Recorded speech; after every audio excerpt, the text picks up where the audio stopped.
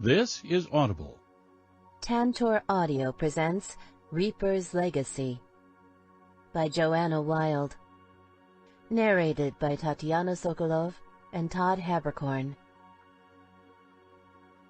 Author's Note: after writing Reaper's Property, the first book in this series, although Reaper's Legacy stands alone, the most common questions I heard were about my research and the characters' names. Specifically, how accurate are the books, and why do some of the names sound almost silly? The answer is that I started my career in journalism and researched outlaw motorcycle club culture extensively for my stories.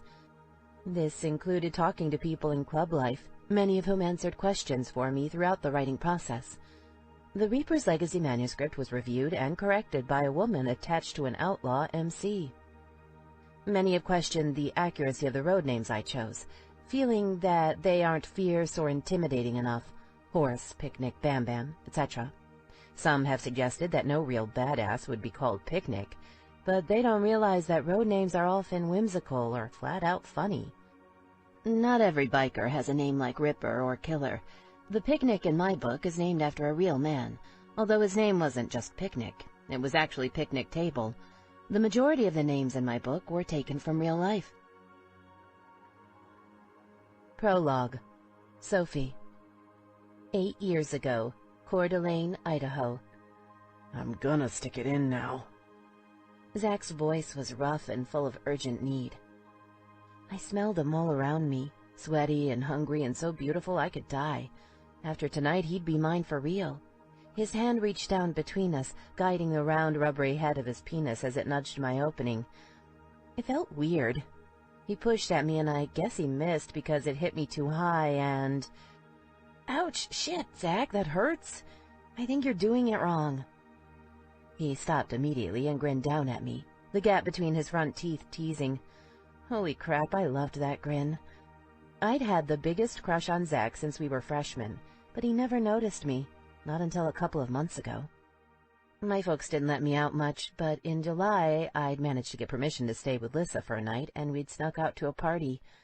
Zach had homed in, and we'd been a couple ever since. I'd gotten really good at sneaking out. Sorry, babe, he murmured, leaning down to kiss me. I softened immediately, loving the feel of his lips ghosting across mine. He adjusted himself and started sliding into me again, slow and steady. This time he didn't miss, and I stiffened as he stretched me open wide. Then he hit a barrier and paused. I opened my eyes and looked up at him. He looked back down at me, and I knew right then and there that I'd never loved anyone half so much as I loved Zachary Barrett. Ready? He whispered. I nodded. He shoved into me, and I squealed, pain ripping between my legs. Zach kept me pinned with his hips as I gasped, shocked. Then he pulled out, and I tried to catch my breath. Before I could, though, he'd thrust back into me. Hard. Ouch. Holy shit, you're tight, he muttered. He pushed himself up on his hands, throwing his head back as he pumped into my body, over and over, eyes closed and face straining with hunger. I don't know what I'd expected. I mean, I wasn't stupid. I knew it wouldn't be perfect the first time, no matter what the romance books said. And it didn't hurt that much, but it sure as shit didn't feel good either. Zach moved faster, and I turned my head on the couch to look across the small apartment. His brother's, apparently. We had it for the night. It was supposed to be our special perfect time together. I'd expected flowers or soft music and wine or something. Stupid. Zach had pizza and some beer from his brother's fridge. Ouch, I muttered again as he paused, face twisting. Shit, I'm gonna come, he gasped. I felt his penis throb deep inside, almost twitching. It was weird, really weird, and nothing like I'd seen in movies, not even a little bit. Was that it? Huh. Oh, fuck, that's good. The apartment door opened as Zach collapsed between my legs, oblivious to the world. I couldn't do anything but watch in horror as a man walked in. I didn't know him, but he couldn't have been Zach's brother. He didn't look anything like Zach, who was taller than me, but not by a whole lot. This guy was really tall, and muscular in the way men who work with their hands get from heavy lifting on the job. He wore a black leather vest with patches over a ratty t-shirt and jeans that had streaks of dark motor oil or grease or something.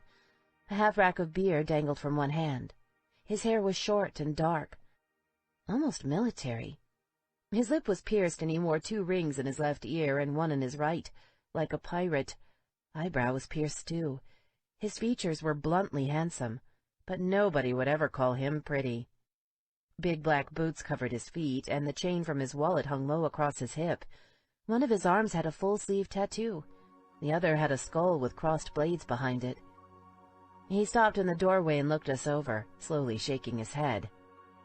"I told you what I'd do if you broke into my place again," he said quietly. Zach popped up and his face went white.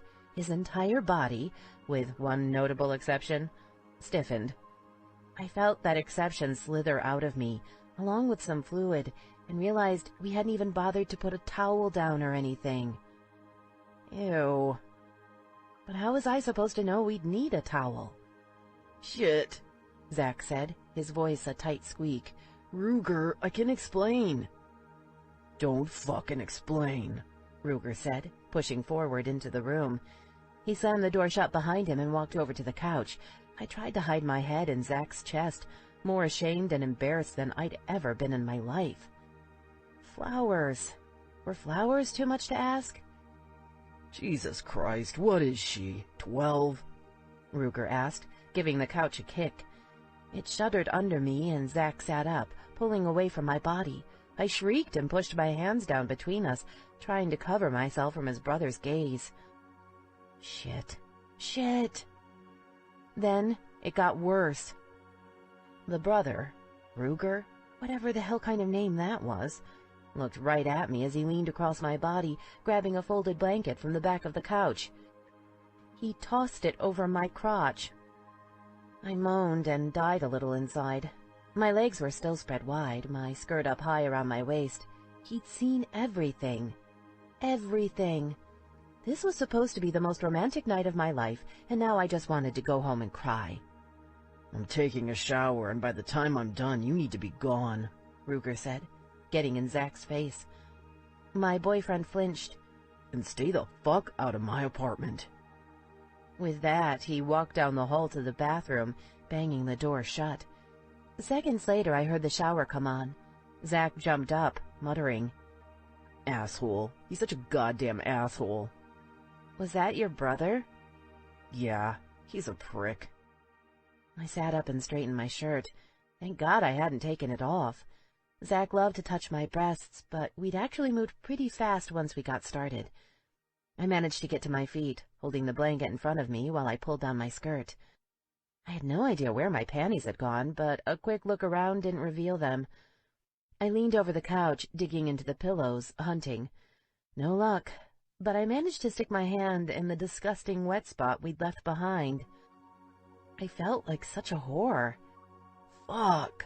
Zach yelled behind me. My head jerked up. How could things possibly get any worse? "Holy fuck, I cannot fucking believe this." "What's wrong?" "The condom broke," he said, eyes wide. "The fucking condom broke. This has got to be the worst night of my life. You better not be pregnant." The air froze in my lungs. Apparently things could get worse. Zach held the broken rubber out toward me. I stared down at the nasty thing, not quite believing my bad luck. "Did you do it wrong?" I whispered. He shrugged, not answering. "It's probably okay," I said after another long pause. "I mean, my period just ended. You can't get pregnant that soon after your period, right?" Yeah, probably," he said, flushing and looking away. "I didn't really pay attention to that shit in class. I mean, I always use a condom. Always. They never break, not even—" My breath caught and I felt hot tears well up in my eyes. "You told me you'd only done it once before," I said softly. He winced. "I've never done it with anyone I loved before," he said, dropping the broken rubber and grabbing for my hand. I tried to tug away. The mess on his fingers grossed me out, but when he pulled me in tight and wrapped his arms around me, I caved. "Hey, it's gonna be okay," he muttered, rubbing my back as I snuffled against his shirt. "It'll be fine. We're fine. I'm sorry I wasn't honest with you. I was afraid you wouldn't stick with me if you knew I'd been stupid before. I don't care about any other girls, and I never will. I just want to be with you." "Okay," I said, pulling myself together. He shouldn't have lied, but at least he owned up to it. Mature couples work through hard stuff all the time, right? We should probably get out of here. Your brother looked pretty pissed. I thought he gave you a key." "My stepmom has an emergency key," he said, shrugging. "I took it. He was supposed to be out of town. Grab the pizza." "Should we leave some for your brother?" "Screw him. And he's my stepbrother. We're not even really related." "Okay." I found my shoes and slipped them on, then got my purse and the pizza. I still didn't know where my panties were, but just then I heard the shower stop. We needed to get out. Zach glanced over at the bathroom, then winked at me as he grabbed the half-rack off the counter. "Come on," he said, taking my hand and pulling me toward the door. "You're stealing his beer?" I asked, feeling a little sick. "Seriously?" "Fuck him," Zach said, narrowing his eyes at me. "He's a total dick. Thinks he's better than everyone else. Him and his stupid fucking motorcycle club. They're all assholes and criminals, and he is too. Probably stole it in the first place. And he can buy more anytime he wants. Not like us. We'll take it to Kimber's. Her parents are in Mexico." We jogged down the apartment complex stairs, then crossed the parking lot to his truck. It was kind of old, but at least the full-size Ford's King cab had plenty of room. We'd take it out sometimes, just the two of us, and spend hours lying in the bed under the stars, kissing and laughing. Other times we packed 3 or 4 couples in, all sitting on each other's laps. Zach hadn't done such a great job tonight, but that wasn't his fault. Sometimes life just didn't follow the plan. I was still crazy about him, though. "Hey," I said, stopping him as he opened the driver's side door. I turned him around and popped up onto my toes, kissing him long and slow. "I love you." "I love you too, babe," Zach said, smoothing my hair back behind my ear. I melted when he did that. Made me feel all safe and protected. "Now let's go kill some of those beers. Shit, fucking crazy night. My brother is such a dick." I rolled my eyes and laughed as I hauled ass around the truck. So, losing my virginity hadn't been perfect and beautiful and all that, but at least it was over, and Zach loved me. Too bad about the panties, though. I bought them special and everything. Ruger. 8 months later. "Fuck, it's my mom. I gotta grab that," Ruger yelled across the table at Mary Jo, holding up his cell. The band hadn't started yet, but the place was still packed, and he couldn't hear a damn thing. He didn't get out much since he'd started prospecting the Reapers. Earning a place in the club was a full-time job by itself, and he pulled shifts at the pawn shop, too. Ma knew that, and she wouldn't have called if it wasn't important. "Hey, let me get outside," he said loudly into the phone, walking toward the door with long strides. People got the fuck out of his way, and he bit back a smile. He'd always been a big guy, but now that he wore an MC cut, fuckers practically dove under the tables when they saw the club patches on his vest. "'Kay, I'm outside," he said, moving away from the crowd in front of the Iron Horse. "Jesse, Sophie needs you," his mom said. "What do you mean?" he asked, peering at his bike parked down the street. Was that guy getting close to it? Oh, not gonna happen. "So, are you going?" she said. Shit. She'd been talking. Fuck, sorry, Ma. Missed what you said. "I just got a panicked phone call from Sophie," his mom repeated. "Stupid kids. She went to a kegger with your brother, and now she thinks she might be in labor. He's too drunk to drive her, and she's having contractions, so she can't drive herself. I'm gonna kill him. I can't believe he'd take her somewhere like that, especially now." Are you fucking kidding me? "Jesse, don't use that language with me," she snapped. "Can you help her or not?" "I'm in Spokane, and it'll take at least an hour to get there. I'll start making more phone calls if you can't do it." Wait, isn't it too early? "A little too early, yes," she replied, her voice tense. "I wanted to call an ambulance, but she insists it's just Braxton Hicks. Ambulance rides cost a fortune, you know, and she's scared of the bills. She wants to go home, but I think she might need the hospital. Can you get her or not? I can meet you there as soon as I hit town. I've got a real bad feeling about this, Jess. Didn't sound like Braxton Hicks to me. Yeah, of course, he replied, wondering what the hell Braxton Hicks were. He saw Mary Jo come out of the bar, smiling at him ruefully. She knew all about sudden phone calls and changes in plans. Where are they? He got the information, then hung up, walking over to his date and shrugging his shoulders. This sucked. He wanted to get laid, and not at the clubhouse. Some fucking privacy would be nice for once, and Mary Jo was wild as they got. Club business? She asked lightly. Thank fuck she wasn't a drama queen. Nope. Family, he replied. My asshole stepbrother knocked up his girlfriend and now she's going into labor. Needs a ride to the hospital. I'm gonna go get her. Mary Jo's eyes widened. You should leave, she said quickly. I'll take a cab home. Shit, that sucks. How old is she? Just turned 17. Damn, she said, shivering with genuine horror. I can't imagine having a kid that young. Call me later, okay? He gave her a fast but hard kiss. She reached down and offered his cock a quick squeeze. Ruger groaned, feeling himself stiffen. He really needed to get laid. Instead, he pulled away and walked over to his bike. The party was halfway to a toll, off in some field that he vaguely remembered visiting when he was in high school. He found Zach's truck easy enough. Sophie stood next to it, looking scared in the summer twilight. Then her face tightened and she hunched over her giant belly, groaning. Now she looked terrified. Ruger parked his bike and realized he'd have to leave it in the field. No way she could ride with him. Fucking great. Asshat little shits would probably run over it or something. Sophie's face was white with strain, though. No room to fuck around. She needed to go in the truck, and clearly she needed to go now. Ruger shook his head, glancing around for his brother. He still couldn't figure out why a smart, beautiful girl like her would pick Zach of all people. Sophie had long, reddish-brown hair, beautiful green eyes, and a way about her that screamed feminine softness. A softness he'd spent more than one night imagining with his dick in his hand. Even pregnant in the middle of a field party, she was still gorgeous. Way the fuck too young, though.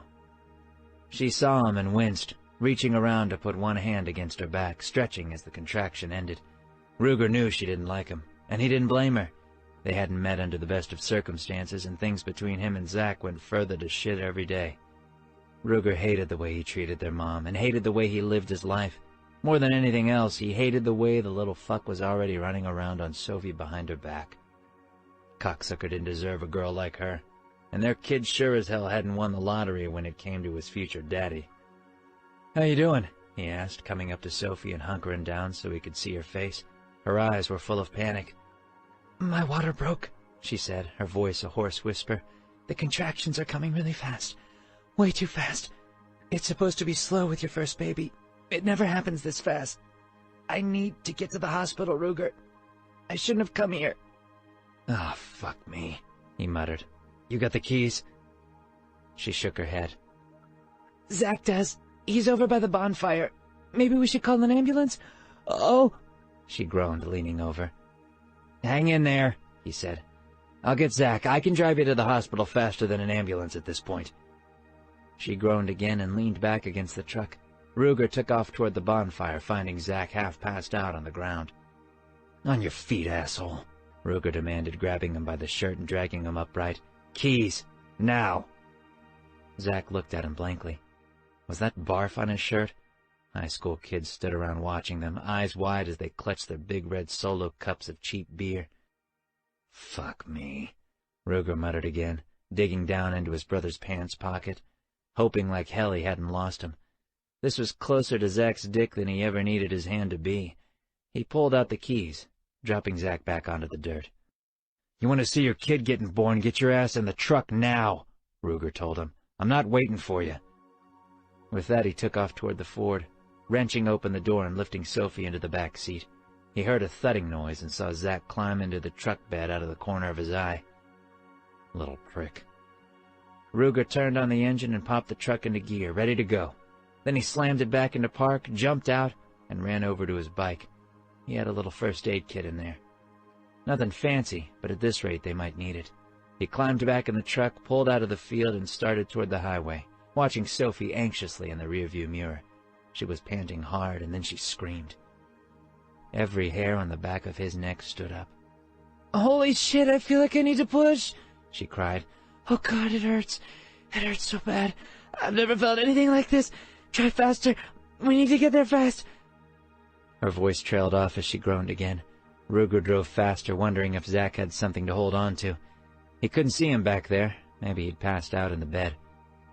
Hell, maybe he'd bounced out. Ruger didn't care either way. They'd almost made it to the highway when Sophie started shouting, "Stop! Stop the truck!" Ruger stopped, hoping to hell that didn't mean what he thought it did.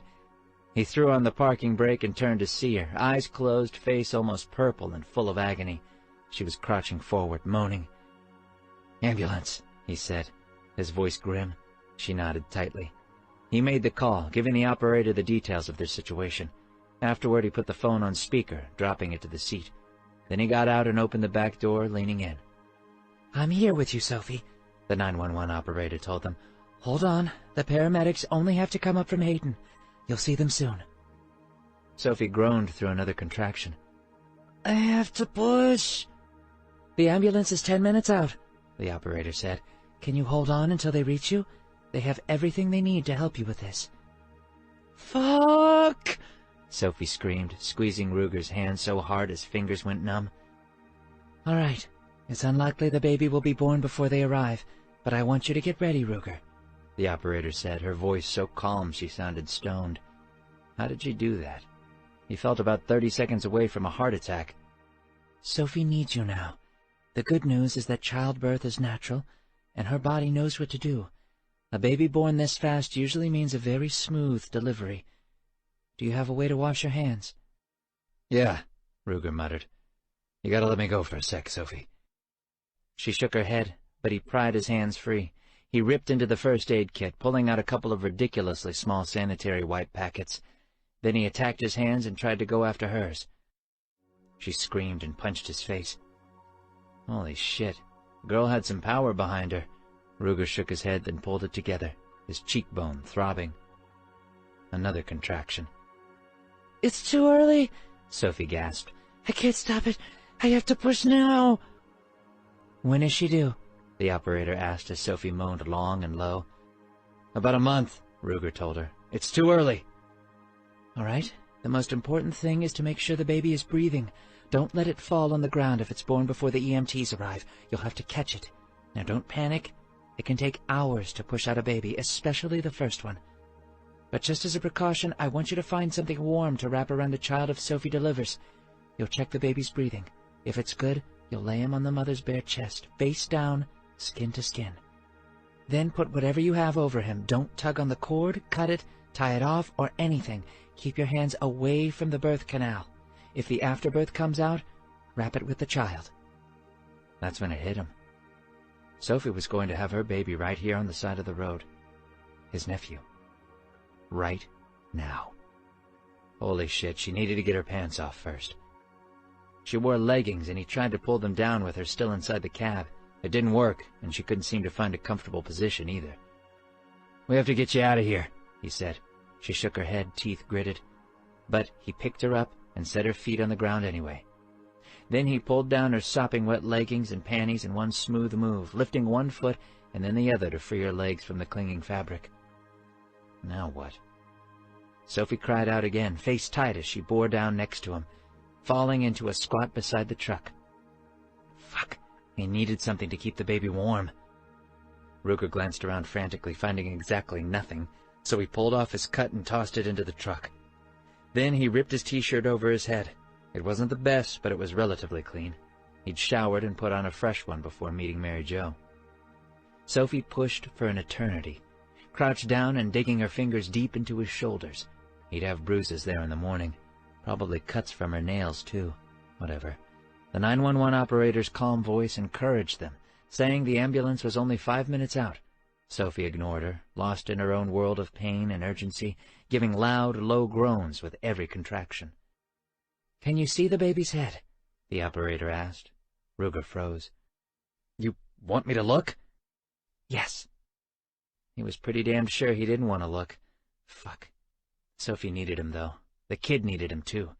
Ruger dropped down to peer between her legs. That's when he saw it.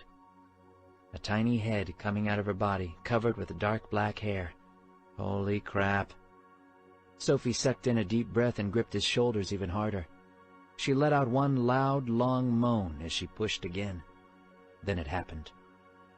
Ruger reached down, almost in a trance, as the world's most perfect little human slid right out of her and into his hands. Sophie started crying with relief as blood streaked her thighs. "What's happening?" the operator asked. He heard a siren in the distance. "The baby just came out," Ruger muttered. Odd. He'd seen a calf born, but that had nothing on this. "I'm holding it. Is it breathing?" He watched as the newborn opened its little eyes for the first time and looked right at him. They were blue and round and confused and fucking gorgeous. They closed again as the baby screwed up its tiny mouth, sucked in a deep breath, and let out a piercing wail. "Yeah, fuck. The kid is fine." Ruger looked up at Sophie as he raised the baby between them. She smiled hesitantly and reached for her child. Her exhausted, tear-streaked yet radiant face was the second most beautiful thing he'd ever seen in his life. Right after those tiny blue eyes. "You did good, babe," he whispered to Sophie. "Yeah," she whispered back. "I did. Didn't I?" She kissed the boy's head softly. "Hey, Noah. It's Mommy," she said. "I'm gonna take such good care of you. I promise. Always." Chapter 1. Sophie. 7 years later, Seattle, Washington. Our last night in Seattle didn't go so great. My babysitter, my emergency backup sitter, and my second emergency backup sitter all had the flu. I'd have been screwed if one of my new neighbors hadn't volunteered to keep an eye on Noah. I didn't really know her, but we'd been living next to each other for a month and no red flags. Not the best, I know. You do what you have to when you're a single mom. Then Dick yelled at me for coming in late for my shift. I didn't tell him I'd nearly missed work altogether because of Noah. And no, I'm not just calling him Dick because he's actually a dick, although he is. It's his real name. That night I truly understood why he was in such a bad mood. Because of the 6 girls who were supposed to be on, only 2 showed. 2 had the flu, genuine, half the city had it, and 2 had dates, or I'm assuming they had dates. Their official stories were a dead grandmother, her 5th, and an infected tattoo. Apparently none of the drugstores in her neighborhood carried bacitracin. Either way, things fell to shit fast. We had a band, which put the customers in a good mood, but the live music and drunken dancing made it even harder to keep up with my tables. Also made us busier than usual. We would have been stretched even with a full staff. To make things perfect, it was a local band and most of their fans were college students, which meant crappy tips. By 11, I was already tired and needed to pee in a bad way, so I ducked into the bathroom. Out of toilet paper already, of course, and I knew damned well nobody had time to restock. I pulled out my phone, doing a quick check for messages, and saw 2. One from Miranda, my babysitter, and a second from Ruger, the world's scariest almost-in-law. Shit. Miranda first. I held it to my ear and listened, hoping to hell everything was all right. No way Dick would let me off early, even for an emergency. Ruger could wait. "Mom, I'm scared," Noah said. I froze. "I took Miranda's phone and I'm hiding in the closet," he continued. "There's a bad guy here and he's smoking inside, and he wanted me to smoke too, and they kept laughing at me. He tried to tickle me and make me sit on his lap. Now they're watching a movie that has naked people in it, and I don't like it. I don't want to be here, and I want to go home. I want you to come home. I really need you. Right now." I heard his breath hitch, like he was crying but didn't want me to know, and then the message cut out. I took a couple of deep breaths, trying to control my surge of adrenaline. I checked the time on the message. Almost 45 minutes ago. My stomach twisted, and for a second I thought I might puke. Then I pulled it together and left the bathroom. I managed to walk back into the bar and have Brett, the bartender, unlock the drawer where he kept our purses. I need to get home. My kid's in trouble. Tell Dick. With that, I headed toward the door, pushing through drunken frat boys. I was almost out when someone grabbed my arm, spinning me around. My boss stood there, glaring. "Where the hell do you think you're going, Williams?" "There's an emergency," I told him. "I need to go home." "You leave me now with a crowd like this, don't come back," Dick growled. I leaned forward and stared him down, which was pretty easy considering the guy was hardly more than 5 feet tall. On good days, I thought of him as a hobbit. Tonight, he was just a troll. "I need to take care of my son," I said coldly, using my deadliest troll-killing voice. "Let go of my arm, now. I'm leaving." Driving home took at least a year. I kept trying to call Miranda, but nobody answered. When I reached our ancient apartment building, I tore up the wooden stairs to the top floor, shaking with a weird mixture of rage and fear. Miranda's place was right across from my little studio, and while my thighs and calves hated the climb, I loved how we were the only residents up here. Until now. Tonight it felt remote and scary. I heard music and grunting as I pounded on the door. No answer. I pounded harder and wondered if I'd have to break in. Then the door flew open. A tall guy with unbuttoned pants and no shirt blocked the entry. He had the start of a gut and bloodshot eyes. I smelled pot and booze. "Yeah?" he asked, swaying. I tried looking around him, but he blocked me. "My son Noah is here," I said, struggling to stay calm and focus on what really counted. I could kill this asshole later. "I'm here to pick him up." "Oh, yeah. Forgot about him. Come on in." He stepped aside and I ducked past him. Miranda's place was a studio just like ours, so I should have seen Noah right away. Instead, I spotted my useless neighbor on the couch, collapsed on her back with her eyes glazed and a dreamy smile on her face. Her clothes were rumpled, her long hippie skirt shoved up above her splayed knees. The phone lay on the coffee table in front of her, next to a bong made out of plastic pens, foil, and a Mountain Dew bottle. Empties surrounded it, because apparently weed wasn't enough to keep her entertained, while she failed to babysit my 7-year-old child. "Miranda, where's Noah?" I demanded. She looked at me blankly. "How should I know?" she slurred. "Maybe he went outside," the guy muttered, turning away from me as he reached into the fridge for another beer. I caught my breath.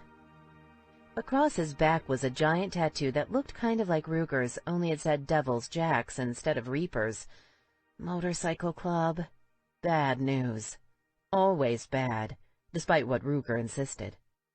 I'd think about that later. Focus. I needed to find Noah. "Mama?" His voice was soft and trembling. I looked around frantically, then saw him climbing in through an open window facing the street. Oh my God. I moved toward him, forcing myself to approach oh so carefully. 4 flights above the ground, and my boy was clinging to a windowsill.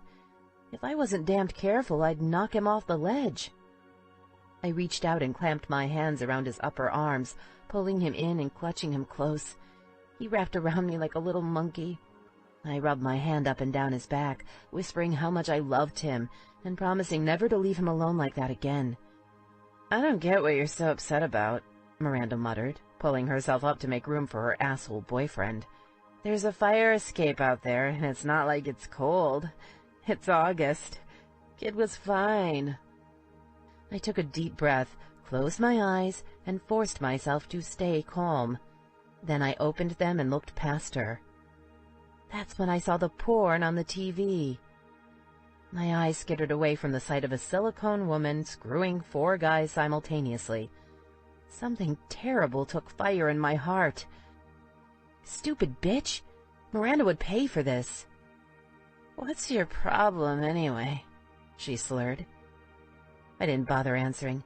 I just needed to get my boy out of there and home safe. I'd deal with my neighbor tomorrow. Maybe by then I'd have calmed down enough not to end her miserable life. I carried Noah out of the apartment and across the hallway to my own door. Somehow I managed to get it open without dropping him, fingers trembling from suppressed rage and a healthy dose of guilt. I'd failed him. My baby needed me, and instead of protecting him, I'd left him parked with a druggie who could have gotten him killed. Being a single mom sucked. It took a warm bath, an hour of snuggles, and 4 books to get Noah to sleep. I wasn't sure I'd ever sleep again. The summer heat didn't help. I swear the place had 0 airflow. After an hour of sweating in the darkness, watching his little chest rise and fall, I gave up. I popped a beer and sat down on our couch, 1,000 plans running through my head. First, I'd kill Miranda. Then either I needed to find a new place to live or she did. I also pondered whether to call the cops. I liked the idea of throwing her and her stoner boyfriend to the wolves. They deserved a friendly visit from the boys in blue. But since her man was in a motorcycle club, calling the cops might not be the smartest move. Guys and MCs generally weren't fond of the police, a perspective he and his club brothers might feel the need to share with me once he made bail. Not to mention Child Protective Services would get involved, which could also get pretty ugly. I loved Noah and would do anything for him. I was a damned good mother. When other girls my age were out partying and having fun, I was taking him to the park and reading him stories. I spent my 21st birthday holding him while he puked from stomach flu, instead of hitting the bars. No matter how rough things got, I spent time with Noah every day, and made sure he felt loved. But I didn't look so good on paper. Single mom, dad out of the picture, no family around, crappy studio apartment, probably unemployed after tonight. What would CPS make of that? Would they blame me for leaving him with Miranda in the first place? I had no idea what to do. I took a long pull on the beer and then turned on my phone, where Ruger's message glowed at me accusingly. Crap. I hated calling him. No matter how much time he spent with us, and he made a point of seeing Noah regularly, I just couldn't relax around him. Ruger didn't like me, and I knew it. I think he blamed me for destroying his relationship with Zach. God knows I played my part. I pushed that memory away. I always pushed that memory away. If only I unnerved him too, but apparently that was too much to ask. Instead, he just looked right through me, hardly bothering to acknowledge my existence. Even more frustrating, Ruger had to be the hottest guy I'd ever met. He was all danger and hard muscles, with his tattoos and piercings and that goddamned black Harley of his. When he walked into a room, he owned it, because it only took one look to see he was a fucking badass, the type who takes what he wants and never says he's sorry. I'd been nursing a hell of a crush on him for longer than I cared to acknowledge, something he failed to notice despite his apparent fascination with every other woman under the age of 40 within 500 miles. Well, failed to notice all but once, and that hadn't exactly ended well. At least he never brought any of his club whores around, which I greatly appreciated. But that didn't change the fact that he was one of the biggest sluts in North Idaho. So that's where we stood. Presented with my non-threatening charms, the Panhandle's sexiest, most prolific man-whore still preferred hanging with my 7-year-old child during his visits. I sighed and hit the play button. "Sophie, answer your fucking phone," he said, his voice cold and unyielding, like usual. "I just got a call from Noah. I talked to him for a while and tried to keep him calm, but then some bitch started yelling and took the phone away. Nobody answered when I called back. I don't know what the fuck you're thinking, but your kid needs you.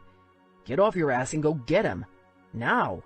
I swear, if anything happens to him..." "You don't want to go there, Sophie. Just fucking call me when you find him. No excuses." I dropped the phone and leaned forward on my knees, rubbing my temples with the tips of my fingers. In addition to everything else, now I had to deal with Mr. Being a biker isn't a crime losing his shit on me. Which he would do, I had no doubt. Ruger was scary enough in a good mood. The one time I'd seen him truly enraged still gave me nightmares. And that's not a figure of speech. Unfortunately, he had a point. When my son needed me, I hadn't answered the phone. Thank God Ruger had been there for Noah, but still, I really didn't want to deal with him right now either. I couldn't leave him hanging, though, worried about Noah all night. He'd called me a bitch the last time I'd seen him, and maybe he had a point, but I wasn't a big enough bitch to torture him like that. I hit the callback button. "He all right?" Ruger demanded, not bothering with a hello. "I've got him and he's fine," I said. I couldn't hear the phone ring at work, but I found his message and left about 45 minutes later. He's okay. We got lucky and nothing happened. Not that I can tell. "You sure that asshole didn't touch him?" Ruger asked. Noah said he tried to tickle him and make him sit on his lap, but he ran away. They were completely cross-faded. I don't think they even noticed when he took off. He was hiding outside on the fire escape. "Fuck," Ruger said. He didn't sound happy. "How high up was he?" 4 stories, I replied, closing my eyes in shame. It's a miracle he didn't fall. "Okay, I'm driving. I'll talk to you later. Don't fucking leave him alone again, or you'll answer to me. You got that?"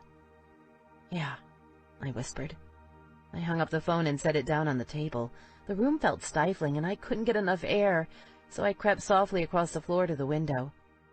The splintery wooden sash slid up with a groan, and I leaned out, looking down at the street, sucking in the cool breeze. The bars had just emptied, and people laughed outside, walking along like everything was fine and dandy. What if I hadn't checked the voicemail? Would any of these happy drunks have looked up and seen a little boy clinging to the fire escape? What if he'd fallen asleep out there? Noah could be dead on that pavement right now. I finished my beer and grabbed a second one, then sat on my ratty couch and pounded it. The last time I checked the clock, it said 3 a.m. A noise in the pre-dawn darkness woke me. "Noah?" A hand covered my mouth as a large body came down over mine, pinning me to the couch. Adrenaline poured through me too late. No matter how I struggled, bucking my entire body against his, my attacker held me trapped. All I could think about was Noah, sleeping right across the room. I needed to fight and survive for my son, but I couldn't move, and I couldn't see a damned thing in the darkness. "You scared?" A rough, dark voice whispered in my ear. "Wondering if you'll live through the night? What about your kid? I could rape and kill you and then sell him to some sick pedophile fuck. You couldn't do a goddamn thing to stop me. Now could you? How are you gonna protect him living in a place like this, Sophie?" Fuck, I knew that voice.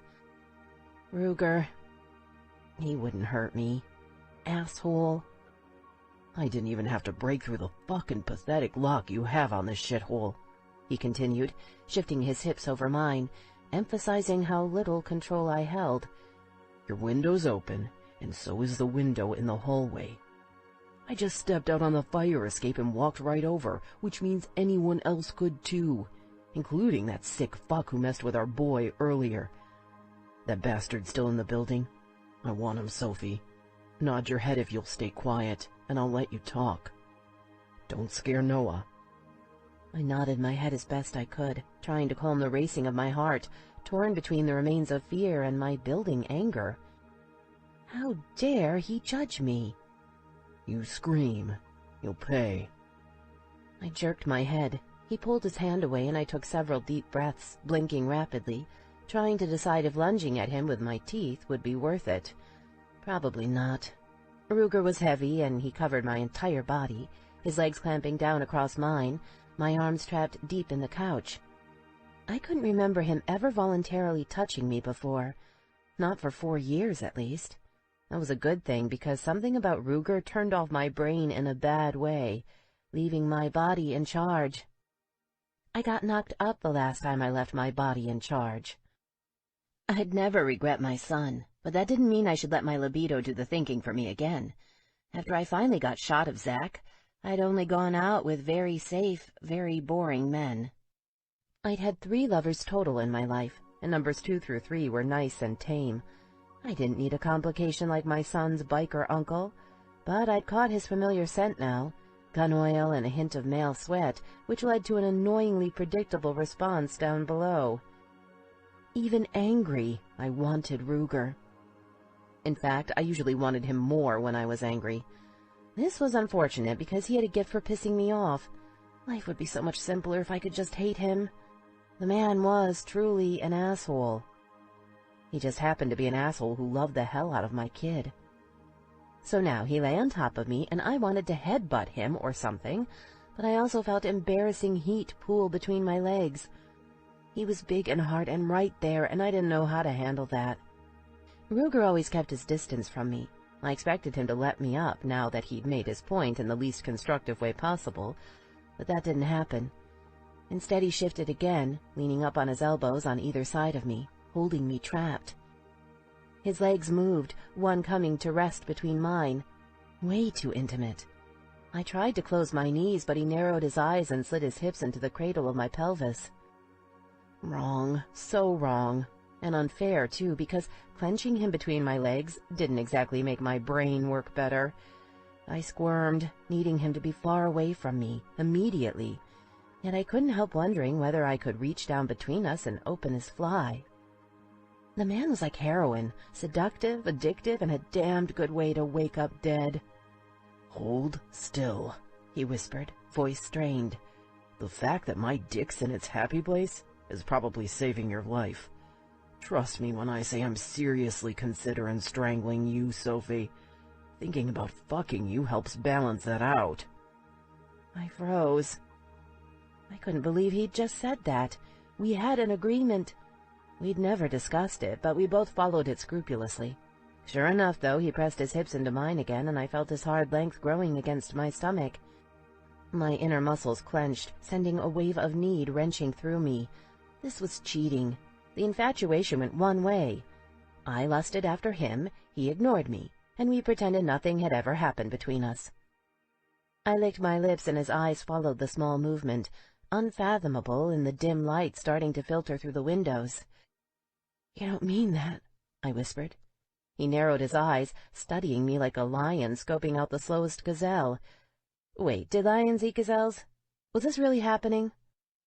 Think. "This isn't you, Ruger," I told him. "Think about what you just said. Let me up and we'll talk."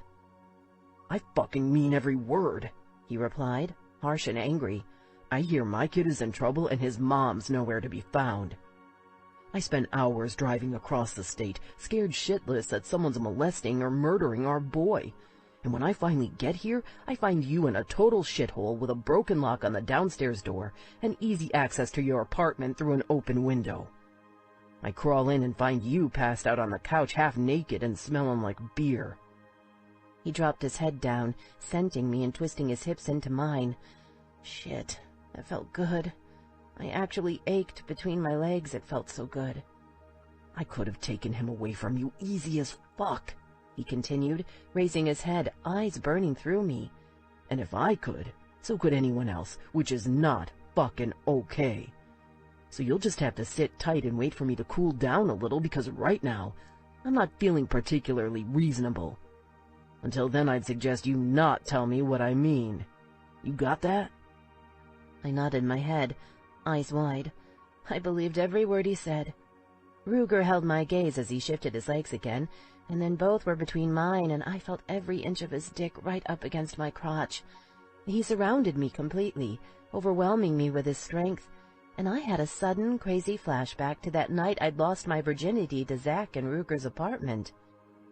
Me sprawled on a couch, legs spread, watching my life fall to shit. Full circle. Adrenaline still raced through me, and he wasn't the only one who needed to cool down a bit. He'd scared me, damn it, and now the bastard was turning me on, a sensation that mixed disturbingly well with the anger and fear already overwhelming my system. I really couldn't move either. Ruger dropped his head down next to mine and groaned, grinding his hips into me. A swirl of tingling, tightening, traitorous desire twisted up along my spine from my pelvis. I moaned as he pressed hard against my clit. This felt good. Too good. My inner slut suggested a surefire way to burn off tension. As if reading my mind, Ruger's breath caught. Then he pushed into me harder, rubbing his length back and forth against the thin layer of cotton covering my center. Neither of us said anything, but I tilted my hips up to feel him better, and he stiffened. This is a bad idea, I thought, arching into him, closing my eyes. I'd wanted him for years. Every time I saw him, I secretly wondered what he'd feel like inside me. Of course, if we did this, I'd still have to look at his smug, smirking face. He wouldn't even be embarrassed, the stupid jerk. We had to stop immediately. But he felt fucking incredible. His scent surrounded me, the hard strength of his body pinning and spreading me like a captured butterfly. His nose brushed the curve of my ear, and then he dropped lower, giving my neck a slow, sucking kiss, lips dragging across my skin, until I had to bite my own to stay quiet. I twisted underneath him and acknowledged the truth. I wanted him deep inside. Now. I didn't care that captured butterflies die when they're pinned. Mama? Shit. I tried to speak, but nothing came out. I cleared my throat and tried again, the heat of Ruger's breath playing across my cheek. My entire body throbbed, and he shifted, slowly dragging his hips across mine again, deliberately taunting me. Bastard. Hey, baby, I called to Noah, my voice unsteady. Give me a sec, okay? We have company. Is it Uncle Ruger? Ruger thrust against me one last time before jackknifing up. I sat up unsteadily, rubbing my hands up and down my arms. Noah's voice should have been cold water on my libido, but no such luck.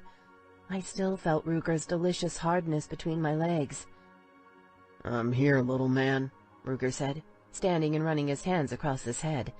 I studied him in the dim morning light, wishing with all my heart he looked more like my former boss, Dick. No such luck. Ruger was over 6 feet tall, roped with muscle, and annoyingly handsome in an "I'm probably a murderer, but I've got dimples and a tight ass, so you'll still lust after me" kind of way. Sometimes he wore a mohawk, but the last few months he'd taken to wearing the same buzz cut he'd had when we first met. The slightly longer hair on top, dark and thick. Combined with his size, his piercings, his black leather club vest, and the tattooed sleeves on both arms, he belonged on a wanted poster. Noah should have been terrified of him, but he didn't seem to notice how scary his uncle was. He never had. I promised I'd come get you, didn't I? Ruger said softly. Noah crawled out of bed and stumbled over to Ruger, reaching his arms up for a hug. Ruger caught my boy and swung him high, meeting his gaze eye to eye, man to man. Ruger always did that. He took Noah seriously. You okay, bud? Noah nodded, wrapping his arms around his uncle's neck and clutching him close. He worshipped Ruger, and the feeling was mutual. The sight was heartbreaking. I always thought Zach would be Noah's hero. Obviously, my instincts were shit. I'm proud of you, little man, Ruger told him. I stood, planning to join them, but Ruger turned away. So he wanted some privacy. I wasn't going to argue if it made Noah feel safe, but I still strained to hear the conversation as he carried my boy back to bed. You did good calling for help, I heard him say faintly. You ever get in a situation like that again, you call me. Call your mama. You can call the cops, too. You remember how to do that? 911, Noah muttered, his voice sleepy and thick. A giant yawn caught him off guard, and he slumped against Ruger's shoulder. But I'm only supposed to do that in an emergency, and I wasn't sure if I'd get in trouble. A bad man touches you, that's an emergency, Ruger murmured. But you did your best. You did what I said. You hid, and that was real good, little man. I want you to lie down and go back to sleep, okay? In the morning, I'm taking you to my house, and you'll never have to see those people or this place again. But you can't come with me if you're too tired. I caught my breath. What the hell? I watched as he tucked Noah in, my mood far from mellow. Seconds later, my kiddo was out again, clearly still exhausted. I pulled on a robe and waited for Ruger to come back, crossing my arms and bracing for battle. He cocked a brow at me, deliberately checking me out. Was he trying to use sex to bully me? That might explain his little seduction on the couch game. You forget the part about not pissing me off?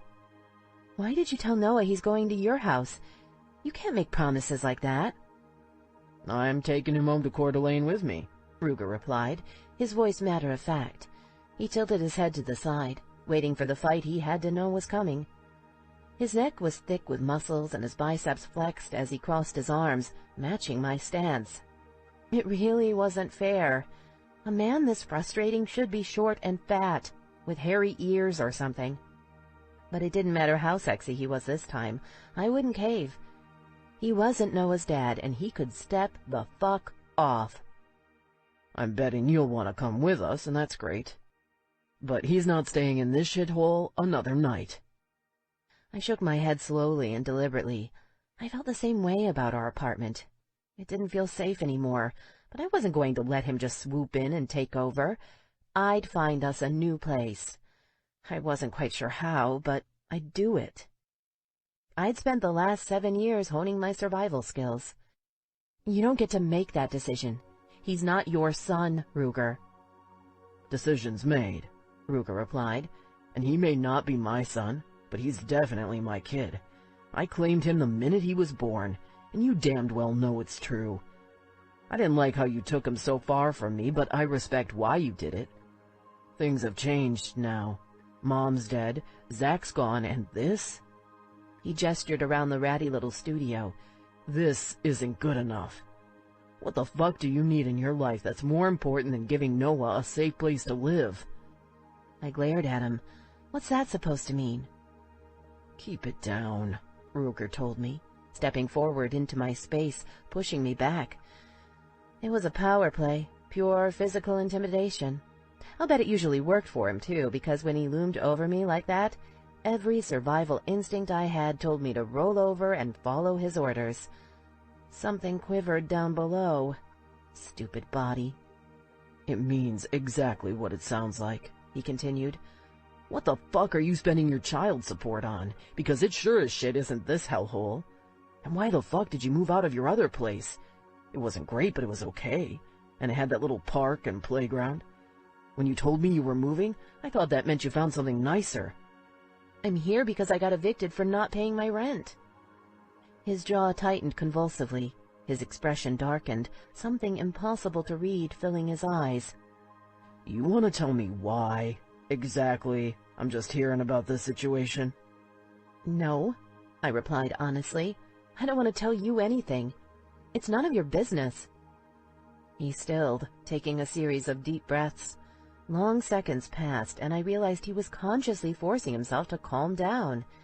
I thought he'd been angry before, but the cold fury that came off him now was a whole new level. I shivered. That was one of the many problems with Ruger. Sometimes he scared me. And the guys in his club? Even scarier. Ruger was poison to a woman in my situation, no matter how sweet he was to Noah, or how badly my body craved his touch. Noah is my business, he finally said, each word slow and deliberate. Everything that touches him is my business. You don't get it, that's your problem, but it ends tonight. I'm taking him home where it's safe, so I won't ever get another fucking phone call like that one again. Jesus, you haven't even done the basics to secure this place. Don't you ever listen to me? I told you to get some of those little alarms for the windows until I could come over and wire the place up right. I steeled my spine and held fast. One, you don't get to take him anywhere, I said, trying very hard not to flinch or let my voice tremble. I couldn't afford to show any weakness, despite the fact that I was perilously close to peeing myself. And two, your asshole brother hasn't paid me any child support for nearly a year now. Health and welfare can't find a trace of him either. I did my best, but I couldn't keep up the rent on the other place. I can afford the rent here, so we moved. You have no right to judge me. I'd like to see you raise a child on what I earn. They don't just give out those window alarms for free, Ruger. His jaw twitched. Zach's working the oil fields in North Dakota, he said slowly, making damned good money. I talked to him 2 months ago about Mom's estate. He said everything was okay between you two. He lied, I said forcefully. That's what he does, Ruger. This isn't news. Are you really surprised? I felt suddenly tired. Thinking about Zach always made me tired, but sleep wasn't the answer. He waited for me in my dreams, too. I always woke up screaming. Ruger turned and walked over to the window, leaning on the sill and looking outside thoughtfully. Thank God he seemed to be calming down. If he didn't look so deceptively attractive silhouetted in my window, my world would make sense again. I guess I shouldn't be, he said after a long pause. We both know he's a fucking loser. But you should have told me. I wouldn't have let this happen. It wasn't your problem, I replied softly. We were doing fine, at least until tonight. My regular sitters all have the flu that's going around. I made a mistake. I won't make it again. No, you won't, Ruger said, turning to face me. He tilted his head to the side, eyes boring through me. He looked a little different, I realized. He'd lost a bunch of his piercings. Too bad it hadn't softened him up even a little bit, because his expression was pure steel. I won't let you. It's time to admit you can't do it all on your own. Club's full of women who love kids. They'll help out. We're a family, and family doesn't stand by when someone's in trouble. I'd opened my mouth to argue when I heard a light knock on the door. Ruger pushed off the window and strode over to open it. A giant of a man walked in, taller even than Ruger, which was saying something. He wore faded jeans, a dark shirt, and a black leather vest covered with patches, just like Ruger's, including his name and a little red diamond with a 1% symbol on it. All the Reapers had them, and my old friend Kimber had told me it meant they were outlaws. That I had no trouble believing. This new guy had shoulder-length, darkish hair and a face so perfectly handsome he could have been a movie star. Under one arm he held a stack of broken-down cardboard boxes, tied together with what looked like baling wire. In the other he held an aluminum baseball bat and a roll of duct tape. I swallowed and nearly fainted. My hands actually started sweating because I'm cliché like that. My nemesis hadn't just come to rescue us. He'd brought along one of his accomplices. That was the biggest problem with Ruger. He was a package deal. You bought one Reaper, you bought them all. Well, all of them who weren't currently serving time. This is one of my brothers, of course, Ruger said, closing the door behind him. He's gonna help us move your shit. Stay quiet, but start packing whatever you want to bring. You'll be staying in the basement at my place. Don't think you've seen my new property, he added pointedly, which I knew was a dig at me for refusing his offer of a room at the beginning of the summer when we visited Coeur d'Alene. But it's got a daylight basement with a kitchen and everything, and you'll have your own little patio. There's tons of space for Noah to run around too. It's furnished, so only bring what you really care about. The rest of this shit can stay. He glanced around the room, judging my furniture. I saw his point. Most of it had been scrounged off curbs next to dumpsters. The finer pieces came from thrift stores. "How's the kid?" Horse asked softly, setting the boxes down and leaning them against the wall. Then he hefted the bat, giving it a little toss and catching it with his other hand. I couldn't help but notice how thick his arms were. Apparently, club life wasn't all drinking and whoring, because Ruger and his friend obviously did some serious weightlifting. "Did the bastard touch him? What are we dealing with?" "Noah's fine," I said quickly. I eyed the tape, which Horse had failed to deposit next to the folded boxes. "He was scared, but it's over now. And we really don't need your help because we aren't going back to Coeur d'Alene." Horse ignored me, glancing toward Ruger. "The guy's still here?" "Dunno yet," Ruger replied. He looked to me. "Sophie, show us which apartment they're in." "What are you going to do?" I asked, glancing between them. Their faces were completely blank. "You can't actually kill him. You know that, right?" "We don't kill people," Ruger said, his voice calm and almost soothing. "But sometimes assholes like him have accidents when they aren't careful. Can't control that. It's a fact of life. Show us where he is." I looked at Horse's big, strong hands holding his baseball bat and the roll of duct tape, one thumb caressing the silver surface. Then I thought about Noah clinging to a fire escape, 4 stories high, hiding from a bad man who wanted him to sit on his lap so he could tickle him. I thought about the booze and the pot and the porn. Then I walked to the door, opened it, and pointed across the hall toward Miranda's studio. "There and there." Chapter 2. 10 minutes later, I couldn't stop wondering what Ruger meant by the word accident. Were they planning a fatal accident? I told myself it wasn't my problem. Miranda's fate was set the moment Noah called Ruger, crying and begging for help, totally beyond my control. Telling myself that worked for about half an hour, and then my conscience kicked in. If Ruger and Horse weren't planning to kill someone, why did they need a bat and duct tape? Those weren't constructive discussion about what you did wrong supplies. Those were killing someone and hiding the body supplies. The only thing missing was a box of big black garbage bags. I'd seen Dexter. I knew these things. Miranda deserved serious payback for Noah, but she didn't deserve to die. I didn't need that kind of karma. I called Ruger's cell. He didn't answer. Then I crept across the hall and knocked on the door. There weren't any screams or anything coming from inside. Good sign or bad? Hard to tell. This was my first felony, and I didn't know the proper procedure. I heard boots crossing the creaky wooden floor. "It's me," I said, pitching my voice low. "Can you come out for a sec? I really need to talk, Ruger." "Ruger's busy," Horse replied through the door. "We'll be done here soon.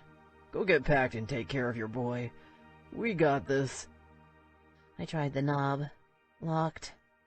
"Seriously, Sophie, go back to your place." I backed away from the door. Now what? The open window at the end of the hall caught my eye. A fire escape.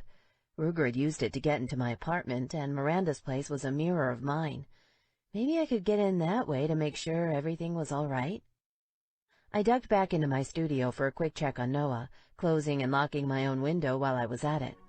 Thankfully, he was still totally out. Not a surprise given the night we'd had. I slipped through the door and locked it, then walked over to the hall window and stuck my head out to scope the situation.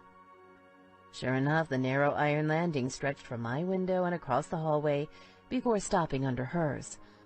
I put my leg through cautiously and stepped onto the platform, making it creak. I glanced down and swallowed. Never been a huge fan of heights.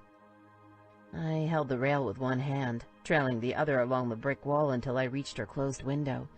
I crouched low, peeking through. Miranda wasn't much of a decorator, so she didn't have real blinds, just a filmy, translucent scarf she'd tacked over the pane. Details might be a little fuzzy, but I could still see clearly enough. Her boyfriend lay face down on the floor, hands bound tightly behind his back with duct tape. They'd wrapped his feet, too, with more tape around his head, like they'd decided to shut his mouth and just kept going. Blood trailed from a cut on his forehead and dripped out of his nose. Bruises were forming along his ribs. He seemed to be unconscious. Ruger stood over him, aluminum bat in one hand, cell phone in the other. Miranda knelt in the middle of the room, hands taped tight just like her man's. More duct tape covered her mouth, and she wore a sleazy nightgown that was probably supposed to look sexy. Horace lounged casually across from her, leaning against the wall. He seemed bored. I sighed with relief. I'd been crazy to think they'd actually butcher two people in cold blood. That didn't happen in real life. Sure, whatever was going on in there didn't look fun, but I could live with that. Ruger hung up his phone and shoved it into his pocket. He said something to Horse. Horse shrugged and must have cracked some sort of joke because Ruger laughed. Then the big man walked over to Miranda, knelt down, and ripped the strip of silver off her face.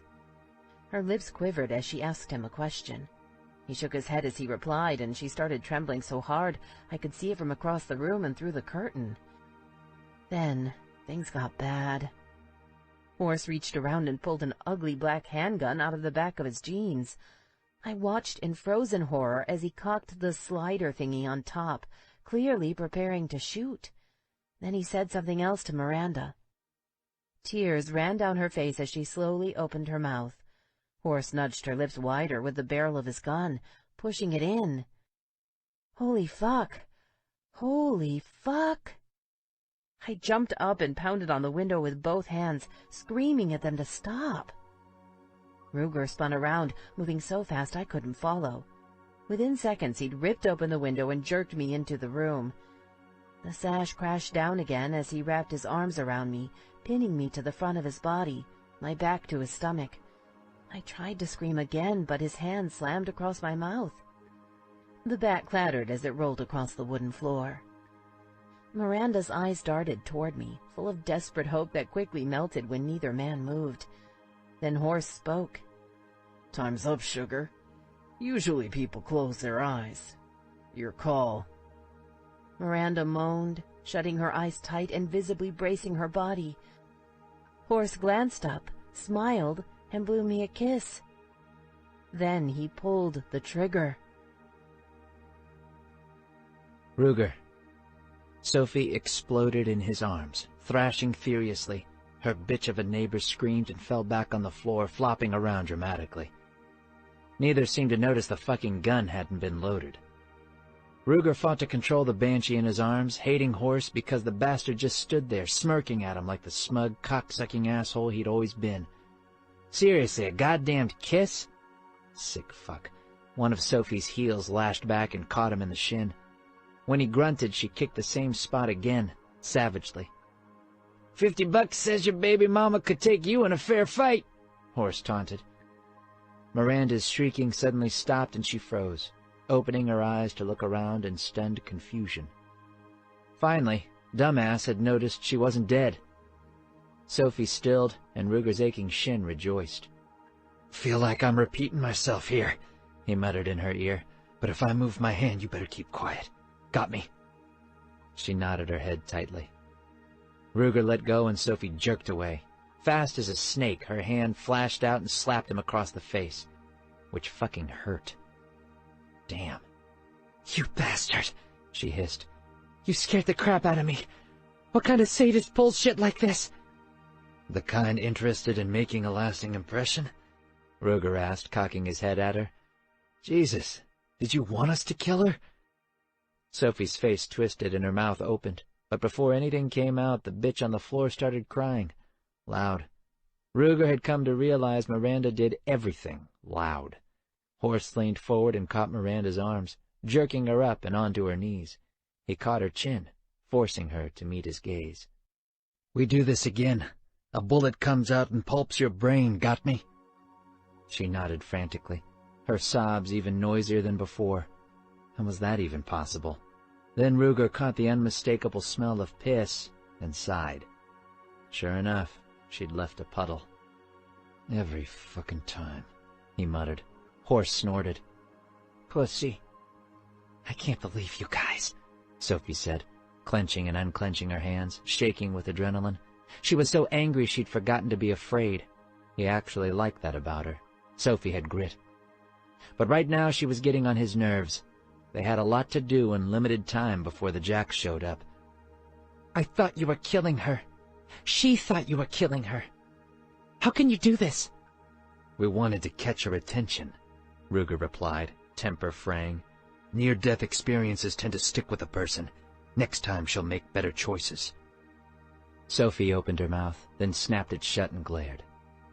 The sound of tape ripping cut the air as Horse covered Miranda's mouth again. Thank fuck for that. Ruger was tired of her noise. He was exhausted from driving all night, and he was hungry. "Go back next door, Sophie," he said, rubbing a hand through his short hair. He caught a whiff of his own scent when he raised his arm.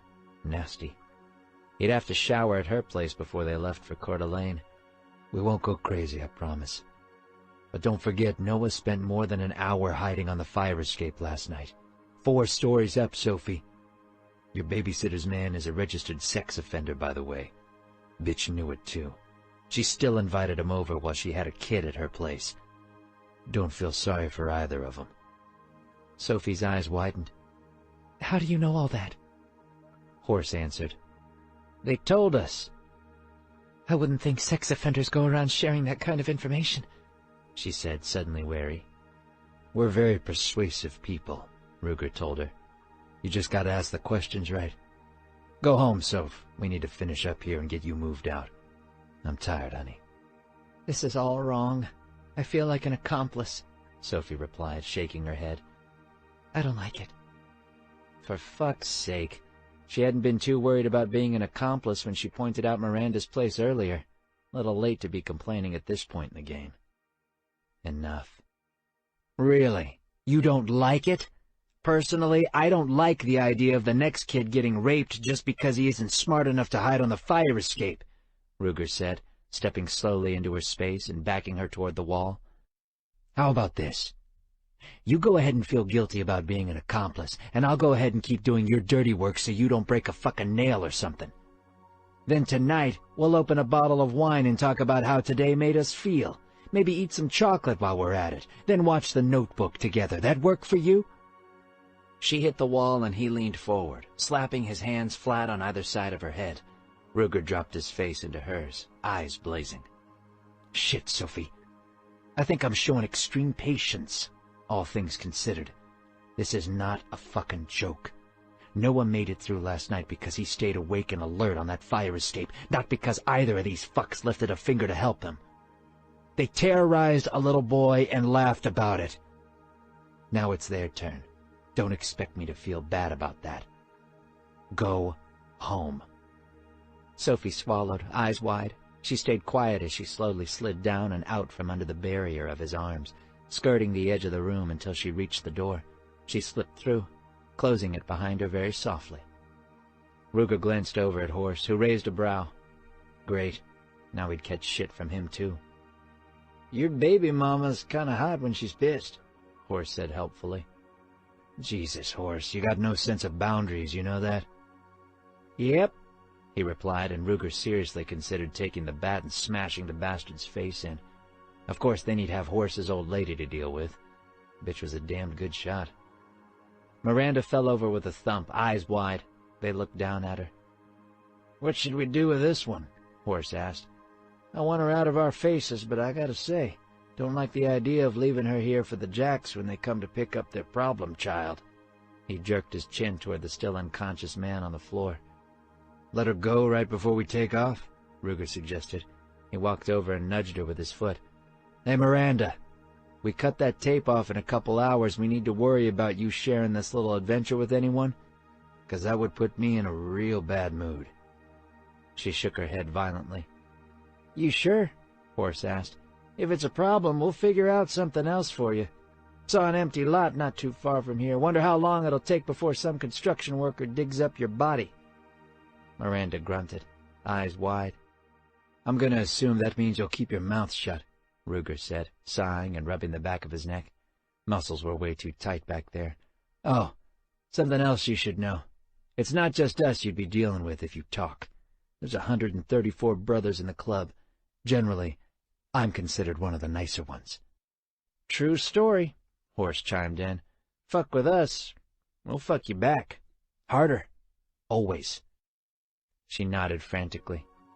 Sounds like a plan, Horse said. He glanced over at the man on the floor and then caught Ruger's eye.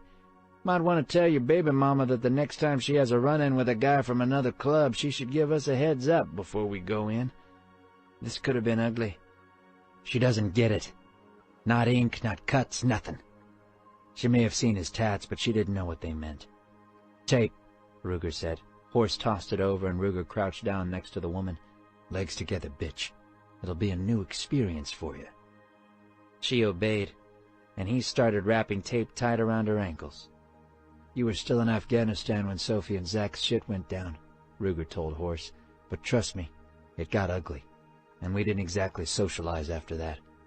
She hates me, she hates the club, and the only reason she puts up with the situation is that she loves Noah too much to take away the only man in his life. Sucks for him, but I'm the best he's got. Sounds like she's a bitch, Horse said. Rumor is you saved her ass. Fucking knight in shining armor might want to trade your bike in for a pretty pink unicorn to ride, seeing as you're such a special snowflake and all. Shut the fuck up, asshole, Ruger replied. I saved her, but I also lost my shit on her in a big way, at a time she couldn't handle it. Not that it matters now. Long story short, she knows jack about club colors or how we live. She didn't mention the back patch because she's fucking clueless. If I could offer a suggestion? Horse asked. No. You gotta tell her what to expect. Help her understand club life before she fucks up again, he said. Save yourself an assload of trouble down the line. Trust me on this, bro. Breaking in a civilian like Sophie as your old lady is rough enough. Don't make it harder than it needs to be. Also, she's got a hell of a mouth on her. What happens in private is one thing, but she can't pull that kind of shit at the armory. You know it's true." Ruger snorted, dropping the tape as he finished wrapping Miranda's legs. Why had he brought Horace? Anyone would have been less annoying. Even Painter, despite the fact the kid probably couldn't find his own dick in the shower, let alone pin down a woman. Unfortunately, only Horace had been both sober and stupid enough to answer his phone in the middle of the night. "This will be hard for your tiny little brain to process, so listen carefully," Ruger said, rising to his feet and tossing the tape onto the couch. "1, she's not my baby mama, so stop calling her that. Only funny the first 50 times. 2, I'm not planning to make her my property. I'm helping out because she's Noah's mom, and for all practical purposes, he's my son. I'll keep an eye on her for his sake, but she's a free agent. I doubt she'll ever set foot in the armory, no matter what I tell her." "Bullshit." "Not bullshit," Ruger snapped. "She doesn't want me, asshole. Trust me. I have reason to know this. Our history is fucking complicated. Way too complicated for a dumbass cocksucker like you to understand." "You struck out," Horace declared, a slow grin stealing across his face. "And you're still driving across the state in the middle of the night so you can set her up in your house? You are well and truly screwed, brother." "I didn't strike out," Ruger replied, eyes narrow. "It wasn't like that, and I don't think of her that way." "Here's a suggestion for future reference, then," Horace said. "Try jerking off before answering the door if you want me to believe you don't think of her that way. Would like you were sporting usually implies the opposite, unless it was for me. If that's the case, I'm genuinely flattered. No judgments." "Why hasn't Marie shot you yet?" "Because I'm not in denial about what my cock wants," Horace replied. "I piss her off, I get no pussy. Watch and learn. Now let's get them locked down and start hauling your girl's shit out to the truck. Jax'll be here in a couple more hours, and I don't particularly care to stay and discuss techniques for removing dumbass's ink with them. What kind of suicidal idiot doesn't black out his tats when his club cuts him loose?" "Well, he joined the Devil's Jacks in the first place," Ruger replied, shrugging. "That doesn't say much for his intelligence. Hope he has health insurance. Probably gonna need it." "Only if he's lucky. So tell me, brother, how many times you seen the Notebook? 'Cause that's information the boys back home are gonna need to know." "Asshole." Sophie. Noah slurped down his cereal, hopping in his chair like a bouncy ball. "We're going to Uncle Ruger's today, right? Do you think he has Skylanders?" "Yep, we're going to Uncle Ruger's. No idea about the Skylanders, but I wouldn't get your hopes up," I replied. My rush of adrenaline had died down, making it harder to sustain any real anger. Instead, I surveyed my studio and finally admitted the truth. The place was a total shithole. Not only that, I had no excuse for not putting on the window alarms. They sold them at the dollar store, for God's sake. I didn't like letting Ruger win, but reality was on his side. I was broke, I'd lost my job, and I couldn't protect my own child.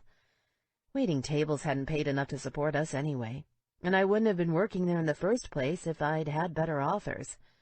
My folks certainly wouldn't help. I'd been dead to them ever since I refused to terminate Noah. Turning down a safe, free apartment would be insane. I still wasn't quite ready to forgive Ruger, though. Intellectually, that didn't make a whole lot of sense. Sure, he'd been a dick to me. He'd also dropped everything to drive hundreds of miles and save Noah when he'd needed help. The two should probably balance each other out if I wanted to be fair. Not only that, Ruger had made a point I couldn't shake. I really didn't want to do my own dirty work. Ruger and Horace had assessed the situation, made a tough call, and fixed things, and that was a huge relief. Ultimately, I'd gotten mad at Ruger for scaring me, not for scaring Miranda. Well, that and his bullying. He could have just talked to me about moving to Coeur d'Alene instead of playing Creeper Man in the night.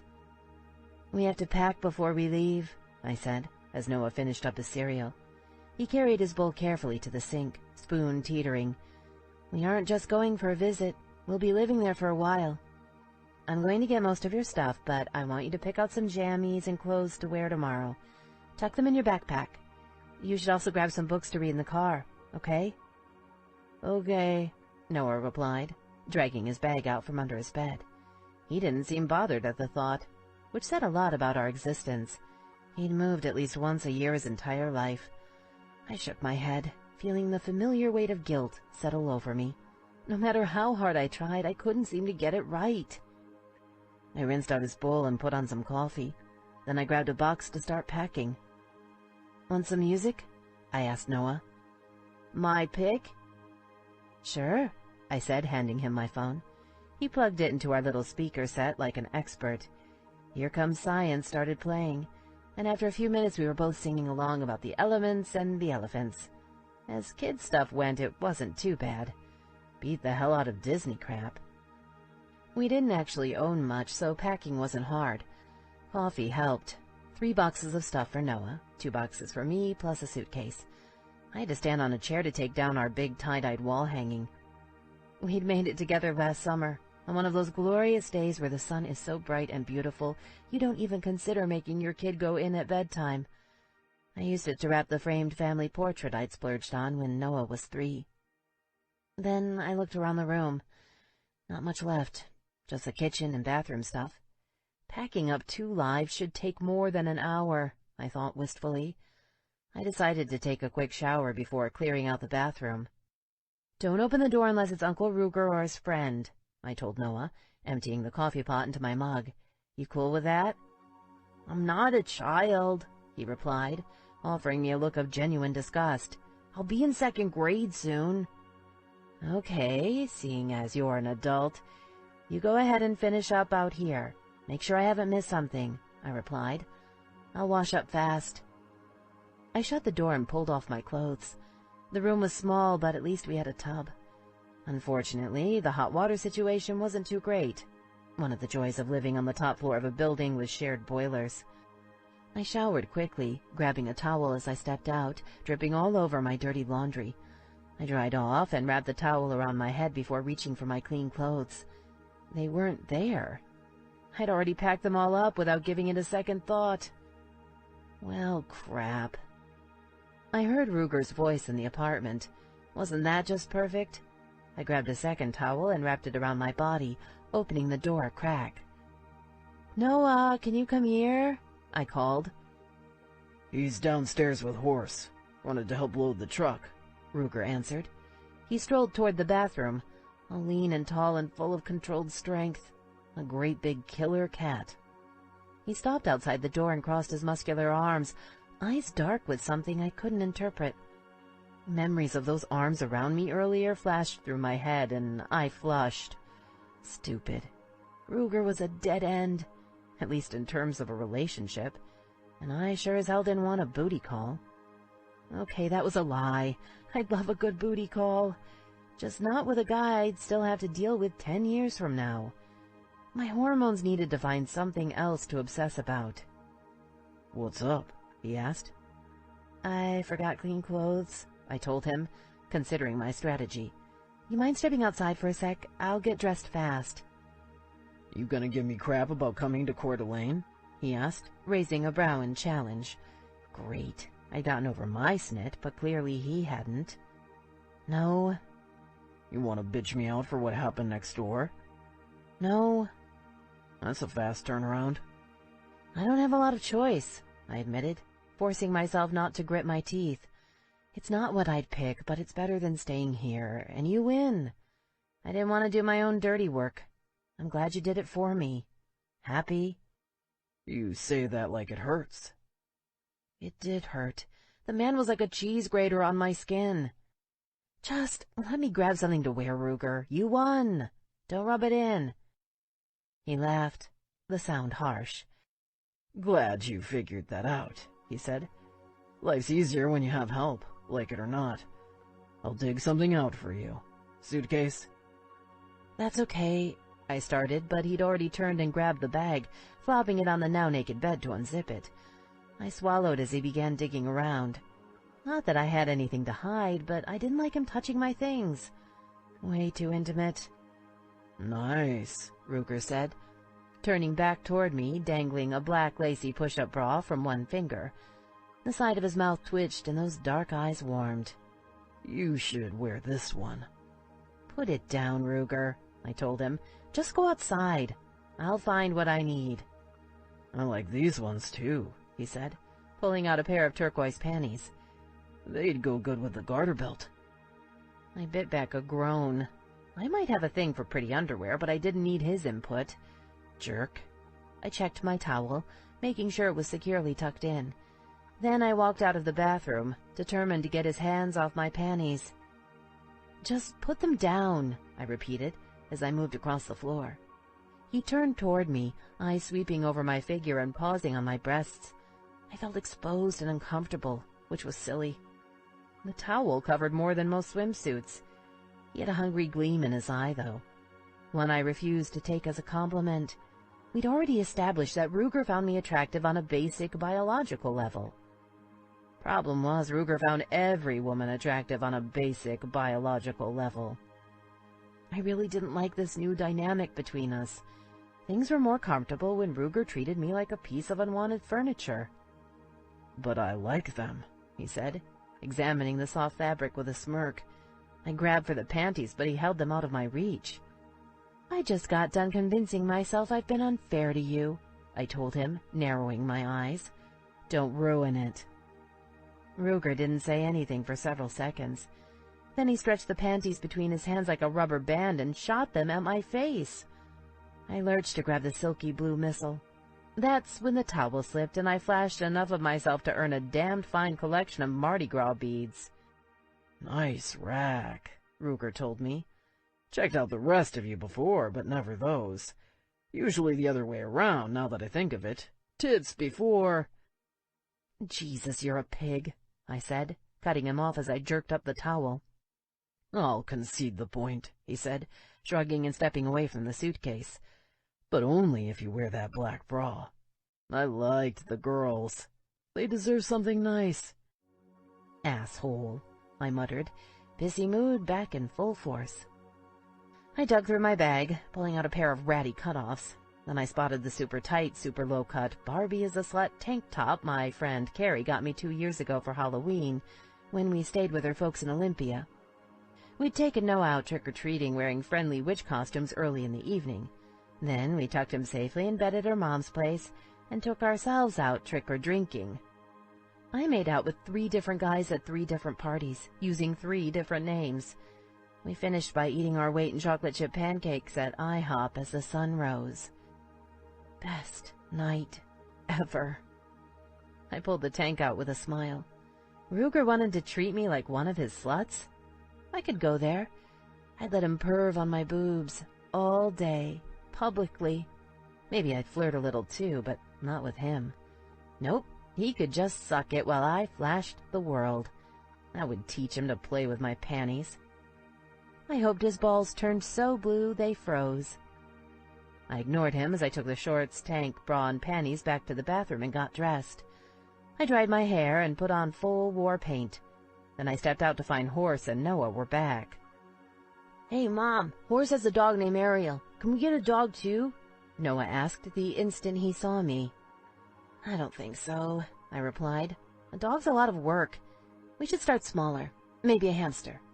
Let's ask Uncle Ruger if that's okay, or if he thinks it's too much." I smiled at Ruger, whose eyes were glued to my chest.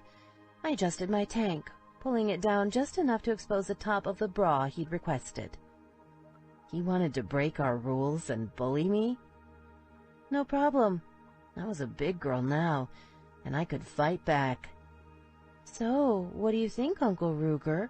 I asked sweetly. "Is it too much?" Chapter 3. Despite his earlier breakfast, Noah had no trouble polishing off a full plate of pancakes, 2 slices of bacon, and a glass of orange juice. Another growth spurt coming, I realized. That sucked. Seemed like I'd just bought him new clothes a month ago. Every time I caught up, the kid got bigger. "You done?" I asked him, leaning back in the booth. We'd finished packing an hour ago, at which point Ruger and Horse kicked us out. Apparently, we were getting in their way. Ruger handed me 2 20s and told me to take Noah out for breakfast down the street, which made sense, given the long car ride ahead of us. I didn't like taking his money, but I had to be practical. I couldn't afford to waste cash on something as frivolous as eating out. "Done," Noah said, grinning at me. God, he was beautiful. His face still held a hint of the softness he'd been born with, but his legs and arms were getting lanky. He liked his hair on the long side, so it hung shaggy around his face and shoulders. Not quite long enough for a ponytail, but close. People told me I should cut it. I figured it should be his choice. When he was older, he'd learn all about peer pressure and fitting in. For now, I wanted him to enjoy the blissful freedom that comes from not giving a rat's ass about the world's opinions. His skin was light, with a smattering of freckles across his nose and face. Sometimes I caught glimpses of myself or Zach in him, but not often. Noah was his own person, no question of that. Kind of took after Ruger that way, I mused. "Okay, let's go," I said, dropping some money on the table.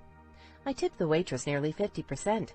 She seemed overworked, and I knew how that felt. Also, it wasn't my money. I texted Ruger as I left, wondering if we'd killed enough time. He replied, telling me to give him another 30 minutes. We didn't have a park right by our apartment, but there was a lot about 3 blocks away that Noah liked running around in. I'd heard it used to be a hangout for dealers and users, but a few years back, yuppies had started moving into the neighborhood. Now about half of it was a community garden, and the rest was for the kids. Someone had built a wooden swing set. Murals on the sides of the buildings bordering the lot kept the place looking cheerful and bright. It took us about 10 minutes to reach the park, and Noah made the most of his time there. I ran laps with him around the edges, hoping to tire him out. It didn't work, of course. Then we headed back, popping into a used bookstore on the way to pick out something special for the car ride. We found Horace Ruger and 2 guys I didn't recognize on the sidewalk outside the building. The newcomers wore leather vests that read Devil's Jacks across the back. Below that was a picture of a red devil and the word nomad. They were both tall guys, one bulky in a muscular way and the other long and lean in his strength. Both had dark hair. One raised his chin in silent greeting. The men clearly appreciated my Barbie tank top. They were both attractive, but the tall one was actually almost pretty. He was so cute. He had floppy brown hair and hadn't shaved in a couple of days. He wore a battered Flogging Molly t-shirt with his faded jeans and leather boots. Both of them looked about my age. "Hey," I said, coming up to them, smiling. "You must be Ruger's friends? Nice to meet you. I'm Sophie. This is my boy, Noah." Ruger's eyes narrowed. "Go wait in the car," he said, tossing me his keys.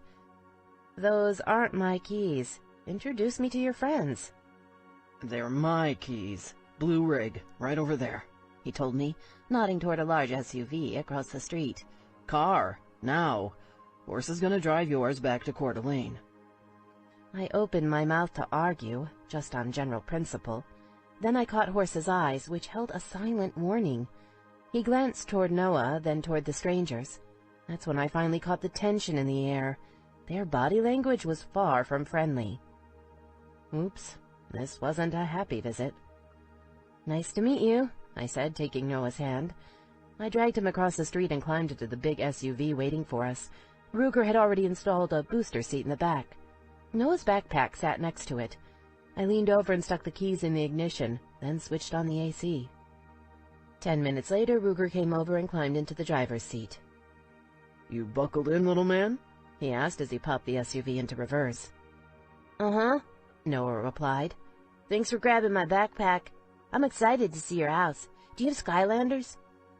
"Got no idea what a Skylander is, kid," he replied. "But I'm sure we can get some." "Ruger," I started, but he cut me off. "Jesus, Sophie," he said, glaring at me. "Now I can't buy the kid a present? Shit, he's had a rough night. If I want to buy him something, I will." "Actually, I was going to ask if I could take him upstairs to the bathroom before we leave," I replied, smiling sweetly. He drank a big glass of juice at breakfast. We aren't going to get far without a pit stop. Ruger's glare faded. "That's totally reasonable." "Yeah, I know. I'm a reasonable person." "We'll stop at a restaurant or something," he said, pulling out. "I don't want you going back upstairs. Hunter and Skid are up there now." "Hunter and Skid? I asked. "Those the guys you were talking to on the sidewalk? Things seemed a little tense. What was that all about?" "Don't worry about it," he said. "Club business. I'll pull off when I see a good place to stop." Predictably, Noah started begging for a kid's meal when we stopped at a fast food place, especially when he saw they were Skylander-themed. He couldn't possibly be hungry, but Ruger ordered 2 of the overpriced little boxes. "That's ridiculous," I told him as he carried them back to the car. "The food will go to waste. Noah is stuffed. Not to mention he already ate out earlier. He doesn't need unhealthy junk like that." "They're for me," Ruger replied. "He can have the toys. I'll take the food. I'm starving." As we pulled out and onto the freeway, Noah started telling Ruger all about the Skylanders. By now he was totally wired, and it was a damned good thing he was belted in. Otherwise, he might have jumped around until we crashed the car. He talked Skylanders as we cleared the city. He talked Skylanders as we passed North Bend. He talked Skylanders as we started up Snoqualmie Pass. Poor Ruger. He had no idea how much conversational stamina Noah had. "I'm taking a nap," I said, raising my arms and stretching, chest thrust out. I saw Ruger's eyes flick toward me, and they weren't looking at my face. Good. I wanted his balls so blue they stayed that way, because maybe that would teach him a lesson about changing the rules of our relationship without warning. I still had a crush on him, but he wasn't crushing on me at all. Nope. Ruger was just horny. "Sure," he grunted. Noah rattled on in the background as I leaned my seat back and closed my eyes. I woke slowly, feeling myself in motion and trying to remember where I was. I heard Noah talking and it came back to me.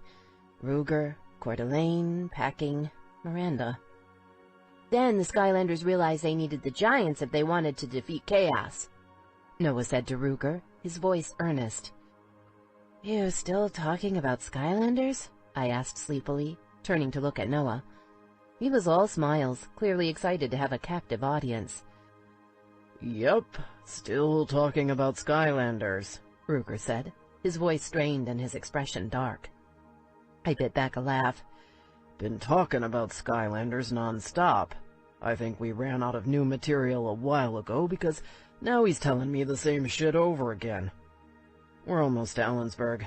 I want to pull off and buy one of those little DVD players for him to hold on his lap and some headphones. We got almost 3.5 more hours. This might kill me." "Will I get to have it in my room?" Noah asked, his excitement kicking up a notch, voice growing shrill. "I want lots of movies. I want to watch it every night. Mom doesn't let me watch very much TV and—" "Just for the car," Ruger snapped. Noah's face fell. Ruger glanced back in the mirror and grimaced. "Sorry, little man. Didn't mean to yell at you. Uncle Ruger is kind of tired. Think we could keep it quiet until we get to the store? Please?" The poor man was clearly desperate. I bit my tongue, looking out the passenger side window, trying not to laugh.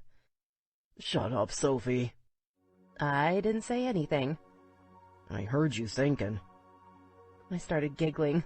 I couldn't help it. Soon Noah joined in, filling the car with his happy noise.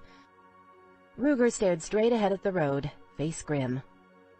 If I were a better woman, I wouldn't have enjoyed it so much. I had to admit the silence was refreshing. Noah was a fantastic kid, but his mouth didn't have an off switch. Ruger had gotten him a little DVD player that strapped to the back of the passenger seat and plugged into the car. Combined with Star Wars headphones and 4 new movies, the trip was already 1,000 times more tolerable.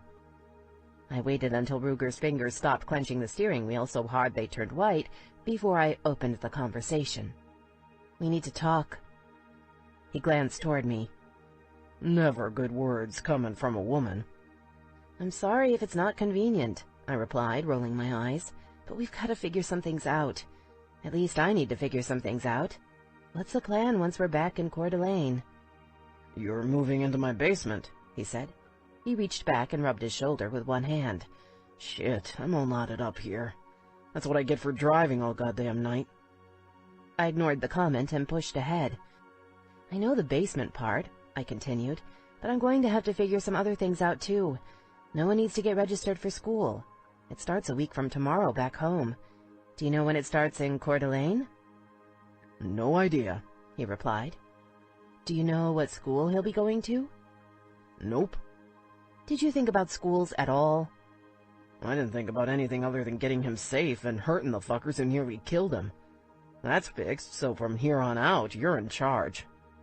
Okay, I muttered, leaning back in my seat. I put my bare feet up on the dashboard, knees bent. I enjoyed not having to drive. Noah and I weren't like most families where the adults could take turns on a road trip. I'll take care of that. The next thing to worry about is a job. You have any idea what the market is like right now? Nope, he said again. You're not the most helpful person. It's not like I planned this, babe, he replied. I got a phone call last night, I called Horse for backup, and we left. That's it. Haven't had time to do a damned thing since then. If I'd known about this shit ahead of time, I would have hurt the fuckers preemptively. I'm doing this on the fly, Sophie. I felt my snark die. He was right, which wasn't fair. Again. Ruger was always right. It didn't make any sense because, so far as I could tell, he lived life without a second thought for the future. I scrimped and saved and planned and worked, yet I still couldn't get any traction. Might be able to arrange something for you with the club. I looked at him and frowned. I appreciate all you've done for me and Noah, I said slowly. I even appreciate what you and Horst did earlier. I don't care that it was a crime, but that's where I stop, Ruger. I don't want to get involved in any more illegal things. I won't be your drug runner or something. Ruger burst out laughing. Jesus, Sophie, he said. What the hell do you think I do all day? Fuck. My life's not even close to that interesting. I had no idea what to say. I'm a gunsmith and security expert, he continued, shaking his head. This should not be a surprise to you, seeing as I've wired up your apartments over and over. I spend most of my time repairing firearms in a perfectly legal shop the club runs. I design and install custom security systems on the side, 'cause I get off on that shit. A lot of rich fuckers with summer homes on the lake. All of them need security, and I'm more than happy to take their money. Wait, they let a motorcycle gang run a gun shop? I asked, startled. I didn't know that part. I'll bet the cops love that. First, we're a club, not a gang, he said. And the store is technically owned by one guy, Slide. Been no brother for 15 years. But we all pitch in and it's a group effort. Having him hold the deed makes the paperwork easier, given the type of business. I apprenticed with him.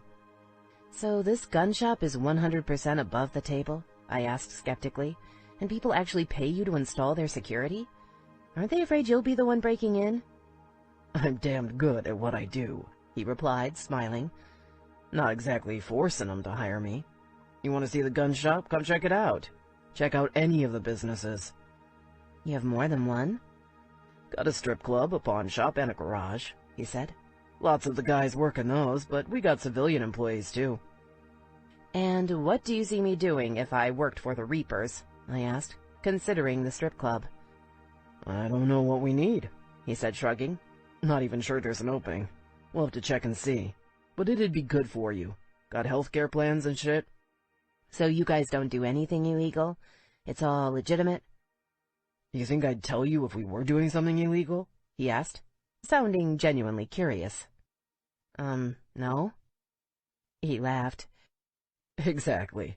So it doesn't really matter what I tell you anyway, because you wouldn't believe it. Club business is for club members. Seeing as you're not a member, it's not your problem. All you need to know is I'm trying to help you here. If there's a job you're qualified for, it'll be yours. If not, no big deal. Ruger, don't take this personally, but I don't want to work for your club at all, even if there's an opening, I replied. You know I've never wanted anything to do with the Reapers. You and Horse helped me, and I appreciate it, but nothing's changed. I don't agree with your lifestyle. I don't want Noah around your friends, either. I don't think it's a good environment for a child. You've never even met them. Kinda judgmental, don't you think? Maybe, I said, looking away. But I'm going to do the best I can for Noah, and hanging out with a bunch of criminals isn't part of that.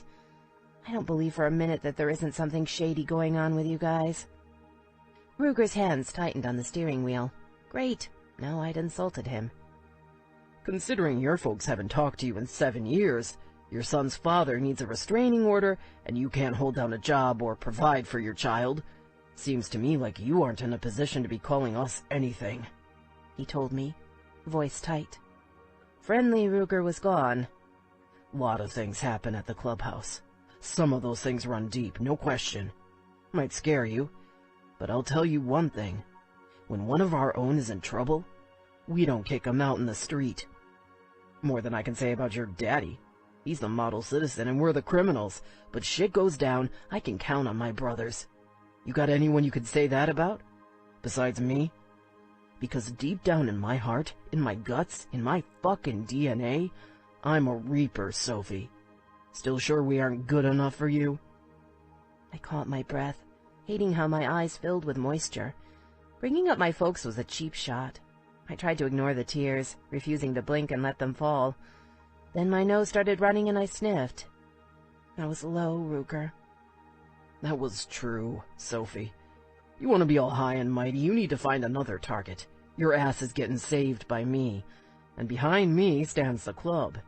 If you were with the Reapers, Noah'd be surrounded by adults who care about him. Lots of kids in the club, Soph. They go home when things get wild, but let me tell you, something like this happened in Coeur d'Alene to one of our kids, I'd have to fight my brothers for the privilege of killing the guy. That's family, Sophie, and Noah could use some of that family around him." "I don't want to talk about this." "Then don't talk," he replied, "but listen up. I get that you don't want to be part of club life. Don't worry. I'm not going to force the point, because if you're going to be a stuck-up bitch, I wouldn't want you around them anyway." "Stop it." "Shut the fuck up and listen," he snapped. "This is important. Love the club, hate the club. You need to be aware of a few things, because they're part of your reality now. The asshole that hurt Noah, you saw the ink on his back, right?" "Yes," I replied, wishing him straight to hell. "Called a back patch," he continued. "It's his club colors, right on his skin. Club colors are what we wear on our cuts, our vests, call them rags too, and they say a lot about a man. In this case, those colors said he was part of the Devil's Jacks. A lot of MCs out there, good and bad, but the Jacks are one of the worst. Reapers and Jacks are enemies. Things worked out this time, but you run into a guy with colors like that again, you need to tell me. I'll still go after him, but I'll call in more backup first. This morning it all worked out. Next time it might not. You got me?" I shrugged, looking away. Ruger growled in frustration. "I don't think you get me, Soph," he said. "Let me tell you a little story. Got a brother named Deke, down in the Portland chapter. Deke's got a niece named Gracie, his old lady's sister's kid. She had jack shit to do with the Reapers, by the way. So, Gracie went off to college down in Northern Cali 3 years ago and started dating a guy who turned out to be a hangaround with the Jacks." I looked over at him, unnerved. He stared straight ahead, face grim. "So little Gracie went to a party with him and a bunch of guys raped her, one right after the next," he said. "You ever heard of a train?" I stared at him and swallowed. "Believe it or not, some women are down with that," he continued. "Gracie isn't one of them, and they were not gentle. They tore her up so bad she'll never have kids. Then they carved a DJ into her forehead and dumped her in a ditch. Deke found out when they sent him pictures they took of her with her own fucking phone. Tried to kill herself. She's doing better now, engaged to one of the brothers in the Portland chapter. Did I mention they aren't nice guys?" He fell silent. I thought about the 2 men I'd met earlier, Hunter and Skid. "What happened to the men who did it?" I asked hesitantly.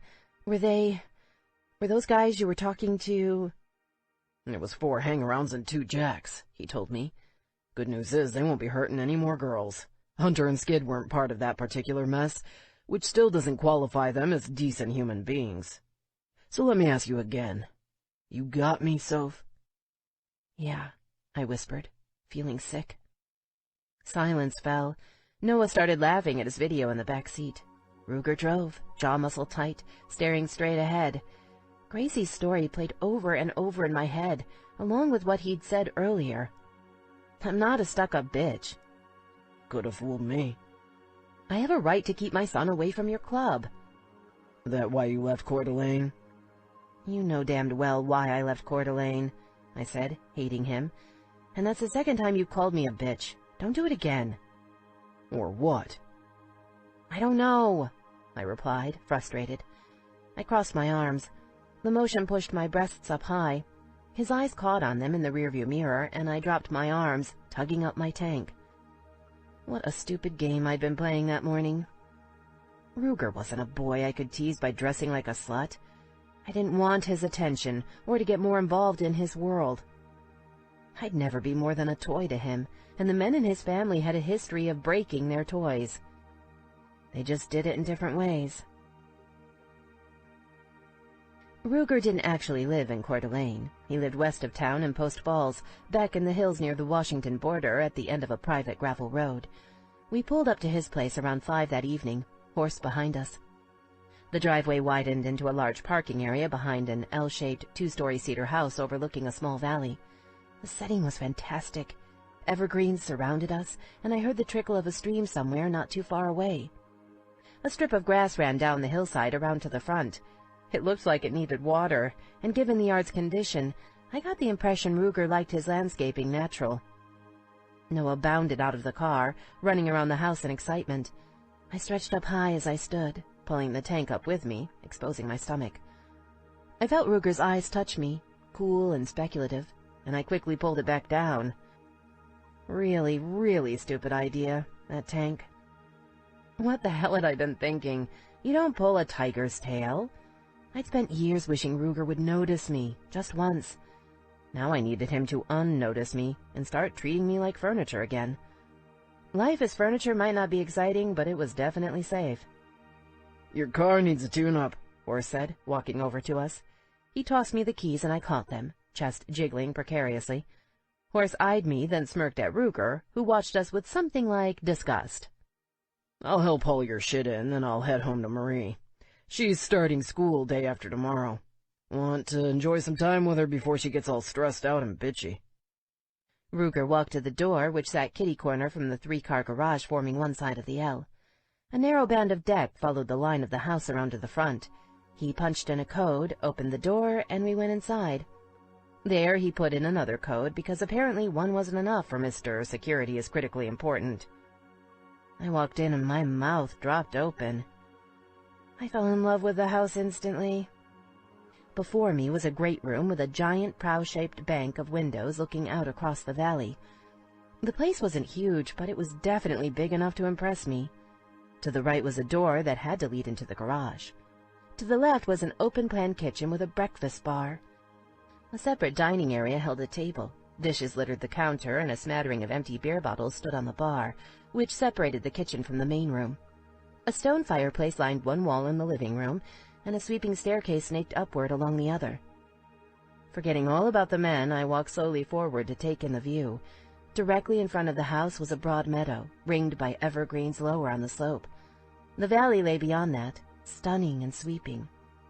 Here and there I saw other houses, a mix of high-end, new construction, and original farms. I looked up to see that the ceiling vaulted all the way to the 2nd story. Behind me was a loft. A pile of dirty laundry had been shoved against the open railing, and I couldn't help but smile. Ruger had never been much of a housekeeper. The living room needed attention, too. The leather couches seemed to be relatively new, as did the rest of the furniture, but for all the care he took to keep things clean, it could have been a frat house. There was even an empty pizza box on the coffee table. I heard a beer top pop and turned to find the men standing in the kitchen. "Your house is almost as disgusting as the armory," Horse said to Ruger.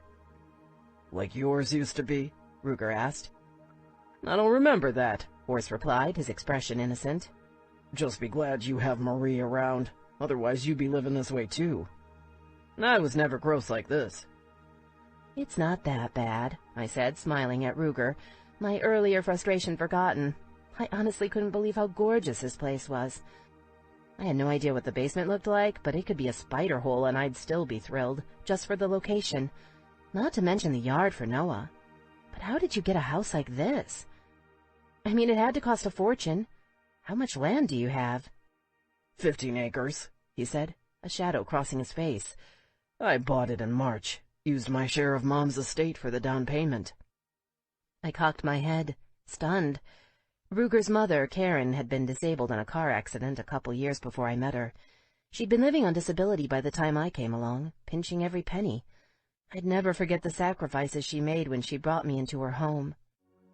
I'd also never forget the betrayal on her face when I moved out after sending her stepson to jail. What the hell? Why was she living so poor if she could afford something like this? Why did you let her? His expression darkened. They finally settled, he said. After all those years, fucking insurance company finally offered us a settlement. Too late. It went into the estate and I used my half to buy this place. My breath caught. When? Just about a year ago. And Zach got the other half? I asked, swaying. He's got money like this and he's still stopped paying his child support? Sounds like it, Ruger replied, his voice tight. Remember what you asked me earlier? You really surprised by anything Zach does? Mom never thought she'd leave anything but bills. Estate planning wasn't a priority. That bastard, I whispered, stunned. We're starving and he's off spending your mom's money? She'd be so pissed. Hard to argue with that, he muttered. Marrying his dad was the stupidest thing she ever did, and I've been paying for it ever since. Zach's a fucking weight around my neck. Everything he touches turns to shit, and then I'm stuck hauling out his garbage. Again. I felt like he'd just punched me in the stomach. Is that how you feel about me and Noah? Chapter 4. Ruger. Fuck. He couldn't believe he'd said that. At least Noah hadn't heard it. Sophie, though. Jesus. I'm gonna start unloading the car, Horst said. Coward. No, I don't feel that way, Sophie, believe me, Ruger said. And he meant it. You're the only fucking thing he ever did that's worth a damn. I'm crazy about Noah, you know that. And we don't always get along, but you're important to him, and that makes you pretty fucking important to me. She offered him a quavering smile, and to his horror he saw the glint of tears in her eyes. Not good. Ruger could handle Sophie pissed off, but crying? No. Fuck no. Let me show you your place, he said quickly. Downstairs, you got your own French doors down there, private entrance. It's pretty. You can use the front door, too, if you like. Thanks, she murmured. Ruger walked across the kitchen to the basement door. He opened it, leaning in to turn on the light, holding it open for Sophie. He followed her down the steps, feeling like a dick. Then he felt like a bigger dick, because instead of thinking about ways to make things better, he checked out her rather fine ass. Damn woman had been driving him crazy all day. Her tits practically jumped out of that tank of hers, and the cutoffs had to be 10 years old. The fabric was so worn and thin. They were tight, too, which matched his theory about their age. Sophie wasn't fat, but she'd put on some weight since high school. In fact, she'd filled out far too nicely for his comfort. Having her in the house would be a living hell. Hell already. He couldn't see her legs without imagining them wrapped around his waist. When she'd propped them up on the dash earlier, he'd almost crashed the goddamned car. He thought about that morning on the couch in her apartment. His cock grew bigger with the memory, and he hoped to hell she wouldn't notice, because he'd been right about one thing. Sophie really could be a stuck-up bitch, and he didn't doubt for a minute she'd use his attraction against him. She might want to fuck him, and he knew she did. She'd been as into it as he had, but that didn't mean she thought he was good enough for her. Fuck, she was probably right about that one. Screwing her would kick ass, but after that, things would get weird. Ruger wasn't interested in settling down with any woman, but if he ever did, she'd be different from Sophie. She'd fit in with the club, for one thing. She'd be the kind of girl who knew how to crack a beer at the end of a long day, kick back, and then give him a blowjob before bed. She'd love riding on the back of his bike, she'd be blonde, and she'd be tough enough to hold her own in a fight. Most important, she wouldn't fucking talk back to him. Sophie had a hell of a mouth. Wow, it's beautiful, Sophie said, stopping him dead at the bottom of the stairs. He looked at her to find all traces of wistful sorrow gone. Instead, she smiled big at him, clearly thrilled with something or other. Damn. Woman's moods changed so fucking fast a man couldn't even begin to keep up. I can't believe this. How did you get everything ready so quickly? He blinked, then looked around, shocked. What the fuck? When he'd left that morning, the place had been clean-ish. Not because he'd cleaned it, of course, but because one of the girls from the clubhouse had a few weeks ago for some reason. Trying to hook him for her old man, probably. He'd fucked her and kicked her out. Because he'd be damned if he'd let one of those bitches get their claws into him. It wasn't sort of clean now, though. It fucking sparkled. This was supposed to be a family room, with a small kitchen built into the back for reasons he'd never bothered to consider.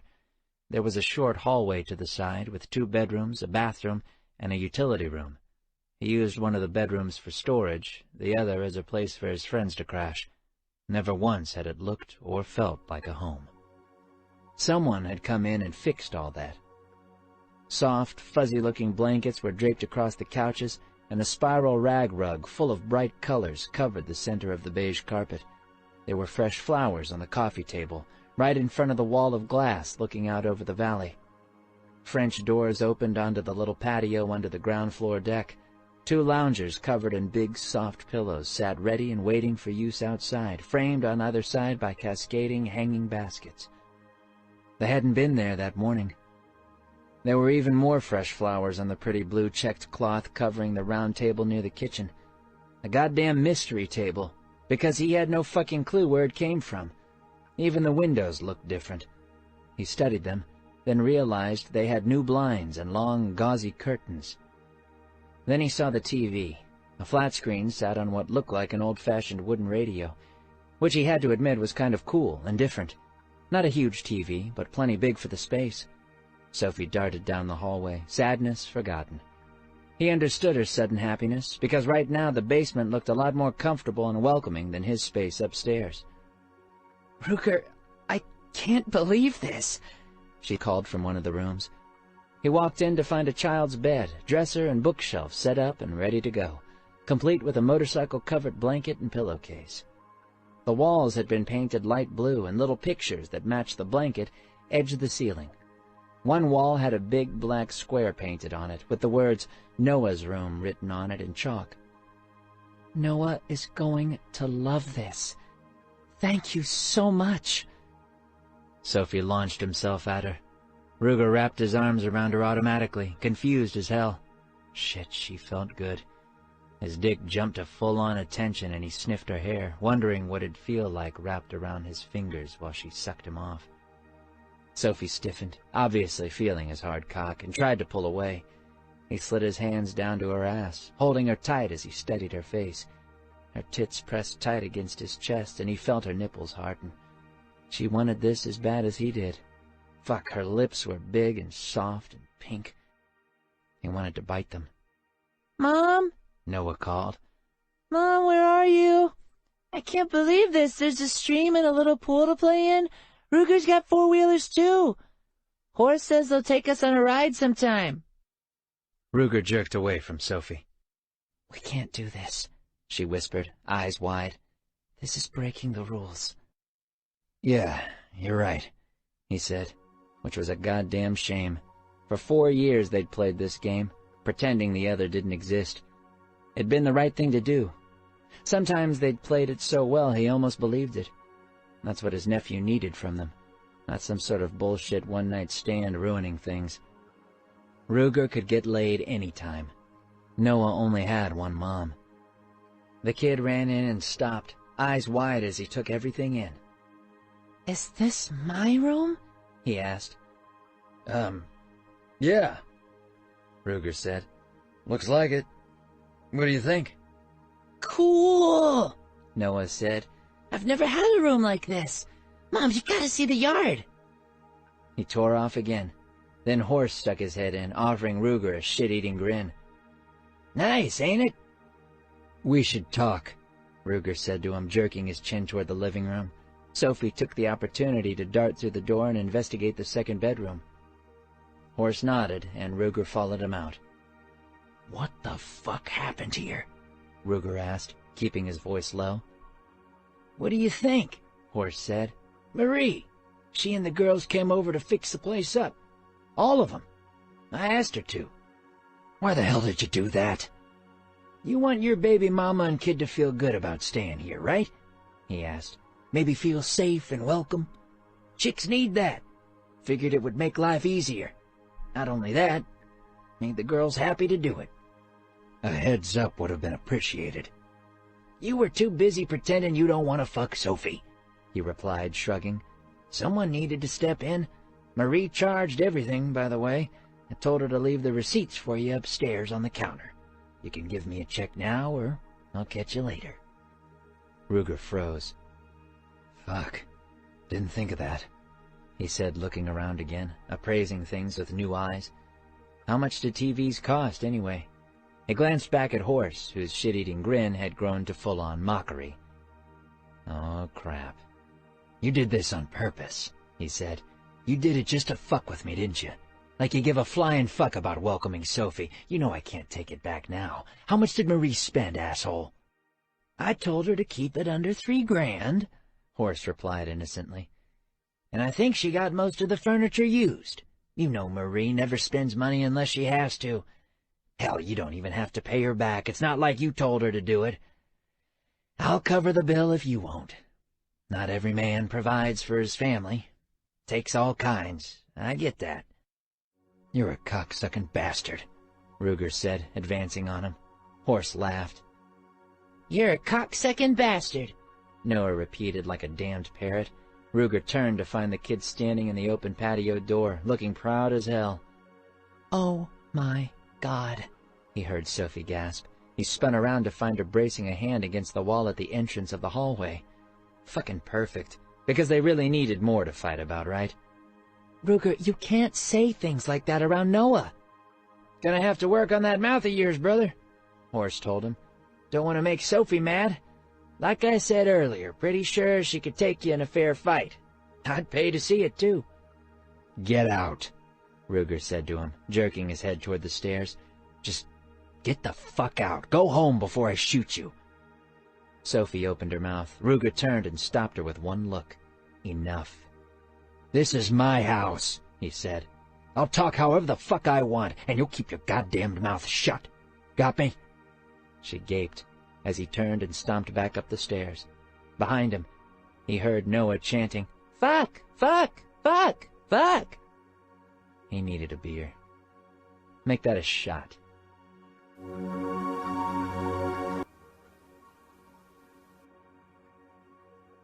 Sophie. Noah glared at me like an angry leprechaun. He sat in time out on our couch, thanks to repeated use of his new favorite word. I popped a beer and raised it in a silent toast to the women who'd come to clean, decorate, and fix us food. I'd been serious when I told Ruger I didn't want to spend time with the club, but what they'd done for me was enough to make me reconsider.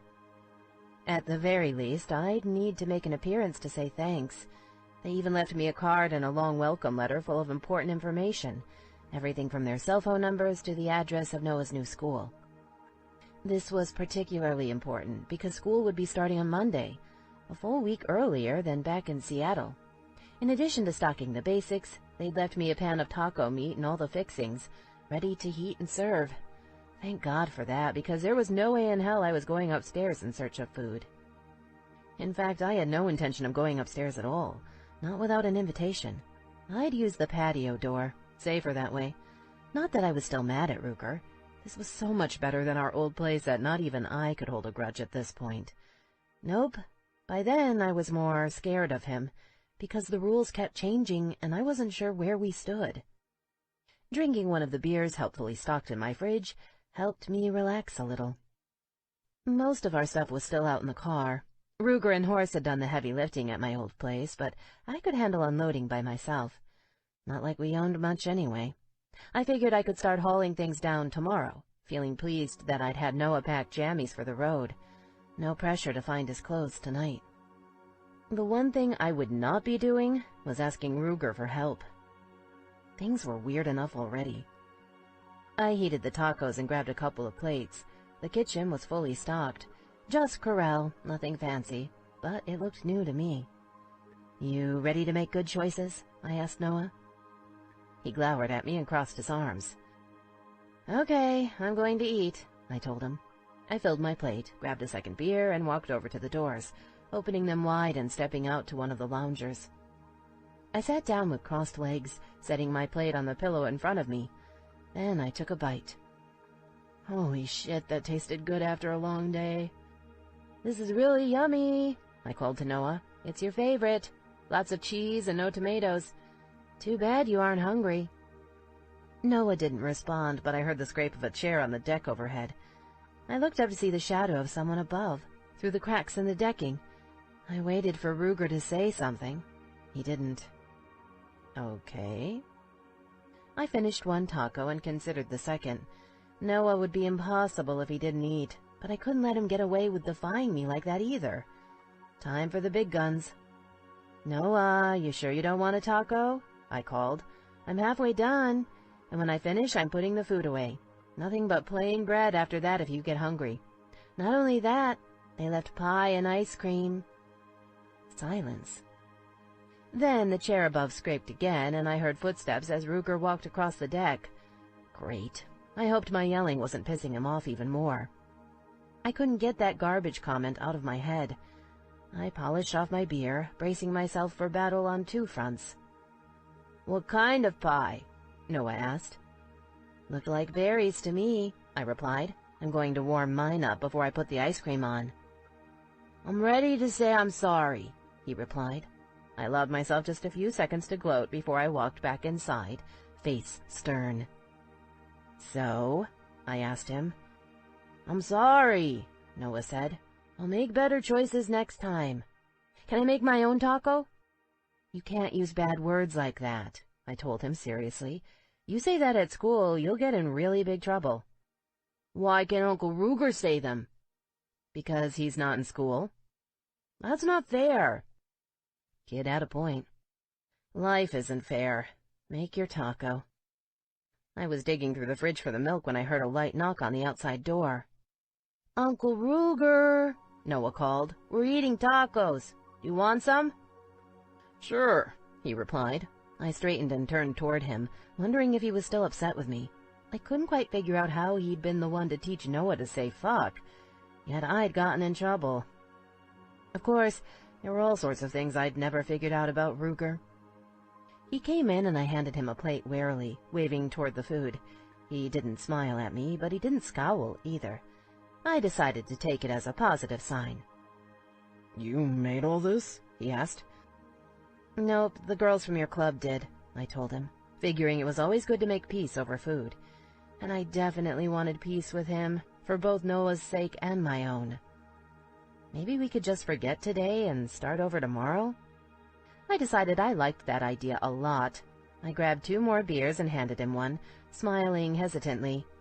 I found it all in the fridge. I still can't believe they pulled everything together in one day. "Thank you so much.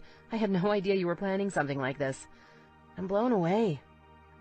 He grunted, not bothering to look at me. Okay, guess we were back to him treating me like furniture. Because I'm a perverse bitch, I didn't like it. Stupid, right? "You want to bring your food upstairs?" he asked us. "I've got a table on the deck, hell of a view, and we'll be able to watch the sunset." "Thanks," I said, surprised. Guess he wanted to make peace too. Thank God for that. Neither of us had anything to gain from a Cold War. And this really was nicer than any place Noah and I had ever lived.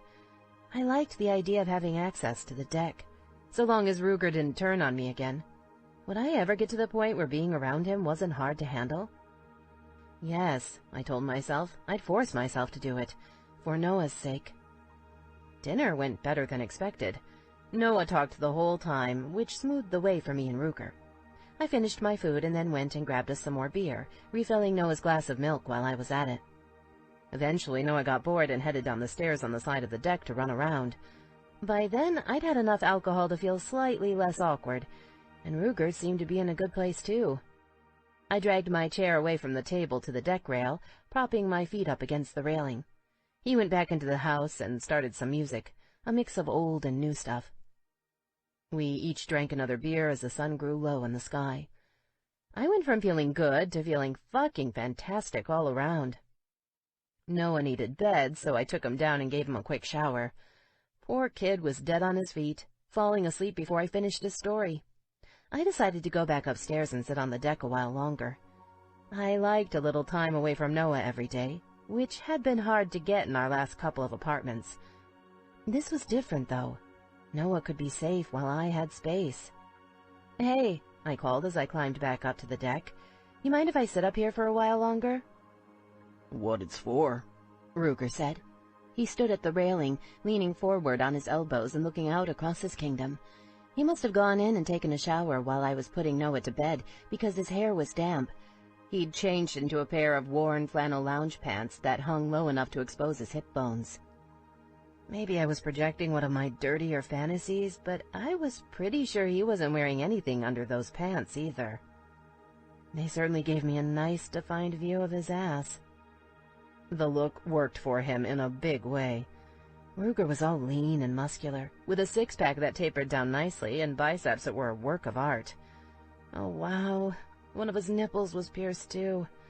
I've never seen that before. His pecs were broad and hard, large enough to be hot without venturing into man-boob territory. And his tattoos? I'd always wondered about his tattoos. His back was all Reaper's MC, but his arms and shoulders had ink, too. I wanted to study them up close, but that seemed sort of rude. Also, I couldn't quite get my eyes to focus. I settled for standing next to him, leaning forward against the rail. "Want another beer?" he asked. I shook my head. "I've had enough," I replied. I'd had slightly more than enough, actually. I'd swayed climbing the stairs, and to be honest, I needed to either lean on the rail or sit. I felt my cheeks warm, and then I giggled. Ruger glanced at me, raising his brows in silent question. I giggled again. "What?" "Pretty buzzed," I admitted, smiling at him. "Guess the beer hit me a little harder than I thought. Been that kind of day. Not enough food, not enough sleep. You know how it goes." He smiled back at me, and damn, he was beautiful. He'd definitely taken out some of his piercings, though. "Why do you have less metal in your face now?" I asked, my sense of tact lost along with my sobriety. "It makes you look less scary and more human." He glanced at me, raising his brows. "I pulled most of them out last winter," he said. "Started boxing, and they aren't so good for that." Huh. I didn't know what to say about that. My eyes caught on the ring he'd left on the lower left side of his lip. I wondered how it would feel if I kissed him there, maybe sucked it into my mouth. I'd tug on it with my teeth and then attack the rest of his... "You're cute when you're drunk," he said, startling me. "I'm not drunk," I told him, indignant. "I'm buzzed. Perfectly okay, just... happy." He laughed, then leaned over to whisper in my ear. "Get much happier. You're gonna pass out. Then imagine what I could do to you." That was pretty funny, and I found myself giggling harder. "Are you flirting with me?" I asked, feeling daring. I'd been trying to figure him out all day. Why hadn't I just asked? I'd been afraid to talk about our relationship before now, but I couldn't remember why. "Because I don't understand you, Ruger. Half the time you seem to hate me, and then it all changes. Keeps flipping back and forth. It's weird." He raised his brows. My eye caught on the piercing there, too. I wondered how much that hurt. Of course, it was nothing compared to his tattoos. My eyes dropped back down to his lips. They were full and way too soft for a guy, which I knew for a fact because they'd been all over my neck earlier. Yup, I'd definitely suck on those, given the chance. I'd suck on them for a good long time. Then I'd start moving down, trying out that pierced nipple on the way down to his cock. Was it as big and built as the rest of him? I wanted to know, desperately. I swayed again, feeling heat rise up through me, nipples hardening. "I'm not trying to flirt with you," he said. Oh, now that was a buzzkill. "That's too bad," I said, sighing. "What a shame. I wanted to sleep with Ruger. I really did. Or hell, anyone for that matter. My rule about only dating safe guys I could control didn't lead to much in the way of action. Maybe I should revisit those guidelines. I don't get to flirt enough. I spend all my time working and taking care of Noah. It's kind of tiring, Ruger. I'd like to meet someone, you know?" He didn't respond, looking straight ahead. A little muscle in his jaw clenched. If I'd been just a little braver, I'd have leaned over and licked his jawline. He'd had just enough of a 5 o'clock shadow that it'd be nice and rough under my tongue. "Don't look at me like that," he said, closing his eyes. "Despite what happened this morning, I'm not trying to start something with you, Sophie. You realize how fucked things would get if we started screwing each other? I'm not looking for a relationship, and I'm not a one-woman man. We gotta work together for Noah. You know that." I sighed. I did know it. Stupid beer. "Yeah, you're right," I said, turning away from him to look out across the valley. He'd really found a hell of a place. I still couldn't believe how great our new home was. Felt great to really relax, too. Let it all out. Noah has to come first, we can agree on that one. I just want to get laid, though. Do you think any of the guys in your club are available? I don't want a boyfriend, just a friend with benefits. Someone I can fuck and then ditch guilt-free when it gets old. Ruger made a choking noise, and I glanced over at him, concerned. "You okay?" "I thought you didn't want anything to do with the club," he said, his voice strained. "How did you go from that to friends with benefits so fast?" "Actually, I think I might give the club a chance," I replied. Maybe the Reapers would be all right. And the more I considered the whole friend with benefits thing, the more I liked the idea. I never got to have sex. I was 24 years old, for God's sake. I should get to have sex. He did some really nice things for me today. Horace left home in the middle of the night to help someone he didn't even know. And those girls? They must have worked for hours getting everything ready for us. Just the furniture is amazing, let alone leaving dinner ready to go. I think the stencils are still wet. Jesus fucking Christ. I frowned at him. What's that supposed to mean? I asked. I thought you wanted me to get to know your friends in the club. And seriously, I deserve to get laid. I've earned it. Ruger straightened and turned to me, every muscle in his body tense and tightly leashed. His nose flared as he took a deep breath, and my eyes caught on the muscle in his jaw. He'd always been scary, but right now he looked downright lethal. I should have been terrified, but I had my buzz wrapped around me like a nice warm blanket of protection. I wasn't going to let him bully me anymore. I think the girls would be good for you, he said. At least some of them. You stick with the old ladies. Don't want you around the others. But this friends with benefit shit? Not happening, Soph. Put that out of your mind. Got me? Why not? I demanded, outraged. You screw everything that moves. Why can't I? Because you're a mother, he said, his voice almost a growl. You got no business fucking around like that. I'm serious. I'm a mother, but I'm not dead, I said, rolling my eyes. Don't worry, I won't let Noah meet someone unless it's serious. But I'm ready for a little fun. Horace is hot, and if any of the other guys in your club are like him, even a little, they'd be perfect for me. Don't give me shit about it either. I know you guys fuck around. Why shouldn't I? Those are sweet butts and club whores, he said, his voice hard. They're trash. No fucking way you're gonna be one of them. Not happening, Soph. You aren't my boss. You sound like a goddamn 14-year-old, he replied, eyes narrowing. At least I don't sound like an overprotective father, I snapped. You're not my dad, Ruger. He reached out and caught me behind the neck, jerking me into his body. Then he dropped his mouth down to my ear, my face so close to his chest I could have licked him. Trust me, I'm well aware I'm not your father, he said. His nose traced the curve of my ear, the warmth of his breath sending a shiver through me. If I was, they'd throw my ass in jail for the shit I think about you. I raised my hands, sliding them up along his sides, tracing the line of his muscles before bringing them in to graze his nipples. I couldn't help myself. I leaned forward and flicked his piercing with my tongue. Ruger groaned, and his fingers tightened in my hair. His entire body tensed, and then I felt the brush of his cock against my stomach. Holy hell! My nipples peaked, and the flesh between my legs spasmed. I shifted restlessly. One of his hands slid down my back, past my shorts and panties to cup my bare ass. His fingers tensed as I licked his nipple again, then sucked the ring into my mouth. Jesus, he groaned. You got 2 seconds before I lay you over that table and fuck you so hard it breaks. Swear to God, Soph. You want to tell me how we're gonna explain that to Noah? 'Cause I got shit. I'm not looking to marry you, and I sure as fuck won't hand you my dick on a leash. So things could get weird fast, babe. I froze, shivering, feeling moisture soak my panties.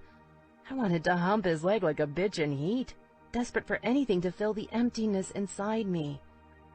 Instead, I pulled away from him, slowly. His hand slid free of my shorts and we stepped apart, eyes boring into each other.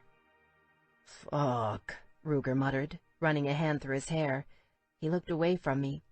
The front of his pants bulged outward, his cock so hard I saw the thick head clearly outlined. I wondered what he'd do if I knelt down, pulling his pants low so I could run my tongue around the tip before sucking him deep into my mouth. It actually watered at the thought. Desire speared me like a weapon. I sighed, licking my lips. I'm gonna get another beer, Ruger said harshly. I looked up from his cock to his face to find his eyes glued to my chest. Shit, I was still wearing the damned Barbie tank, which left nothing to the imagination. My suitcase sat in his car. Grab me one too, I replied, my voice shaking. Sure that's a good idea. I looked at him and shook my head. His chest rose and fell too fast, his dark eyes almost fully dilated. He swallowed and I rubbed my hand against the top of my thigh, restless and hungry. The steady motion caught his eye and he swallowed again. No, but I want one anyway. I walked unsteadily across the deck to a lounger and lay back on it, limp and full of need so intense I thought I might die. The sun had set, and the evening stars had started coming out somewhere along the line. I should go back down to my little apartment. I knew that. Instead, I closed my eyes and thought about how much I wanted to reach down between my legs and rub my clit until I blew up right in front of him. Something cold touched my cheek.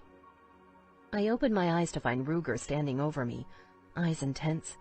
They slid slowly across my body. Impossibly, the bulge in his pants was larger. God, it'd be so easy to just reach out and take him into my hand, feel that hard length for myself. Or I could sit up and lean my head forward, letting my cheek touch him through the soft fabric. I couldn't take my eyes off it. I rose until my face was only a few inches away from his crotch. Then I looked up at him, wondering if I'd lost my mind. Here's your beer, he said roughly, holding it out to me. I took it and wrapped my mouth around the neck for a drink, holding his gaze. I hated him for being sober and in control. Jesus, Sophie, he groaned. Don't fucking look at me like that. Like what? I asked him, catching a drip on the side with my tongue. Don't play stupid, he whispered. If you don't stop, I'm gonna fuck you. We'll both regret that tomorrow. You're drunk. I tilted my head to the side, thoughtful.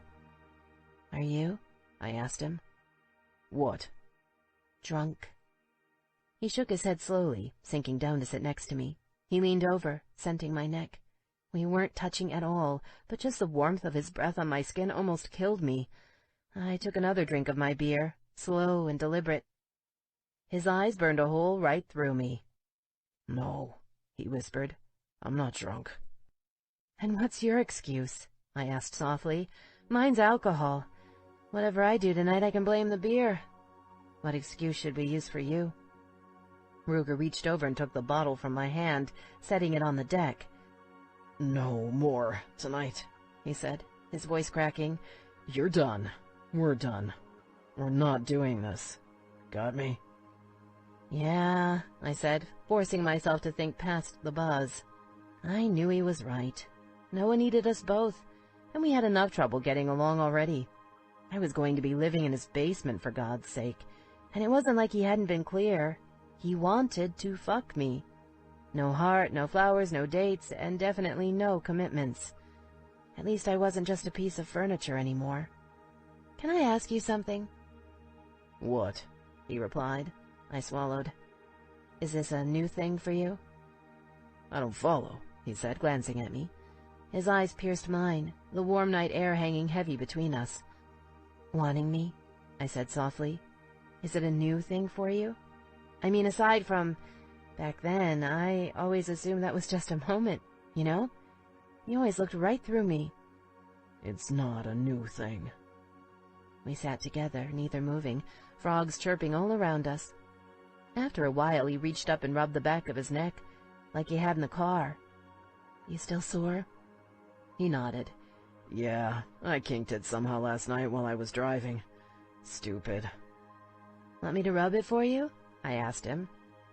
"No fucking way you're touching me," he said. "We covered that already. I'm not drunk, Soph. I won't fuck things up for Noah." "We're not going to fuck up anything," I told him. "I'm getting sober now, it's okay. I took a massage class, though. I'm actually pretty good at it. Let me help you. You've done so much to help me, I feel like I owe you something."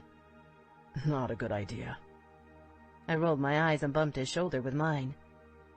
"Chicken?" I asked, smiling at him. "Jesus, you're annoying," he muttered, but he didn't protest when I crawled behind him.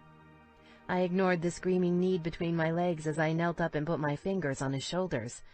They were hard and strong, soft skin stretched over sleek muscles more than capable of supporting him while he pounded into my body.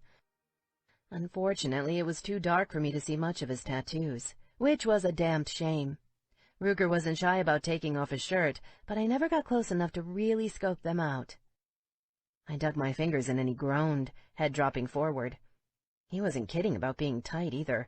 Big knots snarled his neck and shoulders.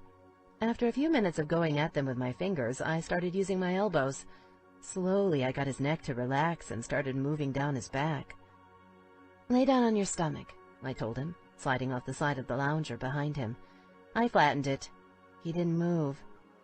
"You really are chicken," I murmured. "I'm just going to give you a back rub, Ruger. Enjoy it for what it is, okay?" He grunted and rolled onto his stomach. I leaned over him and went to work.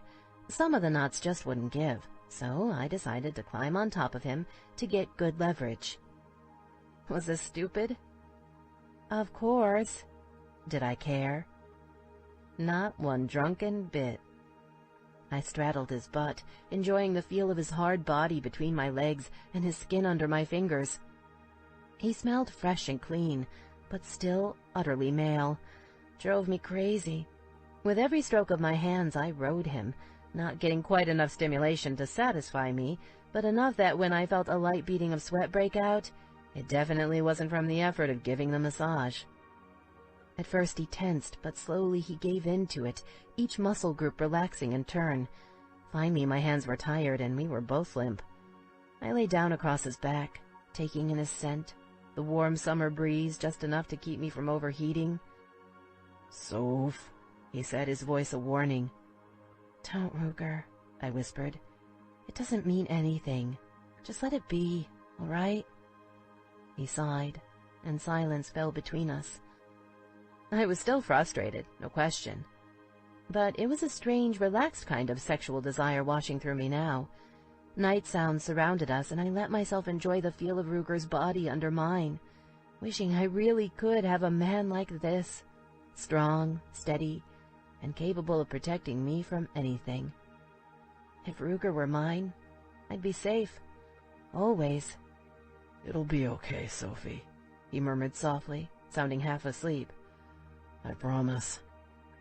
I didn't answer because I didn't believe him. Instead, I dozed off. The next thing I remembered was him lifting me and carrying me down to my bed. Chapter 5. Ruger was wrong. It wasn't okay. Things got weird. So weird that he took off on me for nearly 5 days, leaving Sunday afternoon and not showing up again until Thursday. I had no idea where he went and didn't ask him about it when he came back. But it had to get less uncomfortable, right? Because you can only be all tense and strange around each other for so long. At least Noah started school without any problems, which didn't really surprise me. He'd always been good at making new friends and tended to roll with whatever changes came along. Before Ruger left on his club run, I wasn't 100% sure what runs were, but apparently this one involved being gone for 5 days. He'd handed me some money and suggested I wait until the next week to start job hunting. He wanted to explore work options with the club, and also thought I should focus on helping Noah adjust to his new situation. I'd love to say I'm such a strong, independent woman that I told him to butt out, but it was actually a huge relief. I couldn't remember the last time I'd had a week off, and I loved it. I unpacked everything, sucked up the sun, and got reacquainted with the area. I also spent an afternoon with my old friend, Kimber. She invited me over for lunch on Tuesday. We'd stayed in touch through the years, and last summer I'd stayed with her and her new husband when we came to visit. Kimber had gone a little wild for a while after graduation. Then she met Ryan and settled down. He was some kind of software engineer and apparently did pretty well for himself, because she had one of those big houses popping up like mushrooms out on the Rathdrum Prairie. It was part of a development, not custom like Ruger's, but twice the size and pretty impressive. She also had a pool. "You want a margarita?" she asked, opening the door in a bikini, a brightly colored wrap, and sunglasses that would have made Paris Hilton jealous. I smirked, because some things never change. "This early?" "It's always happy hour when you have kids," she replied, shrugging. "Either that or it's sad hour, and that's not half as much fun." We grinned at each other like total dorks. "So, you want one or not?" she asked, dragging me through her grand entryway and down the hall to her kitchen. "Because I'm definitely having one. Ava was up all night teething. She finally fell asleep about 15 minutes ago. If I'm lucky, I have 2 hours before she's up again. I need to make the most of it and pack in 6 weeks' worth of social life before you go." "Okay," I told her, "but just one. I have to drive and pick up Noah later. I take it you're enjoying mommyhood?" "Loving it," she replied, pouring me a drink in a brightly colored martini glass with a flamingo-shaped stem. "I can't believe how amazing Ava is. But it's crazy, too. I had no idea how much work they could be. I still can't believe you did this when you were 17. I couldn't even find my keys half the time back then, let alone keep track of a baby." "Well, sometimes life brings us surprises," I replied, thinking back to those early days.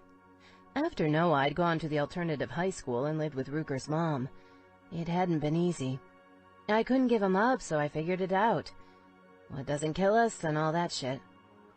I waved my hand airily to illustrate the point. Kimber burst out laughing, and it was just like high school again. God, I loved her. We made our way out to the backyard, sitting at a tile-topped table under a vine-draped pergola.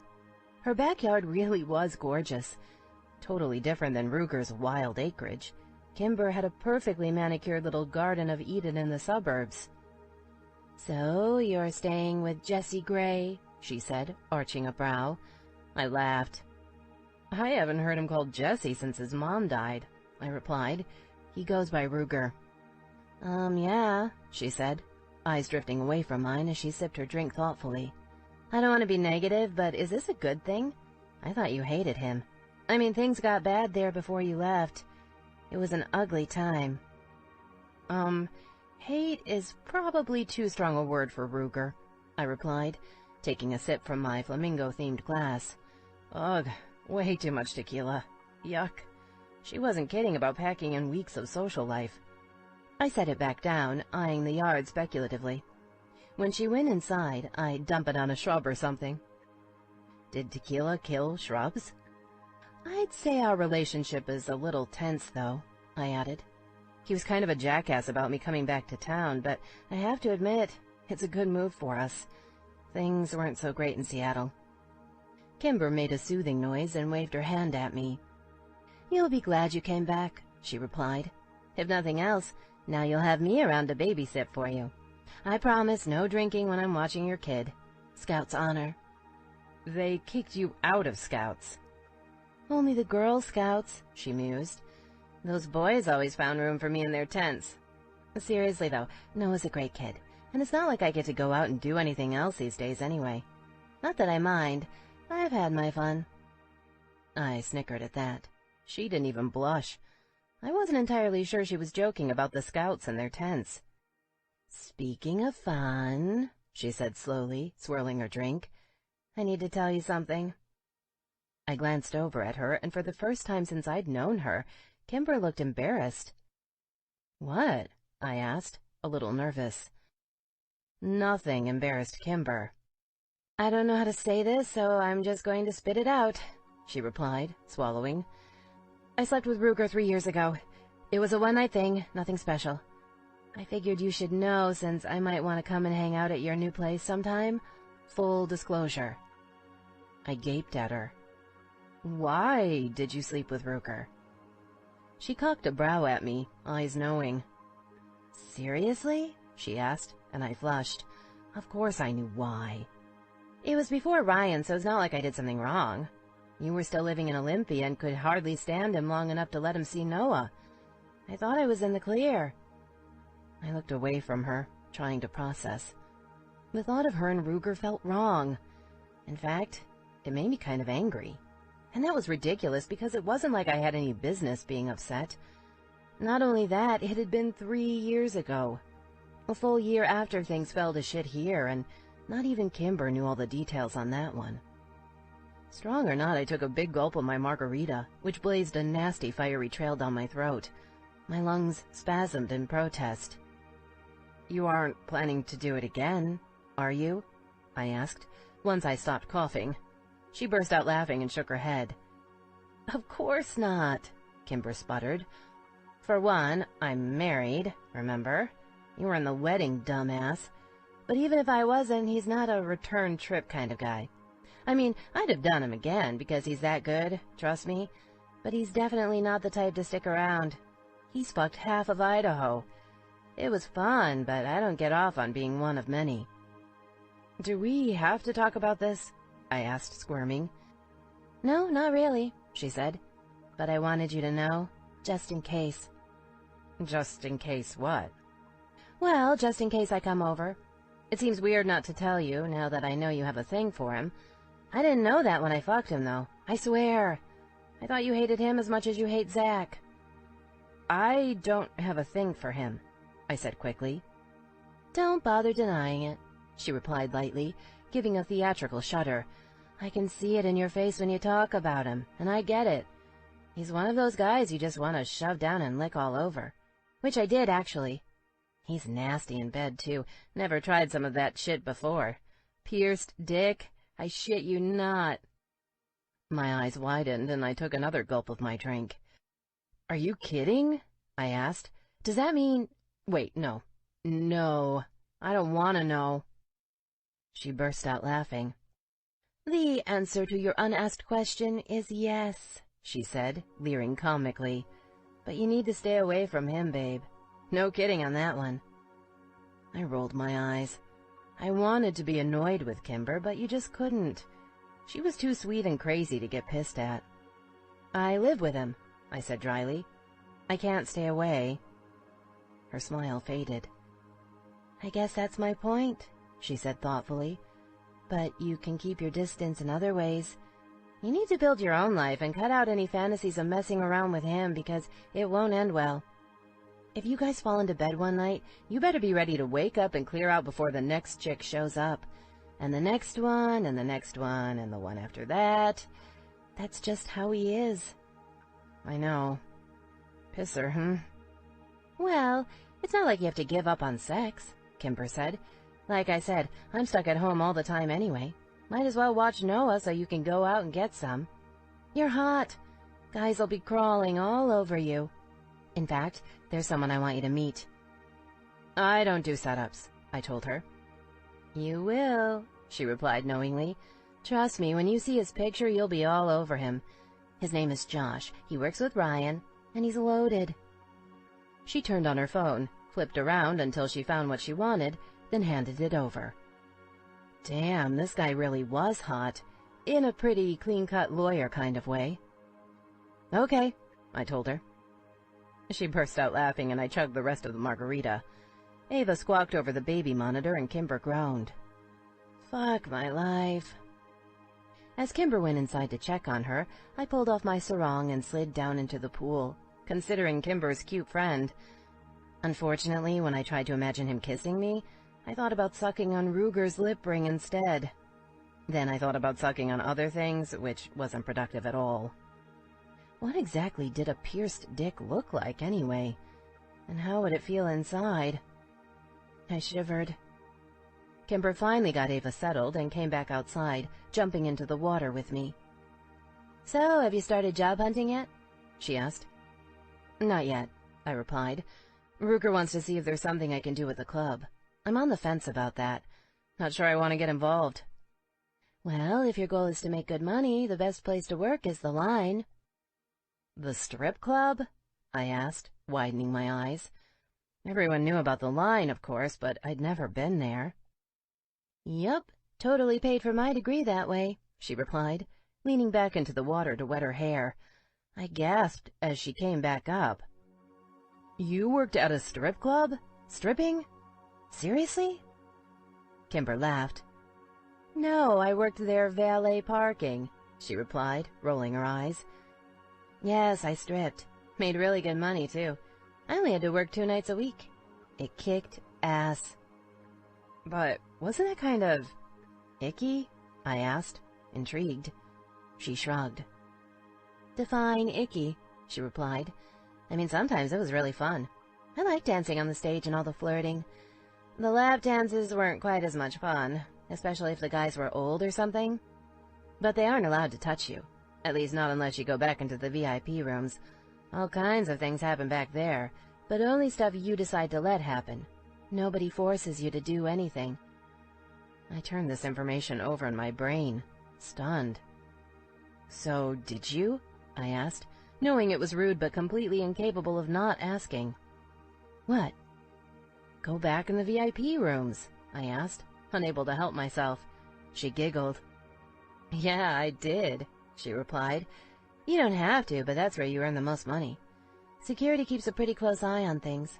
It's not dangerous or anything." I stared at her. She stared back, smirking.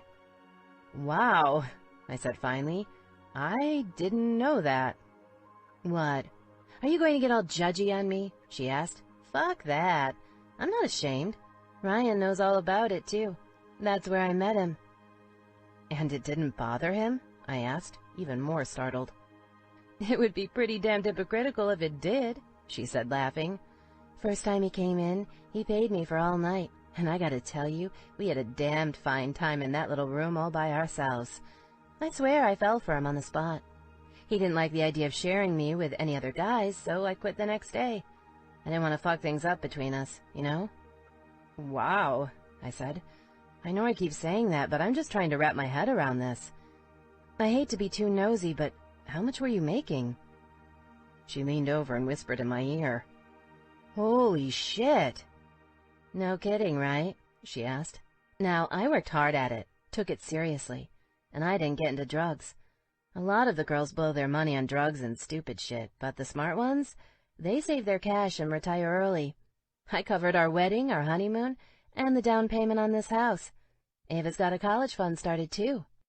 "Damn," I murmured. "That's amazing." Kimber laughed. "Well, it's not a long-term career," she said, "but think about it.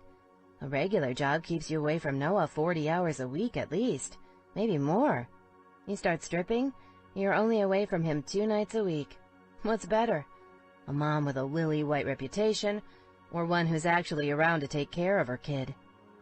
"Hell of a good point," I answered, bemused. "No shit," she replied. "And consider this. You start making good money, you'll have your own place in no time. I don't care how nice Ruger's house is.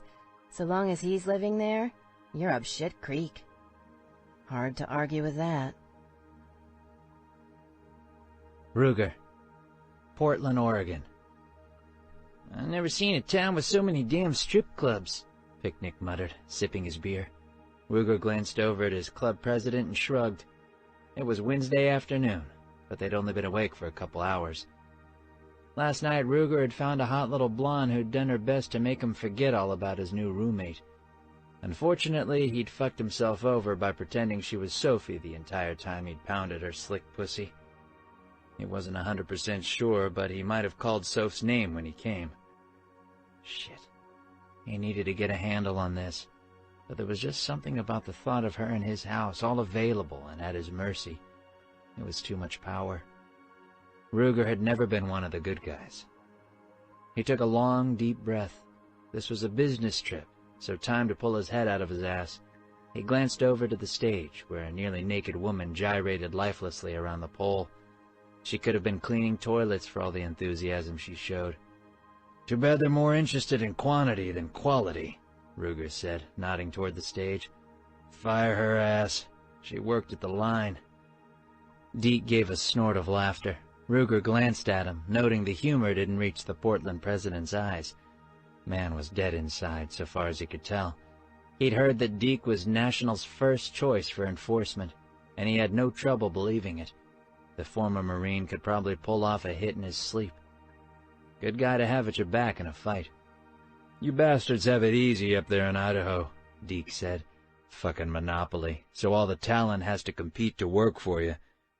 We got more strip clubs here than anywhere else in the damn country, or so I hear. Market's saturated, and that means owners gotta take what they can get. Some of these places barely break even. Crazy-ass shit." Ruger glanced around the room with a new interest. Aside from their table, there couldn't have been more than 6 customers total. No, make that 7. Some lucky bastard was getting a hand job back in the far corner. "So, it's always this empty?" he asked. "That's fucked up. No wonder she isn't trying. Why bother?" "Can't dance for shit, but at least she gives a hell of a blowjob," Deke responded. "Try her out later if you like. Any of the girls, for that matter." Deke glanced over at their waitress, jerking his chin toward their drinks. She carried over a tray of refills, smiling nervously. Ruger eyed her, considering Deke's offer. The girl wore a black leather bustier, a short, tight skirt, and black fishnets. Long reddish-brown hair, sort of like Sophie's. And there his cock went again, getting all hard. Yeah, this good guy bullshit wasn't his gig at all. Damn, but he'd wanted Soph in his bed a long time. Every inch of her hot little body was burned in his brain, starting that first night he'd seen her screwing Zach in his apartment, which officially classified him as one sick fuck. She'd been 16 years old and scared shitless. And what'd his response been? He'd jacked off in the damned shower while she hunted for her panties in his living room. Panties she'd never found, by the way, which he fucking well knew because he still had them. Pink and lacy, innocent as hell, and enough to get his ass thrown into jail back in those days. Then he'd gone and really fucked things up 4 years ago. Fucked them up so bad her entire life exploded. Not entirely his fault, but he still regretted how he'd handled Zach. Should have killed the cocksucker when he had the chance. Even with all his guilt and regret, though, one thing hadn't changed. He still jacked off to those panties sometimes. "Where the fuck is Hunter?" he asked irritably. Deke narrowed his eyes. "Like I give a shit," he answered. "I'm not on board with this. We don't talk to jacks. We hurt them. That's how it's done. There's a system." Toke, one of the younger Portland guys, nodded in agreement, his face grim. He'd insisted on being part of this meet. Gracie was his old lady these days. Between him and Deke, they were sitting on a fucking powder keg. "We're talking to this one," Picnic said, his voice soft but unyielding. At 42, he was the oldest man at the table. He and Deke might have equal rank, but Pick had been around a long time, and when he spoke, men listened. Ruger knew he'd been talked about for national president, but the man wasn't interested. "Something's going on. I want to hear what this asshole has to say about it." "Fucking simple," Deke replied. "Little bastards are moving in on our territory. You know it, I know it. This shit needs to end." Picnic shook his head and leaned forward, pale blue eyes intense. "Doesn't make sense, brother," he said. 4 guys living in a house in Portland. 2 of them going to fucking school here like they're citizens or something. Nomads. You see them pull a goddamn thing these past 9 months? Deke sighed and shook his head. "Like I said, doesn't add up," Pick continued. "We know they're our enemies. They know it too. So why the fuck would they be here? Death wish?" "Setting us up," Ruger suggested. "Trying to get us to relax. Either that or a mind fuck." "Your situation in Seattle, they give you any shit about it?" Pick asked him, although Ruger knew he had the answer already. "Nope," he replied. "Fuckwad was theirs to punish, no problem with that. Made our lives easier. Damn civil about it, too. Exactly. And you ever know a devil's jack to be polite? Picnic continued. Fuck, didn't think they knew how. These guys are young, different, and none of us has ever seen them before this year. Roseburg boys say they've been dust-ups in northern Cali. Something's happening in that club, and for once I think it might not be about screwing us over. Deke slammed down a shot, then leaned back, arms crossed, face grim. They don't change, Toke muttered. Doesn't matter what games they're playing, doesn't matter who's in charge, none of it. They're jacks and they belong in the ground, period. Every day they're living in my town, it eats at me. I want to end it. You got one-track minds, both of you, Horse said, pulling up a chair to join him. I swear we're going in fucking circles here. Slide just texted. Jacks are in the parking lot. Just the two of them. No sign of anyone else. Don't do anything crazy until we finish talking, okay? Toke nodded, eyes narrowed. Shit, Ruger thought. They shouldn't have let him come along. Man hated the Devil's Jacks, and with good reason, but he was like a damned grenade without a pin. The door opened, bright sunlight framing two figures Ruger recognized, Hunter and Skid, the same bastards who'd come up to collect their former brother in Seattle the weekend before. Both were big, although Hunter was the taller of the two. He was young, probably no more than 24, 25. Nomad, so he didn't have a home chapter. No official status, but the man carried himself with instinctive authority. If the Jacks had a serious power shift in progress, Ruger would bet $1,000 Hunter was at the center of it. The music changed, and a new girl strutted out onto the stage. Miss Personality hopped on down, but she didn't bother coming over to their table trying to sell lap dances. She might not be enthusiastic about her job, but apparently she wasn't entirely stupid. None of them stood as the Jacks approached. Ruger kicked a chair over to Hunter, who caught it with a smile that was anything but friendly. He flipped it backwards, straddling it casually. Skid dropped down next to him. You ready to talk? Hunter asked, looking between the men. I'm Hunter, by the way, with the Devil's Jacks. Motorcycle Club may have heard of us. This is Skid. Deke's eyes narrowed, and Ruger had to bite back a grin. He wasn't sure yet if Hunter was an idiot or not, but the kid had balls of fucking brass. Picnic, the Coeur d'Alene president said. My brothers Deke, Horse, Toke, and Ruger. Deke's the president here in Portland. Gotta say, he's a little hurt you haven't dropped by to introduce yourselves before now. You might not know this, but Portland belongs to the Reapers. Hunter held up his hands, palms forward. No problems there, he said. My rocker says nomad, not trying to claim Oregon. Your town, your rules. You're breathing out air, Deke said, his voice cold. Generally, we charge for that. I think we discussed this with one of your boys last winter. Stayed with us for nearly a week, if I remember right. Skid's eyes narrowed, but he kept his mouth shut. Hunter shrugged.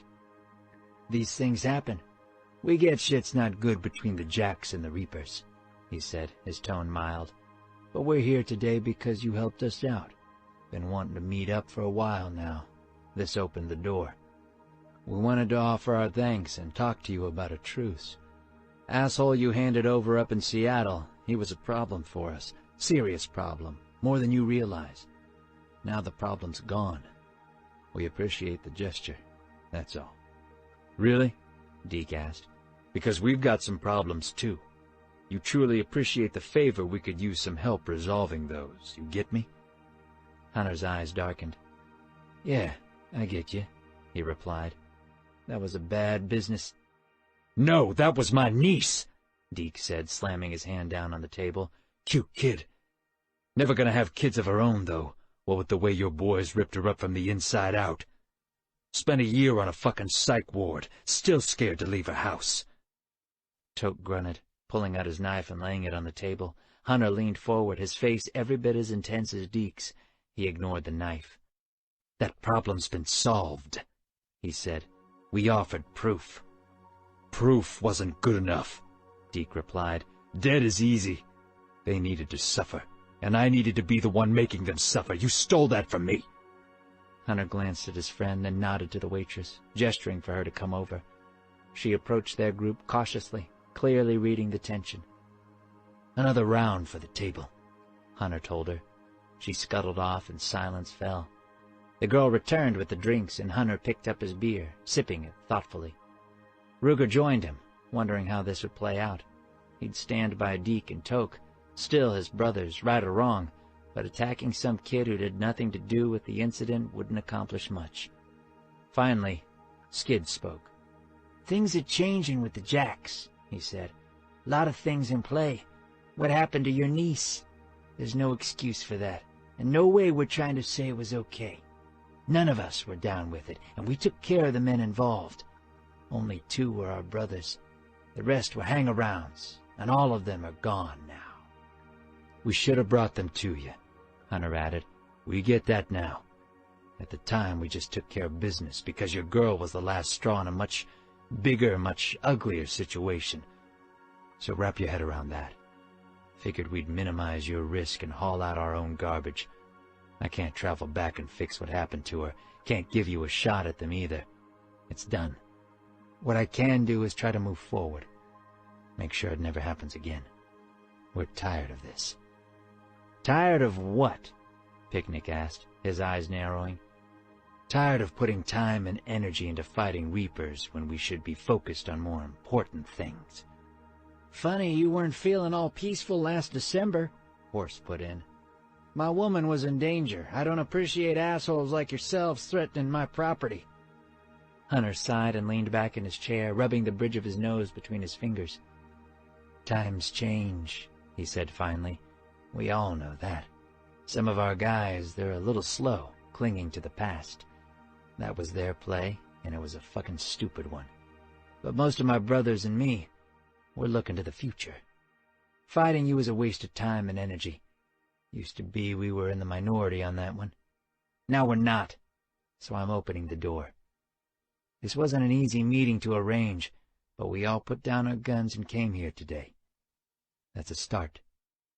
"I didn't put down my gun," Deke rumbled. Hunter smiled, shaking his head. "Jesus, you're a hard ass," he told Deke.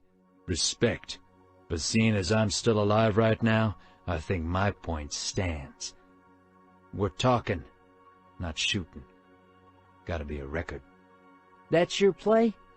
Picnic asked, openly skeptical. "You had some kind of revolution back home, so now you're here trying to make peace? Let me guess, you think we should all just hug and make up, maybe swap some recipes, organize a potluck?" Hunter laughed, his body language so relaxed it was almost insulting. Didn't he realize they could take him in a heartbeat? Yeah, Ruger decided. He knew it. He just didn't care. And a man who'd stopped caring was dangerous as fuck. "Cut the shit," Ruger said suddenly. "What do you want?" Hunter leaned forward and met his eyes, voice serious. "I'm here because we've been losing territory and influence for years, and it's getting worse. We got boys coming up from the south, out of L.A., and they're looking to expand. We need to be fighting them, but we're fighting you instead. So far as I can tell, we're doing it out of habit like a bunch of damned monkeys who can't figure out something better to do," he added. "Swatting flies isn't habit, it's housekeeping," Deke rumbled. "Same with killing Jacks." Hunter shook his head. "Tell me this," he said. "Your niece, that was some bad shit. But before her, Reapers killed 3 of our guys in Reading. 2 of those guys had kids. You remember that?"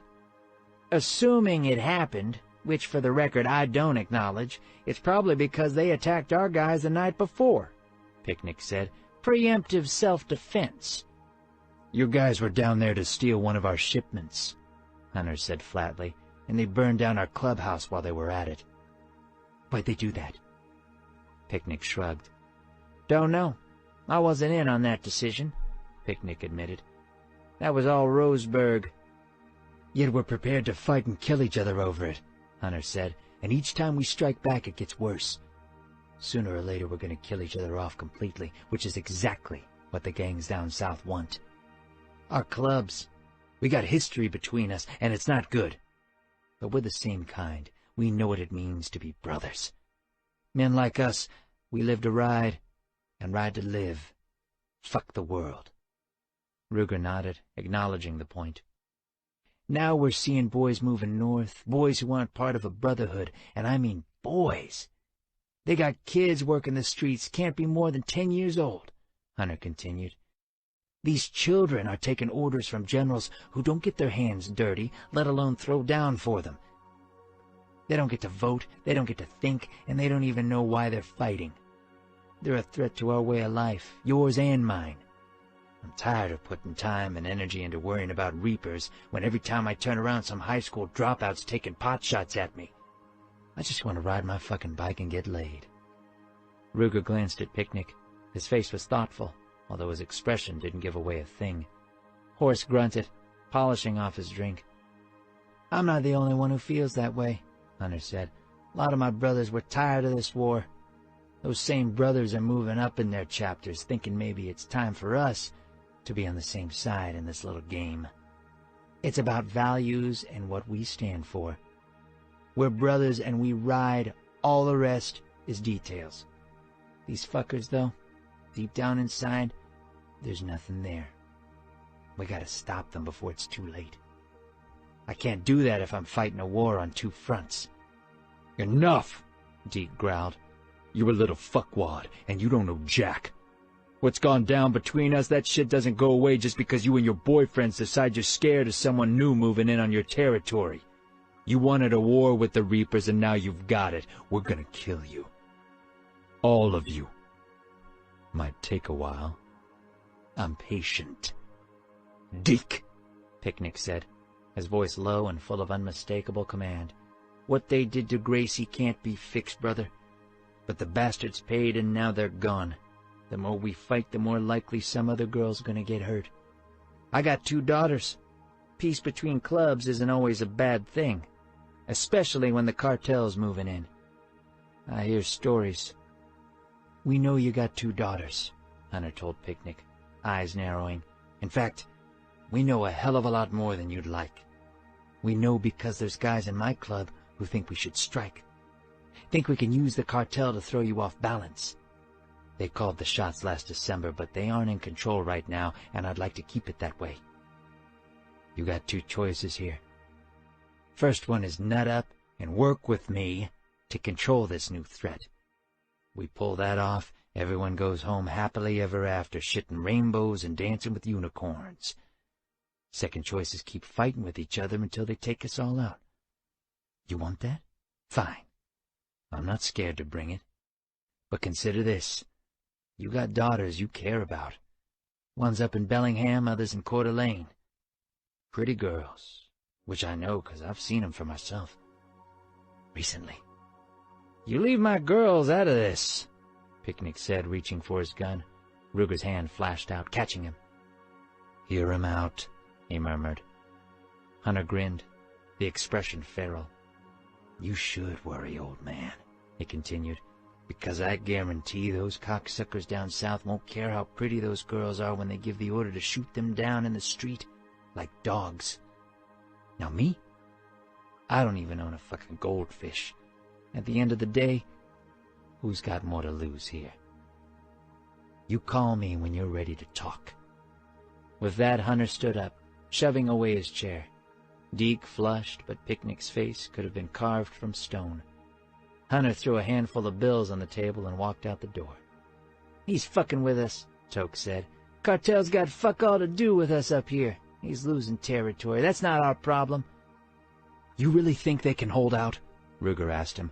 Cartel's got 1,000 kids ready and waiting to die. Every one of them so hungry for glory they'll shoot their own mothers. Jacks are tough bastards, but they'll be fucked if they can't shut them down before they get a foothold. We would be too, and you know it. Those gangs exist for one reason, to make money. We let them take over, we'll lose our territory and our freedom. No fucking point in breathing without that. Not to mention the cartel doesn't care where they shit or who they kill. You want them here in Portland? This is big, Picnic said slowly. Bigger than we can decide here. We'll get the brothers together. Make sure we're all on board. Take it from there. I'll never make peace with the Jacks, Toke muttered. You want peace? You'll go through me to get it. That a threat? Ruger asked. He respected the hell out of Toke, but it wasn't his decision to make. I hate the thought of taking on a brother, but don't think I won't. We're in this together, Toke. That means we make the call as a group.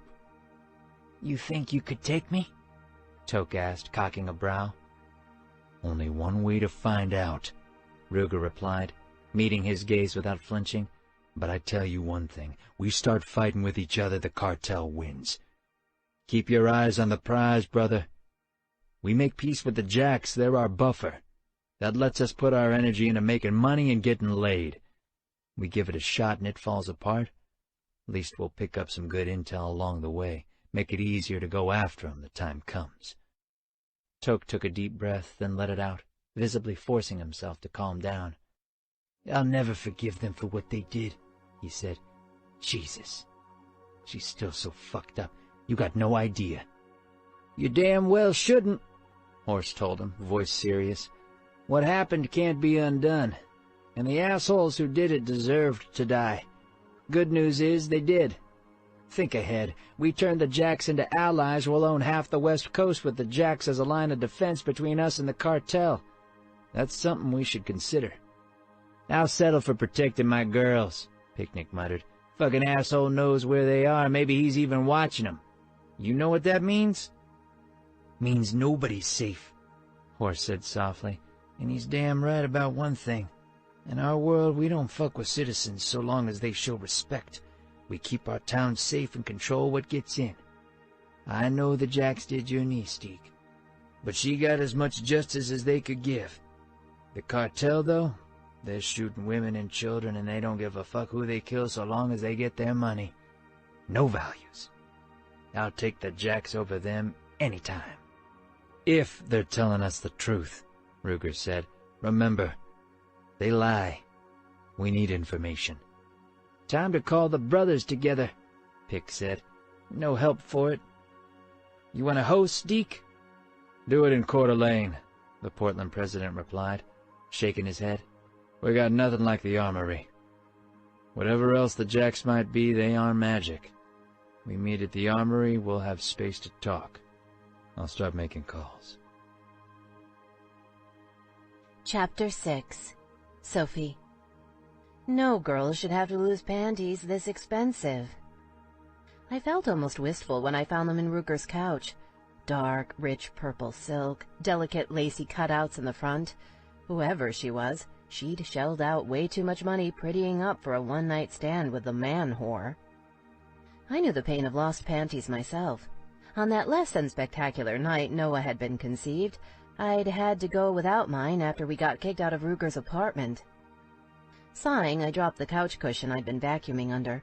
I'd made my first pass through Ruger's house doing surface cleaning. Now I was on to the deeper stuff, which meant hunting through the bowels of the furniture, among other things. It was Thursday afternoon, and the week had come together nicely. After my visit with Kimber, I'd gotten in touch with some of the girls from the club who'd left their cell phone numbers. They were coming over on Friday night to meet me and hang out. They sounded every bit as nice and thoughtful as I'd suspected, and I couldn't wait to put faces to names. I'd also gotten to know the neighbor down the road, a woman in her late 30s named Elle. She'd been widowed a couple years back, and now she lived alone. We met her Tuesday afternoon, when Noah and I went exploring and wandered onto her property. She and I spent a couple hours sitting outside her house. She had one of the old original farmhouses, which meant a kick-ass porch complete with swing and rockers, sipping iced tea and shooting the shit. Elle really hit it off with Noah, too, and had already offered to babysit if I needed it. I got a great vibe off her. Noah adored her, and we'd been thrilled when she had us over for dinner on Wednesday. Wednesday was also when I started cleaning Ruger's house. This was partly out of boredom. I also felt guilty because Ruger was a single man who clearly enjoyed his freedom, yet he'd brought us home anyway. This had to cramp his style. Not that I particularly liked the idea of him being completely free to indulge himself. I knew I couldn't have him, but it still bugged me to think of him with other women. And I totally got how messed up that was. Didn't change how I felt. Anyway, I decided the best way to pay Ruger back was to become his unofficial housekeeper. He didn't plan to charge us any rent, but I wouldn't feel right if I wasn't earning my keep. which brought me to the pair of tiny purple panties lost in the couch. Sadly, this was not the first piece of lingerie I'd found in the last 24 hours. They weren't all the same sizes either. Ruger clearly appreciated variety among his many booty calls. I picked up the panties with a pair of kitchen tongs and carried them into the laundry room. I didn't know who they belonged to, but I didn't think I should be tossing out anything I found, no matter how used it might be. I dropped the panties into one of the 4 plastic boxes I'd lined up across the top of the dryer. The first held money. So far, I'd found $92.23. Box 2 was condoms. I found stashes in almost every room. Some were definitely on purpose, and I left those in place. But I'd also found them in the pockets of stray pants, in the silverware drawer, on top of the bookshelf. I'd even found 2 in the pizza box on the coffee table. Chocolate-flavored ones. This led to a series of fantasies about pizza-themed sex, which squicked me out a bit. Also made me sort of hungry. That's when I decided I needed little boxes to put all this stuff in, so I could just close the lids and pretend they didn't exist. So far, it was working pretty well. Box 3 held women's underwear, bras, and a single silk stocking. Box 4 was other. Small, strange chunks of metal, random tools, a buck knife, and 2 ticket stubs from a Spokane Indians game.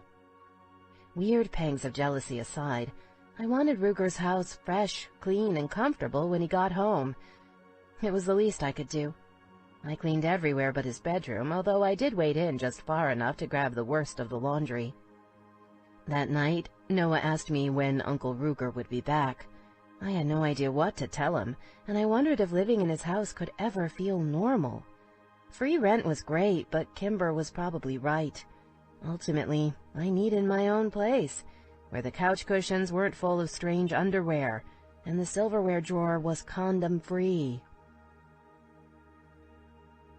The thudding of feet overhead woke me up around 3 o'clock early Friday morning. Ruger was home, I noted drowsily, and it sounded like he was throwing a party. Fortunately, my kid and I could sleep through anything, so 5 minutes later, I was out again. The next day, Noah and I did our best to stay quiet as we got ready and used our own door to leave the house. When I got back from dropping him at school, I had a near miss with the house alarm, punching in the code twice before I got it right. Ruger's obsession with security was damned inconvenient at times. I showered and straightened up our little apartment. By then it was almost 10 and still no noise from upstairs. Maybe I dreamed the whole thing up. God knew Ruger had a tendency to invade my dreams. I slipped up the stairs softly, not wanting to wake him. I reached the top, turned toward the kitchen, and swayed, completely shocked. Apparently a hurricane had hit the house in the night. Empty beer bottles covered every possible surface. The furniture had been shoved around, with one end of the love seat actually lifted up and resting on the back of the main couch. There were partially empty pizza boxes, spilled beer, and the most disturbing part of all, a completely naked blonde chick sat at the breakfast bar, lighting a cigarette. Seeing her hit me hard. I actually couldn't breathe for a second, and I felt dizzy. I knew Ruger slept around. I'd found the evidence myself, but somehow this finally brought it all home for me. She was gorgeous and utterly unself-conscious. Naturally, I wore an old tank top and cutoffs, hair in a messy bun, and no makeup. I wanted to kill her. Dead. Strangle her on the spot for being a damned whore and being prettier than me and fucking my man. I gave myself a mental smack. I had no claim on Ruger. None. This was his house, and he could do whatever he wanted in it, including this whore. I didn't even want him. Not really. "So, you Ruger's property?" she asked me, eyes hostile, red-tipped talons tapping the bar idly. I don't think I understand the question," I replied, torn between staring at her perky, jiggly boobs and watching the trail of smoke rise from her cigarette toward the ceiling. Once that smoky smell gets into a house, you never get it back out. Yet another reason to hate the bitch. "Simple yes or no," she said. "You belong to him? He pat you?" "I have no idea what you're talking about," I said, glancing around the living room, growing pissier by the second, despite the fact that it was none of my business. This was going to take hours to clean, and it sure as hell wouldn't be me doing it, I decided. Let the whore do it. Or Ruger himself. What a concept. "That's a no," she said slowly. "So why the hell are you here? Did he call you this morning? Seriously, if he wanted a three-way, he should have talked to me earlier. No offense, but I can do better." She looked me up and down as she said this, judging every inch of my body. "I think I should go back downstairs," I said with careful control. I turned to leave, but Ruger's voice stopped me. "You still here?" he called. The blonde answered, voice all sweet like honey, eyes sparkling with possessive triumph. "Sure thing, baby. You need me?" Ruger strolled down the stairs and into the living room, wearing only a pair of unfastened jeans. I could tell this because they drooped low enough to leave very few secrets. Damn. I knew Ruger was hot, but it seemed like I forgot just how hot whenever I didn't see him for a while, because it still shocked me. I could spend a year trying to describe him, but you still wouldn't fully appreciate his unique appeal until your panties spontaneously combusted the first time he smiled at you. Or in this case, when he walked through the living room wearing half-fastened jeans commando, eyes still sleepy. My eyes caught on his chest, sliding down along the lines of his muscles.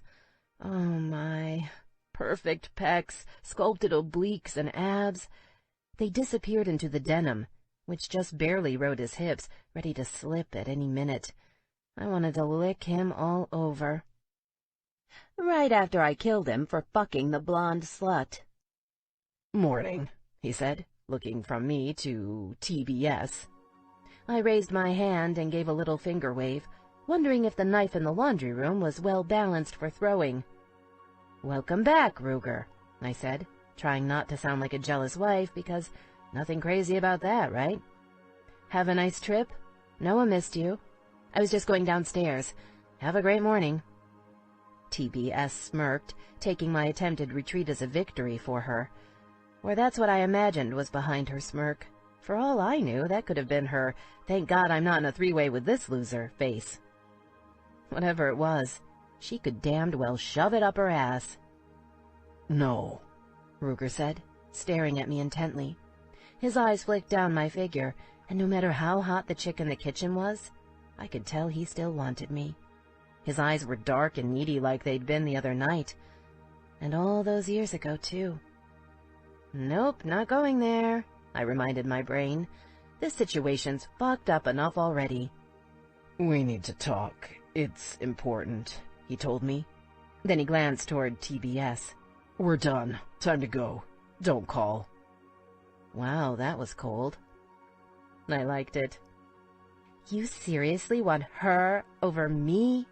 TBS demanded, looking between us, face genuinely confused. "Sophie's my nephew's mom," Ruger said, voice going hard and flat. "One of her in dirty sweats is worth 10 of you naked on your knees. So get the fuck out." Ooh, that was so cold. Maybe I didn't hate him quite so much, because he might be an asshole, but he was definitely being a bigger asshole to her than to me. Justice, for once. "You're kind of a dick," TBS said, pouting. "You think?" he asked, walking past us to open the fridge. Ruger pulled out a container of orange juice and chugged it without using a glass. He finished, wiped his mouth with the back of his hand, and slammed it down on the counter. Juice splashed, reminding me of the brand-new giant-ass mess everywhere else. A mess I wouldn't be cleaning. Enough of this. I needed to retreat back downstairs, away from this bitch and Ruger, the world's biggest asshole. He ranked up there with the biggest pigs, too, based on what he'd accomplished in one night with his friends. I turned to the stairs, but his hand caught my arm, tight and unyielding as a handcuff. He tugged me through the kitchen to the bar, pushing me into a seat. "Stay," he ordered me, his eyes hard. Then he looked over at Blondie. "Go." His tone didn't leave room for discussion, and she jumped up, scowling. Ruger strode quickly across the living room and up the stairs. Blondie followed him, then ran back down fast, her clothes flying over the balcony from the loft. 5 minutes later she was gone with a massive slam of the front door, and Ruger was back in the kitchen, making me all nervous. I wasn't quite sure what to say to him. I hated him for bringing her home. I was jealous of her, because she was hot, and she'd felt his cock inside her last night, when all I'd gotten inside me was my vibrator. Hell, it wasn't even working right. Some sort of loose connection. Half the time it wouldn't turn on, and I didn't have the money to buy a new one. How pathetic was that? Too broke to buy a damn vibrator. Maybe I should stand outside the Adam and Eve store holding a sign reading, "Single mom, anything helps," and a cup for change. Ruger narrowed his eyes at me. He still hadn't buttoned his pants. Holy shit. I sincerely hoped I wasn't drooling.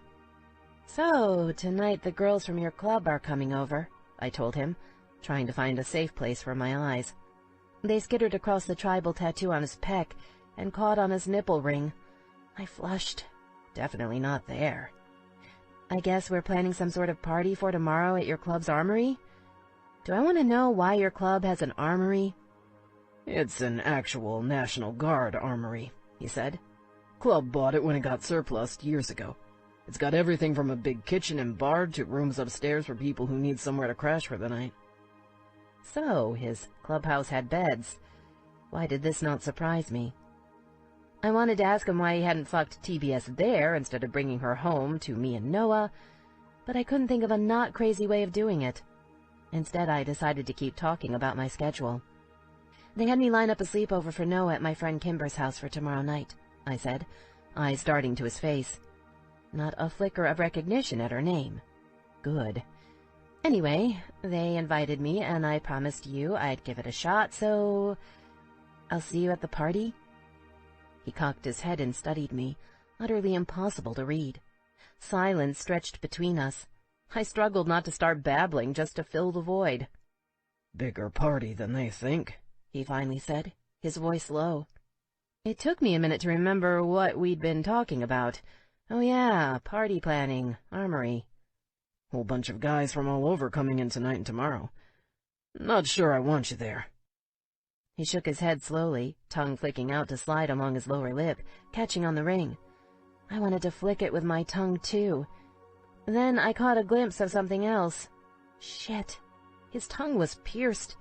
There was a hard, round ball right in the middle. That hadn't been there 4 years ago. I would have remembered. What would it feel like in my mouth? Or lower. I'd never kissed a guy with a pierced tongue, let alone had one go down on me. I started tingling between my legs, which was not what I needed in that moment. Assholes this big shouldn't be so hot. Hairy ears, I thought. Pretend he has hairy ears. "You're a very frustrating person, Ruger," I said, torn between bitching at him for being such a giant whore, and jumping over the counter, ripping off his pants, and riding his cock. Not the best way to handle the situation. I knew this. Really. "You say I shouldn't judge the club," I added, trying to focus. "You say you want me to get to know everyone, and that Noah's life would be better if he had the club behind him. If that's true, why can't I go to one of their parties?" "Because this one's gonna get pretty fucking wild. Not really a starter party," he said, unfolding his arms to brace them on the counter on either side of his body. I saw his biceps rippling under his full-sleeve tattoos. He had more ink across his shoulders, some kind of rounded slash things in addition to the pattern on his chest.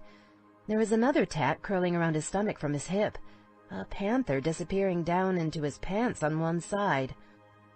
Lucky cat. I really, really wanted to see the rest of it. "You said some shit the other night that we gotta deal with. Sophie, I have a face, you know," he added, and my eyes jerked up from his stomach. I felt myself flush, and he stayed silent, watching me with hooded eyes. He raised a hand and rubbed the back of his neck, biceps and triceps flexing nicely, then scratched at his stomach. The muscles between my legs took note, pulsing their approval. "What do we have to deal with?" I asked, feeling my cheeks flush again. "No friends with benefits for you," he told me without a trace of humor. No fucking around, no kissing, or even fluttering your goddamned eyelashes at any guy in the club. That's the only way you'll be at the party, or any club event. I raised my brows at him and shook my head. No matter how uncomfortable this conversation might be, I needed to set some boundaries. That's stupid. I'm single.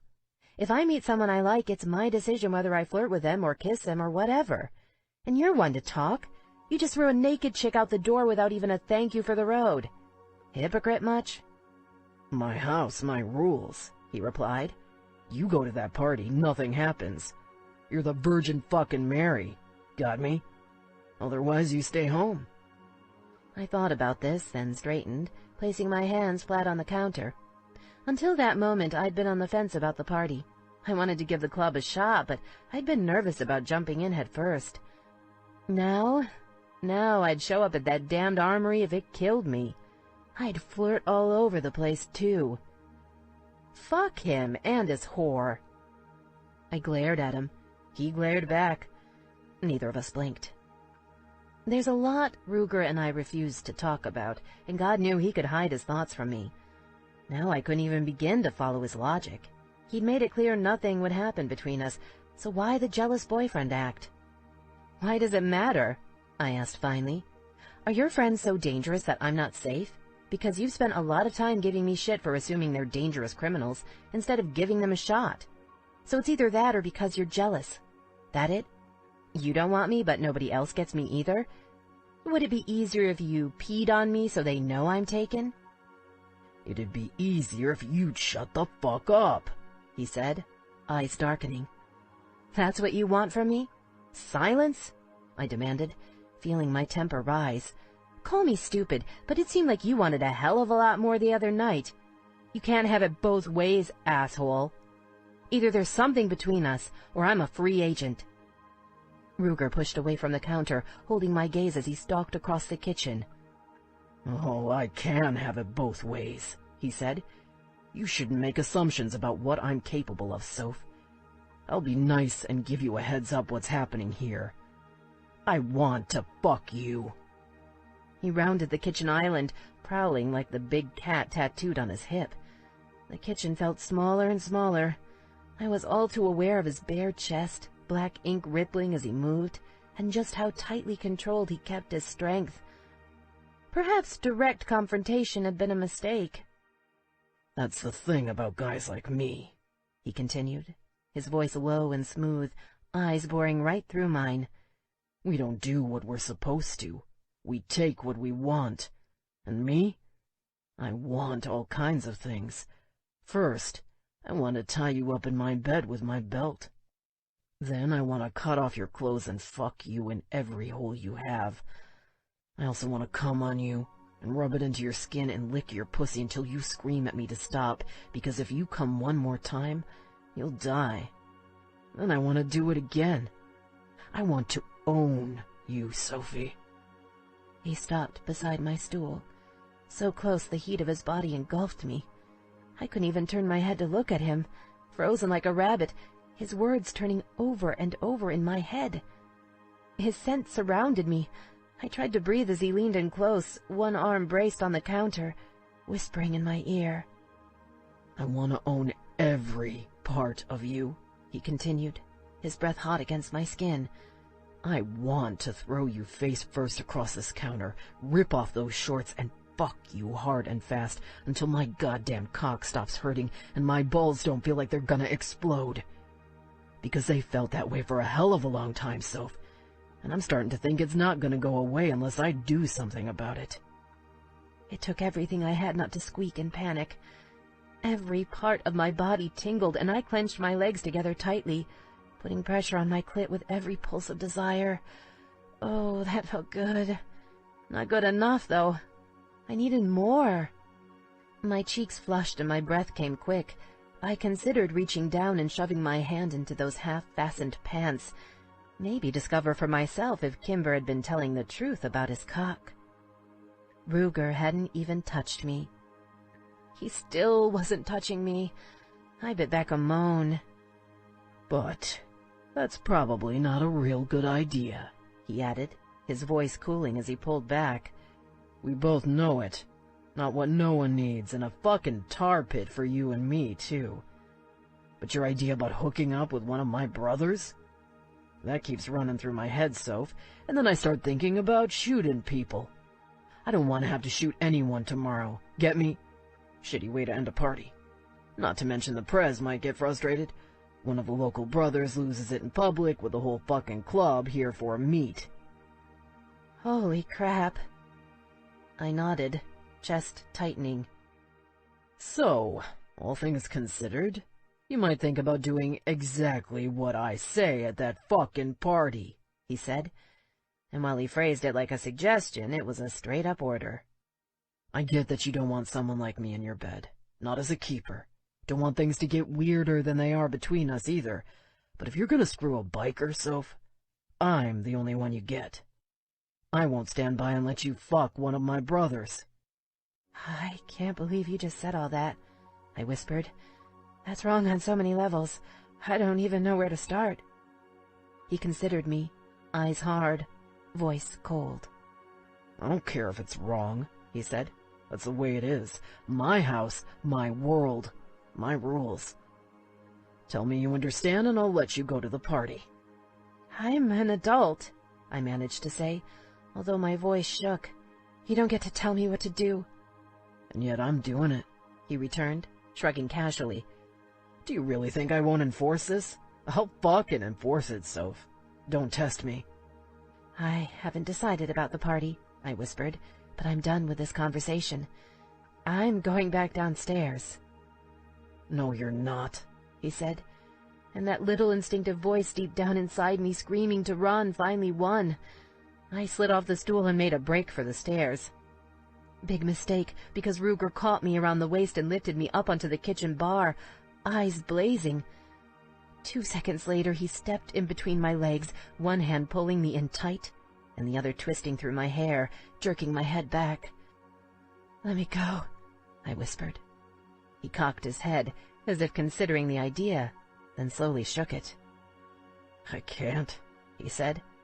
Then his lips covered mine, and a fuse blew in my brain. Chapter 7. It wasn't a polite kiss. It wasn't slow and seductive and deeply meaningful. This was an explosion of pent-up lust, years' worth, to be honest. Ruger's chest was like a concrete wall, and I wrapped my legs around his waist without a thought. His hand tightened on my hair, tilting my head to the side, giving him better access. His tongue was thrust deep and without mercy. The little ball in the center teased me, reminding me that sex with him would be different than anything I'd felt before. His cock pushed into my stomach so hard it almost hurt. Holy hell, I wished we weren't wearing so many clothes.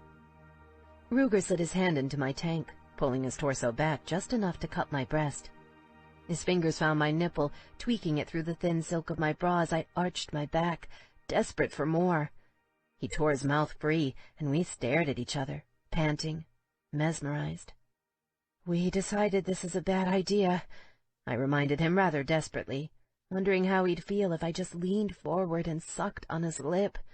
I couldn't take my eyes off it, all dark red and glistening with a sheen of moisture from our kiss.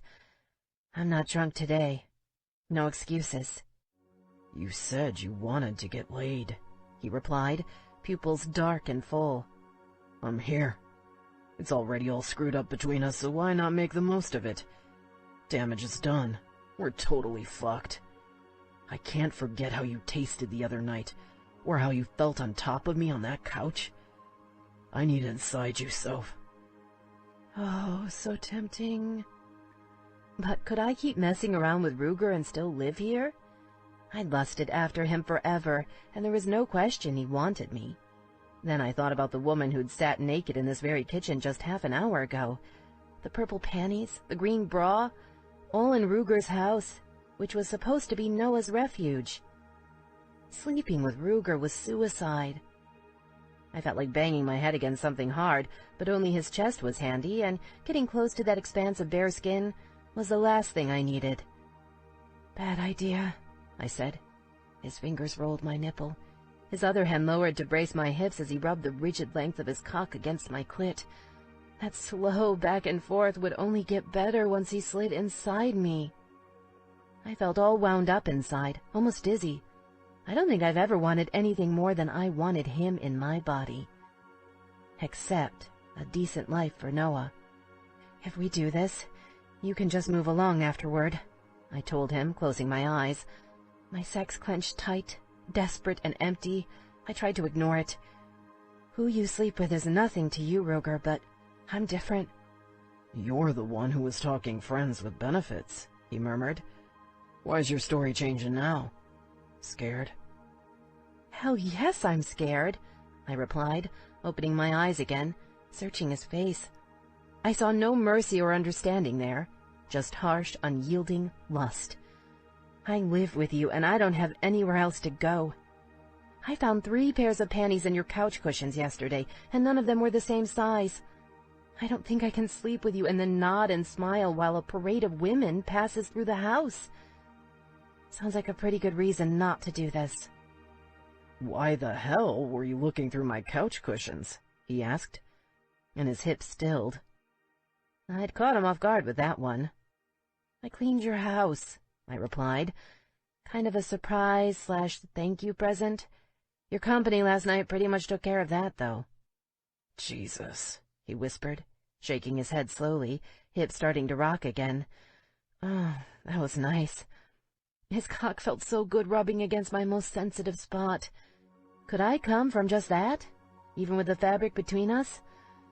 I'm sorry about that. I didn't even know they were coming over. Don't suppose that's much of an excuse.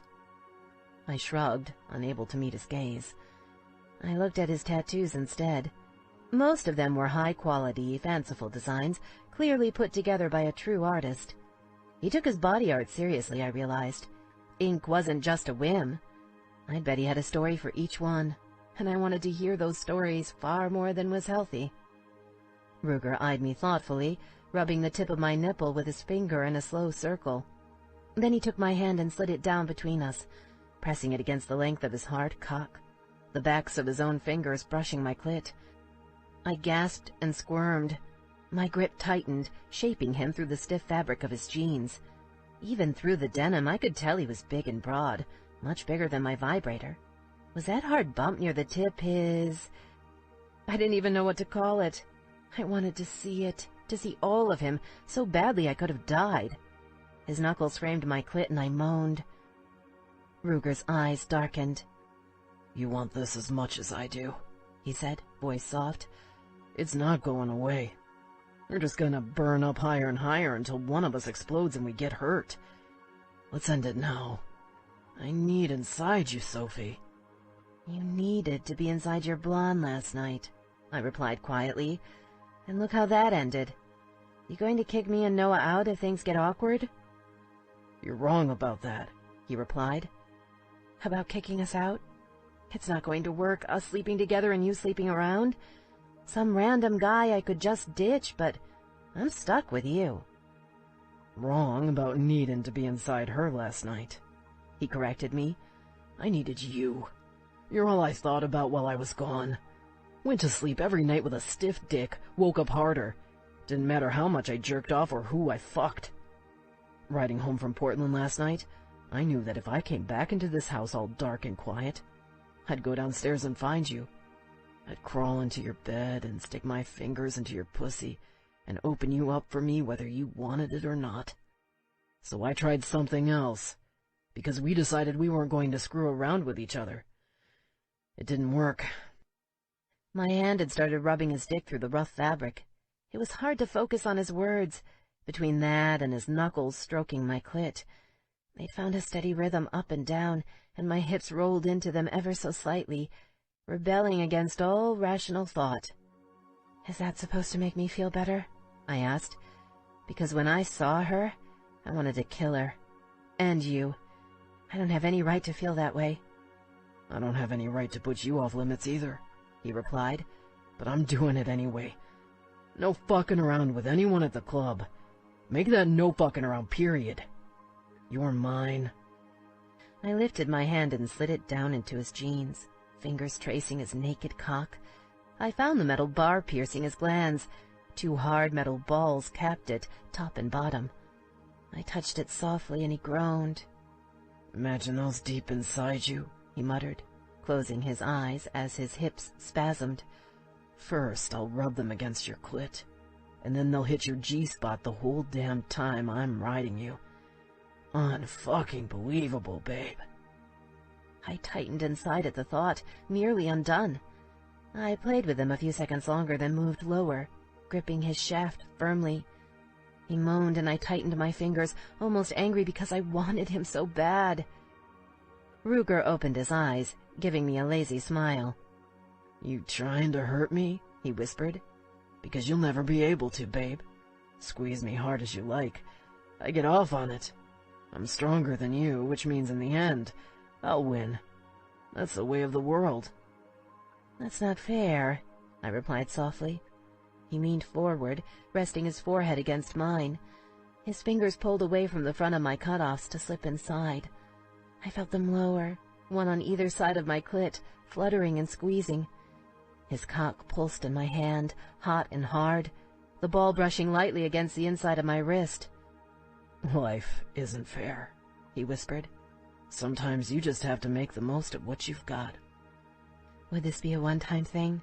I asked, so tempted. Could I do it?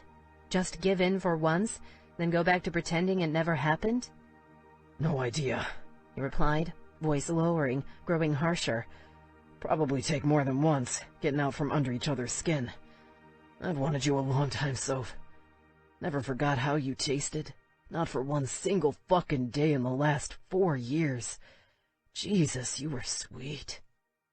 My breath caught. "And after it's over?" "We move along," he replied. "I'll show you respect. You do the same for me. Won't bring any women here. Shouldn't have done it anyway. Got beds at the club." "But you'll move on," I said slowly, feeling something deep inside me tear apart. "And I'll just be another in your lineup, because that's what you do. You fuck women, and then you fuck them over." "Better than fucking my hand," he said bluntly. "I've never pretended to be something I'm not, babe. I'm not gonna settle down. I don't want to commit. I love my life the way it is. Most guys feel the same way. The difference between them and me is I'll never lie to you about it." "That's why this is such a huge mistake," I told him, wishing it could be different. I hurt, and not just from frustrated desire. I'd always known this about him, but hearing him say it so bluntly, that got to me. I should go downstairs right now and we'll forget it ever happened. But my hand kept sliding up and down his cock, reaching up and catching on the metal as I found his pre-cum, using it to ease my way back down. His fingers kept moving on my clit, rolling it as a shiver tore through me. My inner muscles clenched and I knew I had to be dripping wet by now. "We'll stop soon," he said, rubbing his nose along mine, oh so slowly. "Just one more taste."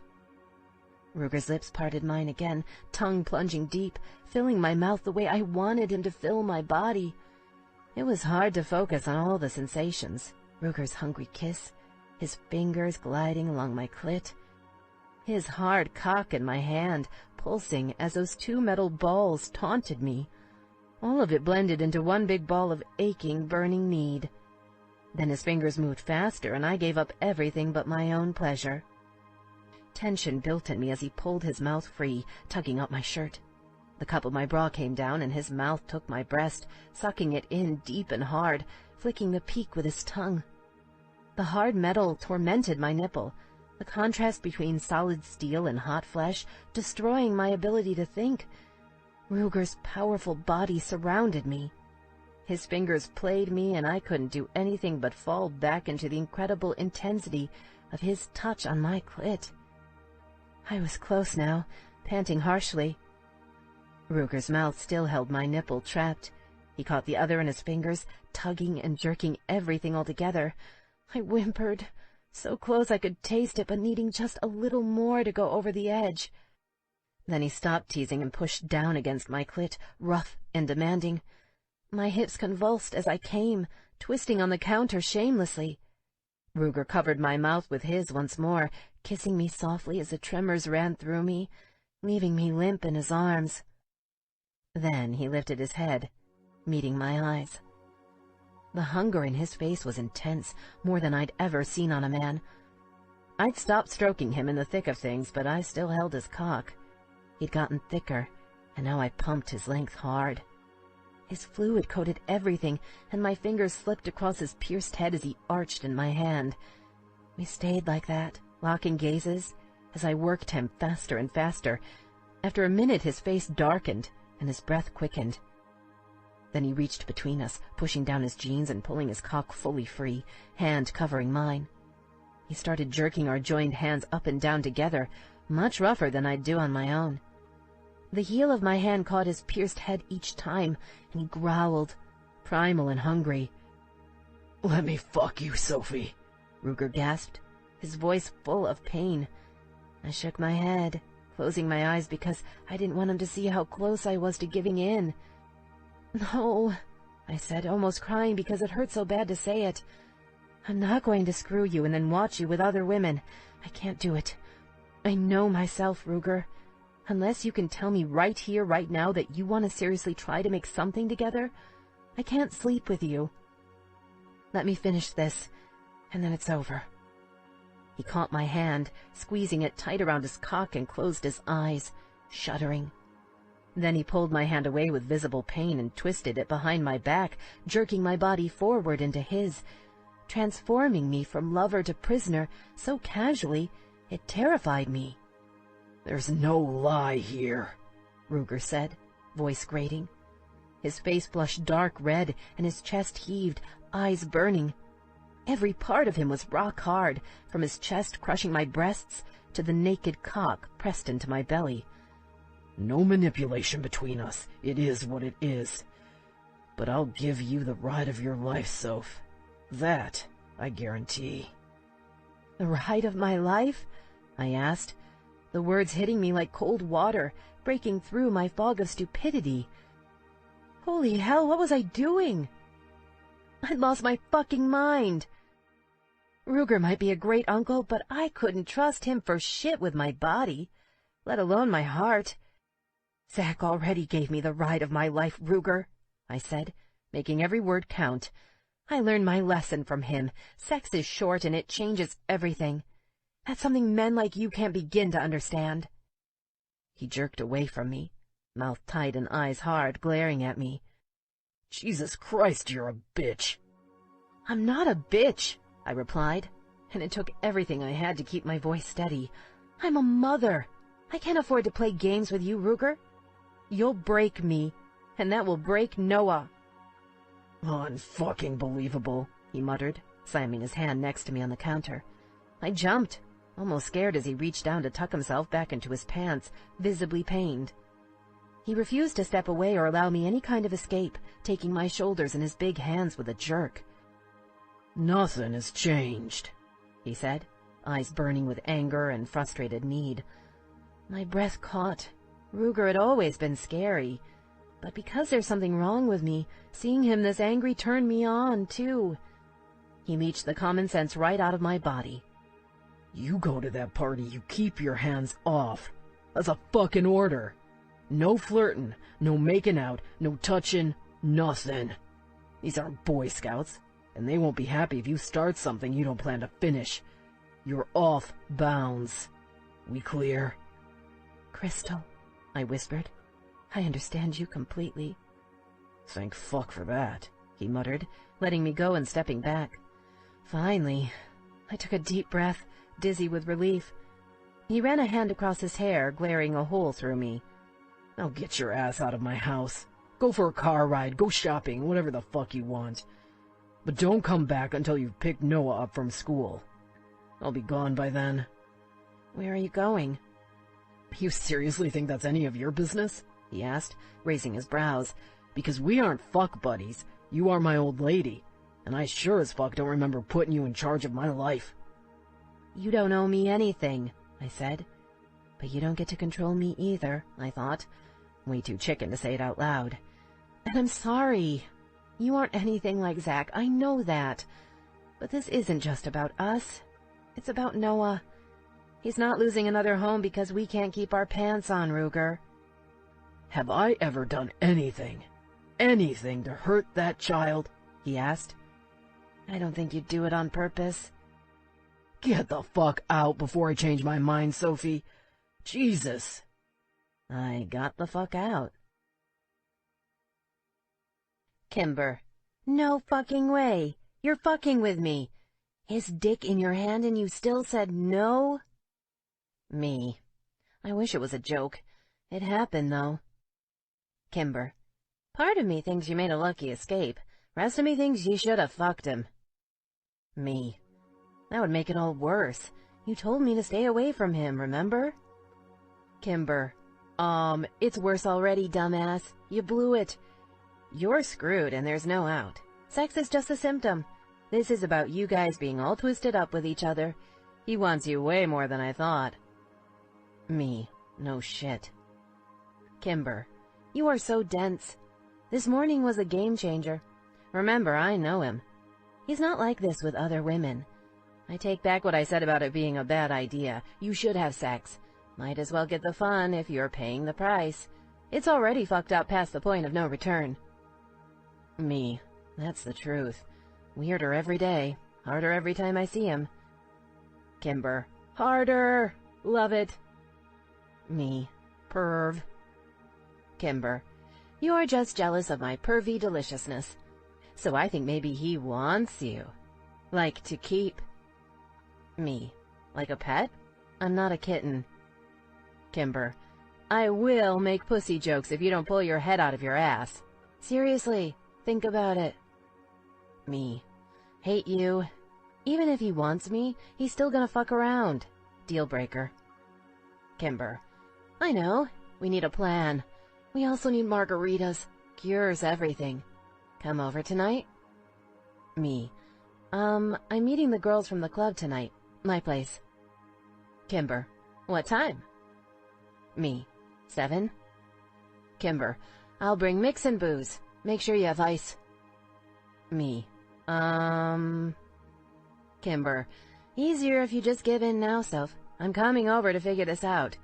Ruger's gonna fuck you sooner or later, so it's time to decide how to make him play nice. We can talk and then I'll tell you what to do. Me. I think he's got dibs on telling me what to do. Bossy asshole. Kimber. Ha. Me. Bitch. Kimber. You love me. See you tonight. My eyeballs were going to explode. Or maybe just pop out of my head?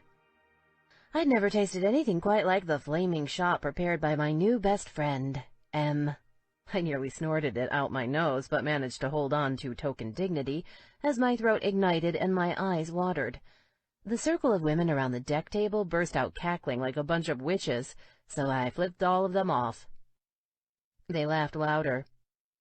My morning encounter with Ruger might have been bizarre and tense and frustrating as all hell, but the evening had shaped up nicely. 4 Lady Reapers had arrived a little after 7. Mags, M, Marie, and Dancer. They brought pizza, beer, and a bunch of those tiny bottles of hard liquor, the kind you get on airplanes. I'd been a little overwhelmed at first, trying to keep everyone straight, but by now I'd figured them out. Mags was Bolt's old lady, and he was in prison. She looked very normal for a woman with a man in jail, and not old at all. I didn't think much of this whole old lady business, but the Reaper girls seemed to use it with pride. Mags had shaggy, shoulder-length blonde hair full of wild curls. She was petite and perky, and had such an infectious smile you couldn't help but smile back at her. I really wanted to ask why her man was locked up, but managed to keep my mouth shut for once. Dancer was tall and elegant, with bronzed skin and long, straight hair. Had to be part Indian, I decided. Coeur d'Alene tribe? I didn't want to ask, but it seemed likely, since she'd grown up here. She was married to a guy called Bam Bam, and Horace was her half-brother, born right after her mother married his father when she was 2 years old. Em was young, probably younger than me. She had the most amazing sky-blue eyes with dark rings around the edges of her irises.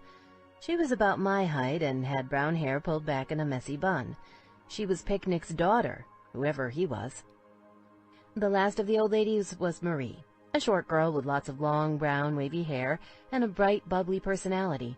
She was with Horse, which I found hard to picture. He was huge. You'd think he'd break her or something. She wore an unusual engagement ring, a blue stone surrounded by sparkling diamonds. Apparently, the wedding was at the end of the month. The big, intense biker I'd met in Seattle hardly seemed like the type to get hitched, but he was obviously ready to sign on the dotted line for Marie. She made it clear I was invited to the wedding and her bachelorette party, the likes of which would put the Reaper men to shame. Attendance was not optional. When they'd rung the front doorbell on arrival, it was the first time I'd come back upstairs to see the ruins of the kitchen and living room. Surprisingly, Ruger had cleaned up quite a bit since that morning. The place didn't shine like before, but the bottles were gone, and he'd put the love seat back on the floor. The women came through the door in a wave, all hugs and smiles and bags of food and drink. I showed them downstairs and introduced them to Noah, who'd spent the afternoon picking wildflowers in honor of our dinner together. My grubby little boy melted them instantly, of course. "I have a son who's a year older than you, and another who's a year younger," Dancer told him. "Maybe you can meet them sometime." "Do they have Skylanders?" Noah asked, never shy. "If they have Skylanders, we should play at your house. Otherwise, they should come here, because I want to show them the pond." I'll talk to your mom and get it figured out," Dancer said. Noah shrugged and took off outside again. He wasn't one for wasting time on useless conversation. The only awkward moment was when Kimber arrived, shortly after I put Noah to bed. She marched down the stairs smiling brightly, but when they saw her, Mags and Dancer got funny looks on their faces. Whatever they knew about her, Em and Marie clearly weren't aware of it. "Hi, I'm Kimber," my friend said, setting a blender on the counter. She surveyed the room and crossed her arms, planting herself firmly. "Let's get this over with. I used to work at the line, and I screwed Ruger and a lot of other guys. Mostly customers, but a few from the club. Anything else we need to talk about, or does that about cover it?"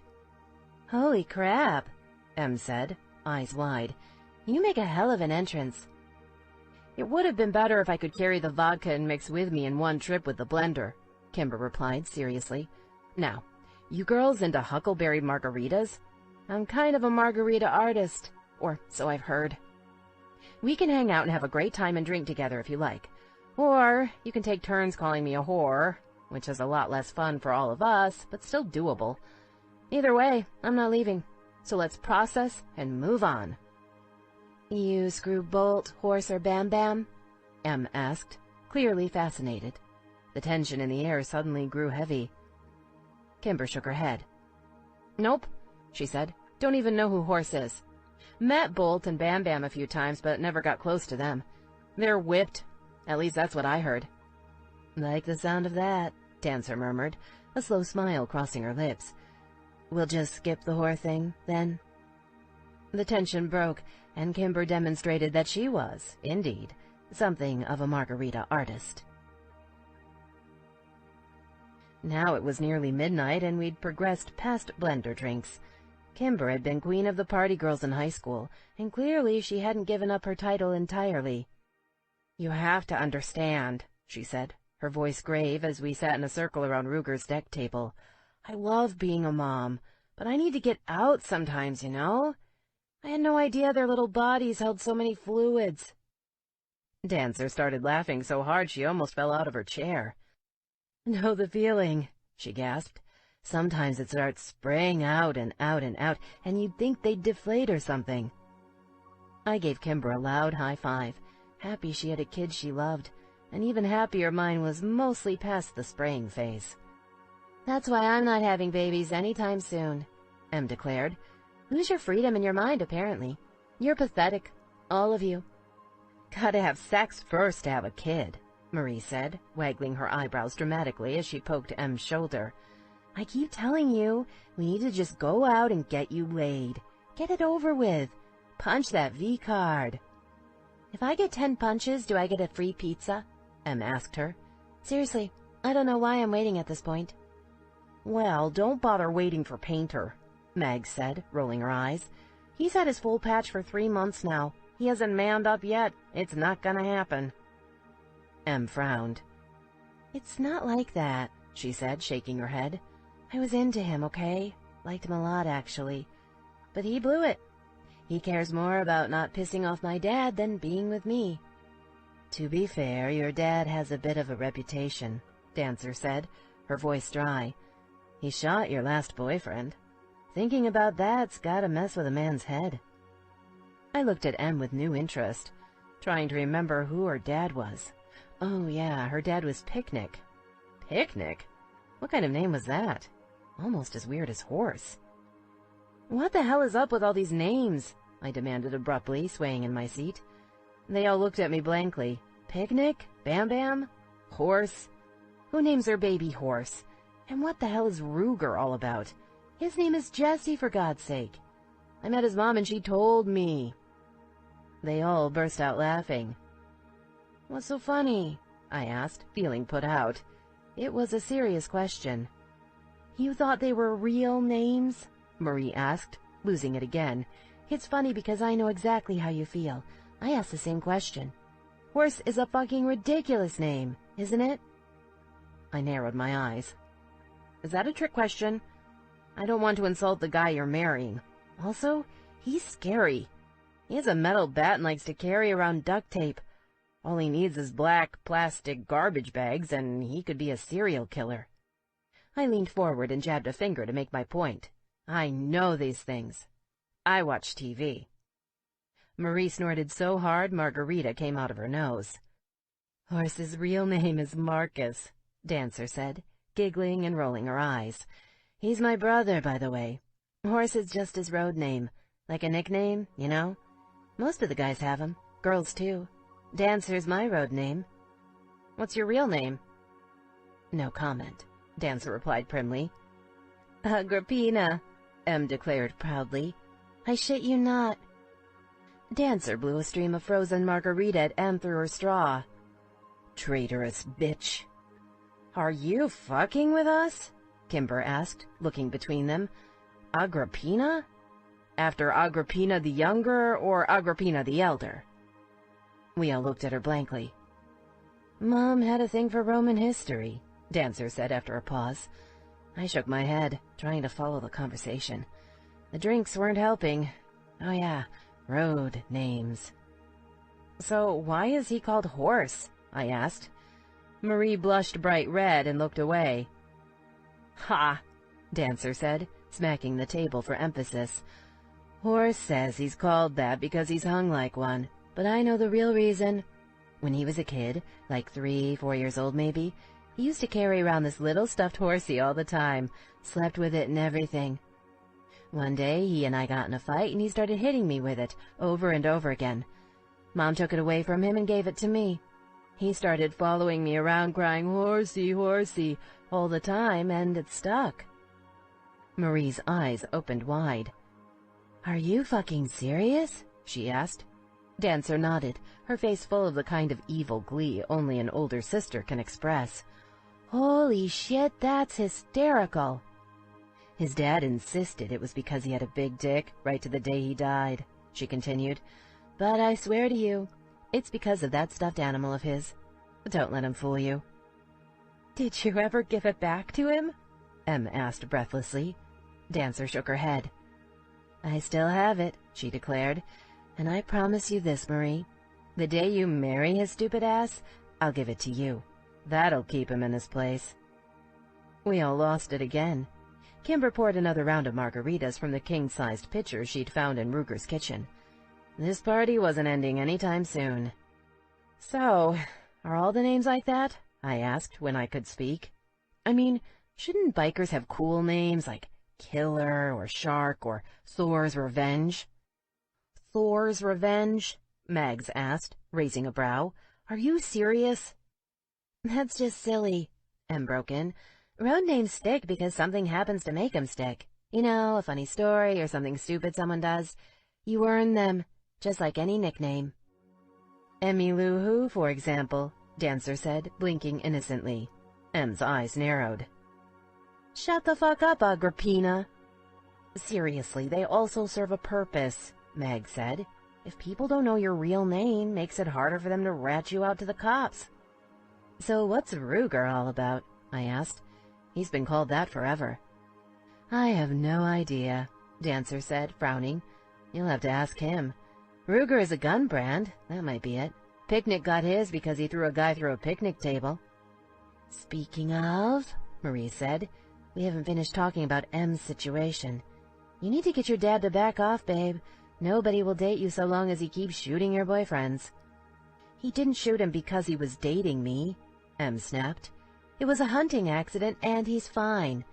The fact that he was cheating on me is a total coincidence. The women burst out laughing again, while Kimber and I stared. Go ahead and keep telling yourself that, Dancer murmured. I made a mental note to learn this story as soon as possible. Let's talk about something else, M declared.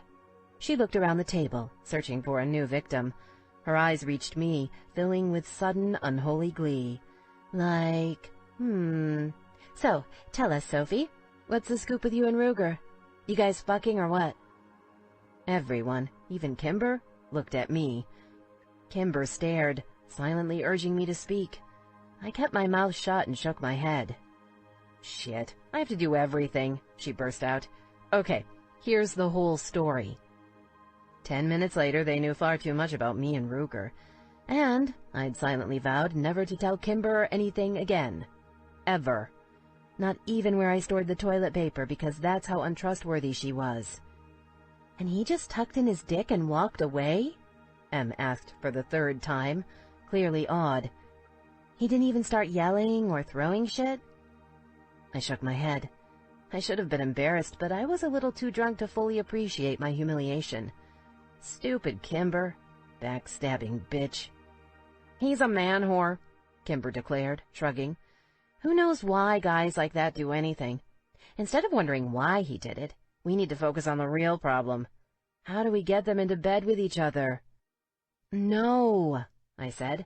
I'm not sleeping with him. Didn't you get the whole point of the story? That would fuck things up for me and Noah living here. Don't be stupid, it's already fucked up, she told me. I was all in favor of avoiding him, but then you crossed the Rubicon. What the hell does that mean? I asked. Means we need to adjust our plan of action. Avoidance is no longer an option. No, what the hell's a Rubicon? I asked her. Kimber sighed heavily, clearly frustrated. It's the river that separates this Alpine Gaul from Italy, she said. It's where Roman generals used to leave their armies before returning home, as a sign they weren't a threat to the Roman Republic. 2,000 years ago, Julius Caesar had to make a decision whether to obey the Senate or bring his troops home with him, starting a civil war. His legions crossed the Rubicon, which led to the end of the Republic. Not officially, of course. Augustus was the first to acknowledge dictatorship openly. Fucking turning point in Western civilization, dumbass. We all stared at her, eyes wide. Where the hell did you learn all that? I asked her. Kimber rolled her eyes. College, she said. I have a history minor. Christ, is there a law that strippers can't read or something? Now please, focus, all of you. My mom would like you, Dancer said. She would like you a lot. Kimber shrugged. This whole situation is like a great big zit that needs popping, she continued. The damage is already done. Your face looks like shit, and no concealer's gonna cover it. You might as well squeeze hard and get your money shot. You'll both feel better afterward. Ew. That is the least sexy thing I've ever heard anyone say about sex, Mags announced. For the first time in 2 years, I'm kind of glad Bolt's in jail, because there's no damned way I'd touch his cock tonight after that. I call it like I see it, Kimber declared. Now, let's figure out the best way for Sophie to start screwing Ruger without letting him think he's won. Kimber, I growled, lunging toward her. I bumped the pitcher of huckleberry margaritas instead, which splashed across the table, dousing Mags, Dancer, and Marie with sticky, sugary, boozy deliciousness. Everyone burst out laughing again, and this time Dancer actually did fall off her chair, which made it even funnier. That's what you get for making fun of my historical analogies, Kimber howled at us gleefully. I am the queen. You do what I tell you, bitches. You're crazy, I announced, dipping a finger into the puddle on the table and tasting it. So good. What a waste. But you're right about one thing. I may be a petty, selfish person, but I don't want him to win. He always wins. I think you might be right about popping the zit, though. This is an important discussion, Meg said solemnly, holding up a hand to halt us. And as the senior old ladies present, Dancer and I will moderate it as soon as we get changed. Is it okay if we dig through your closet? Sure, I said. Here, let me come help you find something. No worries, Dancer said, giggling. We'll find it. We know our way around the apartment already. I smiled at her happily. Thanks again, I told them all.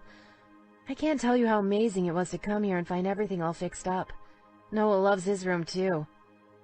It's what we do, Meg said. Marie grinned at me, then shivered, rubbing her arms up and down. This stuff is cold. Let's get changed, she said, and the three women took off down the outside stairs.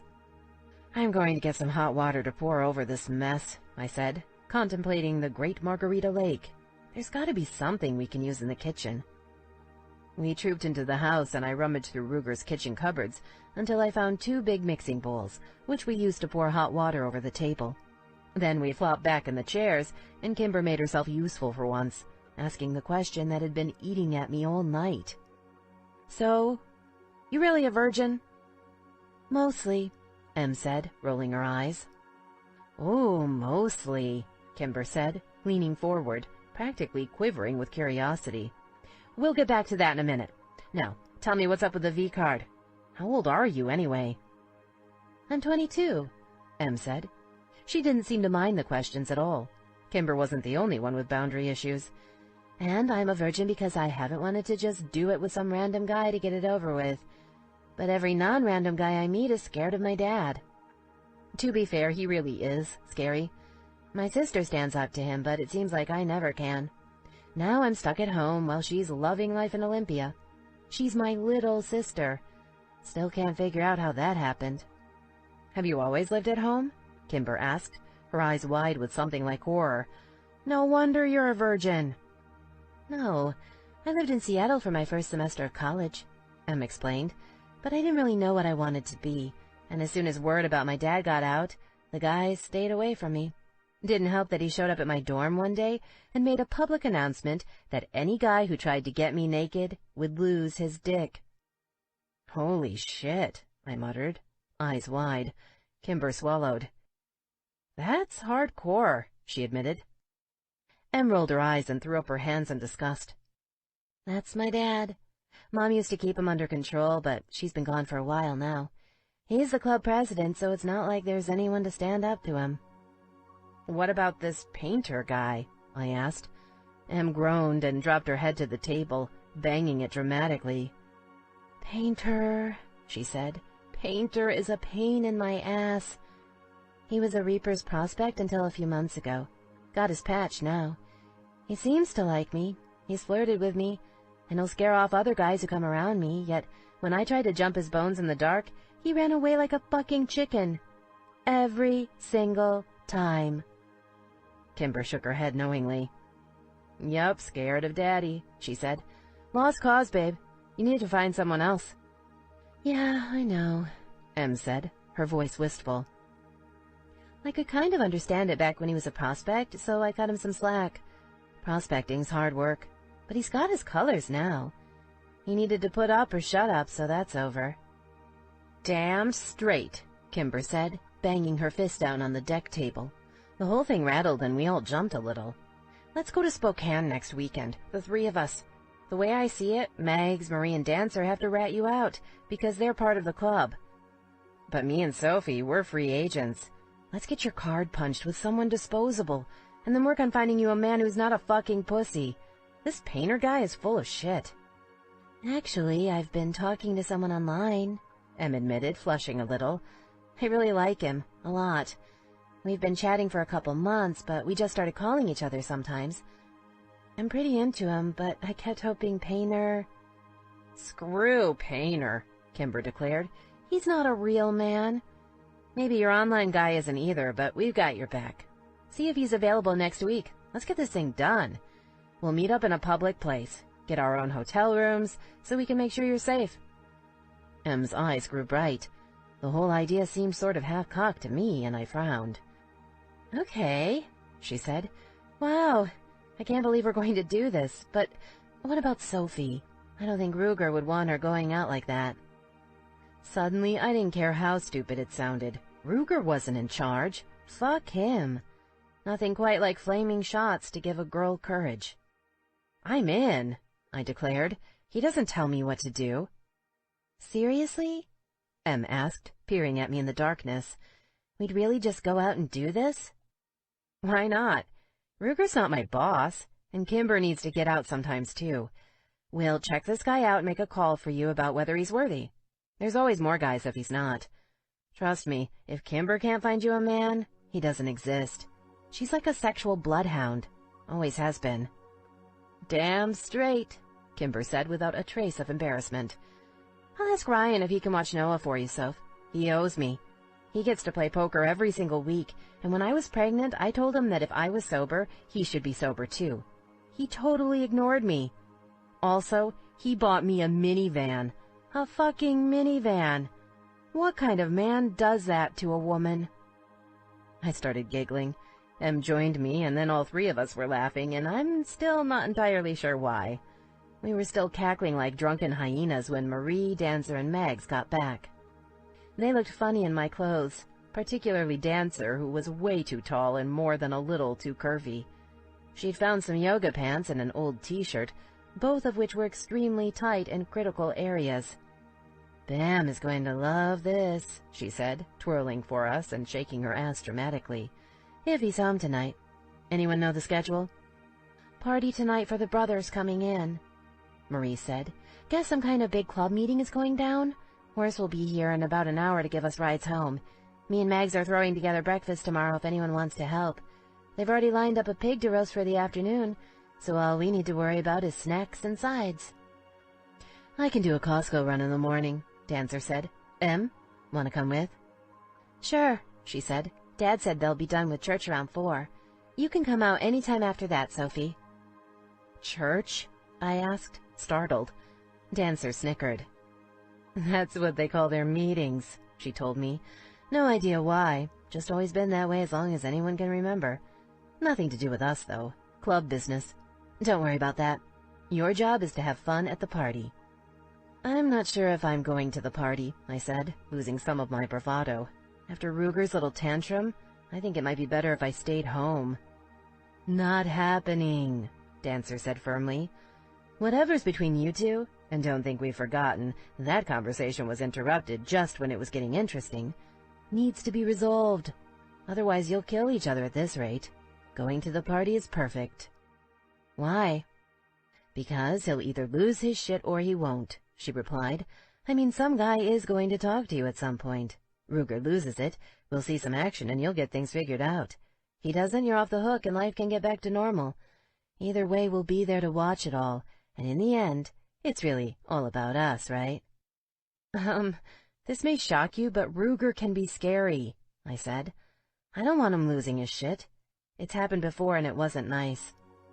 "It'll be okay," Mags assured me. "These things work out at the armory, no worries there. Maybe a good fight will clear his head." "I agree," Marie said. "Get it out in the open. If you're in front of the club, he'll have to claim you as his property or let you go. That's how it works." "You don't find it even a little bit creepy to be called property?" I asked. They all burst out laughing again. "It's a different world, Sophie," Marie said finally. "Trust me, I get how weird it sounds. When Horace first asked me to be his property, I dumped his ass. I didn't get it back then. It's like their own language. To bikers, being property means you're important, special. Being an old lady is an honor, and they treat it with huge respect." "Here's what I wonder," Kimber broke in. "I know a little about club life from working at the line, but I've never figured this one out. If your whole identity depends on your relationship to a man, isn't that a little fucked up?" "Pretty good question." "Maybe," Dancer admitted, "but I'm not too worried about it. My identity is all my own. Always has been, always will be. It's true that the club is for men and they usually call the shots when they're playing with their friends. At home, though, not so much. Bam pisses me off, I'm not suffering from a shortage of ways to make him pay. Like what? Dancer smirked and raised a knowing brow. You really have to ask. Even the virgin girlie gets that. Shut up, Em groaned. Don't you ever get tired of discussing my sex life? No, the Reaper women chorused, and we all burst out laughing yet again. Here's the thing. It's up to you to decide what works and what's a deal-breaker, Meg said when the fit of giggles died down. You lay it out for Ruger, Sophie. Either he's on board or not. But the most important part is that you stick to your guns. If it's a deal-breaker, you're done with him. Do whatever it takes to draw the line. I'm serious. You may have to find somewhere else to live if that happens, but don't let him convince you there aren't options. There's always options. No, what she really needs to do is screw him and dump his ass, Em said, shivering with delicious glee. He's hot. She should just nail him. Is he any good, Kimber? Don't you dare, I warned my friend, holding up a hand to her face. Mouth shut. Wait a minute. Party planning aside, we're forgetting an important part of why we're here, Marie said suddenly. She turned to me. I can't believe we haven't talked about work, Sophie. Sex is just way more interesting. Has Ruger mentioned a job? No, I said, more than ready for a change of subject. I'm going to start looking on Monday. He said something about working for the club, but it seems a little weird to bring it up after this morning. I manage a coffee shop for a friend, Marie told me. Mags, Em, and Dancer sobered, exchanging glances I couldn't quite read. I could really use some help in the mornings, if you have a way to get Noah to school. You'd be done by the afternoon when he gets home. I can look into it, I said, wondering if my neighbor would help get Noah on the bus for me. Or maybe they had one of those morning drop-off programs? I think she should be a stripper at the line, Kimber piped up. Marie's eyes widened. No way, she said, her distaste visible.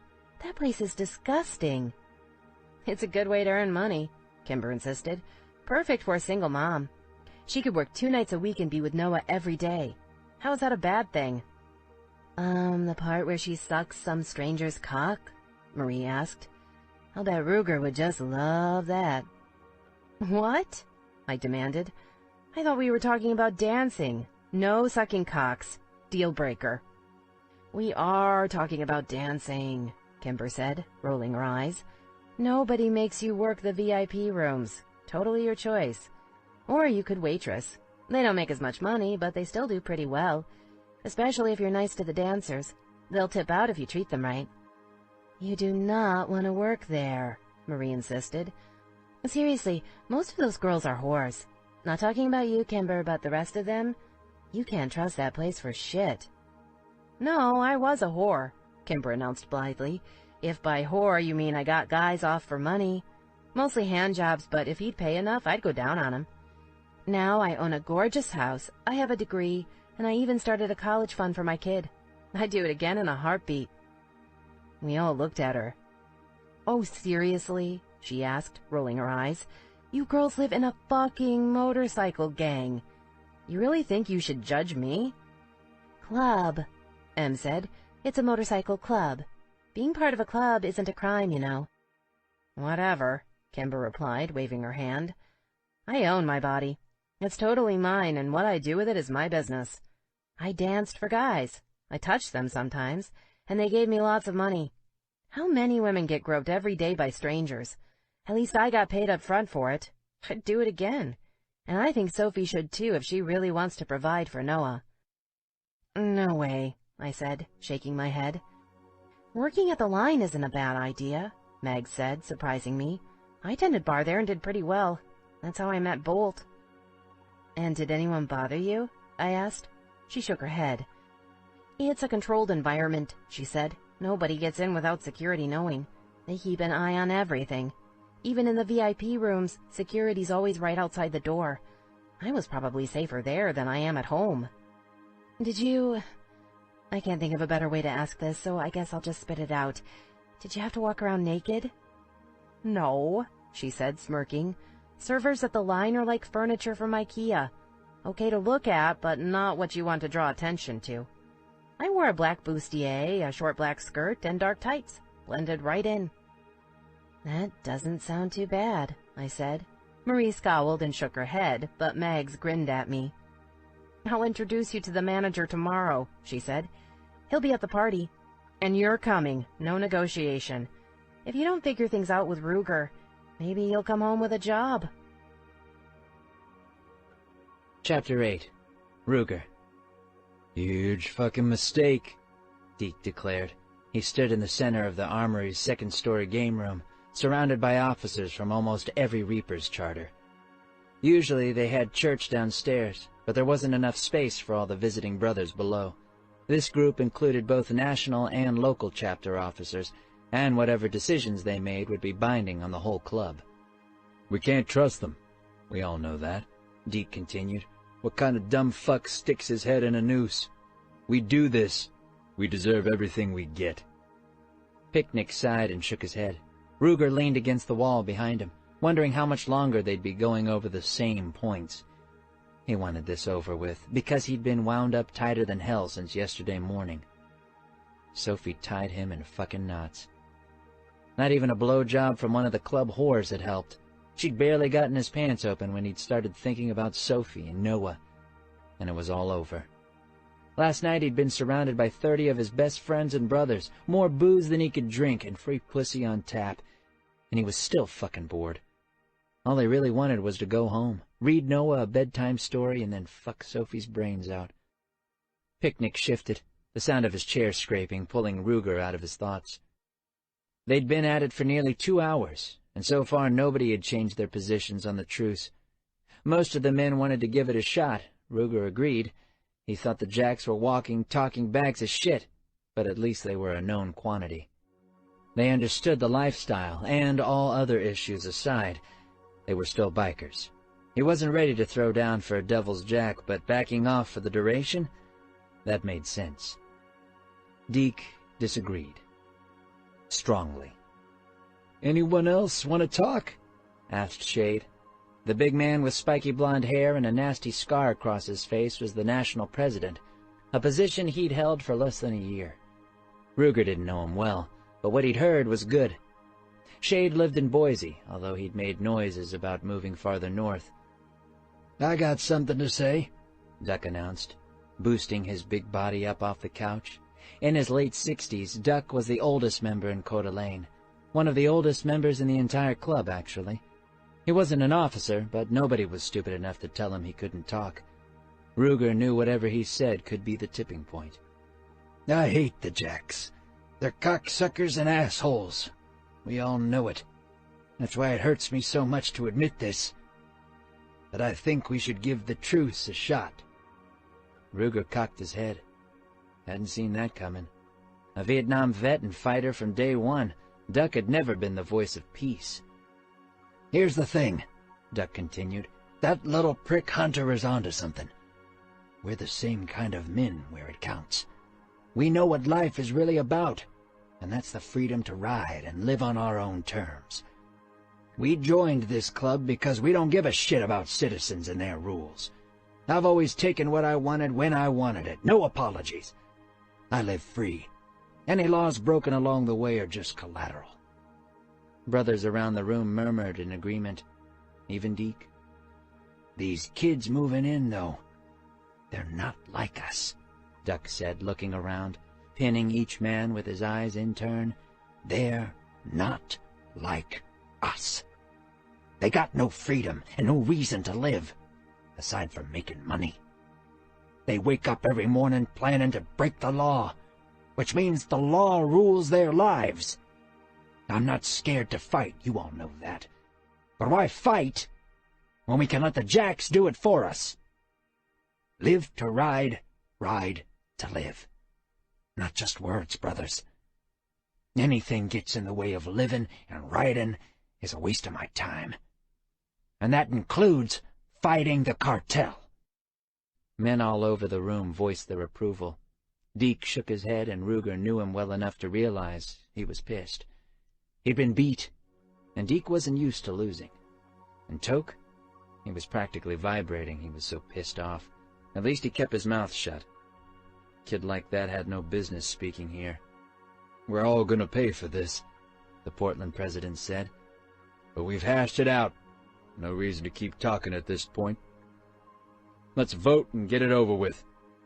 Anyone got a problem with that? Shade asked. Ruger shot a look at Toke, concerned. Nobody spoke up. Okay, then. All in favor? A chorus of ayes echoed around the room, which held close to 40 men. Opposed? Only 6 guys disagreed, 4 from Portland and 2 from Idaho Falls. No surprise, Toke was one of them.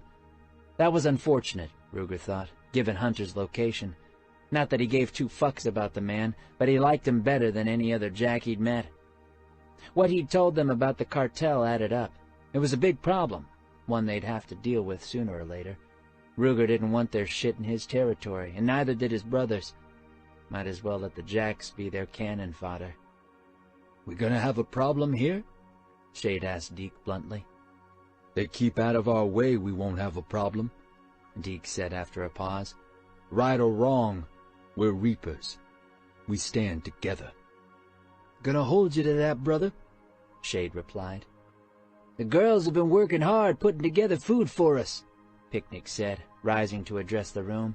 Pig won't be ready for another hour, but the kegs are tapped. Thanks to everyone for coming up here. We always appreciate the company. Reapers forever. Forever Reapers. Reapers forever. Forever Reapers echoed through the room, rattling the windows. Toke didn't look happy, but Ruger knew he'd do his part. Men stood to talk, some heading downstairs to the party, others standing in clumps. A word? Picnic asked Ruger before he could escape. He stopped, turning to his president. What's up? He asked. Em's pretty hungover this morning, Pick said, eyes speculative. How about your girl? Not my girl, Ruger grunted, and no idea. Didn't go home last night. Really? Pick asked, raising a brow. That 'cause you had business here, or 'cause things are fucked up at the house? Em seems to think they're fucked up. That gonna be a problem for the club? Em sure talks a lot, Ruger said, narrowing his eyes. Em still hasn't figured out she can't fool her daddy when she's drunk, Picnic said. It's useful to me. She seems to think you're claiming this girl for your property. Says you told her she can't talk to any other guys. What's the story? Not sure that's any of your business, Ruger replied, his tension growing. Sophie knows the situation, and so do I. That's enough. That's great, so long as we don't have any misunderstandings, Picnic said. If she's yours, fine. She's not? Lots of guys here today. Guys who aren't usually around. You can't explain the situation to me. How do you plan on explaining it to them? Won't be a problem, Ruger replied, his voice firm. Made things clear to her, and she knows what she needs to do. Picnic eyed him thoughtfully. Send her home, he said. Bring her around for a family party. Start small. See how it goes. This is throwing her into the deep end, and that's gonna backfire on you. Scare her off, you mean? Ruger asked. That might be best. I don't know what the hell I want with her. You want to fuck her, Picnic said bluntly. You can tell when your dick gets hard, did you know that? Probably tough for you to understand, seeing as most of the time you're just jacking off. But most men like to stick their cocks. Shut the fuck up, Ruger said, wondering whether it'd be a bad move to punch out his president in front of so many witnesses. Probably. Might be worth it. Picnic laughed. So, you gonna send her home? He asked. Ruger shook his head. I send her home. She wins, he said.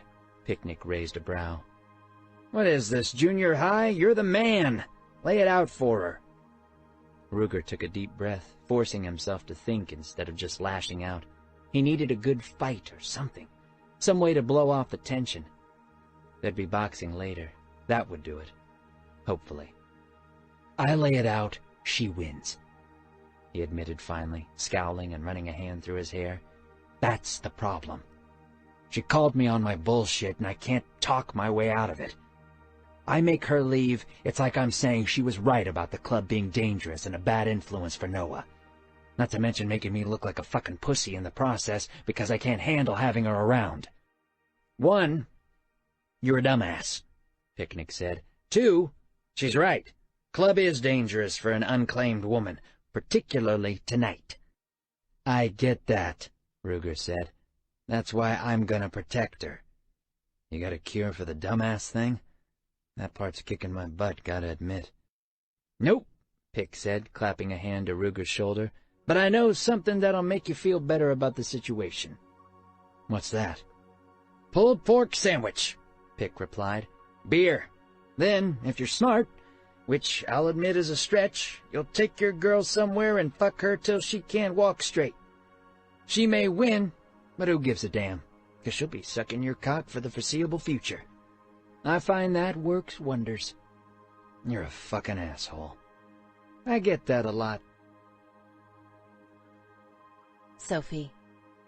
I wasn't horribly hungover the next day, but I wasn't eager to start drinking again either. This was probably just as well.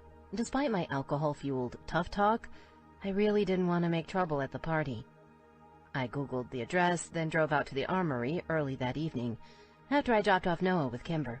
She'd ended up spending the night on my couch, waking up more than a little worse for the wear. I suspected she'd be in bed about 5 minutes after she got the kids down. I was nervous driving out to the party. The Reapers Clubhouse was a couple miles off the highway, toward the end of an old state road. I passed a group of 4 motorcycles headed for the highway, ridden by men dressed a lot like Ruger. Tattoos, jeans, boots, and black leather jackets. Loaded saddlebags. They didn't appear to be happy campers. The building itself surprised me. I guess I hadn't expected the armory description to be so literal, because this was an honest-to-God converted National Guard building. 3 stories tall, walls built to withstand tanks, and an enclosed courtyard with a gate big enough to drive a large truck through. There were quite a few people there already. Lots of guys, all of them wearing their distinctive colors. They had different states or towns on their lower patches, but the Reaper's symbol and name were the same. Unsurprisingly, there were lots of motorcycles, but also quite a few cars, most of which had been parked in a gravel lot off to the side. A younger guy wearing a cut without very many patches waved me over in that direction, so I pulled in next to a little red Honda. 4 girls who'd clearly been drinking for a while poured out.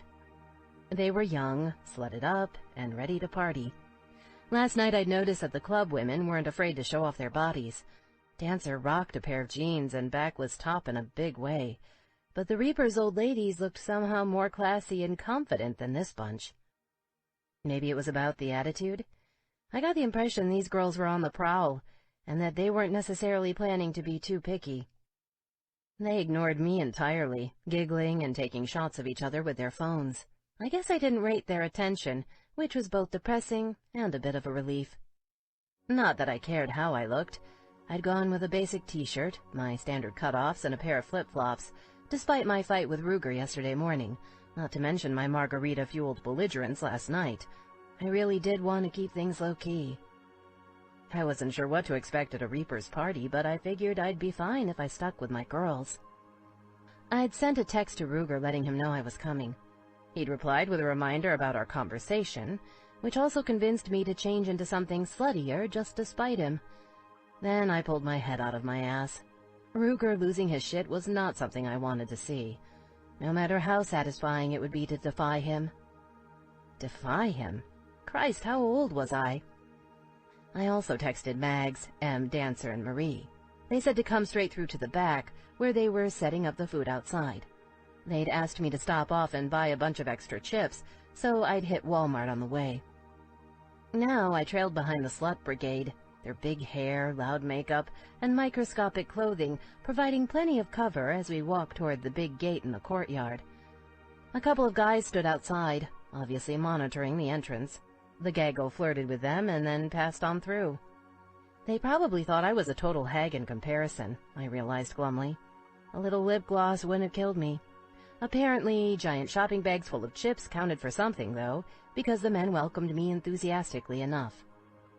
Sex appeal is great, but there's nothing quite like food to win a man's heart. I'm Ruger's almost sister-in-law, I told one of the guys, who nodded me on through. I followed the narrow driveway that ran along the side of the building until I reached the main courtyard out back, a broad open space that was a mixture of parking lot and grass. Loud music blasted through giant box speakers, and evergreen-covered mountains surrounded us on all sides. It really was a gorgeous place, much nicer than I'd expected. A good-sized group of children darted through clumps of adults and took turns playing on a giant, clearly homemade swing set, complete with a fort at the top. There were men everywhere, far more men than women, although another group of girls followed me. I guessed the men had been there earlier and now the rest of the guests were arriving. Ruger was nowhere to be seen. I spotted a row of long folding tables near the back wall of the building covered with a mismatched series of tablecloths. Off to one side stood a black-barreled barbecue smoker, almost as big as my car, mounted on a trailer. Smoke drifted out, and the scent of roasting pig filled the air. "Sophie!" Marie called, waving me over toward one of the tables.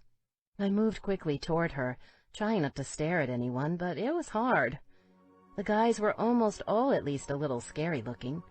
I mean, some of them were regular enough, I guess, but somehow rougher. They had tanned skin and a disproportionate number of beards. Others were less normal-looking. I saw a lot of tattoos and piercings, and very few shirts, although they all seemed to be wearing their leather vests. All of them were reapers, and most seemed to be in a pretty good mood. I also noticed a few of the little boys wearing their own tiny vests. Not real ones, but play ones clearly meant to copy their daddies. Shit. Knowing my luck, Noah would be begging for one of those if he saw them. Good thing I hadn't brought him along. "Want some help with the bags?" A man asked. I opened my mouth to refuse, then looked up and realized it was Horace. I smiled, relieved to recognize someone besides just the girls I'd met last night. "Yeah, thanks," I said. "I met Marie. She's great." "No shit," he replied, offering me a movie star grin. Damn, but he was beautiful. "Worth every penny I paid for her." That caught me short. I stopped, wondering if he could possibly be serious. He didn't look like he was joking. "You coming?" he asked, glancing back at me. I pulled myself together and started walking again. What the hell had he meant by that? "Sophie!" Em called, spotting me from behind one of the tables. She darted forward and gave me a big hug. "I'm so glad we're going out next weekend," she whispered in my ear. "I talked to Liam this morning about meeting in real life, and he's all over it. Thank you so much." "That's fantastic," I replied, pulling back to look at her. She was so pretty this afternoon, the excitement in her eyes bright and shining. "Just remember we're going to stay safe. Don't tell him where you live or anything. We'll check him out, and if he's a creeper, we'll ditch his ass." Em laughed. "Actually, telling him my address would be perfectly safe," she answered. "Remember who I live with? Our house is a fortress. Which reminds me, I want to introduce you to my dad." She took my hand and pulled me across the courtyard to the giant black barbecue. Several men stood around it drinking from red plastic cups. They turned as we walked up, openly checking me out. Clearly, subtlety wasn't a highly valued trait here at the armory. "This is my dad, Picnic," Em said, stepping forward to wrap her arm around the one standing closest to us. He pulled her close, offering her an indulgent smile. He was tall and fairly well-built. He shared her piercing light blue eyes, and his hair was a couple months overdue for a trim. I could tell he was older by the faint lines around his eyes, but his hair held only a hint of gray at the temples. And his body? Nice. Em's dad was hot for an old guy. Not that I'd tell her that. Who wants to hear that their dad's hot? The most compelling thing about Picnic, though, was his air of command, mixed with just a hint of menace. I would have known he was club president even without the patch on his cut to tell me. No wonder guys were scared to ask her out. "Dad, this is Sophie," Em continued. "She's Ruger's... what are you, anyway?" "I'm sort of his stepsister-in-law," I said, smiling awkwardly. "His stepbrother, Zach, is my son's father." "He mentioned you were back in town," Picnic said. His face gave away nothing, and I couldn't tell if he was happy to meet me or annoyed I'd crashed their party. "This is Slide and Gage," Em continued, nodding toward the other men. "Nice to meet you," I said. Slide was a short, middle-aged guy with a bit of a gut and a beard that wasn't totally white, but close. He didn't actually look old enough for such white hair, so maybe he was just one of those guys whose hair changes early. He had a real Santa vibe going for him. Well, if Santa wore ripped jeans and carried a giant knife on his belt. Gage was another hottie. He had dark hair, so dark it was almost black, and his skin held just enough color to make me think his ancestors hadn't all been of the milky white variety. Latino or Indian, most likely. Because sometimes God is generous and kind, Gage wasn't wearing a shirt, offering me glimpses of his bare chest, which was every bit as ripped as Ruger's. He had fewer tattoos, though. His cut had a little patch under his name that said Sergeant at Arms, which surprised me. I guess I hadn't expected bikers to have so many officers and such. It just seemed so organized. Not only that, they obviously had to pass some sort of minimum hotness test to join up. "You Ruger's woman?" he asked, breaking the spell I'd fallen into. I blushed, hoping my pervy thoughts weren't totally written all over my face. The smirk on his face wasn't comforting. No, I said, glancing over at Em. She grinned. But he's letting us stay in his basement. I have a 7-year-old. Our old place in Seattle wasn't working out. That was the understatement of the year, for sure. "Where's the kid?" he asked, glancing around. He's with a sitter, I said. This is my first club event, and I sort of wanted to check things out for myself before dragging him along. Picnic raised a brow, and I realized I'd probably just insulted them. Great. Also, I hear the parties go pretty late, I added quickly. I didn't want to have to leave just when things were getting fun. A friend offered to watch him, so here I am. Em grinned at me, and I gave a sigh of relief. Okay, apparently my quick save had actually worked. "Well, you get bored, come and see me," Gage said, offering a slow smile. "I'd be happy to show you around, maybe even take you for a ride later." Thanks, I replied, Ruger's warning ringing through my head. Gage was cute, but despite the fact that I didn't acknowledge Ruger's right to give orders, I also didn't want to get into a huge fight with him. Nice to meet you all. I'm gonna go find Marie and Dancer now. I want to make sure they don't need any help setting things up or something. I'll come with, Em said, popping up on her toes to give Picnic a quick kiss on the cheek. For all her whining about him, she obviously adored the man. I felt a twinge of jealousy. Even before they'd kicked me out, my parents were never the kind of people you'd just casually walk up to and kiss. Nope, not in the Williams household. I'd been devastated when they said they'd have nothing to do with a daughter who was a whore, let alone her bastard. Now I realized I was way better off without them. Noah's circle might be small, but everyone in it loved him unconditionally, and they weren't afraid to show it. My parents didn't deserve to meet their grandson. We found Dancer, Marie, and Mags arranging a mountain of food on the tables, laughing and smacking hands playfully as guys tried to steal bites before it was ready. Thanks for picking up the chips, Mags said. I noticed all 3 women wore black leather vests. I thought you said only guys could be club members, I asked, nodding toward them. Oh, these aren't club cuts, Dancer said. Check it out. She turned around and I saw a patch on the back that said Property of Bam Bam, along with a Reaper symbol. My eyes widened. I didn't realize the property thing was so literal. The guys have their colors and we have ours, Mags said. Civilians don't get it, but all the patches mean something. The guys fly their colors because they're proud of the club, but their cuts tell stories too. You can learn a lot about the guy by the patches he wears. It's like a language or something. Everyone knows where everyone else stands. The great thing about a property patch is that you're totally covered, Dancer added. There's not a man here who's gonna touch me, no matter how drunk or stupid he gets by the end of the night. Not that I'm too worried here at our own clubhouse, but we go on runs where there are hundreds of riders, even thousands. Everyone who knows a damned thing about the MC world takes one look at this, and they know not to fuck with me. Yeah, Em said. You fuck with one Reaper's property, you better be ready to take down every guy in the club. Huh, I said, trying to sound non-committal. I like the idea of protection as much as anyone, but there was something very uncomfortable to me about a woman choosing to call herself property. Shades of Zach and how possessive he was, maybe. But Megs and the others didn't seem too terribly oppressed, either.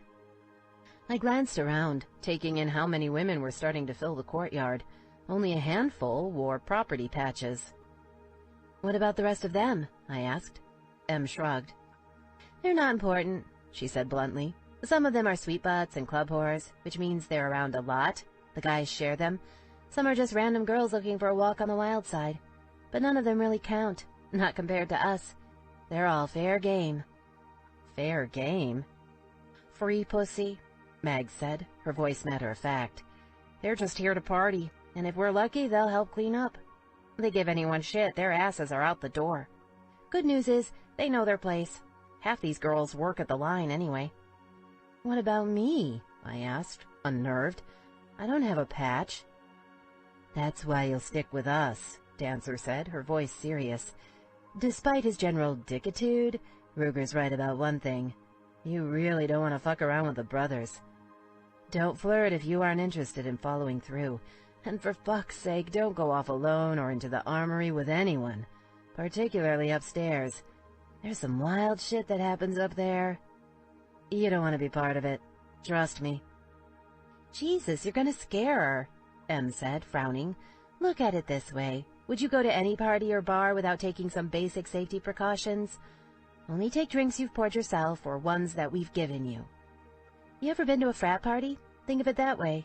Dad, Horse, Ruger, and Bam Bam are safe. Don't go off with someone you don't know, though. Stay in public areas. Use common sense and you'll be fine. Okay. Hey, the good news is I saw Buck earlier, Em added. He manages the line. I'll introduce you at some point. You can ask him about waitressing. I'm definitely not on board with you stripping, but waitressing could be a pretty good gig. Would you work there? I asked her. Em burst out laughing, joined by Mags and Dancer. My dad would kill me before he let me work at the line, she said, when she finally caught her breath again. Or maybe his head would just explode. He's still trying to convince me I shouldn't work at all.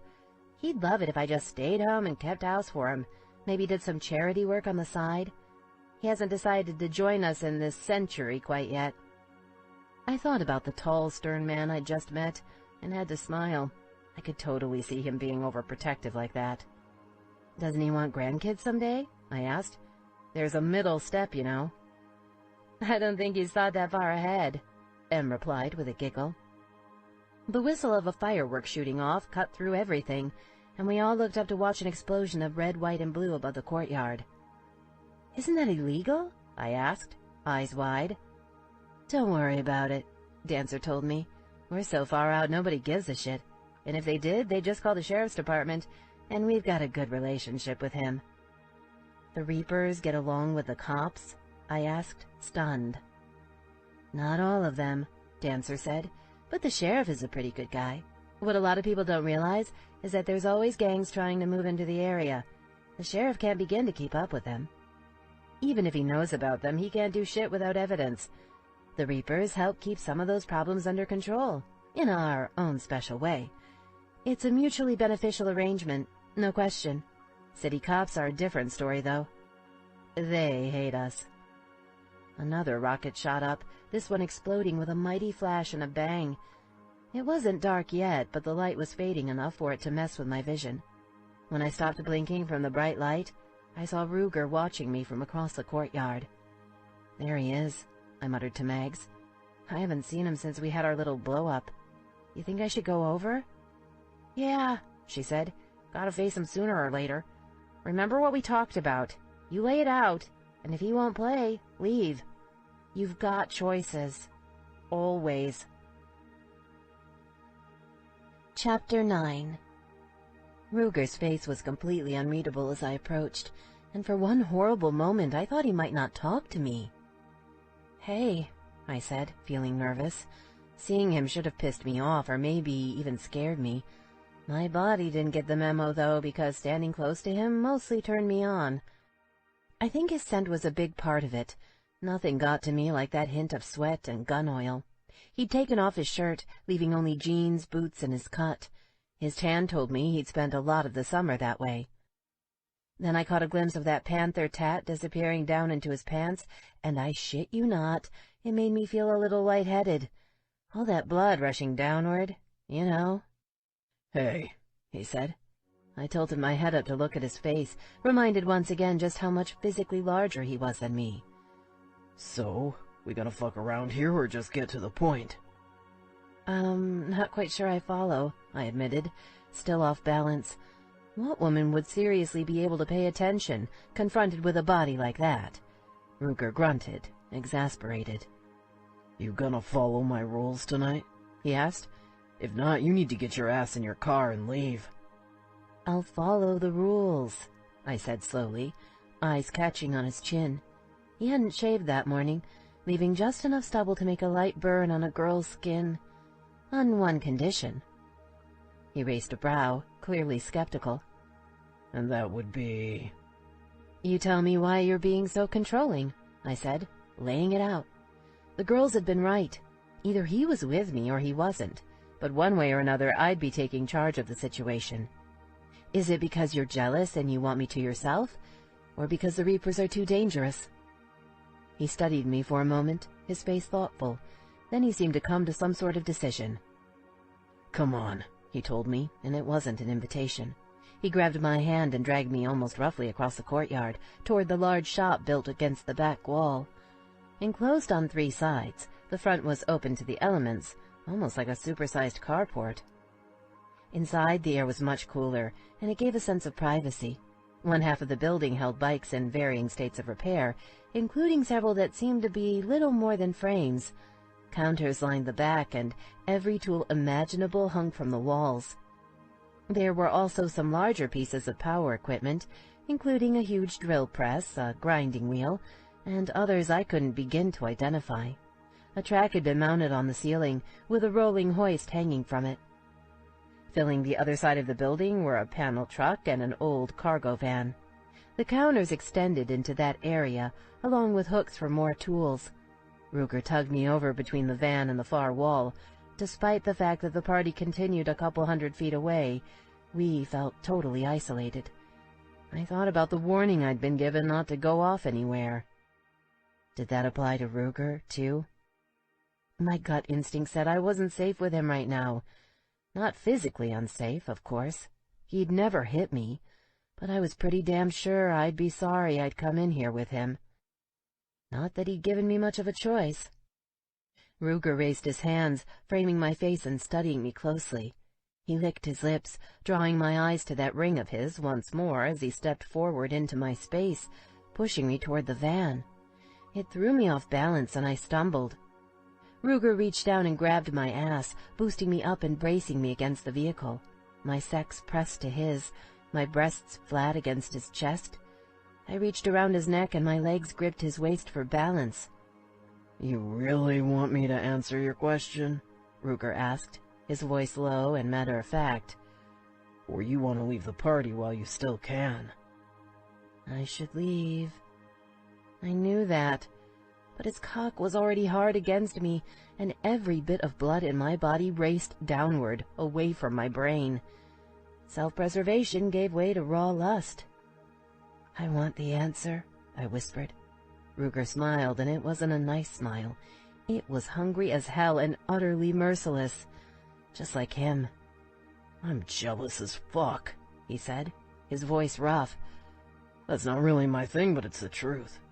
I don't much like the idea of some other man touching your sweet ass. And if one of them tries to stick his cock into that pretty little cunt of yours, I'm gonna cut it off. And Soph? I caught my breath. Yes, I answered, 1,000 thoughts running through my brain. How did I feel about this? What should I say? The girls told me to lay down the law and stick to my guns. The look in Ruger's eyes, though, that wasn't the face of a man who was interested in respecting my limits.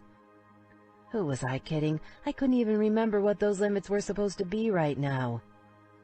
I'm dead serious, he continued, leaning his head down, scenting me. I felt it like a bolt of electricity all the way through my body, right down to my toes. Another man touches you, I'll cut off his cock and feed it to him. That's not a threat. That's a promise. And you fuck someone? He's dead, Soph. 4 years ago, I made 2 serious mistakes. I didn't protect you from Zach. I'll regret that every day for the rest of my life. And then, because I felt guilty as fuck, I did the right thing and let you go. I closed my eyes. I don't want to talk about it. Newsflash, Soph, he whispered. "It's about fucking time we talked about it, because it's hanging between us, and I'm tired of pretending it didn't happen." I started squirming, trying to twist free. Everything in me screamed to run because he was about to take us to the bad place. "Stop," Ruger ordered, his voice harsh. I kept squirming, so he pushed into me harder, forcing me to still. "We're gonna deal with it, Soph. Deal and move on, because things are gonna change for you now. My mistake wasn't touching you that night, and it sure as shit wasn't making you come. The mistake was doing it without taking out Zach first. If I'd known... Why didn't you tell me?" "I really don't want to talk about this," I hissed, trying to ignore his soft breath in my ear, the hard length of his cock pushing against me. My nipples were tight and my entire body screamed for me to open to him. But deep inside my brain lurked a cloud of darkness and fear that threatened to tear free with every word. "I should have killed him for what he did to you," Ruger said, eyes full of frustrated regret. "But then he was in jail and I didn't want to do that to Mom, so I let him live. You left and I've hated myself ever since. I can't go back in time, but I sure as fuck won't make the same mistake twice. This time you're not getting away, Soph." I took a deep breath, trying to calm my hormones enough to think. Then it hit me. I should tell him the truth. If that wasn't enough to convince him this was a lost cause, nothing would. "It's my fault," I said, the familiar wave of self-disgust washing over me. "Honey, Zach beating the shit out of you was not your fault," Ruger said, his voice like ice. "No," I said, looking him right in the eye. "It was my fault, Ruger. I planned it. When you started kissing me, touching me, I knew Zach was coming over. He'd texted me, wanted to make sure I had food ready when he got there. I knew he'd catch us.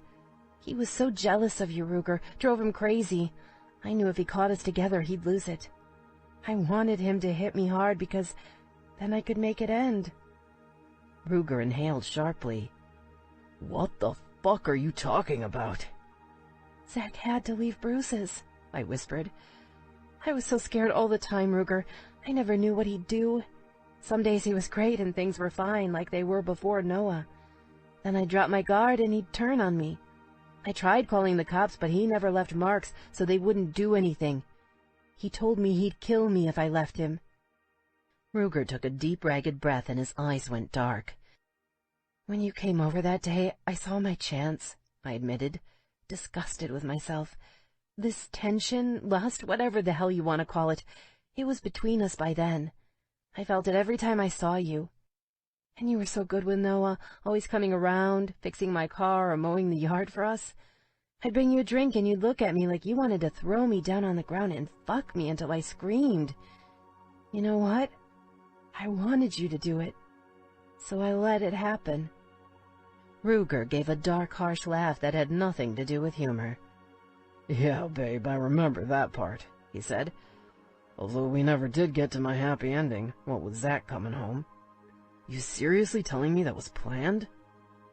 "I'm so sorry," I whispered, my eyes filling with tears. "I knew seeing us together would drive him crazy. I knew he'd lose it. Noah was safe at your mom's house, so I let him catch us and have his little pissing match with you. He took off, you took off, and I waited for him to come back and punish me, like always. But this time he was finally worked up enough to leave evidence. I made damned sure of it. I told him how much better you were than him. I told him I'd been fucking you all along. For a while I thought he might kill me, and you know what? It would have been worth it just to make it end. You know the rest. He got arrested, I got my restraining order, and me and Noah were finally free." Ruger's eyes narrowed as emotion rippled across his face. Anger, outrage, disgust. For a second I thought he might actually hurt me, he seemed so angry. No, I realized, that was the difference between Ruger and Zach. Both men had tempers, but Ruger would never hurt me. Never. No matter what. "He beat the shit out of you," he whispered. "You almost died, Soph. Why didn't you tell me? I would have fucking killed him for you. You didn't have to let it get that bad. You should have told me the first time he hurt you. I can't believe this was happening and I was too fucking stupid to see it. Because he's your brother, I said to him, tears running down my face. Your mother loved him, Ruger. What he did to me almost destroyed her. If you'd lost it, if you'd gone after him, you'd be in jail right now and your mom would have died alone and miserable. What kind of hateful bitch would I be if I let that happen? You could have gone to one of those places for women, he said, shaking his head. I don't get it, Sophie. I gave a harsh laugh. Damn straight you don't get it. It was his word against mine, I said, willing him to understand. I had no evidence, nothing. Sure, I could go to a shelter, but he'd still have a right to visit with Noah. Maybe fight me for custody. You think I'd risk my baby alone with Zach? Nobody could help me until he took it up a notch, so I made it happen. I'm not an idiot. A woman who's being controlled by a man can't get shit for help unless she's got evidence. Those weren't just bruises, Ruger said. 3 broken ribs and a punctured lung are not bruises. And why the fuck do you think I would have gone to jail, huh? Look at me, Soph. Do you think I'm the kind of man to do time when I don't have to? He would have just disappeared. Poof. Problem solved. I dare you to look me in the eye and tell me there's one fucking reason that a man like Zach Barrett should still be breathing, because I'm coming up blank. I nearly had him taken out while he was locked up, but I figured a dead guy couldn't pay child support. I gasped, eyes wide. You're serious? I whispered. Yeah, Sophie, he said, sounding almost tired. I'm fucking serious. Christ, I'm the first thing Noah saw in this world. I caught him with my own hands on the side of the road, babe, and then he opened those eyes and looked right at me. From day one, I can say with a clear conscience that there is nothing, not a fucking thing on this earth I wouldn't do to protect him or you. How long? What? How long was Zach hurting you before it all went down? I shook my head, looking away, trying to think. It wasn't big stuff, I said finally. Not at first. He'd yell at me, make me feel like shit. Then he started doing it in front of Noah. His entire body stiffened, his jaw clenching spasmodically. I stared at his chin and forged ahead.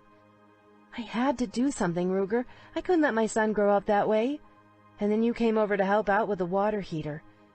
I kept watching you and I died just a little bit inside because I knew I was stuck with the wrong brother. Then you looked back at me and it all came together in my head. Fuck me, Ruger muttered, leaning his forehead down against mine. I was still wrapped around him, back against the van, enclosed in his arms and his scent. You're just full of surprises, now aren't you? Do you want me to move out of your basement? Ruger pulled back, frowning. I just told you I'll kill any man who touches you, and you think I want you to leave? That was before I told you what I did. I used you. Answer one question for me. Total truth, he said slowly. I nodded. Was it real? Yesterday when I kissed you, when I sucked on your tits and fucked you with my hand? How about when I went down on you 4 years ago and you screamed my name? Before Zach found us and it all fell to shit? Was that fake? No, I whispered. Aside from Noah, that's the only part of those years I want to remember, because it was beautiful, Ruger.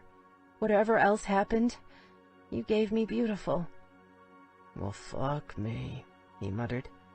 I felt his hands tightening on my butt, his hips tilting more firmly into mine, sending twinges of desire washing through me. I felt safe in his arms back then, and I felt safe in them now. That's when it hit me. I didn't just lust after Ruger. I loved him. I had for years. I tightened my arms around his neck, raising myself up to brush my lips across his. He didn't respond, so I brushed his lips again, sucking the lower one into my mouth and nibbling on it. That set him off. One of his hands came up, fingers twisting in my hair as he took my mouth in a long, hard kiss, tongue punishing me in a mixture of anger and desire. I couldn't blame him for whatever he might be thinking, because I'd used him and it was wrong. My arms tightened around his neck and I tried wiggling my hips, desperate for the friction of his cock against my clit. He stilled, suddenly, pulling back and looking down at me, eyes burning intensely. Serious mistake, babe. My eyes widened. My body ached for him, the rough leather of his cut torturing my nipples. Every part of me yearned for his touch, which explained why my brain wasn't working so well. "There's a lot of ways I could interpret that," I said softly. You just admitted you're mine, he replied slowly. I've been wondering if I could take you, whether I should take you. I keep thinking about Noah and whether it's right for him, but now I get none of it matters, because you're mine already. You've been mine for a hell of a long time, and I just didn't realize it. I've worked hard to make my own life. I don't belong to anyone. How many men have you fucked? He asked bluntly. Excuse me? Answer the question, he demanded. How many men have you fucked? How many dicks have been in your cunt? That's none of... Now would be a real good time to answer, babe, he said, grinding into me deliberately. Seeing as I'm the one with the power here. This is my club. Whatever the fuck I do to you, they'll cover my ass. Don't push. I caught my breath. You won't hurt me. No, I won't hurt you. Answer the fucking question. I've slept with 3 men, I said. Zach, a guy in Olympia, and another guy in Seattle. And how was it? What do you mean? They make you come? You dump them or the other way around? I dumped them, I said slowly. That's because you belonged to me, Ruger said, satisfaction filling his eyes. We fucked around, wasted time, and you'll never know how sorry I am about Zach. But I'm done now. You're mine, Soph, and it's about time we figured that out. I'll let the club know and we'll be finished with this bullshit. Are you asking me to be your girlfriend? I asked. Because I don't think anything's changed. We can't afford to get involved and then have it go sour. Noah deserves better than that. I'm not asking you anything, he said, deliberately grinding his hips against mine. I groaned out loud. What the hell was it about this man that tied me up in knots? Maybe I had some sort of primitive hard wiring running the show, attracting me to a man strong enough to care for my child. I'm telling you, he continued. You're my property, babe. I'll take damned good care of you and Noah. You'll take care of me. But only one cock goes into that pussy of yours. Mine. And that's the end of it. Got me? I blinked at him, confused. I thought you weren't looking to settle down. I'm looking to take care of you and Noah, he said. Neither of us wants to fuck up Noah's life, but you know what? I'm good for Noah. It's a fact. Boys need men in their lives, and I love the crap out of them. We've been all twisted up in each other forever, and now it's all out in the open anyway. I won't be your whore, I muttered. Ruger grunted, a touch of humor entering his eyes. Trust me, I don't put this much time and effort into whores, he said, his voice rueful. Whores are nothing. You'll be my old lady.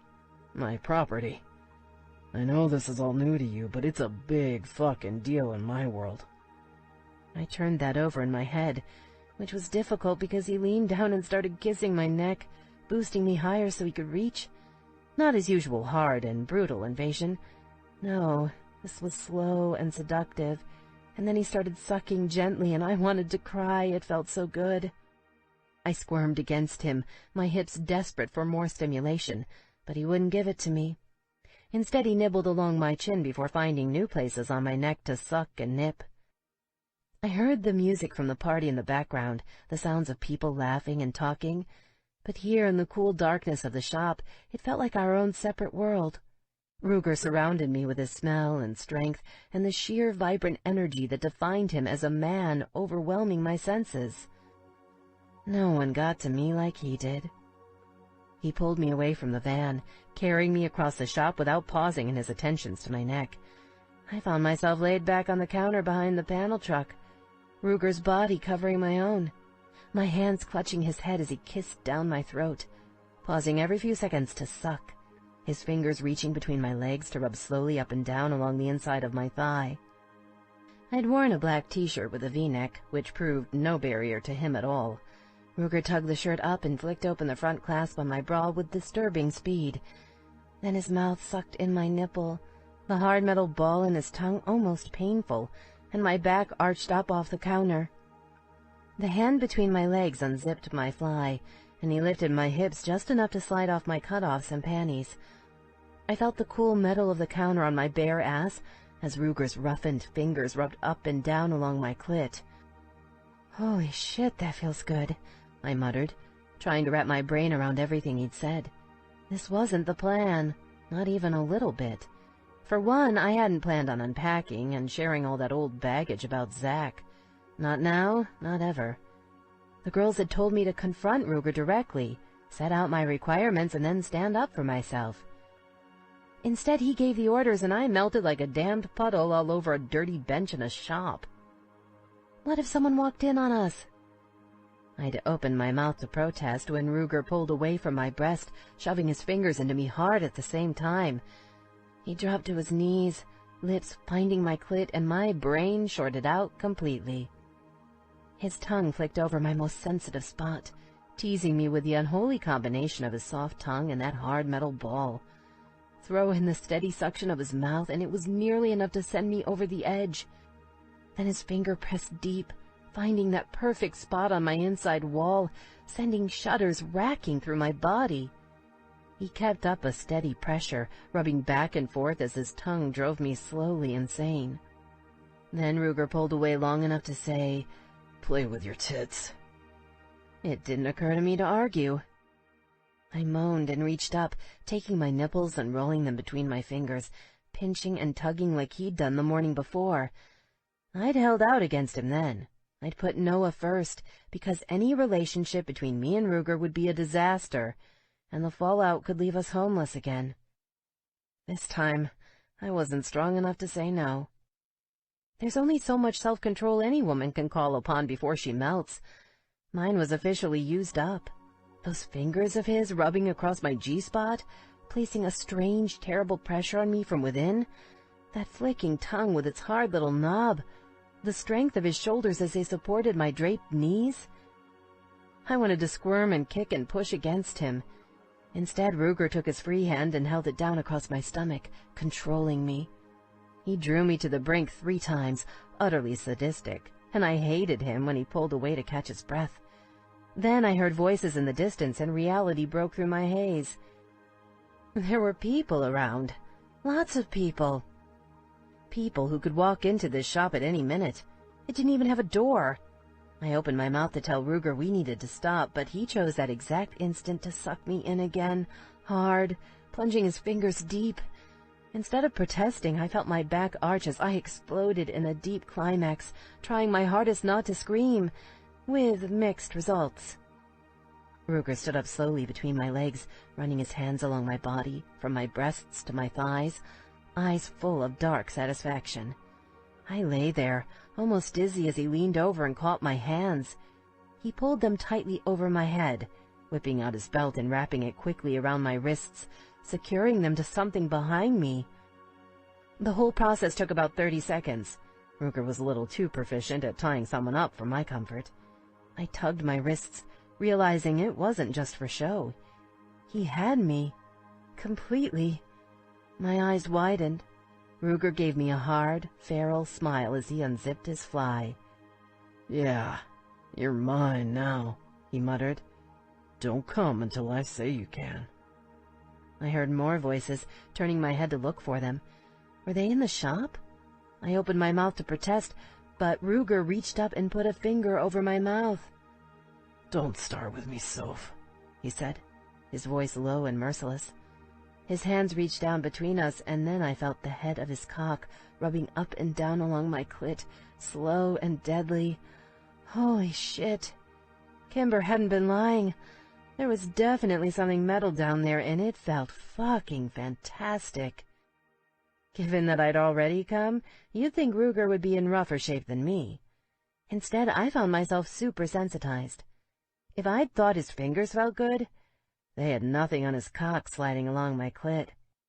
He teased me until I hovered right at the edge again, eyes fixed on the hoist hanging from the ceiling. Then he leaned down, sucking my nipple in so hard it almost hurt, and sensation burst through me. I tried to wiggle my sex against his cock, but he held me pinned and immobile. "You don't come until I say," he repeated, letting my nipple slide free, giving it a quick lick. "We clear?" I nodded. "Look at me," Ruger demanded, and I did, finding his face full of grim satisfaction. He slid his cock up and down my clit again, 1, 2, 3 times. I grew wetter with every pass, and for the life of me I couldn't remember why I'd been against this. Then he centered his cock on my opening and pushed it in.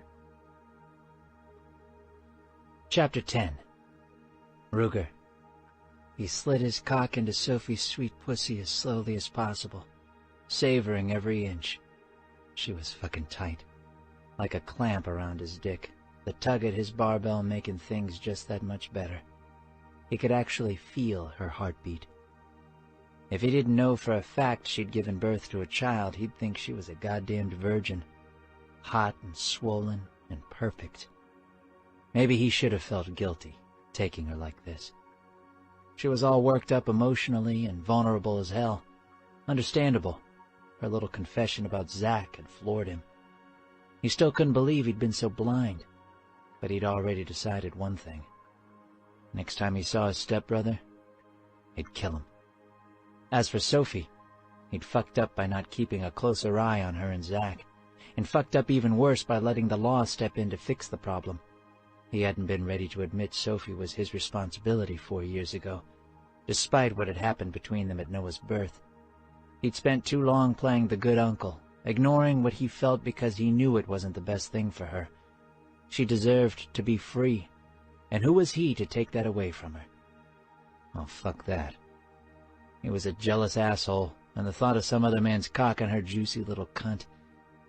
Picnic was right. He needed to claim her or let her go, and that sure as fuck wouldn't be happening. Ever. Sophie might not be ready for a property patch, but that didn't matter.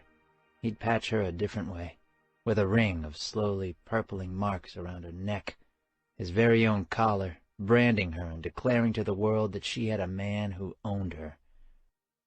God, he loved the sight of her laid out on the bench, hands tied with his belt, tank and bra pushed high, boobs shaking every time he slammed home. Better than he'd ever imagined, and fuck, he'd spent a lot of time imagining her just like this. He tried to be careful, but when she started whimpering and convulsing around him, it was too much. Ruger drove deep, loving the little scream she gave, blowing his self-control. Something primal and powerful broke free. He grabbed her hips, digging his fingers into her ass. One hand slid closer to her rear, and he thought, what the hell, sliding in his finger. She stiffened and shrieked, interior muscles convulsing around him so hard he had to stop and hold steady, trying not to explode on the spot. That hadn't been a shriek of pain, thank fuck. Sophie stared at him with wide eyes, panting so hard her tits practically danced. It was fucking hot. He'd remember this moment as long as he lived. Ruger started moving again, savoring the clench of her muscles with every stroke, wondering if it was possible to die from pleasure. Seemed pretty likely, all things considered. He used his finger deep inside and his hand on her hip to control her position. He knew from her gasp that he'd hit exactly right. Now every stroke ground the rounded head of his barbell against her G-spot. Making a girl come while playing with her clit was fine, but he fucking loved the way it felt if he got them off from the inside. He wanted that from Sophie. Total convulsion, total submission. She stiffened and moaned. Fucking close. Okay, baby, he said, watching her face. She'd closed her eyes. Head turned to the side, back arching as she strained toward him. He should have patched her years ago. What the fuck had he been thinking, missing out on this? Blow around me. Show me what that sweet pussy of yours can do. In the background, Ruger heard voices, and knew some of the brothers had come into the shed. The thought of them seeing him like this, watching him brand Sophie, almost sent him over the edge. This wasn't just about fucking her, although fucking her definitely kicked ass. No, this was about claiming her once and for all, and the more people who saw it, the better. Ruger slammed into her harder, loving the little grunting noises she made with every thrust. He knew she was close, damned close. So he pulled out just enough to center his cockhead on her G-spot and started a series of hard, short, unrelenting strokes. She came with a scream, hips jerking and tits shaking. Her pussy felt like a damned vice, and that did it for him. Ruger pulled out at the last second, sprang his cum across her stomach. Perfect. She'd never been more beautiful, at his mercy, covered in his seed, and marked so that any man who saw her would know she was fucking owned. He wanted to tattoo his name across her ass and keep her tied up like this all day, ready and waiting for his cock. Somehow he doubted she'd be on board with that. Ruger bit back a grin. Sophie opened her eyes and looked up at him, dazed. "Wow," she whispered. "No shit," Ruger replied, wondering if any man in history had ever felt half as satisfied as he did in that moment.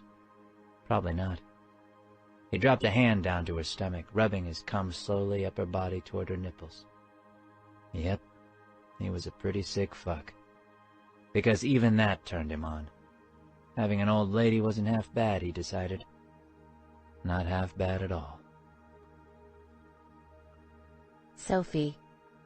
Holy shit on a stick. That was unprecedented. Ruger had asked how many men I'd been with, and I'd told him 3. But compared to him, I wasn't sure the others even qualified. I'd never felt anything quite as good as what he'd just done to me. Not even close. Now he gazed down at me with lazy hooded eyes, smug as all hell. He deserved to be. I grinned right back at him. Maybe this wasn't such a huge mistake. "Damn, she squealed like a fucking pig," a man's voice said off to the right. I went from afterglow to pure horror in less than a second. Not only was I splayed on the counter, totally exposed, but my hands were tied up too. I thrashed, trying to get free, hoping to hell they'd just heard me, rather than watched the whole show. Ruger laughed, which was not an acceptable response. Not even a little. "Fuck off," he said, turning toward the 3 men who'd come up next to the van. He didn't sound pissed, though. He sounded pretty damn pleased with himself. "This one's mine. Go screw your own girl." The men laughed and wandered over to the far side of the shed to look at the motorcycles, as if they hadn't just seen me getting publicly plowed. Oh my God. Ruger, pull down my shirt and let me go, I hissed. Now! He reached down and straightened my bra and t-shirt, then tucked his cock back into his pants. This wasn't cutting it. I wanted my arms free and my shorts on. Now! Instead, he leaned down over me, standing between my legs, elbows braced on either side of my body. "Okay, we got things clear now?" he asked. I glared up at him. "What the hell are you doing?" I hissed. "Jesus, Ruger, let me go. I need to get on my clothes. I can't believe they saw me like that." "Like you've got anything they haven't seen before?" he asked, smirking. "You worry too much, Soph. These are bikers. They've seen people fucking. And it's a damned good thing they saw, too." "How do you figure?" "Because now they know you belong to me," he said. "I was so fucking worried about Noah, I didn't figure it out until today." "Figure what out?" "That this thing between us is already out there, and it's already real. We can't make it go away. We're together, and we'll make it work. Or we won't. Sex is the least of it, though. This goes way past sex." Sudden hope hit me. Then I shook my head, reminding myself not to be stupid. This was Ruger.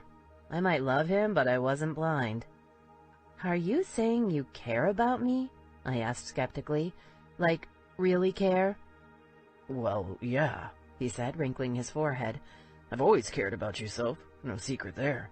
I mean, I fucking held you on the side of the road while you pushed out a baby. Don't want to sound like a dick here, but the fact is not every guy would do that. Something happened that night. We pretended it didn't for a long time. Now we're done pretending." "You're a giant slut," I said flatly, hating the words even though they needed to be said. "I won't be with a guy who sleeps around. Yet here we are at a party where some random couple fucking in a shed doesn't even hit the radar. You plan to keep it in your pants?" His eyes were dark and cool, and I knew my answer before he even opened his mouth. "I won't bring anyone home," he said. "Right now I can't imagine wanting to fuck anyone but you, but this life, it's about freedom. I became a Reaper so I could make my own rules. Not looking to put my dick on a chain and hand it off to some woman like it's a damned puppy or something." Pain ripped through me, and I thought about what Mags had told me. Lay it out for him. Either he's on board or he's not. Clearly, Ruger wasn't on board, which meant this was one big fat dead end. My missing sense of self-preservation finally kicked back in. God, I was such an idiot. "You gonna untie that belt or what?" I asked, forcing myself to detach. Ruger and Zach might be very different men, but they had one thing in common. They both saw me as a thing to own, a possession. Ruger narrowed his eyes. "Don't get all pissy," he said. "I'm not saying I plan to sleep around, but I don't think—" "Let me up, Ruger," I said, my voice soft. "I need to put on my clothes and get cleaned up. Then I want to go visit with my friends and pretend this didn't happen." "This happened." "Let me up." He scowled at me, but he reached over and loosened the belt. The instant my hands came free, I sat up, pushing at his big, stupid chest to get him out of my way. I hopped off the counter and grabbed my panties and shorts, sliding them on. Then I started walking away. I needed to find a bathroom, clean myself up. He hadn't even worn a fucking condom. Shit. How stupid could I be? At least I was on the pill. No little brothers or sisters for Noah, thank God. Still, I'd need to get tested. Idiot. Thankfully, I knew he usually wore condoms. I'd certainly found enough of them around his house. I'd talk to him about that later. "Stop." I ignored him. "Sophie, I said to fucking stop," he said, his voice harder. One of the men across the shed glanced up, speculation in his eyes. Great. I guess giving the locals the first show wasn't enough.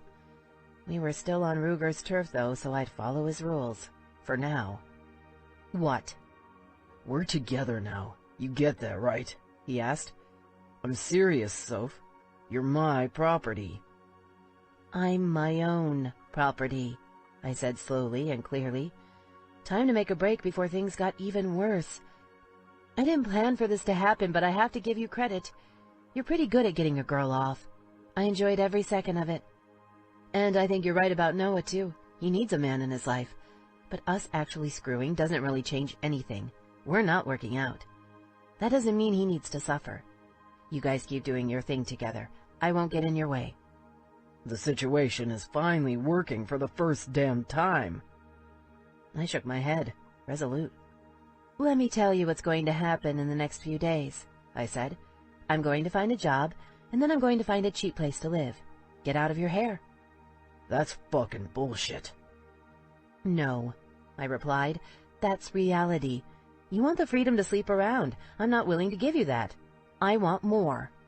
Sounds like we have a fundamental difference of opinion here, and I'm not going to try to change you.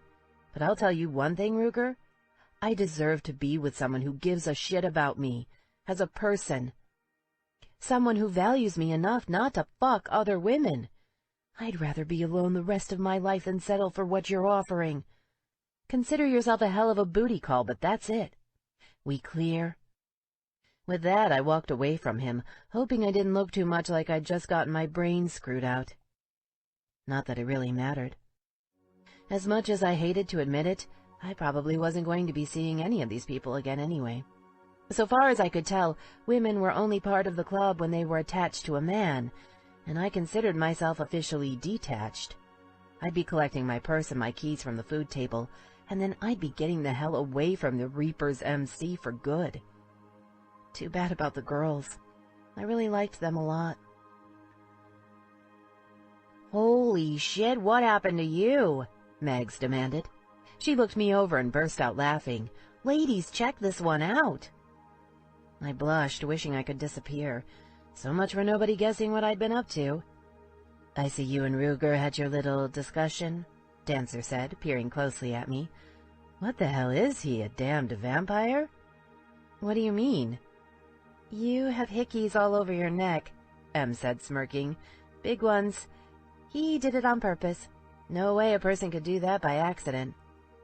Fucking asshole. He is such a dick, I muttered. And this is news? Marie asked. They're all dicks. It's sort of a defining characteristic of men, babe. You know, that dangly thing between their legs? I'm going home, I said. I can't take this. Meg stopped laughing and put her hands on her hips. You are so not going home, she said. Absolutely not. Wasn't this the plan? To figure out what he really wanted from you? Looks like he stepped up. Doesn't mean you can't stick around and have fun with your girls. Oh, I know what he wants from me, I muttered, feeling miserable. He wants me to be his property. The women all squealed, and Marie tried to give me a hug. That kicks ass, Em said. I shook my head, and they sobered, confused. He told me that if I sleep with another guy, he'll cut off his dick and feed it to him, I said. And then he told me he wouldn't make any promises about not sleeping around himself. He did say he wouldn't bring anyone home, so I guess I'm supposed to feel good about that? No. Ouch, Marie muttered. That's not gonna work. Nope, Mags replied. Although I see where he gets it. Some of these guys, they fuck anything that moves. They have their old ladies at home, ass on the side, and everyone just pretends it's not happening. Why would anyone think that's okay? I asked. I don't get it. I don't get it either, Marie said. But it's not really my business, telling other people how to live. I know what I'd do to Horse, though. He'd be praying for death by the time I finished with him. He would be, Em added grimly. Marie's real good with a gun. Yep, I'd shoot his dick right off 1 inch at a time, she confirmed. And trust me, he knows it. Well, I don't care how other people live, I said. If they want to let their men sleep around, that's their business. But I'll be damned if I'll put up with it. Not good enough for me. And no way I want Noah growing up thinking that's how you treat a woman. Ruger can take his offer, stick it on a fork, and shove it up his ass. Now I need to find a job and somewhere to live because I'm sure as hell not living with him any longer. Mags nodded, reaching into her back pocket and pulling out a tiny flask. It's medicinal, she said gravely. I twisted off the lid and took a quick sniff, which led to a sneezing fit. What the hell is that? My own special mix, she said, waggling her eyebrows. Trust me, it won't solve a thing. But you know what it will do? What? Distract you, she said. You'll be too busy trying to put out the fire in your throat. Bottoms up. I took a swig. Damned if she wasn't right. 4 hours later, my throat still burned from Meg's special medicine. I decided not to leave. The girls convinced me that I shouldn't let him win by running away. Making sure Ruger didn't win was extremely high on my list of priorities. The party was surprisingly fun. Megs and I stuck together, seeing as both of us were man-free. She wore Bolt's property patch, so guys left her alone. I wore a ring of hickeys that darkened and grew nastier as the night progressed, which may or may not have served the same purpose. It would have been totally humiliating, except I'd already decided I didn't give a flying fuck about any of the Reapers or their sluts. And there were a lot of sluts floating around, including Blondie from the kitchen. She gave me a nasty little one-finger wave. More showed up every minute, multiplying like rabbits. To be fair, most of them seemed like pretty nice people, but I was heavily invested in hating them. I kept wondering which ones Ruger had fucked. The old ladies, there were about 10 total, were a different group entirely. I liked them a lot and was sorry I wouldn't be getting to know them better. Mags and Marie must have spread the word about my situation because nobody asked me any nosy questions. The girls kept me so busy I hardly had time to think about my humiliation. I did learn a few interesting things, though. For one, Meg shared why Bolt was in jail. It was an ugly story. Apparently, he'd been convicted of raping a girl who worked at the line. We were sitting in a couple of camp chairs over by the playground, watching over the kids, when Meg started talking about it so matter-of-factly that I thought I hadn't heard her right at first. I said, desperately searching for some kind of response. What do you say when someone tells you her man's in jail for rape? He didn't do it, she said, shrugging. He got set up. I looked away, wondering how a woman who seemed so smart could be so stupid. Who stays with a rapist? If he'd gone to prison, odds were good he'd done the crime. No, she said, taking my hand and squeezing it. I can see what you're thinking. It's not like that. I was with him when it happened, hon. Didn't you tell the cops? I asked, eyes wide. Of course, she replied, but the girl ID'd him, and there was another witness who said they got into a car together. They never tested the DNA, although we've got a lawyer working on that. He says it's just a matter of time before we get him out. It's not Bolt's DNA, but the state lab is so far behind it takes a fucking miracle to get them to lift a finger. The cops said I was lying to cover for him. Made me look like a criminal and a whore on the stand. Damn, I said. That's horrible, Mags. Tell me about it, she said, her face sober. I love him so damned much. Bolt is a wonderful man. He's done some crazy-ass shit, but he's not a fucking rapist, you know? But being a biker's old lady? To the cops, that means you're nothing more than a club puppet. My testimony meant jack shit by the time they finished with me. He's up for parole in a year anyway, but I want his name cleared. Why haven't they processed the DNA? Good question, she said. New excuse every day. Fucking prosecutors. Huh. I didn't know where to put that, so I fell quiet. What I didn't do was get up or look away, because while I'd only met Megs recently, I believed her. She wasn't stupid and she wasn't weak. Scary to think the system could be so corrupt. They definitely screwed Bolt, Marie said, plopping down next to us. But the local prosecutors aren't all bad.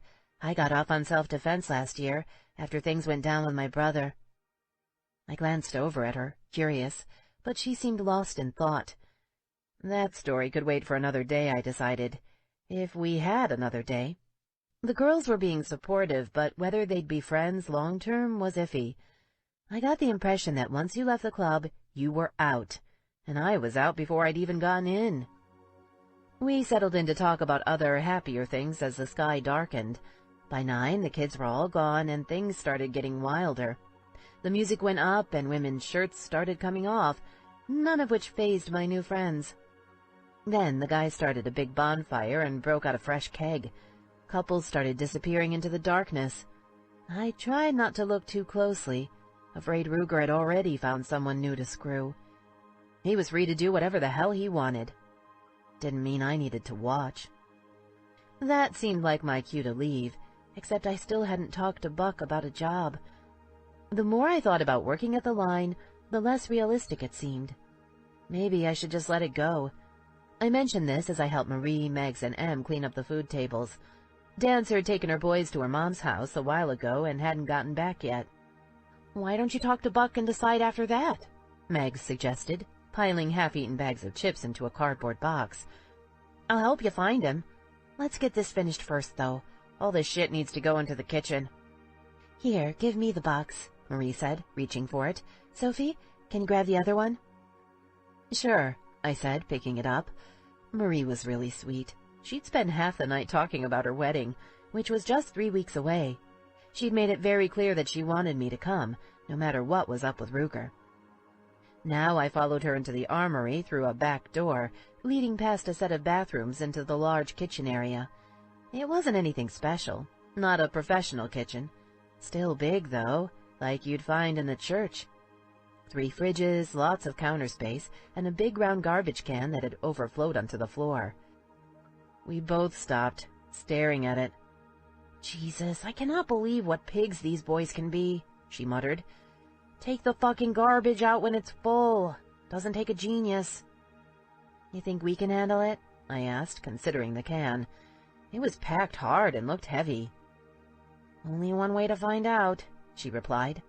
We set down the food, stuffed in as much of the spilled garbage as possible, and then each grabbed a side. It wasn't easy, but we wrestled it out through the kitchen and into the main lounge of the armory, which I hadn't seen yet. Holy shit, I said to Marie, eyes wide. The place was full of men drinking and women walking around all but naked. There was a bar with a naked chick giving body shots. My eyes skittered away, only to land on another girl whose head bobbed up and down over a man's lap. He sat on a ratty couch, leaning back with his eyes closed, one hand wrapped tight in her hair. "Just ignore it," Marie muttered, rolling her eyes. "Bunch of dumbasses. The dumpster's out in the front, across from the parking lot. The geniuses who designed this place didn't put in many external doors. Built to be a fortress. Annoying as hell." We lugged the garbage across the room, and I felt my cheeks burning. Then a man came up and grabbed the heavy can on my side. "You girls should have asked for help," he said, smiling at me. He was kind of cute, I realized. A little older, probably in his 30s. He had a long beard, tattoos. They all had tattoos. I figured it must be in the bylaws or something. And he wore a cut with one of those little diamond 1% patches. His name read DC. "Thanks," Marie said brightly. "Grab the door for us, will you, Soph?" I opened the big main door leading out into the front parking lot. There were more guys out there, sort of standing around. The guys I'd seen earlier, who didn't have very many patches on their vests. "Prospects, get your asses over here and take care of this garbage," DC yelled, and two of them jumped up to grab the can. "It needs to go back in the kitchen when they're done," Marie told DC. "No prob, babe," he replied. "Who's your friend?" Marie and I exchanged glances. I could tell she didn't want to introduce me, but neither of us wanted to be rude either. "I'm Sophie," I said, taking the pressure off her. "I'm just visiting. In fact, I'm heading out soon." Marie opened her mouth to add something. Suddenly, a giant man came up behind her, swinging her up and twirling her around before throwing her over his shoulder. "Horse?" "I need to be fucked, woman," he declared, smacking her ass. Then he carried her back into the building as she shrieked in protest. I suddenly found myself alone in the dark with DC and the prospects. None of the younger guys looked me in the eye, and I thought very hard about the warnings I'd been given earlier. Yep, I was in the negative on every detail. "Nice brands," he said. He reached up to trace the stupid hickeys Ruger had given me. "You belong to someone?" Now that was a loaded question. "It's complicated," I replied, glancing around. I don't know what I was looking for. Kimber would know what to do at a time like this, I thought darkly. I need to get back inside, find the girls. "I'll just go over there," I added, nodding toward the big gate in the wall to the side of the building. The gate I'd come in before. No way I would be walking back through that clubhouse by myself, not after what I'd seen in there. "I'll take you," DC said, wrapping his arm around my shoulders and tucking me in tight next to his body. I smelled booze on his breath. Shit, shit, shit! "Hey there!" Em yelled, waving at me from the gate. I'd never been so happy to see someone in my life. She walked over to us, her smile bright and sweet. "Thanks for finding Sophie, DC. I need to get her back now.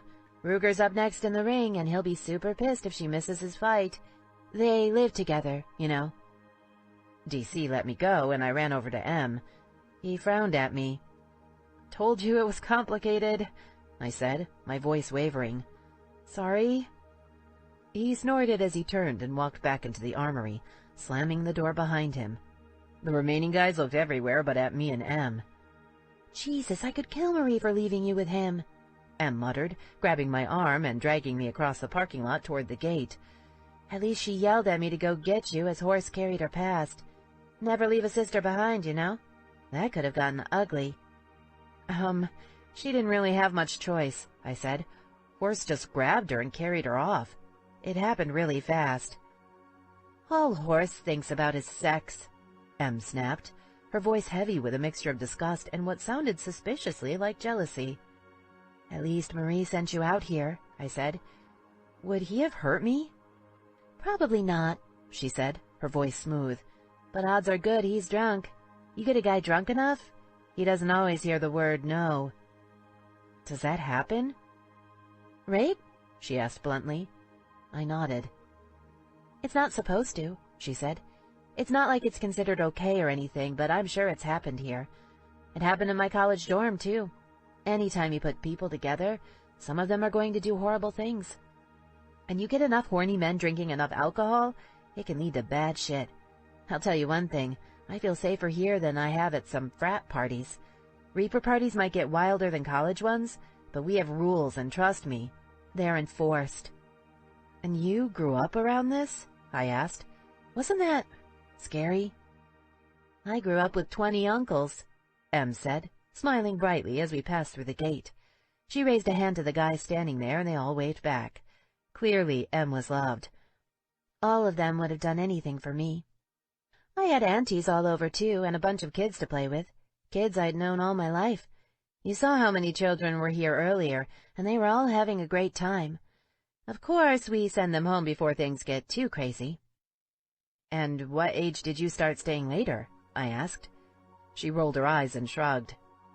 Dad told me to leave about half an hour ago, she admitted. He doesn't want me to grow up.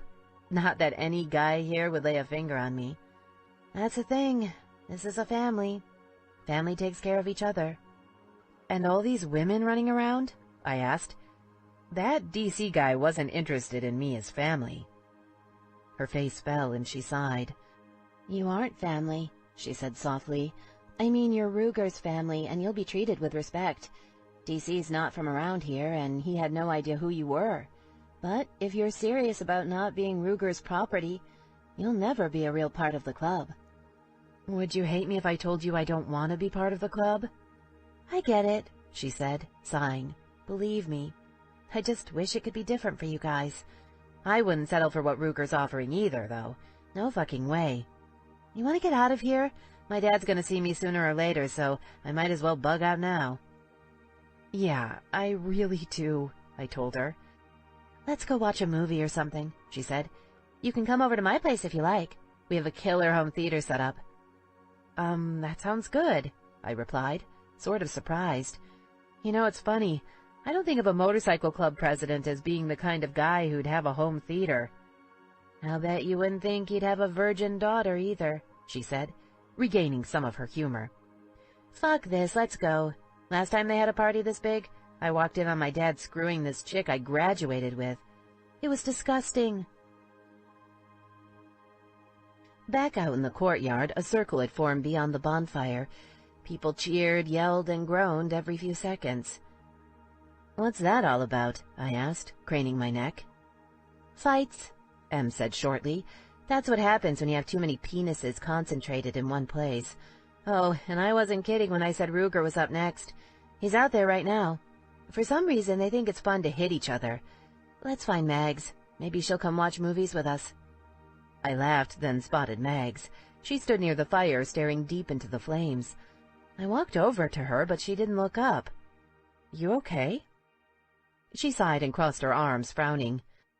Peachy, she said, rolling her eyes. I'm just sick and fucking tired of being here without my man.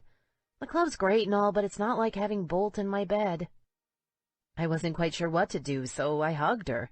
She hugged me back. I really wanted to stay friends with these women, despite the whole Ruger situation. Hey, you want to come and watch movies with me and Em? I asked. I'm sick of Ruger. Picnic says Em has to leave, and you're lonely. Sounds like God himself wants us to get out of here and eat some chocolate ice cream. She snorted. Ice cream's no substitute for a man, she said wryly. We can have whipped cream on it, I said, waggling my eyebrows. You can pretend you're licking it off him instead of the spoon.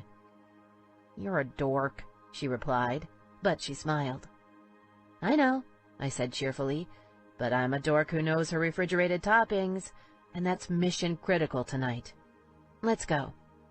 I want you to meet Buck first, she said. You need to ask him about a job. I frowned. Did I really want to work at a strip club, especially one owned by the Reapers? Didn't seem like the best way to distance myself. You don't have to decide tonight, she said. Just talk to him, and then we'll get back to what's really important. Ice cream and chick flicks. A sad one, please, because I'm definitely in the mood for a good cry. Let's just talk to him, okay? Not like you have anything to lose, Em added, coming up beside us. Find Buck, then we'll ditch this place. I'm ready for a three-way with Ben and Jerry. Megs took my hand and pulled me toward the crowd surrounding the fighters, Em trailing us like a puppy. I couldn't see much of the fight, what with the wall of bikers cutting us off, but Megs wormed her way through them like an expert. Soon we stood on the edge of the ring, which was just a line traced in the dirt. She was looking around for Buck, but the sound of a fist hitting flesh caught my full attention. Ruger stood in the center of the circle, naked to the waist, hands bare, expression hostile. He was facing off against a man I didn't know. He looked a little younger than Ruger, and based on the blood dripping down his face, Ruger was kicking his ass. Em stumbled to a halt next to me. "What the hell does Painter think he's doing?" she muttered. "I can't believe he's fighting Ruger. That's fucking stupid." "Why?" I asked, eyes glued to the men circling each other. I could see the top half of Ruger's panther tattoo above his jeans. It really was perfect for him. Every movement was lithe and smooth and utterly predatory. "Ruger's really good," Em said shortly. "He'll slaughter Painter." "Is that the one?" "Yeah," she said, her voice grim. "That's him. The guy who won't put out for me. I hope Ruger kicks his ass." Ruger chose that moment to plow his fist into Painter's stomach, and the crowd roared. Painter gasped, but he stayed upright, recovering surprisingly fast, at least to my uneducated eye. "He's over there," Meg said, grabbing my arm again. I looked at her blankly. "Who's over there?" "Buck," she said. "You wanted to talk to him about a job, right?" "Oh, yeah," I said, forcing myself to look away from the circling boxers. What kind of idiots fought like this on purpose? Mags dragged me through the crowd some more, coming to a halt next to a big man watching the fight with his arms crossed. He didn't look too happy. "Hey, Buck," Mags said brightly. He glanced down at her and raised a brow. I swallowed. We can do this a different time." I leaned in and whispered to Mags. "He doesn't look like he's in a good mood." "He's just like that," she said. "Right, Buck? You're always kind of a dick, aren't you?" The big man actually smiled. "And you're always kind of a bitch, but I like you anyway," he said. "You ready to ditch Bolt's ass and fuck a real man?" "I think Jade might have a problem with that, and she's a hell of a good shot." This time the smile reached his eyes. "That's the fucking truth," he said. "God, but she can be a bitch. Never boring. So, who's this?" "This is Sophie," she said, jerking me forward. From the ring I heard the crack of flesh hitting flesh, and saw Painter staggering in the corner of my eye. Ruger circled him like a cat playing with its food. I forced myself not to pay attention, focusing on Buck instead. Talking to him couldn't hurt. "Sophie's looking for a job," Mags added. "Dancing?" he asked, raising a brow. His eyes crawled down my figure, assessing me closely in a new way. All business now. "I want a waitress," I said. "I've waited tables in bars before. Never a strip club, but I'm a hard worker. I hear it's a good place to work." He studied me, face thoughtful. "You belong to anyone?" Mags and I looked at each other and I shook my head. "Not really," I answered. "What the fuck is that supposed to mean?" "She—" "Shut up, Mags," he said, although his tone wasn't mean. "She can't talk for herself. She's got no place in my bar. So what's the story? You belong to someone or not?"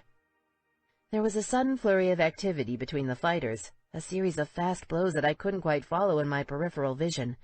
Based on the crowd's reaction, things were getting interesting. "You this slow taking drink orders?" Buck asked. "'Cause I don't need a slow waitress."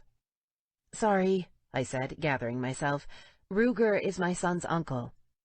"He give you that ring around your neck?" Yeah," I said, grimacing. "And I live with him. Nothing between us, though. I just really need a job." Buck eyed me speculatively, then glanced at Mags. She smirked and rolled her eyes. Buck nodded slowly, then leaned over to the man next to him. $100 on Painter?" The man stared at him, brows raising. "You fucking insane?" "Nope," Buck said. "We got a bet?" "Sure, I'll take your money. Kid's almost finished." Buck turned back to me. "Show me your tits," he said. My eyes widened. "I'm not looking to dance," I said quickly. "Just wait tables." "Yeah, I get that," he replied. but I need to make sure you'll fill out the uniform right. You can leave your bra, but lift that shirt if you want a job. I glanced at Mags, who nodded reassuringly. "Don't worry," she said, bright eyes darting between me, Buck, and the men fighting. "You need a decent rack to waitress at the line. Go ahead, nobody will care." I took a deep breath, reached down, and pulled up my shirt all the way. 2 seconds later, I heard a huge crash.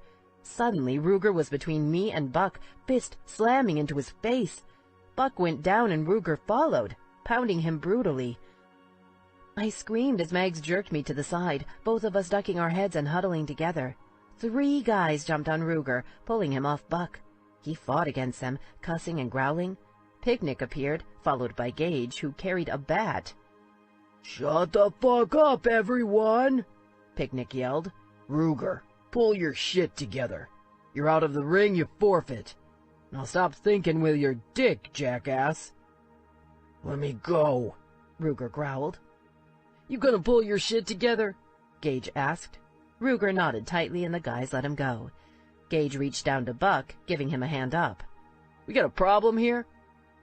Buck spat out some blood and grinned, the bright red outlining his teeth horrifically and dripping down his chin. He looked like a serial killer. "It's all good," he said, licking his lips. "Asshole just won a bet for me. Too fucking easy." Then he glanced at me, still crouched next to Mags, utterly stunned. "No job," he said. "Got enough bitch drama at the bar already. Had a fight, though, perfect. Ruger always wins. Fucking beautiful moment. Thanks, sweetheart." Okay, I said quickly. I think I'd do better working somewhere else anyway. Ruger glared at me, chest heaving, his entire body covered with a sheen of sweat. "You asked him for a job?" he demanded, grabbing my arm and jerking me through the crowd. I tried to break away, but he didn't even notice. "Let me go!" Ruger dragged me over to the courtyard wall and pinned me up against it, putting a hand on either side of my head as he got down into my face. "What part of this is so fucking complicated?" he asked, as angry as I'd ever seen him. Well, almost. "You don't just go around flashing your tits. It's not a difficult concept, Sophie." "Meg said he needed to check me out for the waitress job," I told him quickly. "She said it wasn't personal, not a big deal at all." Ruger's eyes darkened. "When a man asks to see a woman's tits, it's always personal," he said slowly and clearly, "and yours belong to me. No fucking way I'm letting you work at the line. And keep your damned shirt on. Christ, it's like I'm talking to myself half the time." "No worries," I said, not bothering to argue. Pointless. I've had enough of this club. I'm leaving. Em and I plan to watch movies and eat ice cream. Ruger stilled, then reached out and brushed my hair behind my ear, his touch gentle. I felt myself relax a little. Maybe he wasn't as angry as I'd thought. Then his fingers slid deeper into my hair and his eyes hardened. His hand tightened painfully as he jerked my mouth into his. His tongue stabbed deep into my mouth, possessive and dominant. His other hand caught my arm, jerking my body forward into his as he twisted it up and behind me. One knee shoved between my legs and he slanted his head, taking everything he wanted and more. My body loved it, the faithless bitch. The fight had left him sweaty all over, sending out pheromones so strong it's a wonder I could still stand upright. I wanted to wrap my arms around him, but he held me too tight, controlling every move. I was starting to sense a pattern with Mr. "Don't come until I tell you." Finally, he pulled away, both of us gasping for breath. He still held me tight, completely incapable of movement, even if I'd wanted to get away, which I didn't. My brain had checked out a while back. His hips ground into me, cock more than ready to finish things off. "You belong to me," he said, voice harsh. "Ruger," I started, but a sudden loud feminine scream tore through the air. Ruger dropped me and spun around, covering me with his body as he scoped out the situation. The screaming continued, and then I heard a roar of masculine rage.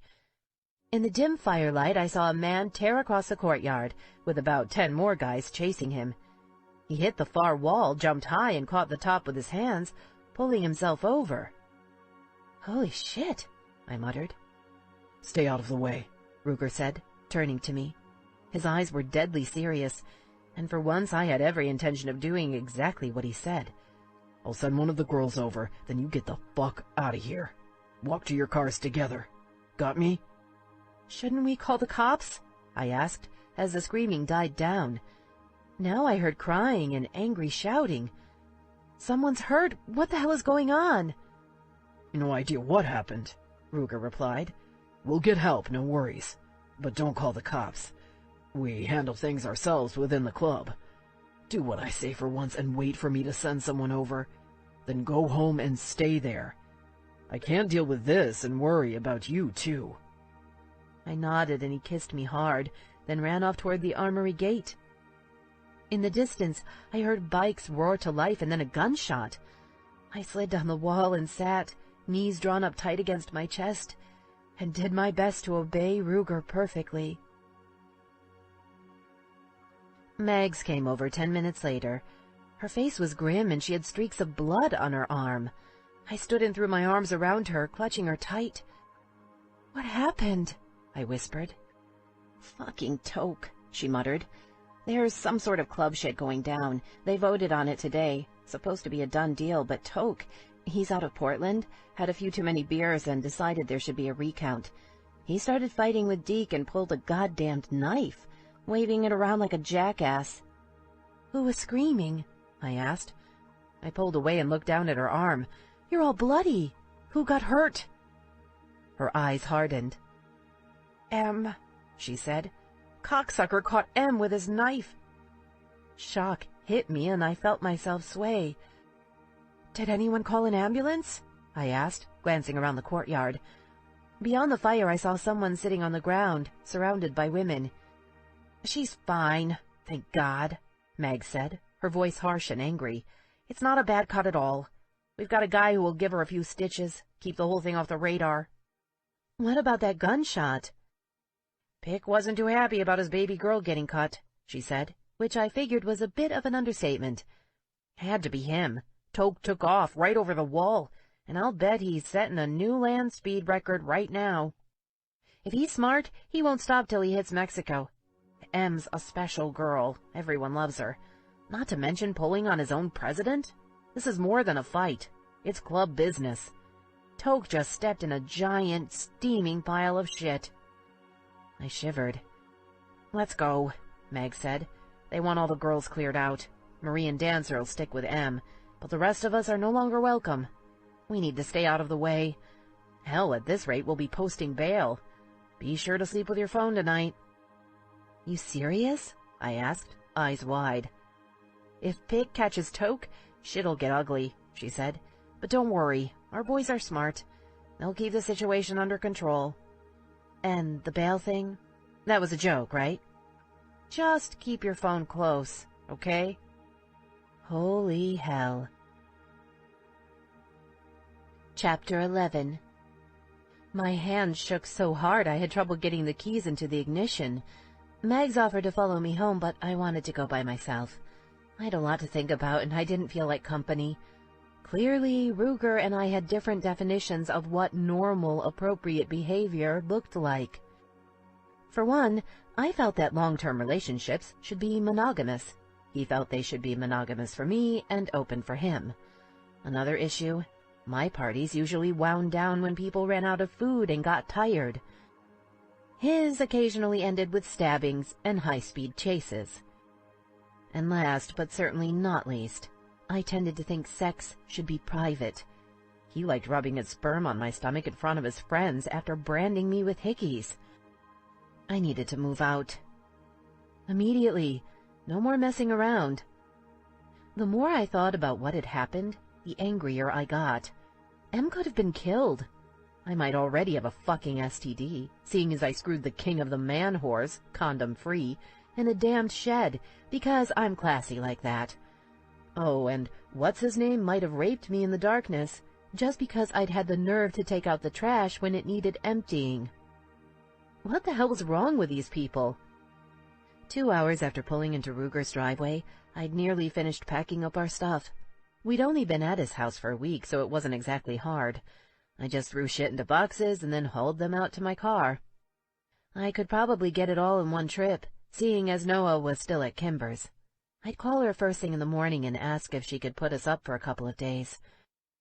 Fuck Ruger. Fuck his beautiful house and fuck the Reapers.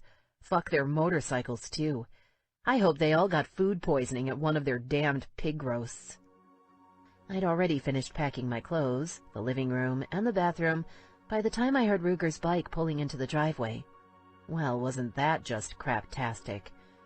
I'd planned to be gone before he got home, but if he wanted a fight, I'd give him one. I might not have my life entirely together, but I was pretty sure about one thing. Parties that ended with stabbings weren't part of the long-term plan.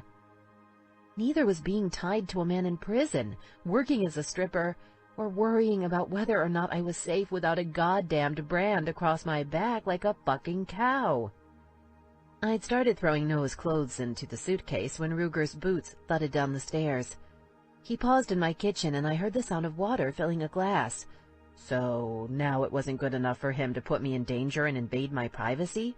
He had to get my glasses dirty too? I threw Noah's stuffed dragon, Puff, into the case with a disgusted thud. Wait. Why the fuck should I care where he got water? I wouldn't be here to wash the damned dishes. Wasn't my house. The ridiculousness of the night, the horrible way the party ended, packing to move God knew where at 3 a.m, it all hit me at once. I grabbed Puff and slid down next to the bed, laughing at my own craziness. Why had I ever, for even a second, thought we could live in Ruger's basement? I laughed as Ruger walked down the hall. I laughed as he came in the room, and I kept laughing when he knelt down in front of me. I ignored the waves of frustrated anger rolling off him because I just didn't give a damn. He reached out and caught my chin, forcing me to look into his eyes. They cut through me accusingly, like he had the right to an opinion. I stopped laughing and gave him my most evil smile. "What the hell is going on here?" he asked. "I'm packing," I told him, holding up the dragon for him to see. "We're leaving. I'm not your whore, and Noah's not your son. Your club is insane, and I don't want a damned thing to do with any of you." "Do you remember when I said coming to the party was a bad idea?" he asked me, raising a brow. "Yeah, I remember that," I snapped. "But you know what would have really driven the point home?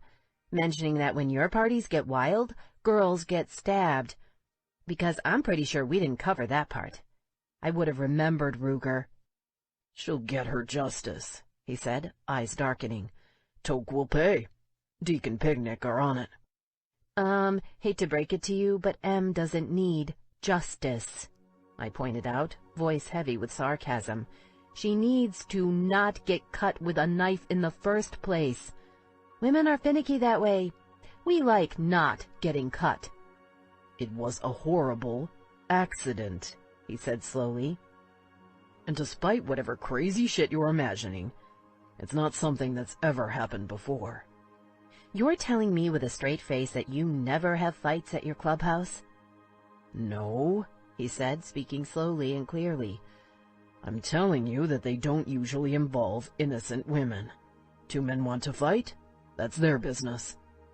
"And what about women who aren't so innocent?" I asked. "Where do you draw the line on that one? Do you like to hit girls, Ruger? Is that okay in your stupid club?" The air changed between us, growing cold. Oh, that got to him. A whole new level of angry rolled into the room between us, and I suddenly realized taunting him might not be such a great idea. "Don't talk about the club like that," he said, face like stone. "Show respect if you want to be treated with respect. And you know what? Damned straight I'd hit a woman if she hit me first. I'm not a knight in shining fucking armor, Sophie. What part of this don't you get? I've been honest with you all along, no bullshit. And yeah, a woman who attacks a man deserves what she gets. She wants to act like a man, she can damned well fight like one." "And that doesn't bother you?" I asked him. He shook his head. "Not a bit. You want equality, babe? That's equality." "Yeah, you're practically a feminist," I muttered. "Em wasn't fighting, Ruger. She'll have a scar the rest of her life. And how is it women have equality when it comes to taking a hit, but the rest of the time they're just some guy's property? Stop talking shit about things you don't understand, he growled. Property is a term of respect. It's part of our culture. You start judging us for that, you better start judging every woman who changes her name the day she gets married, because it's the same damned thing. He stopped, running a hand through his hair, clearly frustrated. When you're someone's property, you're a woman the brothers will die to protect, he continued, his voice softening. They'll die to protect your kid, too. Don't turn that kind of loyalty into something ugly because you don't like the words we use. Dancer, Marie, Mags, they're proud to be property because they know what it means. Nobody forcing them to do anything. I swallowed, processing that. So tell me this, I asked. Why did Horst tell me that Marie's worth every penny he paid for her? Because that sounded a little fucked up, and I don't think he was joking. You're at the clubhouse for less than a day and you've already heard about that? He muttered, almost to himself. Jesus. A little fucking discretion would be nice. Yup, don't want to scare away the new girls with reality, do we? Don't worry about it, he replied. Marie and Horst are fine, and they're getting married next month, so I think it's a moot point. Holy shit, did he really buy her? I asked, eyes widening. Ruger, I don't even have words for that. Good. Maybe you'll shut up, he said. If you're interested, I have an update on M for you. You know, your friend you're so worried about? Maybe a little more important than lecturing me about women's rights, you think? I froze, shamed. Ruger was right. I'd been more focused on fighting with him than on M. How shitty was that? Yeah, I'd like to hear how she's doing, I said. I tossed Puff to the side and rose to my feet. He stepped forward into my space, doing that intimidation thing he was so good at. So, how is she? She's fine, he said after a long pause. It wasn't much of a cut, about 3 inches long and not deep at all. We got a friend of the club who came by, gave her some stitches to make sure she stays all pretty when it heals. Antibiotics just to be careful. Last I saw her, she was high as a kite on oxy, and singing some kid song about kittens and mittens. The picnic's not feeling quite so festive, gotta admit. That's good news, I replied, staring at his chest blankly. He really was way too close. I got a text from Mags an hour ago, but I wasn't sure if she was downplaying things or not. I don't like your parties, Ruger. First part wasn't half bad, he said slowly, a knowing smile stealing across his face. You know, in the shed. He reached out and touched my neck lightly, then wrapped his fingers around it. My marks look good, he continued. Might keep 'em on you long term. Haven't decided yet. But you need to learn not to flirt with other guys, babe. You're claimed now.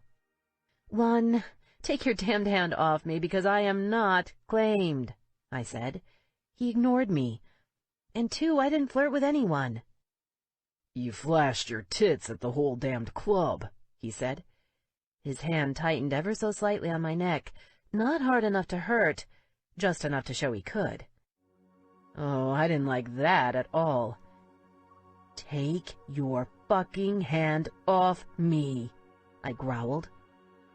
This time he did, but at the same time he pushed me forward with his body, unbalancing me. I fell back on Noah's bed, almost hitting my head against the wall. Before I could roll away, Ruger dropped down over me, trapping me just as surely as he had back in my Seattle apartment. I was wearing a bra and Megs told me to do it, I hissed, not bothering to fight him. That'd probably just turn him on. Perv. She said he needed to check me out if I wanted to waitress at the line. I need a damn job, Ruger. Didn't seem like a big deal. Half the women there weren't even wearing shirts. It's not like I took off my bra. You're a fucking idiot, he snapped. Of course Buck checks out potential waitresses at the club during business hours. He did that to piss me off and get me out of the ring. He played you to win a bet, Soph. He'd never hire you without my permission, anyway.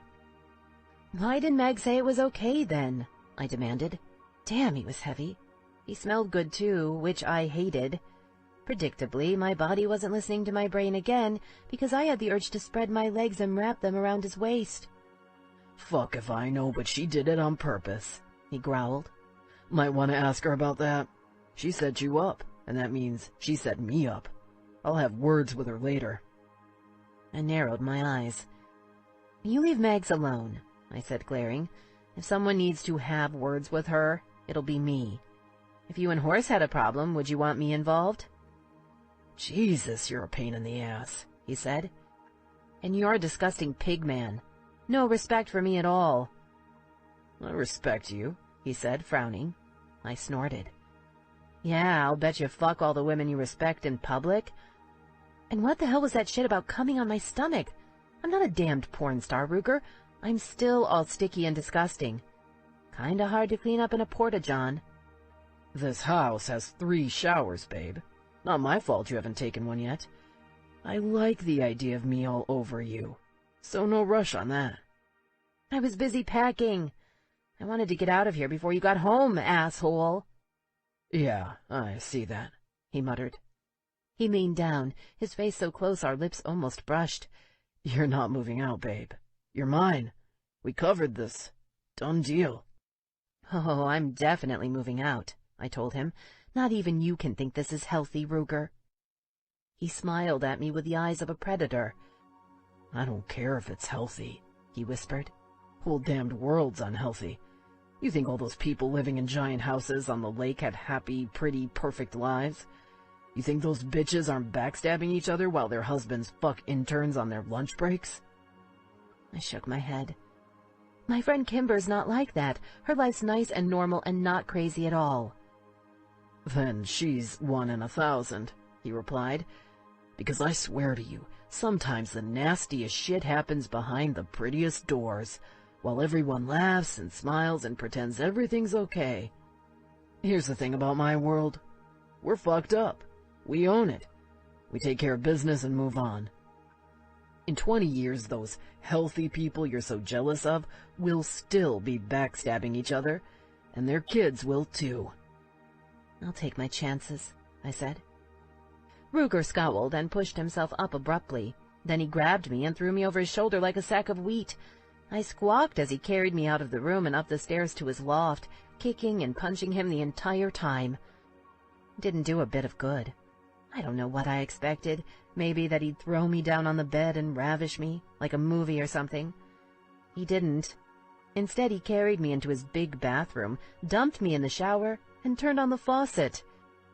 "What the hell are you doing?" I shrieked as cold water hit me, still fully clothed.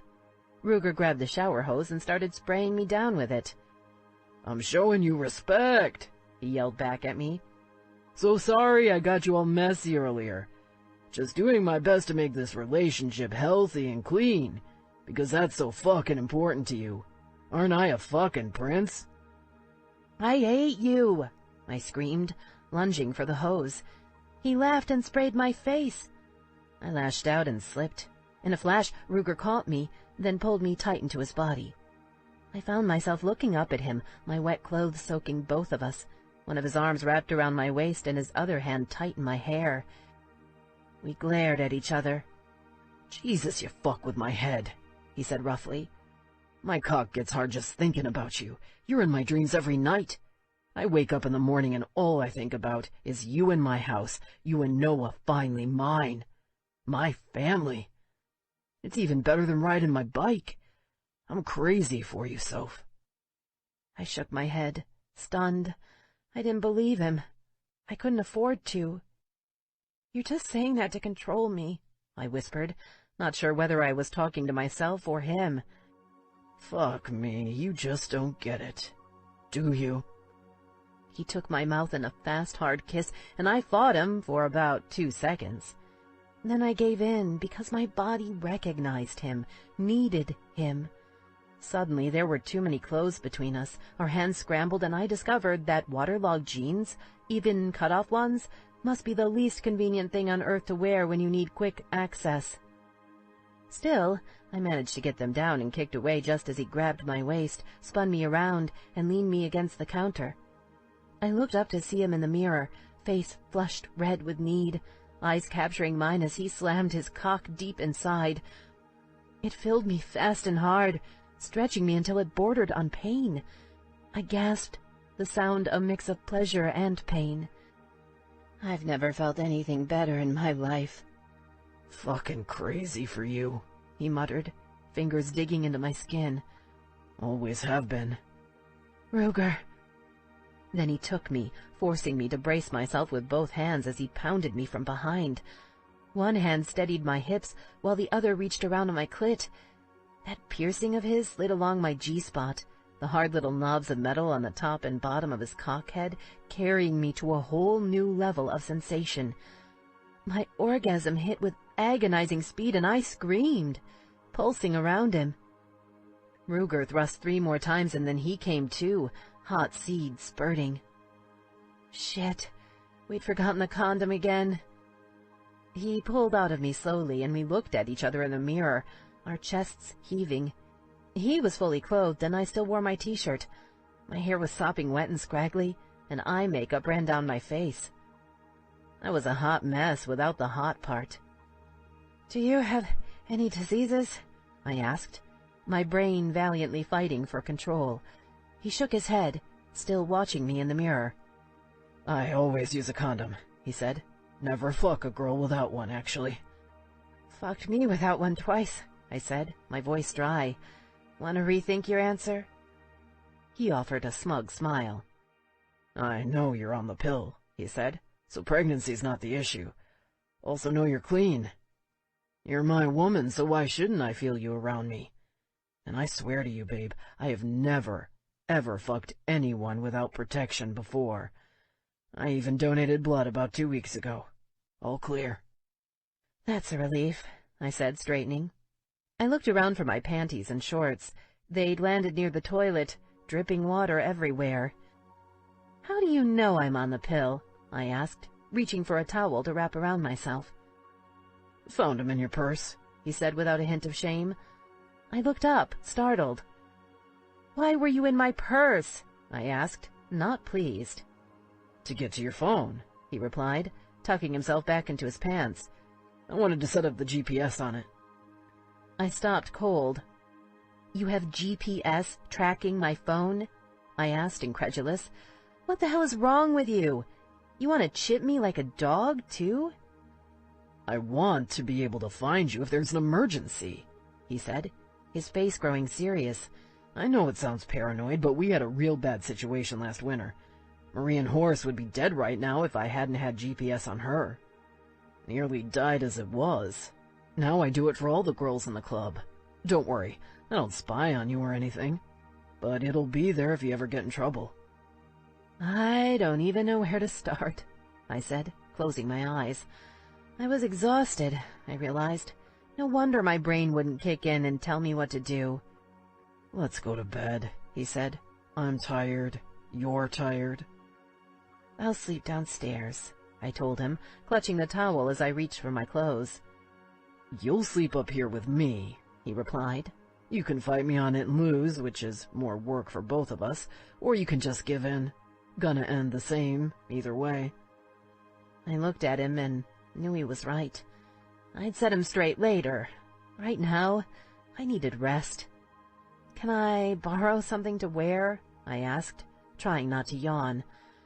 "I'm too tired to go get dry stuff." "I'd rather you sleep naked."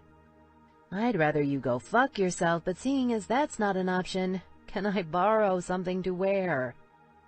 He smiled at me. "Knock yourself out. Shirts are in the top drawer, underwear in the second one down." I left the bathroom and looked around to find his dresser. Sure enough, the top drawer held a variety of t-shirts. I found one with a Reaper's symbol on it and pulled it out.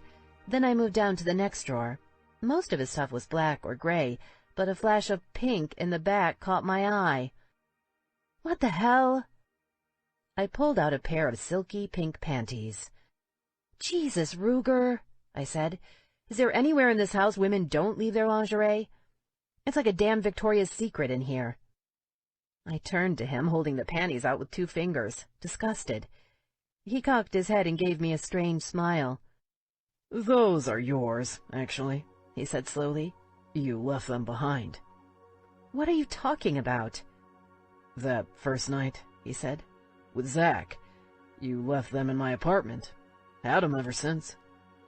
I froze and studied them more closely. It had been a long time, but they did look familiar. I'd been so sad to lose them because I'd bought them special. I can't decide if that's just a little bit creepy or really super creepy, I said finally, glancing over at him. He shrugged, eyes holding mine steady. You asked me the other night if wanting you was a new thing, he said, his face free of mockery for once. It's not a new thing, babe. Not a new thing at all. I woke suddenly, wondering where the hell I was. A strong masculine arm lay across my stomach, pinning me down. A vaulted cedar ceiling rose overhead. I turned to see Ruger lying face down next to me, and it all came back in a rush. I needed to get out of here before he woke up and started in on his "you're my woman and I own you" bullshit. I couldn't afford to play around anymore. Noah had been through enough already. Lifting his arm cautiously, I rolled out of bed and turned to look at his sleeping form. Ruger's back was half covered by the sheet, and for the first time I had the chance to study his ink in full light. His perfectly sculpted body wasn't just sexy, it was literally a work of art. His arms were a mass of patterns and designs so intricate, I had trouble following them. But dominating his right bicep was a picture of what had to be Noah's Ark. The animals marching away from it were fantastical, dragons and demons and snakes, but the Ark itself was unmistakable. My breath caught. How had I never noticed that before? He shifted in his sleep, the sheet slipping lower. I couldn't allow myself much time. I wanted to leave before he woke up and we started fighting. Given our track record, I'd have sex with him again if that happened. My clit perked up and sent an urgent memo to my brain endorsing that option. Screwing a man-whore had one advantage. He certainly knew what he was doing. As for the pink panties I wore, I didn't know what to think about that. It should have grossed me out, but mostly just turned me on. All those years I'd been lusting after him, and he'd been lusting after me, too. Not enough to stay faithful, of course, but he'd still wanted me. My nipples joined my clit in petitioning for another round. I ignored both of them. Nothing had changed. The party, all the reasons I should avoid the Reapers. Ruger and I simply couldn't be together. But for a few minutes, while he still slept, I let myself study the incredibly sexy man who'd been an unofficial father to my son. Across the top of his back was a broad, curved banner of ink matching the patch on his cut that said, Reapers. Their symbol, the Reaper himself, covered the center, and I saw just a hint of the bottom rocker, which I knew would say Idaho. Strange as it sounds, the combination of his club colors and the Ark illustrated Ruger's contradictions perfectly. Strange spots covered his shoulders, and along his side I saw just a hint of the panther's claw reaching around from his hip. He shifted and I froze, reality crashing back down. I needed to get out or we'd have another fight. Realistically, we'd have another fight regardless, but a little break would be nice. I went downstairs and found my phone, checking the time. 7 a.m. It took me less than 30 minutes to finish the last of my packing. Then I carried everything out to the car, loaded it, and climbed in. I turned the key in the ignition, feeling sad and just a little wistful. Things would turn out, I told myself firmly. I was doing the right thing. As if to prove my point, the sun was already high and bright. Birds were singing like in some stupid Disney movie. I turned out of the driveway onto the road and saw Elle, Ruger's neighbor, walking along with her dog. She smiled as she saw me, waving me down. I pulled over. Elle's eyes flicked over the car, noting the presence of boxes and the lack of a child. "Trouble in paradise?" she asked dryly. I smiled ruefully and shrugged. "You could say that," I replied. "Ruger and I live in different worlds. I realized it doesn't matter how cheap the rent is. Staying isn't going to work." "Do you have a plan?" she asked. And it wasn't one of those questions that's actually a passive-aggressive accusation in disguise. My mother had been the master of those. I could tell Elle was genuinely concerned. Not really, I said, but I guess that's okay. Every time I make plans, they fall apart anyway. Noah's with my friend Kimber, and she's got a spare room. I'm sure she'll put us up until I pull something together. I see, she replied, pursing her lips thoughtfully. She glanced over at Ruger's house, then cocked her head at me. Why don't you come over and have some breakfast? There's something I'd like to talk to you about. That startled me. I don't want to sound rude, but I'm sort of trying to get out of here before Ruger wakes up, I told her. He's not going to be too happy about this. He'll get over it, she said, that dry tone back in her voice. He may be a big bad biker, but he's still just a man, and men are notoriously stupid. You can't see my house from the road, and he probably won't come looking for you there anyway. I have a shotgun if he does. I also have caramel rolls. My mouth dropped. Hadn't seen that one coming. Okay, I replied, suitably impressed. Half an hour later, we sat at our kitchen table, eating sweet rolls and discussing my crazy life. Somehow she managed to bring out the humor in the situation, making things seem less scary. I wanted to be Elle when I grew up, I decided. She was smart, funny, cynical, and pretty sexy for a woman pushing 40. So, you've got a bit of a problem, she said finally, the queen of understatement. You're smart to move out. I agree with you 100%. Really? I asked. Because I think Mag set me up last night. She's trying to push us together. I know it. Well, there's together and there's fucking, Elle said, delicately slicing a cantaloupe wedge. It kind of freaks me out when you do that, I admitted. Do what? Eat melon? Orange fruits and vegetables are extremely healthy, Sophie. I giggled and shook my head. No, act all ladylike and then cuss like a sailor. My late husband was in the Navy, she said, smiling softly. And I assure you, his language would make your motorcycle club friends cry like little girls. Ruger actually reminds me of him in a way. So wild and violent, but contained, too. Do you miss him? I asked softly. Of course, she replied, her tone sharpening. You can't help but miss a man like that. But here's the thing, Sophie. I gave up everything for him. We moved every couple of years, so I had trouble making close friends. I thought about having a child, but I didn't want to raise one by myself, and I knew he'd be gone half the time. Then he went and died on me, and now I'm all alone. Sometimes I hate him for that. I didn't quite know what to say, so I took another bite of my roll. Elle sipped her tea and then sat back in her chair, looking at me very seriously. I did something very stupid when I was your age, she said. I let a man make the decisions for me. I have no idea if you and Ruger belong together, but you need space to figure things out. You can't let yourself be dependent on someone unless you can truly trust him. I trust Ruger, I said slowly. I trust him with Noah, at least. I also trust him not to change, which is sort of the problem. Men rarely do, she agreed. Although it's possible, I suppose. As I said before, I think I may have a solution for you. Did you know there's an apartment in my barn? Your barn? I asked blankly. I looked out the window toward the wooden structure behind the house. I didn't know you used the barn. I don't, she said. This farm belonged to my great-aunt, and she had part of the barn converted to an apartment for my cousin. He was developmentally delayed. She wouldn't let them put him in a home, but he couldn't live on his own. The apartment gave him some freedom and independence, but also kept him safe. He passed 2 years ago, and it's been empty ever since. I'm sure it needs cleaning, but I'd like to offer it to you and Noah. Are you serious? I asked. She nodded. Of course, she said. I wouldn't have offered it otherwise. It's not being used, and I like both of you. Noah deserves a decent place to stay, and it's definitely better than crashing on someone's couch. Only 1 bedroom, but you don't need to live there forever. It's furnished. Just until you get back on your feet.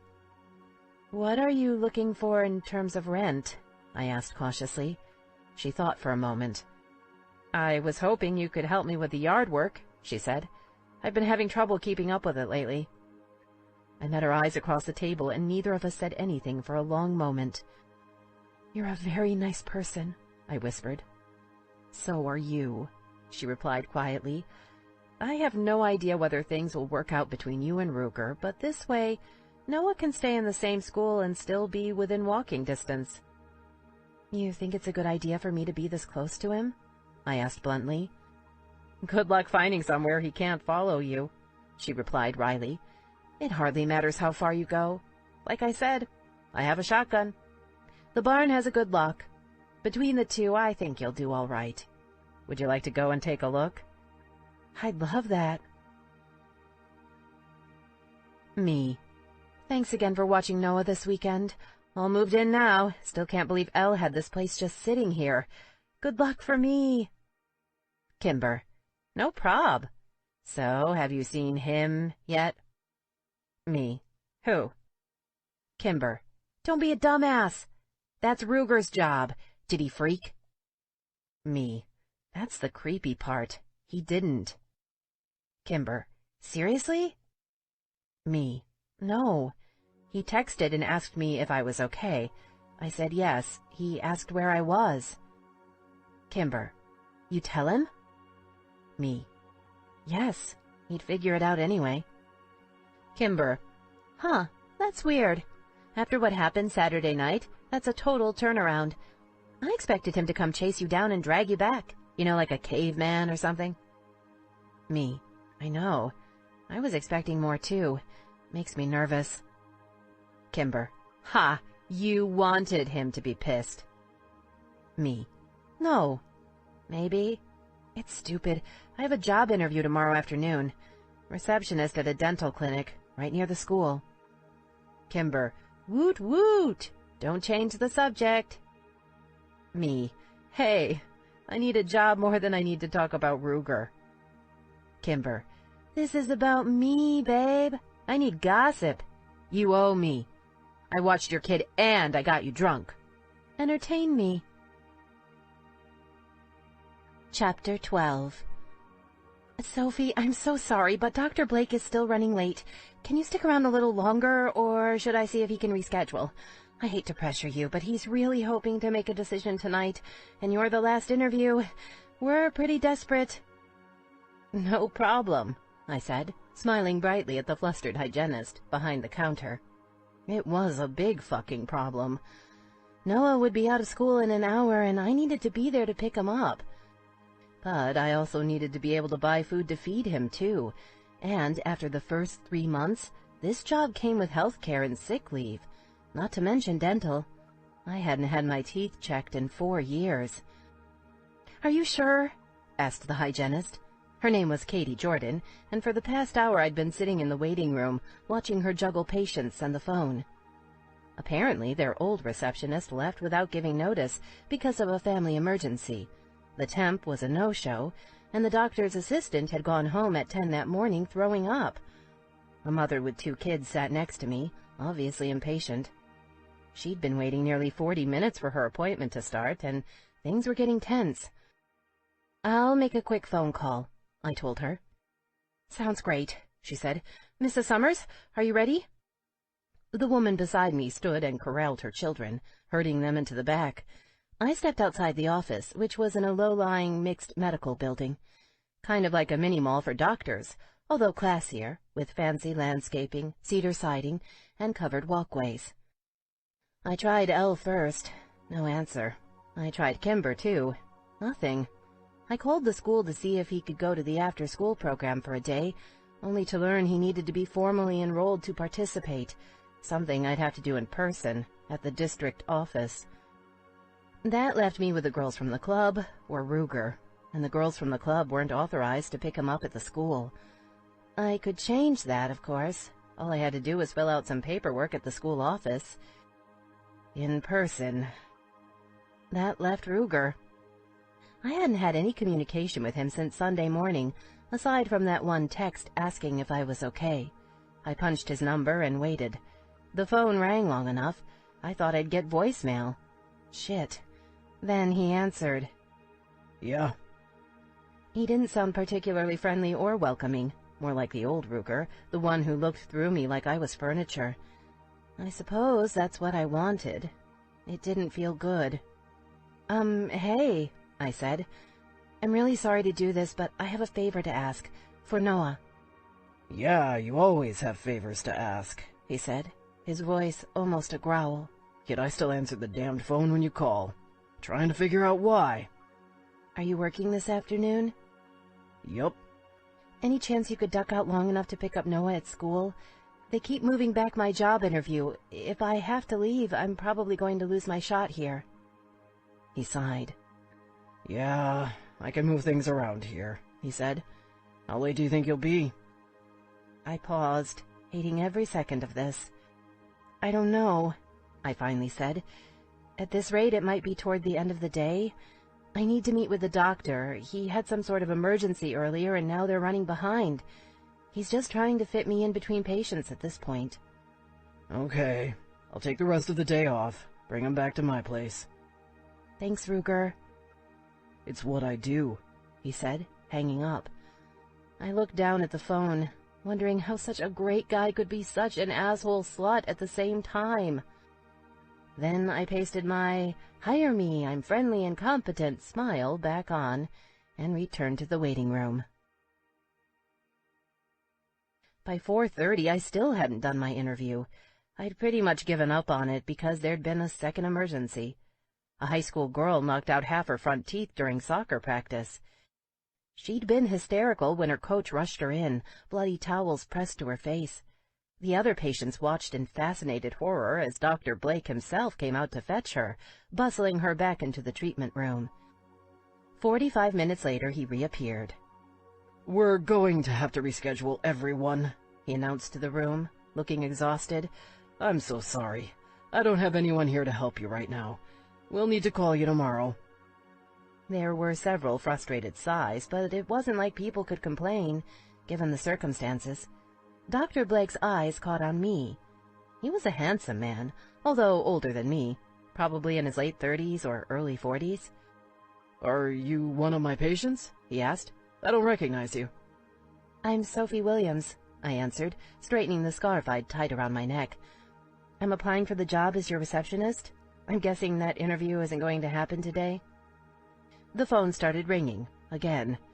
Then the door opened and a UPS delivery man came in, followed by a woman with 3 children. "Hey, Dr. Blake," she said. "We're all ready for our checkups. How are you doing?" "Great," the doctor replied, offering her a pained look. "But we've had a little complication in the scheduling today. This is our new receptionist, Sophie. She'll take care of you." Just like that, I had a job. I felt proud of myself when I turned the car down Ruger's Drive that night. I jumped right in at work, and while I didn't know how to use the scheduling program, I still managed to look up the last 2 patients for the afternoon and call them to cancel. I'd also handled the phone and even talked to a potential new patient. I still needed to fill out paperwork, but Dr. Blake had been thrilled. Just having an income source changed everything. The fact that it came with benefits, sick leave, and vacation? Amazing. I'd never had a job with paid vacation before. Of course, that good feeling ebbed as I pulled up to the house. I hadn't seen Ruger since I'd snuck out of his room 3 days ago. I wasn't sure what I'd expected from him, but I'd expected something. This silent acceptance of what I'd done, after what a huge deal he'd made about owning me, that made me very nervous. Making matters worse, he'd saved my ass this afternoon. Again. That meant I owed him even more than before. Just one more complication to our already twisted relationship. I knocked on the door, but nobody answered. I'd texted him around 4:30 to give him an update, and he'd replied that they'd gone fishing. So I walked around the side of the house to his deck and made myself comfortable at the table to wait. Well, as comfortable as I could, given our recent interactions. I still had my key, but using it felt wrong under the circumstances. It was a little after 6 already. I hoped he'd be back soon. Noah needed dinner and a bath before bed. 10 minutes later, I saw them walking up toward the house across the meadow from the pond. The big man and little boy looking like something out of a country living postcard. Ruger carried the fishing gear, and Noah bobbed along next to him like a puppy, holding a string of 3 tiny little fish. "Mom!" he yelled, spotting me. He took off running toward the house, and I met him at the bottom of the steps. He jumped at me, and then I was holding him as the fish slapped against my side in all their slimy glory. Ew. Mom, I got 3 fish, he told me, eyes wide with excitement. Uncle Ruger and I went to the pond, and we even got to dig up some worms, and they were really, really squirmy. Wow, that sounds like fun, I told him, wondering if I'd be able to get the fish smell out of my interview outfit. I couldn't get upset about it, though. Not with him so happy. Sometimes I forgot just how much I loved my little boy, because seeing him again after a long day apart nearly made my heart explode. I have good news, too, I told him, smiling big. What? Mama got a job, I said. I'm going to be working at a dentist's office right by your school. I'll be able to drop you off every day, and then I'll pick you up from the after-school program. No more working at night. What do you think of that? That's fucking great, Mom, he said, eyes bright. Noah! Do we use that word?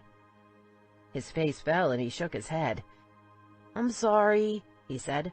Uncle Ruger told me not to say it in front of you. Ruger set the fishing gear down under the deck, and I turned to him. Noah says you told him not to curse in front of me? I asked, raising a brow. Long story, he replied, and I'm not going to get into it with you, so you can either let it go and enjoy some grilled fish with us for dinner, or get all worked up. Result will be the same. I glared at him as Noah started wiggling to get down. I let him go, and he held the string of fish up, so proud he practically glowed. Uncle Ruger and I are going to cook dinner, he declared. We're eating my fish. You can share.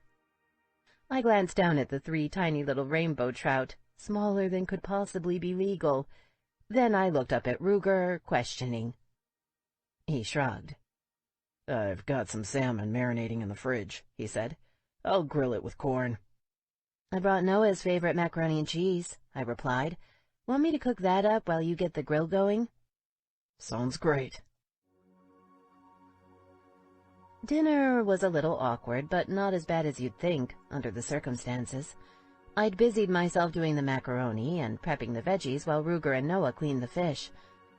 I wouldn't have trusted Noah with a knife, but Ruger guided him carefully, explaining each step as he slit the fish open, gutted them, and then rinsed them out. We wrapped everything in foil and threw it on the grill while Noah ran off to play and I set the table. So, you got the job today? He asked, leaning back against the railing, a casual eye on the food. It was almost like things hadn't blown up between us over the weekend. Okay, I could work with that. Denial had always been an excellent strategy for me. Yep, I said. It's a good one. They do full benefits after 3 months, and I'll have a week of vacation starting next year. Thanks again for grabbing Noah. No problem, he said, shrugging. It's not like he's hard to be around, if you can get him off the whole Skylanders thing. You ever get tired of that? No, I said. I saw a spark of humor in his eyes, and I smiled back. At least we had Noah between us, I realized, no matter how fucked up everything else was. You've done a hell of a good job with him, Ruger said. I want you to know that. Thanks, I said, startled. What brought that on? I thought you were pissed at me. Shit, did I just say that out loud? Why did I have to go and stir things up right when we were starting to get along? He didn't jump all over me, though.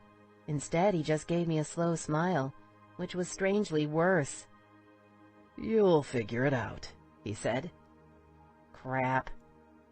He stepped over and rotated the corn while I studied him, suspicious.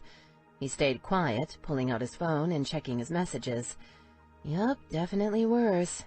At least when we fought, I knew where we stood. On the bright side, Noah's little trout were pretty tasty, all 3 bites. He turned down salmon to eat SpongeBob-shaped macaroni and cheese. No huge surprise there. Ruger startled me by bringing out a bottle of sparkling cider to celebrate my new job. Noah was ecstatic, drinking half the juice by himself out of a real wine glass. I have to admit, I was touched. After dinner, we cleared the dishes while Noah took off again, with a stern warning that we'd be heading home in 10 minutes. You start work tomorrow? Ruger asked as I loaded the dishwasher. 9 on the dot, I replied, feeling a little rush of excitement. It's perfect. I can't believe how things worked out. Thanks again for helping today. You have no idea how much it meant to me. I note you didn't follow up on the job at the line, he said, cocking a brow. I frowned and looked away. I wasn't really serious about that anyway, I said. I don't want to work for the club. Yeah, you made your feelings about the club clear, he said. My mood deflated a little. I've got something for you. That's a loaded statement, I replied, my voice flat. He smirked, and I felt better. It wasn't an angry smirk. Dirty mind, Soph, he asked. Seriously, this is important. Come on into the living room. I followed him, then sat in a chair. He sat on the couch, then patted the seat next to him. I shook my head. He held up a thick, business-sized envelope. You don't get your surprise if you don't come over here. What makes you think I'll want it? Oh, you'll want it, he said, clearly pleased with himself. I got up and walked over to him slowly. He grabbed my hand, pulling me down and across his lap. I gave a token struggle, but he handed me the envelope and curiosity took over, so I let him win. Also, it felt kind of nice to sit on his lap. Yeah, I know, stupid, but I'm only human. I opened the envelope and saw cash, a very large wad of cash. My eyes opened wide and I pulled it out, shocked. I didn't count it, but it seemed to be all $100 bills. There had to be $3,000 or $4,000 in here. What the hell is this? I asked, looking at him. He gave me a grim smile. Child support. Holy shit, I gasped. How did you get this out of Zach? It's from Mom's estate, Ruger said. I paid him out and then he paid you out. In exchange, he gets to keep living. Everybody wins. I turned to look at him, shocked. Are you serious? I asked. Our faces were about 2 inches apart, and his eyes flicked to my lips. I licked them nervously and felt something stir under my butt. His arms came around my waist, holding me loosely, and my nipples hardened. Damn it. Pretty hard to get more serious, he told me. Old friend tracked down Zach for me in North Dakota, and I rode over there Sunday afternoon. Got back early this morning. We had words. Then we went to the bank. I didn't give him the promise to let him live in writing. That's just a little side incentive. I'll revoke it if he ever gets within 10 miles of you or Noah again. Mom would have wanted this anyway. She never stopped loving him, but she sure as shit stopped trusting him. I swallowed. I wasn't sure I wanted to know the details, but I couldn't feel sorry for Zach. He'd earned everything he got, and then some. How much money is in here? I asked, flipping through the wad of cash. Not all of it, he said. That's just last year's. The rest is in transit. Dealing with that much cash gets complicated. Needs to be cleaned up a bit, and then we'll find a way to get it to you that won't leave an ugly trail. The trade-off is we agreed on your current monthly rate, and it's not like you can take him to court to ask for more if he gets a great job or something. I couldn't even get him to pay what he owed already, I said. Health and welfare won't do shit either. I don't think upward adjustments were on the table. Sort of what I figured, he replied. So I'm real glad you got a job, but you won't be living paycheck to paycheck anymore. That's amazing, I whispered, looking back down at the envelope. I have to ask, is it going to come back on me and Noah? Am I going to get arrested? You're good, he said. That's not enough cash to catch any IRS attention, and Horace is working on getting the rest of it to you all safe and legal. He's a damned good accountant, and he'll work with our lawyer. Fucking shark. If Zach ever tries to cause trouble about it, you call me and I'll make him go away. His arms tightened around me, hinting at his strength, and I shivered. This is another case of you doing my dirty work for me, isn't it? I asked softly. It's Noah's money, Ruger said, his face serious. This isn't about you, Sophie. It's about Zach taking care of his son. And it's not like it even came out of his pocket. That insurance settlement came out of nowhere. Noah has a right to this money, and my mom would shit if she knew Zach was starving you guys out. I fixed the problem. Don't think about it anymore. Just use the money to take care of our boy, okay? I nodded my head, leaning my head against his chest. He kissed the top of my head and rubbed up and down my back. "So, Horse is an accountant?" I asked after a minute. I find that hard to picture. "I'd just as soon you not picture Horse at all," he muttered, and I smiled. "Thank you," I whispered. I'd never seen that much money in my life. Hell, at this rate, we'd have the fancy macaroni and cheese all the time. And the rest? If I saved it, I'd be able to pay for Noah's college. My kid would go to college. I felt tears well up in my eyes, which bugged me because I hated crying. "If you really want to thank me, give me a blowjob," Ruger said, his voice light. I straightened up and smacked his shoulder, and he burst out laughing. "Why do you have to say things like that?" "You were getting all soft and sweet," he said, "and when you get like that, I really want to fuck you. But Noah's right outside, and this is shit timing. Riling you up takes care of that soft and sweet crap." "You're impossible," I told him, trying to get up. He held me down, though, and riling me up clearly wasn't making him less interested in sex. The evidence under my ass was getting harder by the second. "How about this?" he said. "One kiss. Give me one kiss and we'll call it even." "No," I told him. "You're up to something. You can't let me win, can you?" Ruger grinned at me. "Yeah, you're right," he said. "I'm up to something. And I'm never going to let you win, so you might as well give up now." With that, his lips came down over mine in another of those kisses that destroyed my ability to think. He explored my mouth softly, and I explored right back, wishing like hell that Noah was with a babysitter. Heroin! The man was pure heroin! Heroin kills people, my brain screamed. My body flipped off my brain and kept kissing Ruger. Finally, he let my lips go and pulled back, smiling and looking smug as hell. "Like I said, might as well give up, Soph," he said. "Sooner or later I'm gonna win this little game of ours." I sat up slowly, shaking my head. How did he do that to me? I wanted him so bad I couldn't see straight, and he turned it off, just like that. Noah ran up across the deck and looked at us through the window, pressing his mouth wide open against it and making a blowfish face. Then he started laughing wildly and ran off again. Okay, that turned it off. "You want to keep your own place for a while," Ruger said, touching my cheek softly. "I'll try to understand that. It's all happening fast and that's scary. But you're still mine, Soph.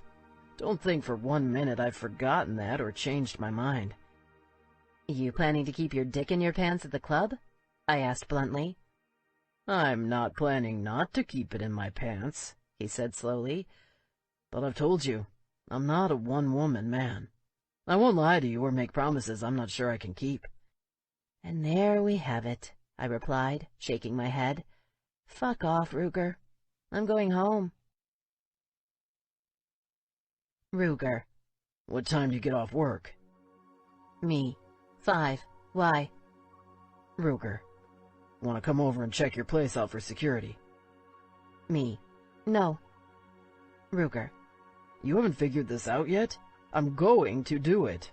Rather do it when it's convenient for you, but happens either way. What time?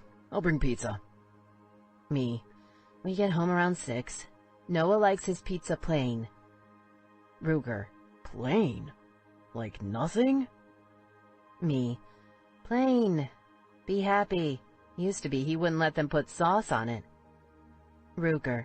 "Plain it is. See you at 6. Me. He's invading my space. Kimber. What?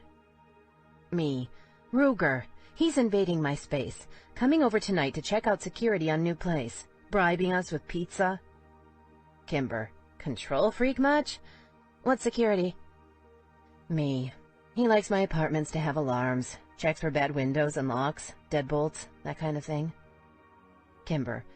That's sweet, though. He wants you safe. Me. He's the biggest danger. Kimber. Be happy. You're the hot guy coming over and he's bringing dinner. Women have killed for less. Me. Whose side you on? Kimber. Mine. Haven't you figured this out yet? Me. Bitch. Kimber. Ho.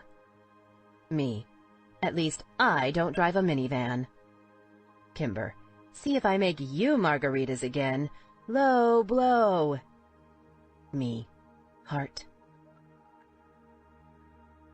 You don't have to spend a lot of money to keep a place safe, Ruger told Noah, his voice serious. They crouched together as Ruger installed a new deadbolt on our exterior door. We had two, one leading outside and the other leading into the rest of the barn, which was pretty cool in its own right. Among other things, it had a loft complete with mounds of old hay for Noah to jump in. Even better, there were stairs leading up to it and a railing. Safety features I assumed they put in for Elle's cousin. If you have empty pop cans, you can make an alarm by stacking them in front of your door, Ruger said. The goal is to make noise so that you know if someone tries to come in. Most bad guys will run away if there's noise. That's why I put those little alarms on the windows. If you ever see a bad guy, don't be quiet. Start screaming.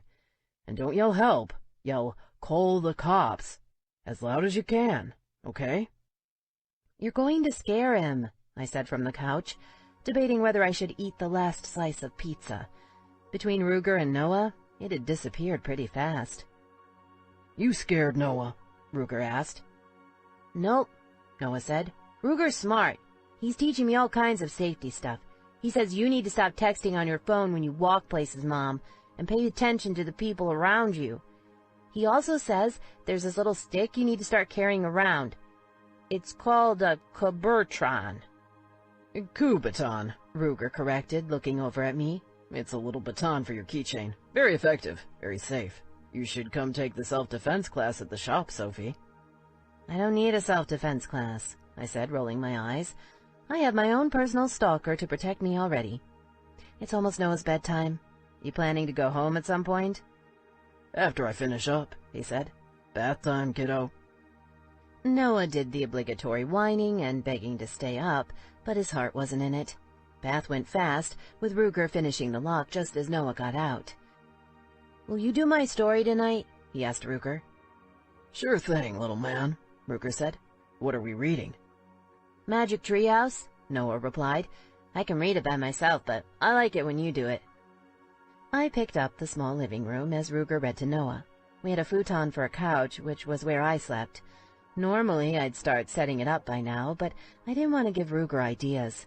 After half an hour, he came back out, closing Noah's door behind him softly. Kid's out, he said. Fell asleep halfway through the chapter. I think he's doing great, but he's been through a lot lately. Thanks for your help, I said awkwardly. Here's your new keys, he said, tossing them toward me. I replaced all the locks, so you'll need to give a set to Elle. Her old ones won't work. That's great, I said. Can I have Noah for a while on Friday afternoon? He asked. I'm heading out on a run this weekend. Might not be back for 4 or 5 days. Sure, I said. I need him by 7, though. Sounds good, he said. He crossed his arms and leaned against the wall casually. So, how long are we gonna do this? Do what? He raised a hand and gestured around the little apartment. Have you and Noah live here when you could be over at my house? This is nice, I protested. It's clean, it's safe, and I don't need to worry about the landlord attacking me in the night. It's not happening between us, Ruger. Not happening. He didn't respond, and I watched him warily. He was up to something. I could smell it. Suddenly, he pushed off from the wall and walked over, catching me around the waist. Then he threw me over his shoulder, just like he'd done that weekend. No! I yelled. You don't get to haul me off whenever you don't get your way. He smacked my ass. Shut up, he said. You'll wake up Noah. If he comes out here, he'll see you like this, and then you can figure out how to explain it to him. If he asks me, I'll tell him the truth. Mommy's been a bad girl, and she needs a spanking. You asshole, I hissed, kicking and smacking his back as hard as I could. Maybe I should take one of those coob thingy classes. I could have shoved it up his big dumb ass as he carried me out of the apartment and into the barn. Ruger ignored my struggles, which pissed me off even more. He carried me through the barn and up the stairs to the hayloft. I sensed a pattern. At least there wasn't a bathroom up here, so no cold water spray. Small comfort. He dropped me down on a pile of straw so hard I lost my breath, looming tall as he unbuckled his belt and ripped it through the loops on his jeans.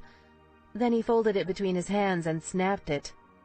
I glared at him, scuttling backward across the hay like a crab. "I need to tie you up again?" he asked. "We aren't doing this," I declared, even though my brain had already started the familiar shutdown his presence seemed to cause. God, I loved how he smelled. Not to mention the feel of his cock deep down inside. Those little metal knobs made a hell of a difference. Go to hell, Ruger. "Fuck no.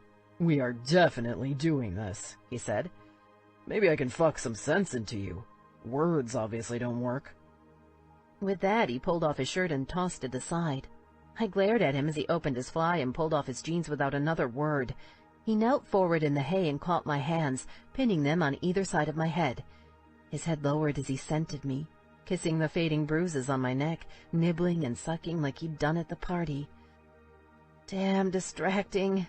Shit, that felt good. "They're fading," he said, pulling away just enough to meet my eyes. I didn't like his expression. Not at all. "Maybe I'll give you some new ones. What do you think?" "I think you're a raging asshole." Ruger laughed. "Yeah, well, I think you're a bitch, but my cock likes you, so we'll figure something out."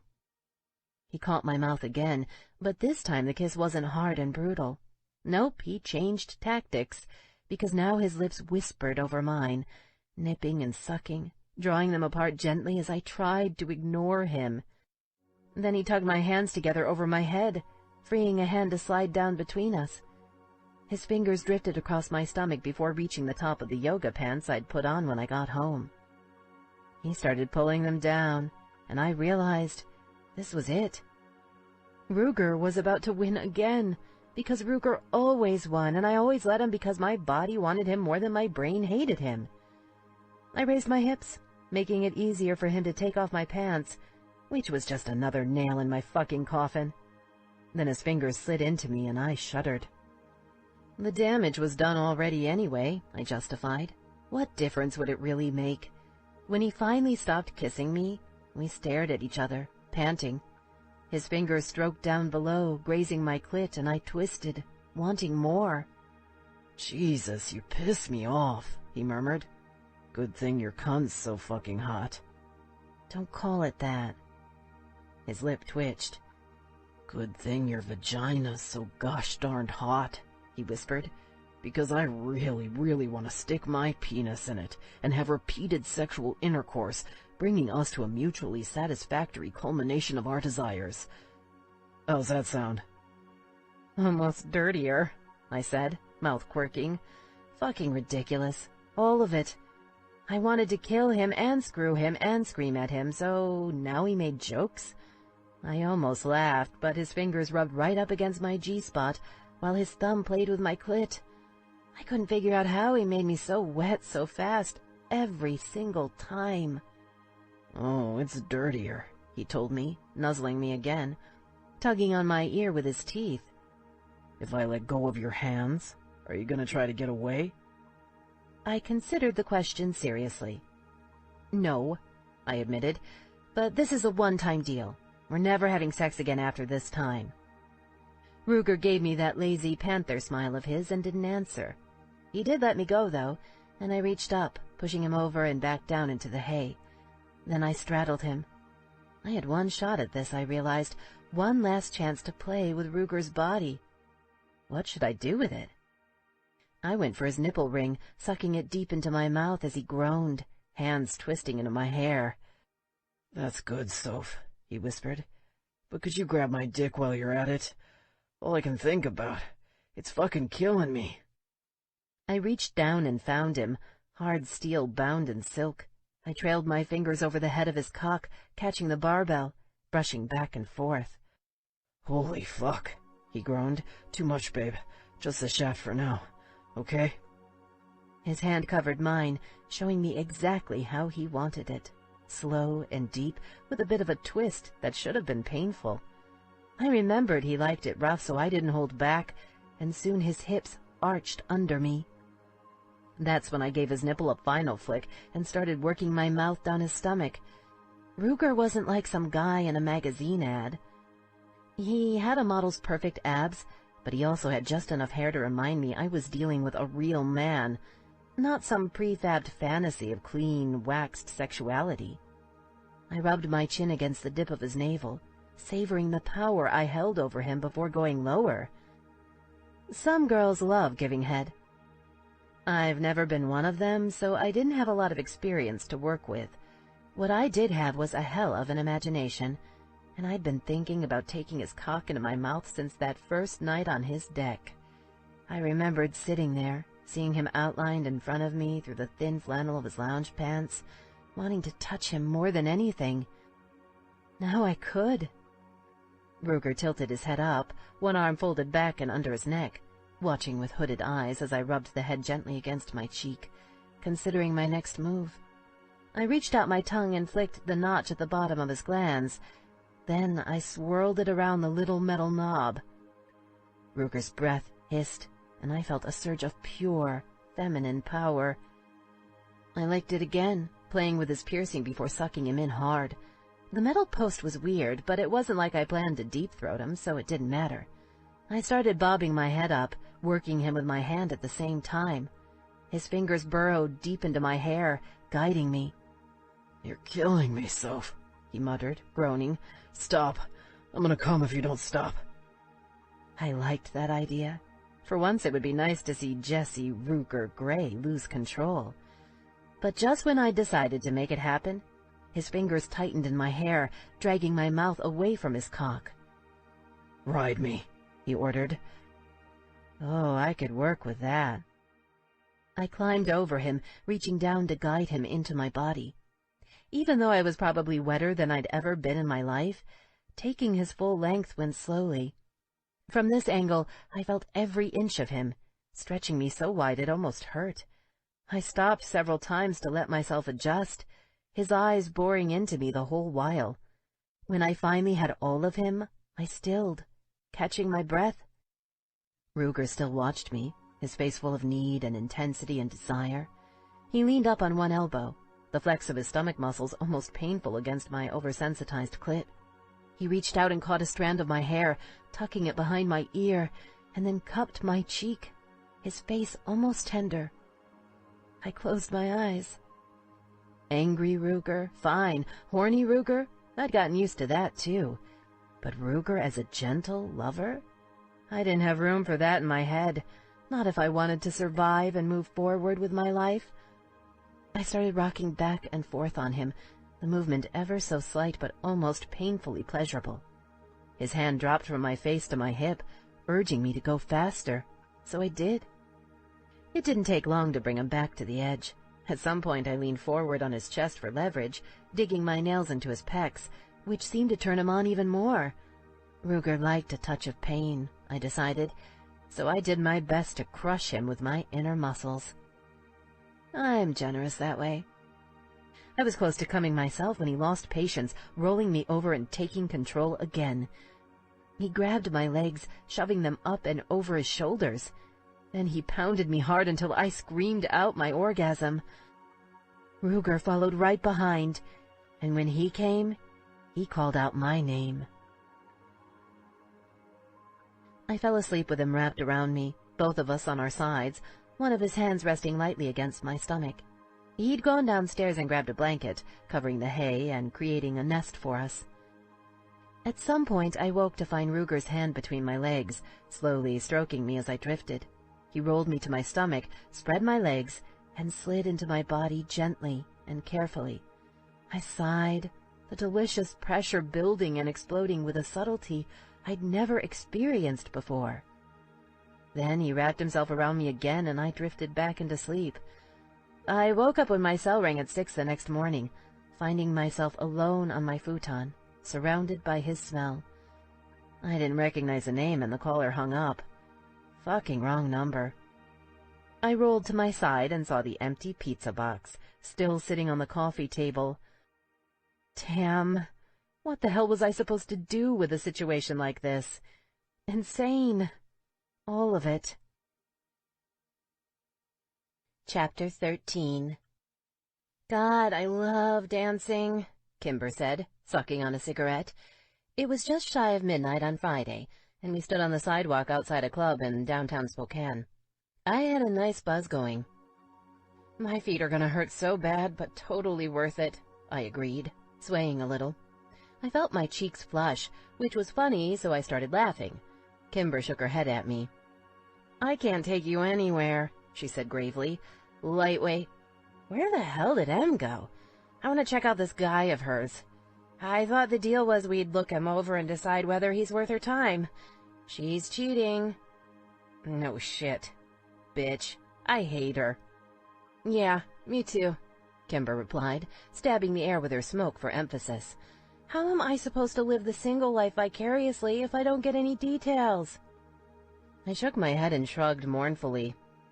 I'm doing my part. I tell you everything. And don't think I don't appreciate it, she said, tearing up slightly. We gave each other a drunken hug. We'd hit the first bar around 10, and by 10:30, Em had disappeared to meet her online hottie, Liam. She was supposed to bring him inside to meet us, but they snuck off to a bar down the street instead. I would have suspected kidnapping and murder by 11:30, when we moved on to the next club, but she'd been sending us regular text messages that made it clear she was enjoying her evening. Long story short, Liam was gorgeous. We'd get to meet him in a while. She was definitely going to sleep with him, and she was pretty sure he could handle her dad. Apparently Liam was Em's perfect man. She promised not to leave the other bar without us, so we called it good. Hopefully, they're in some corner booth making out, I said glumly. Not too much, Kimber said darkly. If she fucks him before I give my approval, she's losing her margarita privileges. Talking about making out reminded me of Ruger, and thinking of Ruger made me want to drink more. I still couldn't believe I'd fucked him. Again. I couldn't shake the man.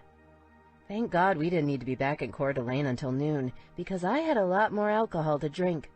Kimber's husband was definitely taking one for the team tonight, watching both kids. I needed to bake him cookies or something. Is it creepy that I want to bake for your husband? I asked her. She burst out laughing, and I started laughing too, and then my phone buzzed. Em, I want to go back to the hotel. He's definitely the one. I read it and squeed, handing the phone over to Kimber.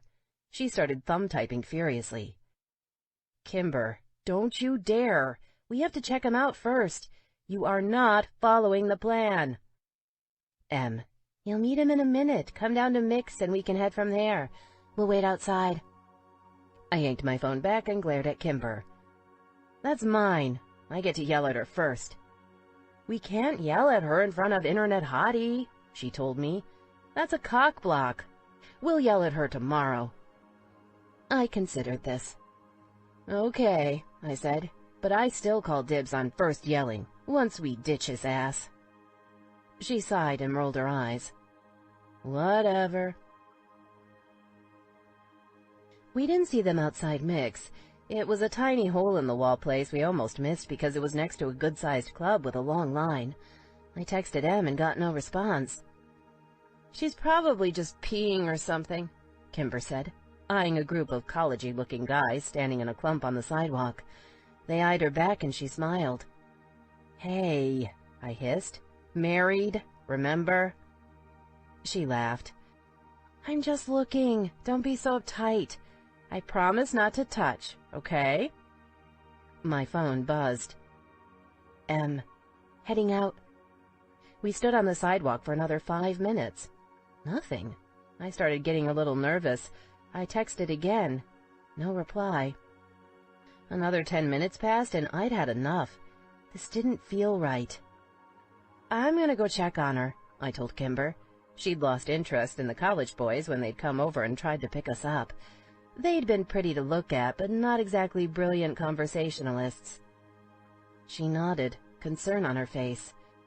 I'll wait out here, she said, looking up and down the street, just in case they show up. I don't want you outside by yourself, I replied. She jerked her chin toward the bouncer at the club next door. I'll be fine, she said. Anything happens, I'll scream for him. Go find our girl. All right, I said, my voice grim.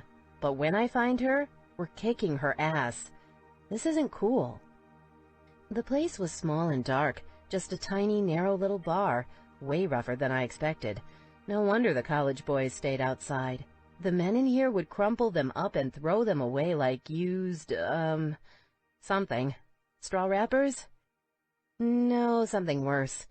I shook my head, foggy from the booze. Focus. There were more men than women, and most kept their eyes on their drinks.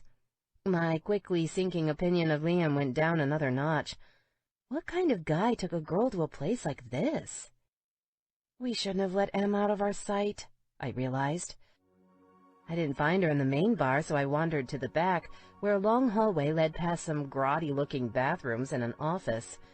It ended with a fire door that had been propped open with a brick. I texted Kimber. Me. Any sign of them? Kimber. No, this is bullshit. Me. Not in bar. I'll look in the alley, then come back. I stepped up to the fire door cautiously. Would Em really go out there with a guy she didn't know? Except she probably felt like she did know him. They'd been calling each other for a while now. Hell, I'd gone on dates with guys I'd only met a few times. Still, I pushed the door open and peeked outside to find a tall, dark-haired man in faded jeans and motorcycle boots leaning against the side of a battered cargo van. He smiled at me like a shark and winked. Oh my God, I recognized him. It was one of the guys from that other club, the Devil's Jacks, the ones who'd come to my apartment in Seattle. Hunter. What was he doing here? Holy shit, coincidence? Or were Hunter and Liam the same person? I opened my mouth to scream when someone shoved me from behind, knocking me out into the alley. I stumbled and nearly fell. Then Hunter's arms caught me, swooping me up and carrying me toward the back of the van. I shrieked as loud as I could, kicking and fighting as he tossed me in. But the pounding music from the club next door almost guaranteed nobody heard me. Em lay on the floor, arms cuffed behind her back, a bandana gagging her mouth. Her legs were tied tight with what looked like white clothesline. Hunter climbed in after me, wrestling me down and wrenching away my phone. Within seconds, my own mouth was gagged, and he'd closed another set of cuffs around my wrists. I lay face down on the floor, eyes wide and staring at Em, who stared right back at me. I felt someone else climb in and heard a door slam, and the engine roared to life. Hunter spoke, his voice cool and detached. Sorry, girls. Hopefully this won't get too ugly, and you'll get to go home soon. The van started moving. Ruger. His beer had gotten warm.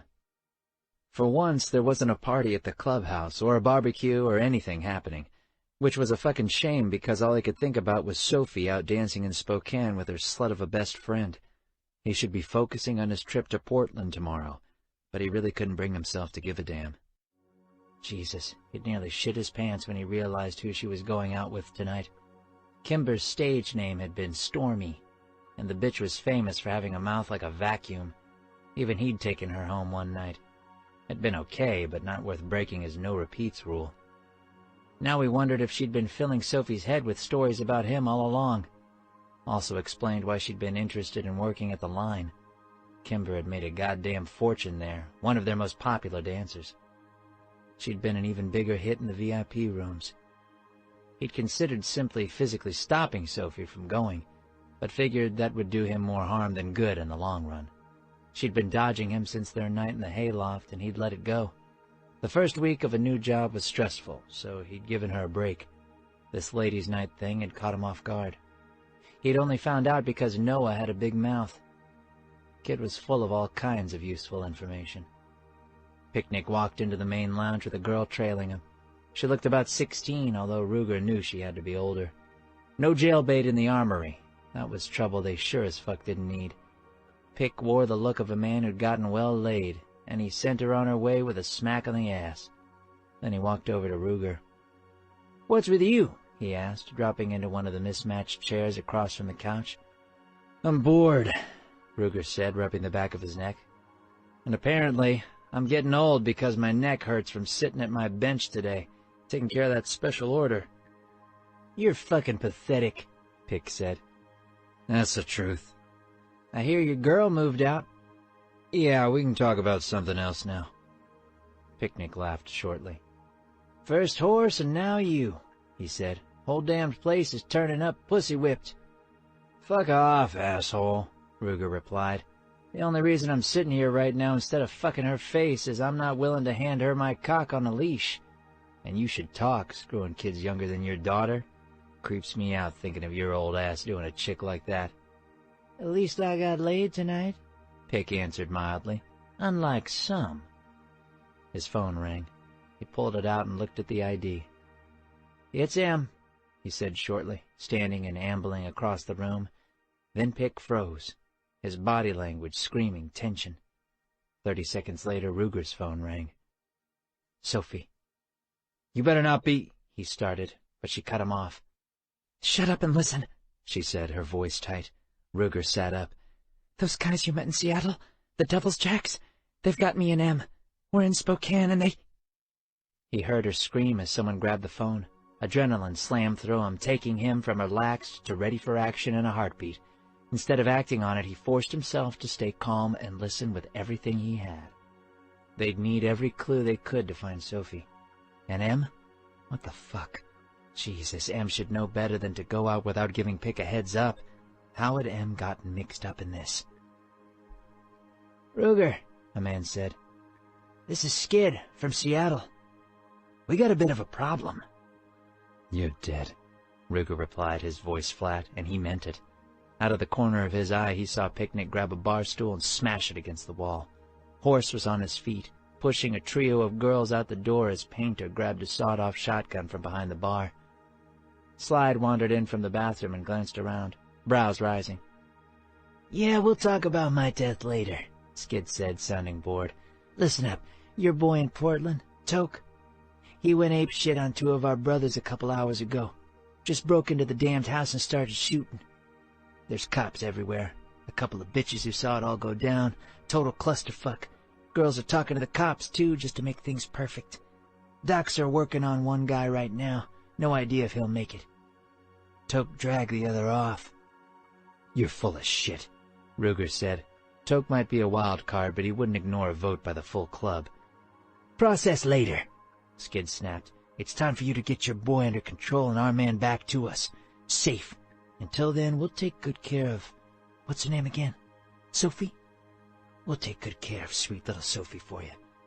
She'll be just fine once we clear this up. Our boy goes down, her prospects don't look so good. Got a real nice ass. Might tap it before I shoot her. Got me. He hung up. Fuck! Ruger muttered, kicking over the coffee table as he stood up. Pick yelled as Horse and Bam Bam held him back. Ruger ignored the drama, striding down the hall past the office and into the large workshop where he did his special projects. He flipped open his laptop and pulled up the tracker, narrowing his search. There they were. Sophie's and Em's phones were near the river, downtown Spokane. They'd be in the water soon. By the time he could get there, the Jacks would be in the wind, along with their girls. God damn it. Ruger turned and punched the wall, smashing through the sheetrock. Sharp pain hit, helping him focus. He pulled an unregistered .38 semi-automatic out of his bench drawer and shoved it into his ankle holster, then grabbed extra clips. Then he turned and went back down the hall to find Picnic and the others arguing over what they should do. Pick wanted to ride now. Horse, Bam Bam, and Duck all wanted to take the time to make a plan, which Ruger knew needed to happen. Couldn't do shit in Spokane until they had more info. Toke had lost the vote, but he'd won the battle. The Reapers and the Devil's Jacks were going to war. Sophie. I don't know how long we rode in the back of the van. It felt like forever. Then I heard the sound of a garage door opening. We pulled in and it shut behind us. Hunter and the driver stepped out of the van, coming around to open the back doors. Hard hands, not Hunter's, grabbed my ankles, pulling me out roughly. My cheek scraped, and if the kidnapping hadn't fully sobered me, the pain finished the trick. He half-carried, half-dragged me into the house. Then he dropped me down on the couch, and I struggled to sit up. Hunter set Em down next to me, far more gently. He stepped back and joined his friend. Guy number 2 was Skid, the other devil's jack I'd met in Seattle.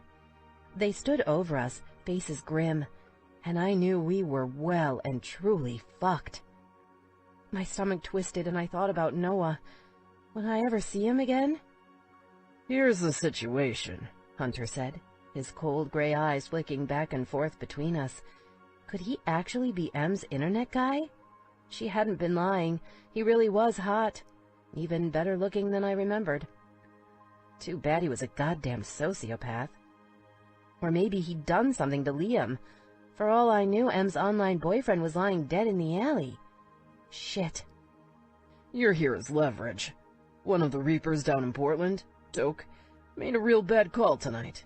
He went to our house and started shooting. No warning, no provocation. He took a hostage when he left. One of our brothers is down, and the second is probably getting tortured to death right now, so you'll have to excuse us for being a little abrupt about this whole thing. Your daddy," he nodded toward Em, "is gonna do what it takes to get our guy back for us. That happens, you go home." She glared at him, eyes full of betrayal. He leaned forward and pulled off her gag, whispering something in her ear. Em jerked away from him. "You're dead, Liam," she said, her voice utterly serious. So that was one mystery solved. Poor Em. My heart hurt for her. "My dad is going to kill you," she continued. "Let us go now, and I'll try to talk him out of it. Otherwise it'll be too late. I'm serious. He will kill you." Hunter shook his head. "Sorry, babe," he replied. "I get that you're scared and pissed, but I'm not going to let a brother die just because some Reaper had a tantrum." "Fuck you." He glanced at Skid, who shrugged. Hunter sighed, rubbing a hand over his face, looking tired. "Okay, let's go upstairs," he said. He glanced at me. "We'll take your gag off, but either of you start screaming, we'll just have to put them back on. We're in the middle of nowhere, so it's not like you're gonna get anywhere if you do. You two control how ugly this gets. Got me?" With that, he pulled out a Leatherman multi-tool and cut the rope on Em's feet. Then he started on mine. I heard a clicking noise and looked up to find Skid pointing a small square pistol at us. "You cause trouble, I'll shoot you," he said. "Hunter's nice. I'm not." I swallowed. Hunter pulled me to my feet and I rocked nervously, trying to get circulation back. It was hard to balance with my hands cuffed behind my back. He helped Em up, and then they marched us up the flight of stairs off to one side of the living room. The house's second story was pretty typical, with a small landing at the top. Looked like there were 3 bedrooms, along with the bathroom, reminding me that I needed to pee in a big way. Hunter took Em's arm and pulled her into a room on the right, kicking the door shut behind them. "Over there," Skid said, pointing to the door next to it. I walked in to find a queen-sized bed with a very plain wrought-iron frame, a battered dresser, and an old desk. There was a small window which looked like it had been painted shut. I wondered how hard it would be to get it open. If I did, could I manage a drop back down to the ground? "Stand next to the bed, facing away from me," Skid said. Oh shit. The bed took on a whole new meaning. I did what he said, my body bracing for the worst. Was Skid about to rape me? Would Hunter rape Em? He'd obviously been cultivating some sort of relationship with her. Was it all about the club? Or was there something more? Em was a very pretty girl, a girl who deserved better. I trembled as Skid came up behind me, feeling the heat of his body and hoping to hell I wasn't his type. I felt his hands touch mine. Then he popped open one of the cuffs. "Lie down," he said, his voice unreadable. Should I fight him, or just close my eyes and take it? I wanted to live a lot more than I wanted to fight. I'd let him do it, and just hope it ended fast. I laid down on my back, focusing on the ceiling, blinking rapidly. "Put your hands up over your head." I raised my arms as he leaned over me. He paused, looking me over, and I saw his eyes catch on the swell of my breasts. I bit the side of my cheek, trying not to break down and start begging. I didn't want to give him that power over me. He reached down, catching my hands, and I felt a tug on the cuffs as he threaded the chain through the wrought iron. Then he snapped the second cuff back on me. Skid stood back up and walked over to the window, looking outside, crossing his arms. My breath caught. Was that it? Was I safe for now? He glanced back toward me, thoughtful. "The guy Toke took is my brother," he said. "Not just my club brother, my half-brother. Only family I have. Believe me when I tell you I'll do anything to get him back. Don't think being a woman protects you. Nothing will protect you. Got me?" I nodded. "Good girl," he said.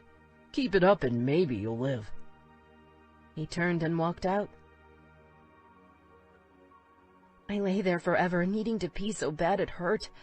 I supposed I should have asked Skid to take me to the bathroom before he locked me down. Sooner or later, I'd wet the bed. I didn't care. I'd rather piss myself than call for Skid to come back and help me. Then I heard a scream and the sound of something shattering against the wall my room shared with Em's. I forgot all about my bathroom situation. "You cocksucking bastard!" Em shrieked. I held my breath as I heard another thump. Oh God, was she fighting with him? Was he raping her? Her voice was full of pain and I felt sick to my stomach, because whatever was going on over there wasn't good. The noise died down. I lay in the dark, counting the seconds. How had something this crazy happen to someone as normal and boring as me? Goddamn Reapers. Ruger's stupid fucking club. First, Em got stabbed, and now we'd been kidnapped. It was like some horrible virus, creeping in and destroying everything it touched without warning. If I got out of this alive, I was never touching Ruger again. I couldn't be with a Reaper, no matter how much I wanted him. I couldn't allow this to be a part of my life. It couldn't be part of Noah's life either. If Ruger wanted to see my son, he'd damned well leave the club out of it. As for me, I was done with him, well and truly done. I knew it in my gut and in my bones. Any man whose reality included women getting kidnapped wasn't good enough for me. He wasn't right, no matter how he made me feel. Period. I closed my eyes tight as Em screamed again. I woke with a start as the bed dipped. Where was I? I heard Em's voice and it all came back. "You okay?" she asked. I opened my eyes to find her sitting next to me. I studied her, looking for signs of abuse or crying. She didn't look like a rape victim, though. She looked pissed as hell. If anything, she was prettier than usual, her cheeks full of color and her hair wild and free. Early morning light filtered in through the window. Hunter stood in the door, eyeing both of us, face unreadable. I couldn't believe I'd actually fallen asleep. "I need the bathroom," I said, my voice hoarse. God, I felt hungover. "Can she go to the fucking bathroom?" Em asked Hunter, her voice cold. "Yeah," he said, walking toward me. She stood and moved out of his way, putting as much distance between them as possible. I tried not to flinch as he unlocked me, rolling away as quickly as I could despite my aching muscles. "Come on," Hunter said. "Both of you." Em took my hand and we walked out of the room together, her fingers squeezing mine. I wanted to ask if she was all right, find out what had happened. No way I was going to talk in front of him, though. We turned into the small bathroom, which didn't have a window. Em shut the door behind us, pausing long enough in the doorway to glare at Hunter in some kind of silent battle. Then the door shut. I rushed over to the toilet, incredibly relieved. "Oh my God," I whispered, looking over at her. She ran her hands through her hair, then crossed her arms and rubbed up and down. "How are you? Did he hurt you?" "My pride, definitely," she said, eyes snapping. "Not physically. I can't believe this. Seriously, I can't believe how stupid I was. I actually invited him to come and meet me. I made it so easy. Idiot." I didn't reply, washing my hands as we swapped places, then cupping them to take a drink. My mouth was all cottony. "Do you have any idea what's going to happen to us?" I asked. Skid scares the crap out of me. Did he hurt you? She asked, her voice sharp. No. That's good. This is a pretty fucked up situation, she said.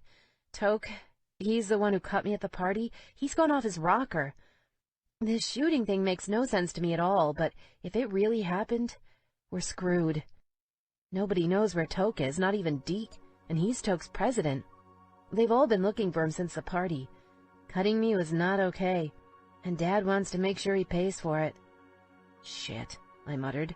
So your dad couldn't give them this Toke guy even if he wanted to? I don't think so, she said slowly. I mean, he's really protective of me. When Toke hurt me like that, Dad lost it. If Dad could find him, he'd be found already. We're pretty fucked here, Sophie. Do you think they'll hurt us? She considered the question. Liam won't, she replied. I mean, he won't hurt me. I don't think he'll hurt you either.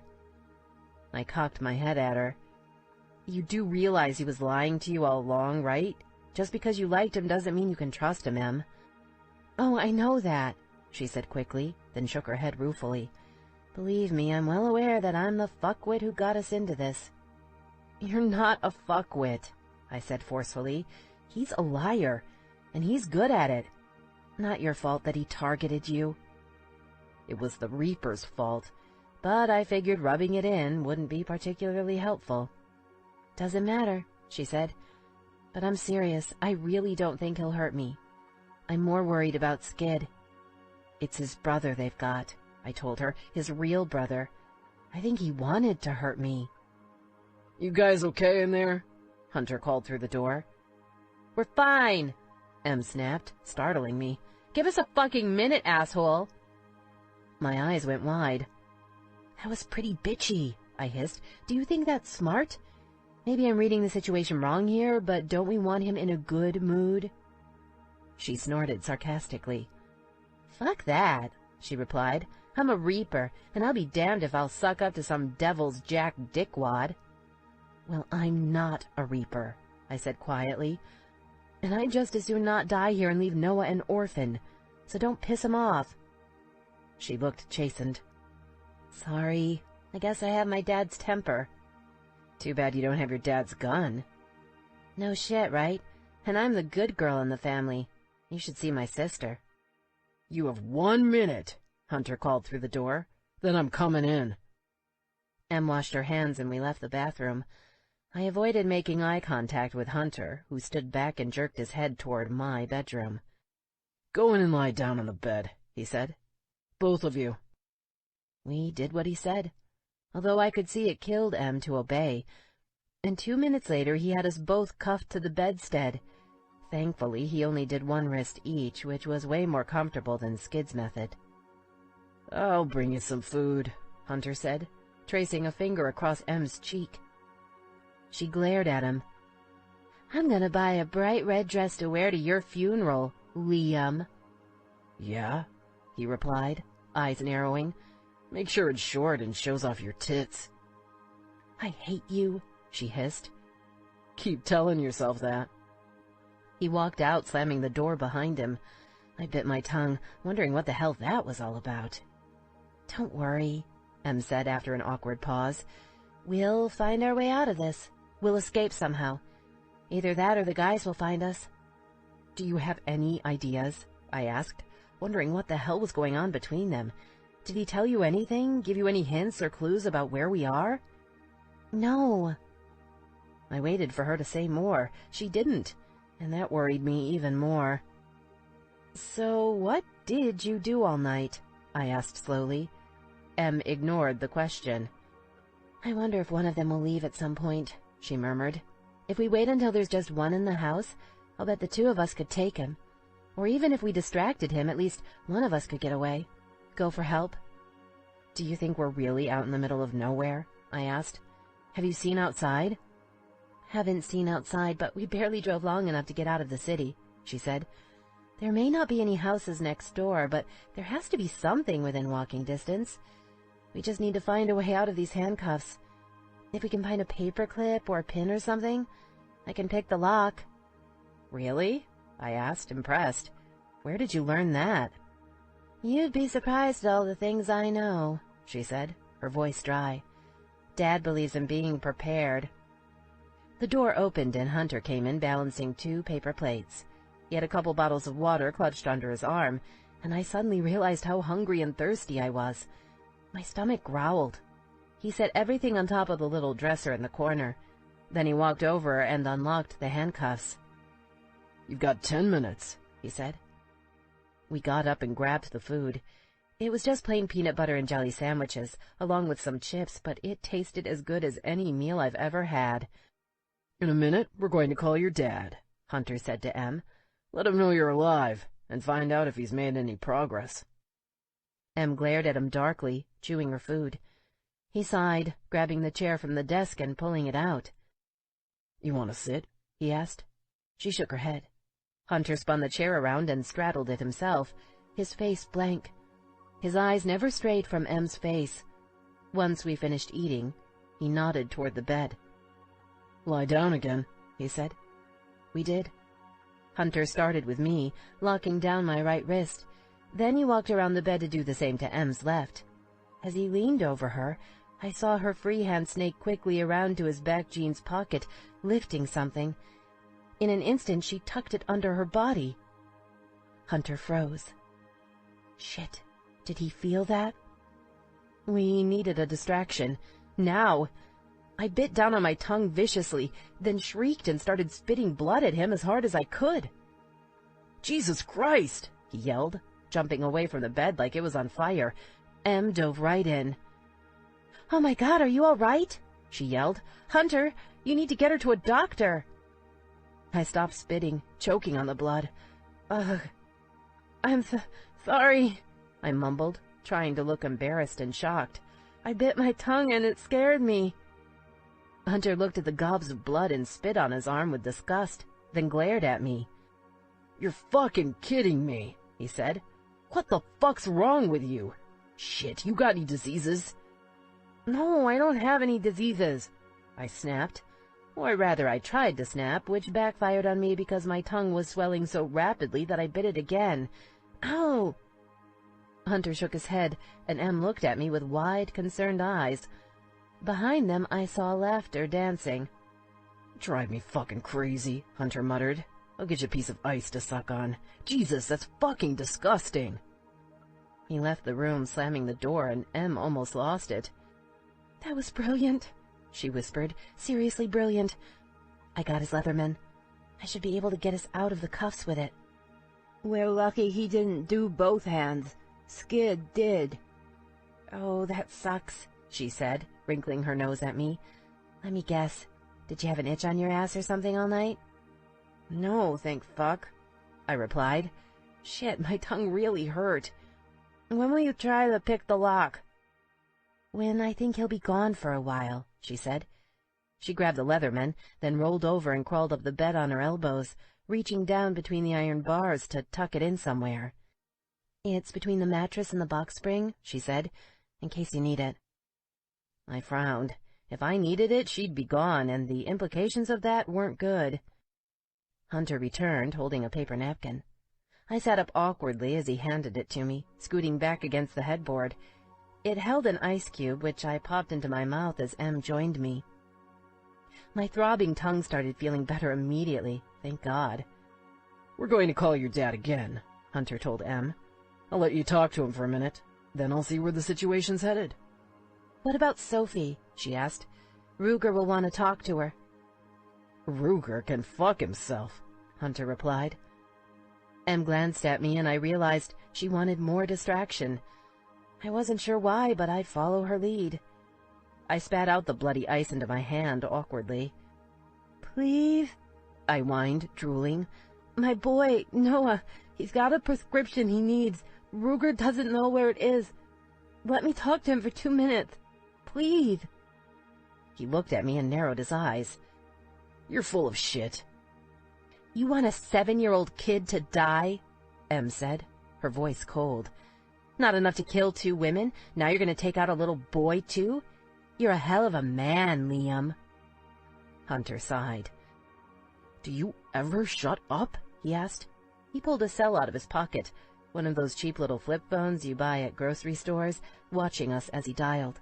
He put it on speaker. "Yeah," Ruger said, his voice full of restrained tension. Hunter nodded at me. "It's Sophie," I said quickly.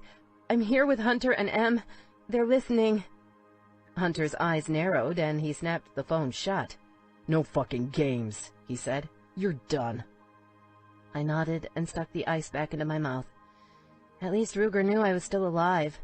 I'd decided I was done with him last night, but he'd gotten me into this mess so he could damned well get me back out before I cut him off for good. "Calling your dad now," Hunter said to Em, dialing again. "Be a good girl, Emmylou. Or did you need another lesson?" Em flushed, looking away. My eyebrows rose. We heard the phone ringing through the speaker, and then it picked up. "Picnic," Em's dad said, his voice cold. "Hey, Daddy," Em said. "We're okay for now." "What the fuck's wrong with Sophie?" Picnic asked. "Ruger says she wasn't talking right." "She bit her tongue," Em said quickly. "Don't worry, she's fine. But you need to get us out of here." "We know, baby," he replied, and his voice softened ever so slightly. "We're working on it." "That's enough, girls," Hunter said, pulling away the phone. He clicked off the speaker and put it to his ear as he walked out of the room. Em scooted closer to me, lifting her free arm to wrap it around my neck. I leaned against her, taking comfort from the fact that at least we weren't alone. The swelling in my tongue had gone down too, which was a relief. "We need to get ourselves out of this," she told me. "Like I said, Toke's AWOL. After he cut me, there's nothing he could have done to make things right with Dad. If they could find Toke, they would have by now." "How should we do it?" I muttered around the last of the ice. "We should wait until there's just one guy here," she said. "Sooner or later, they'll have to go get groceries or something. That's when we'll move. I've thought about it a lot, and I think attacking is too dangerous, unless you've got some sort of secret ninja skills I don't know about. Great job with the whole spitting blood thing, by the way. I'm impressed." "We all have to do our part," I said, feeling pleased with myself. "You're not half bad as a pickpocket." "Had to pay for college somehow," she replied piously. "I don't believe in student loans." "You're a nut job." "Probably," she said, mustering a grin. "But everything I have I own free and clear." "Yeah, me too," I said. "Couldn't get a credit card to save my life. Apparently unemployed single moms are a bad risk." "Speaking of, I have Hunter's now," she said, grinning. "I lifted his wallet while you were talking on the phone with Ruger. No idea if it'll be useful, but it's better than nothing." I sobered. "Okay, first thing, you need to stop picking his pocket," I told her. "He's gonna figure it out. He almost did when you got the knife." "Yeah, you're probably right about that one," she said, sighing. "So, here's my thought. I want to split up. More chance that one of us will get away and bring help. We wait until one of the guys leaves, then I'll go out the front of the house and you'll go out the back. Whoever's left can't chase us both. Hell, maybe we'll get lucky and he won't even notice us leaving." "What if Hunter and Skid aren't the only guys here?" "Well, then I guess they'll probably catch us again," she said seriously. "It's a risk because they'll punish us. This isn't a game. But we can't just sit here and hope this all works out. Realistically, it's not going to be easy for the club to find us." "I thought you said Hunter wouldn't hurt you," I asked. "I don't think he will," she said. "But Skid's different. Dad will find us sooner or later, but I'd just as soon we're alive when it happens. I don't want to get dumped in a ditch somewhere just because Toke's an idiot." My breath caught. "I don't want to get dumped in a ditch either." "So we just won't get caught," she told me, offering a grin. "Should be easy, right? Did I mention you're a nut job? I get it from my dad." Chapter 14. Ruger. "I wish I had more to tell you," Kimber said. She looked like a raccoon, her eyes completely surrounded by tear-streaked black makeup. She sat at a table in the armory, obviously exhausted from her long night. Ruger still couldn't quite believe he'd actually fucked this woman. On purpose. Sure, she had a great body, but compared to Sophie, She was nothing. Not even on his Dick's radar. "You did the best you could," Horse said. It'd taken them a while to find Kimber because she'd gone on a rampage looking for Sophie and Em. When they'd finally caught up to her, she'd been holding 4 men hostage in the corner of Mick's bar with a canister of pepper spray in one hand and her phone in the other. She'd been filming them, demanding that they tell her everything they knew, for the record. Thank fuck she didn't have a gun with her. "I tried," she said. "I never should have let her go in by herself. The whole thing was a terrible idea. You'll never know how sorry I am. I hope you can believe that." Picnic grunted, obviously unimpressed, but he managed to keep his mouth shut. "It's good you weren't with her," Bam Bam said, his voice soothing. "If you were, we'd have 3 hostages instead of 2. Not only that, you're not one of us, so they might consider you dead weight. This is better. You're gonna be okay watching Noah until we get this fixed?" Ruger asked abruptly. "Yes," she said, looking up and meeting his gaze. "I'll take care of him like he's my own. You don't need to worry about that." "Okay," he told her. "I'll come over and see him if I can. I'm not gonna let myself get distracted from finding Sophie, though. You need a gun?" "Oh, I've got a gun," she replied, her voice dark. "I'll walk you out," Painter said, his expression cold. Something in him had changed, Ruger realized. He'd always been a good man, but he wore a new sense of purpose this morning. Maybe this would motivate him to pull his shit together. He'd always assumed Painter and Em would end up together. Clearly she'd gotten tired of waiting. Fucking internet dating. Might as well paint a bright red target on her head. Ruger was seeing things pretty clearly this morning himself. He needed Sophie back, safe and sound.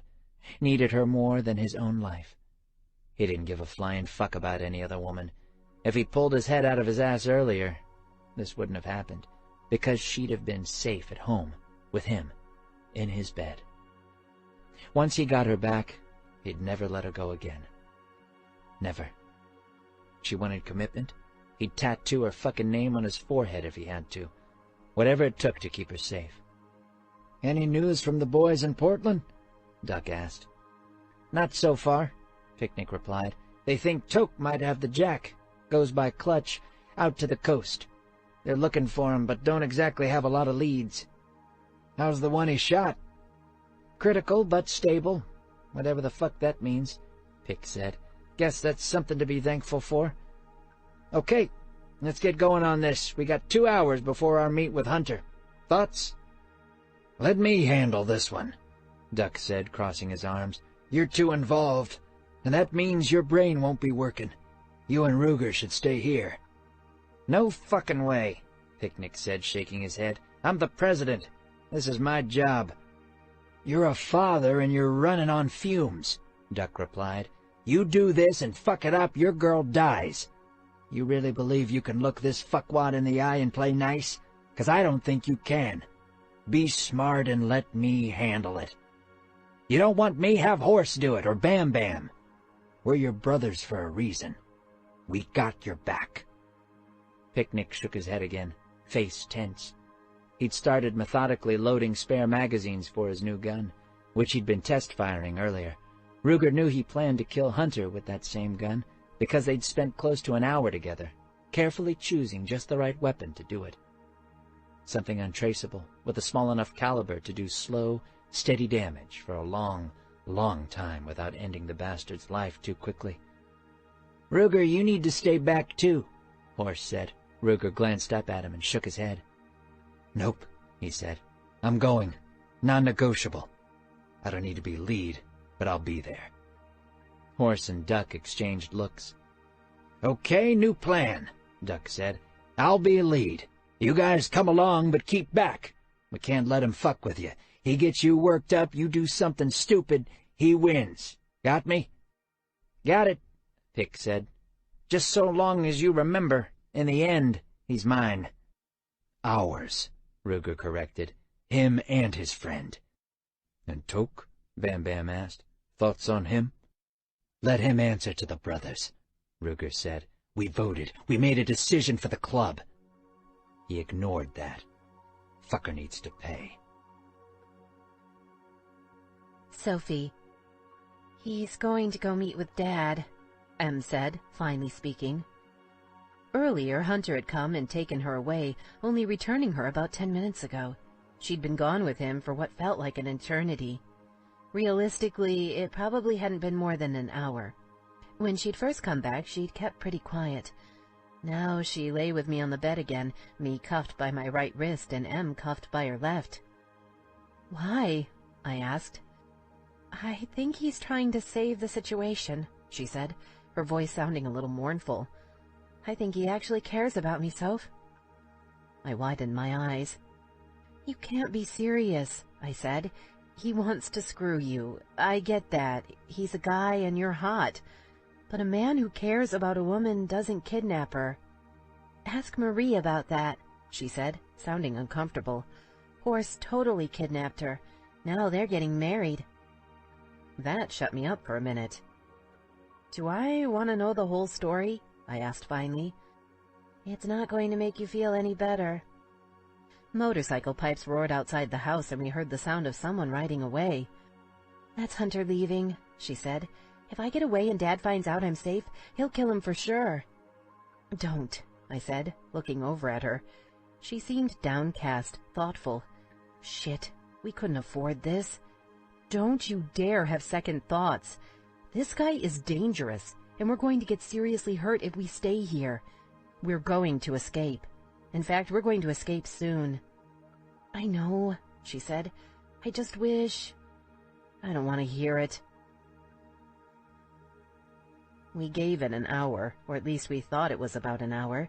We wanted to be sure Hunter was far away before we tried our escape. Em opened the knife and popped out a tiny, thin, flathead screwdriver. 5 minutes later, we were out of the cuffs and taking turns peeking out the window. Hunter hadn't lied. We appeared to be in the middle of nowhere, surrounded by scruffy shrubs, open ground, and the occasional pine tree. Only the van sat outside, no more bikes, which hopefully meant we'd only be dealing with skid. Even so, there wasn't a lot of ground cover.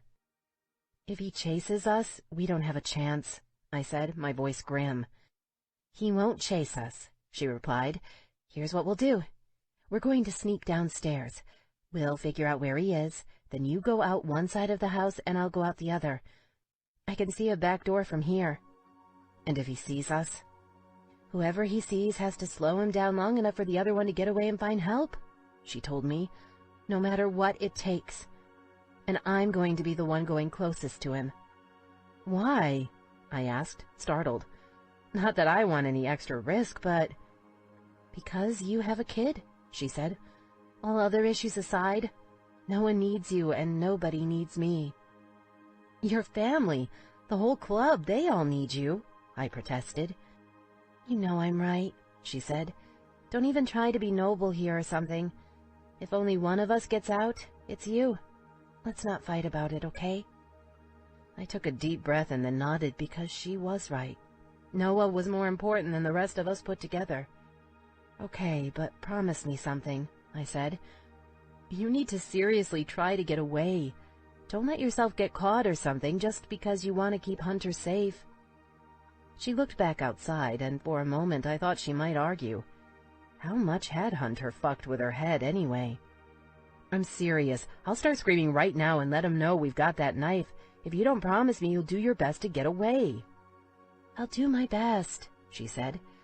"If we get free, we could always give him time to get back before calling Dad, you know. It's not like it's all or nothing. I'm not stupid." I kept my mouth shut. If I got away and found a phone, Hunter was toast. "I suppose there's no time like the present, I asked. "Might as well go now," she said. "I'll keep the knife, unless you know how to use it." "You mean to fight?" I asked, startled. She nodded. No, I didn't take knife fighting class in school. You can keep it." "Okay, let's do this thing," Em said, using a very fine Arnold Schwarzenegger voice. Unfortunately, it was going to take more than a silly voice to make me feel badass. We bumped fists, opened the bedroom door, and started creeping across the floor. I was terrified we'd make it squeak, but fortunately it seemed solid enough. She eased the bedroom door open, and from downstairs I heard the sound of a game playing on the TV. "I'll go down the stairs first," Em whispered. "Then I'll wave you on. Be ready to go whatever direction I point you, based on where I see him. If I point back at the bedroom, go up and get yourself back into your handcuff, okay? If I wave you on, that's it. We'll only get one shot, so don't fuck it up. I'm counting on you to send help for me if I have to distract him." "I can do it," I told her, hoping it was the truth. "Let's both get out, though, okay?" "Oh, one more thing, and this is important," she said. "What?" "If you find a phone, call my dad or Ruger," she said. "Don't call the cops." I stared at her. "Are you fucking kidding me?" "No," she said, her voice serious. "I'm not kidding at all. This is club business. If we get the cops involved, things will get much worse, and it'll happen fast, too." "No," I said flatly. "If I get out of here, I'm calling 911 as fast as I can." "Then we're not going," she replied. My eyes widened. "Are you serious?" "Absolutely," she replied. "You call the cops, Dad or Ruger might wind up in jail before this ends." "How do you figure?" "You think I was joking when I said Dad would kill Hunter?" she asked slowly. "This isn't a game. I'll try to convince him not to. I'll hope to hell it doesn't happen. But Hunter going to jail for this won't protect him, and if Dad takes him out, I don't want to lose him too." "Jesus," I muttered, shocked. "I don't know what to say." "Say you won't call the cops," she replied. "If you're in the position to make a call, you'll already be safe. I have the right to make the decision for myself, though." I thought about it for a second. "Okay," I whispered. I didn't like it, but I'd do it. She nodded, then started down the stairs very slowly. This would be the hardest part, because we needed to pass through the living room to go anywhere else in the house. He was probably in there, because that's where the TV was. I pictured the layout in my head. He'd be facing away, and I didn't remember seeing any mirrors on the walls. Just a little luck and we'd pull it off. Em looked up at me, lifted a finger to her mouth, and then waved me down. I crept from step to step, trying to stay completely silent, while still moving fast enough so that we wouldn't lose our opportunity. Skid came into view as I reached the bottom of the stairwell. He sat on the couch, back to us, playing some sort of game that involved shooting at things. Luckily, it also seemed to involve a lot of loud noises and blowing things up. Em touched my hand, and I looked at her. She pointed at her chest, then toward the front door. Then she pointed at me and toward the back of the house. She held up 3 fingers, then counted down with them. 2, 1, go. I slipped past her, walking quickly but silently toward the back of the house. Within seconds I passed out of the living room, through a dining room and into a kitchen. I found the back door. It was locked, of course, but all I had to do was open the deadbolt. No special security or anything. They really hadn't been planning to kidnap us, I realized. Even I knew that when you plan a kidnapping, you prep a place for your prisoners. So far, so good. I eased the back door open, and then Skid shouted behind me. I heard Em shriek at him and then a loud crashing noise. I took off out the door, running as fast as I could in a wide circle around the house. There was a long gravel driveway, and since we'd already been discovered, I followed it, listening for vehicles or gunfire. I didn't hear anything other than that first loud outburst. My heart pounded and my brain shut down. Would Skid really kill Em? I ran hard, adrenaline powering my legs. Then I heard a gunshot. Fuck! Ruger. Hunter had set up the meet in Spirit Lake, but Ruger got a text halfway there sending them to Rathdrum instead. The Devil's Jack waited for them in a bar that clearly stated no colors outside the door, forcing them to take off their cuts before going inside. Dick. Balls of brass, though. They walked in to find him sitting in the back, nursing a beer. Picnic started forward, but Bam Bam caught his arm, pulling him back. "Don't," he said, his voice low. Picnic nodded tightly, as Duck took lead instead. "Your girls are doing just fine," Hunter said as the men sat down, and Ruger realized he wasn't nearly as relaxed as he pretended. His eyes were like ice, and he looked almost feral. That wildness made Ruger damned uncomfortable. Man like that might do anything, no predicting his actions. I'm planning to keep it that way, so long as you do your part. Where are we on that? You got news for me on your boy? No, we got shit, Duck said, his voice calm and matter-of-fact. Here's what you need to know. Toke slashed M with a knife, Hunter said. I saw the damage. He's out of control. And not just with us. Am I right? How did you see that? Picnic demanded. Why the fuck was her shirt off? Shut up, Hunter said. Picnic lurched to his feet, but Horse caught him, pushing him back down. Not now, Pick, Horse murmured. Hold it back. Why was her shirt off? Picnic repeated. Ruger felt his own temper rise, but he kept his mouth shut and his eyes open. I think a better question is, why did she get cut in the first place? Hunter asked, his voice full of carefully leashed anger. Or maybe, why was she meeting a strange man in a bar without any kind of backup? You fucked up, old man, and I've got her now. Looks like she needs someone new to protect her anyway. Fuck me, Ruger thought. He's got a thing for M. Let's get back on track, Duck said, his tone smooth and dangerous, which wasn't like Duck at all. Usually he had a big mouth and a short temper, but the crisis seemed to have brought out something more calculating in him. He'd told them stories about Vietnam, about patrols in the back country and sneaking behind enemy lines, but Ruger had always thought he was full of shit. Now he wasn't so sure. We can't give you what you want, Duck told Hunter. Believe me, we want to. We've been looking for him all week. And this goes against our whole club. We voted on the truce and the decision was made. He'll answer for that to the national officers. But don't go hurting two innocent girls trying to force us to do something impossible. I promise you, neither of them gets a scratch and your life will end. Got me? Hunter sat back in his chair, studying each man in turn. You seriously expect me to believe you can't track down your own man? He asked, cocking his head. Sounds like the Reapers got some problems of their own. That may be, Horse said, but it's a fact.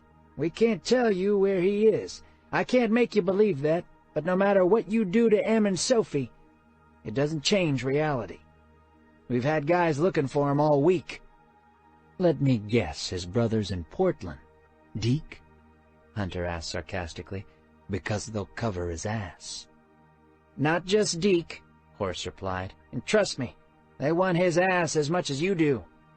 This isn't just about you. He broke faith with all of us. We voted. We made a truce. Seriously, Hunter, we know jack shit about Toke, Ruger said, somehow staying calm and matter-of-fact.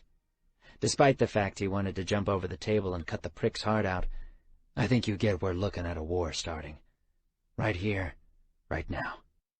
Toke's out of control, and we all know it. Whatever happens to him, he brought it on himself. But you taking our girls, that's different. When we come after you, we'll bring the whole damned club with us. Em and Sophie are safe, Hunter said, and I promise they'll stay that way, at least for now. But you aren't getting them back. How about giving us one? Duck asked. Sophie's got a kid. Send her back.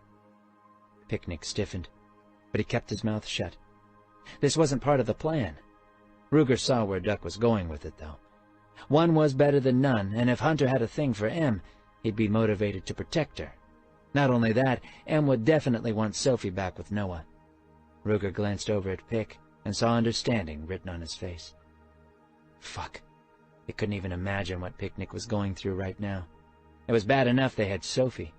If somebody tried to take away Noah, he'd lose his shit all over the place. Rain goddamn hellfire on them. What'll you give me if I let her go? Hunter asked. I want something to take back to my club. How about a hostage? Painter said suddenly. They've got one of your brothers. You take one of ours and let both girls go.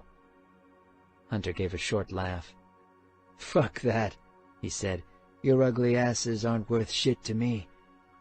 We want a Reaper. We'll pick one up in Portland. He leaned forward, his eyes intense. I want peace, Hunter continued. Even with all this, I still want peace. Nothing in our situation has changed, and if you're telling me Toke is rogue, give me something to take to my club, and maybe we can still save the truce. He pulled out his phone, glancing down at it. Back in 5, Hunter said. He stood and walked away, holding it to his ear. This is a waste of time, Picnic said. Deke was right. No point making peace with these fuckwads. Ruger nodded, and he heard his brothers murmur agreement. The entire club needed to reevaluate their decision, no question. Didn't excuse Toke going rogue, but Ruger understood his motivations. Hunter hung up his phone and turned back toward them. Almost immediately it rang again, and he answered, studying their table the entire time. While his face stayed carefully blank, Ruger caught a hint of something wild in his eyes. Then the Devil's Jack hung up the phone once more and walked toward them. "Good news and bad," he said slowly. Ruger tensed. "What's that?" Duck asked. "Clutch is alive," he said. "At least for now. We don't have much information on him yet. They took him to the hospital. That's the good." "And the bad?" said Picnic. "It was cops that found him, and Toke," Hunter replied. "Someone heard something and called it in. They caught Toke hiding in a hotel, our guy chained up in the bathroom. The girls who were in our house when he attacked are cooperating, so the cops have witnesses. They'll put Toke in protective custody, out of our reach for now. The brothers won't be happy about that." "You gonna give us back Sophie and Em?" Ruger asked.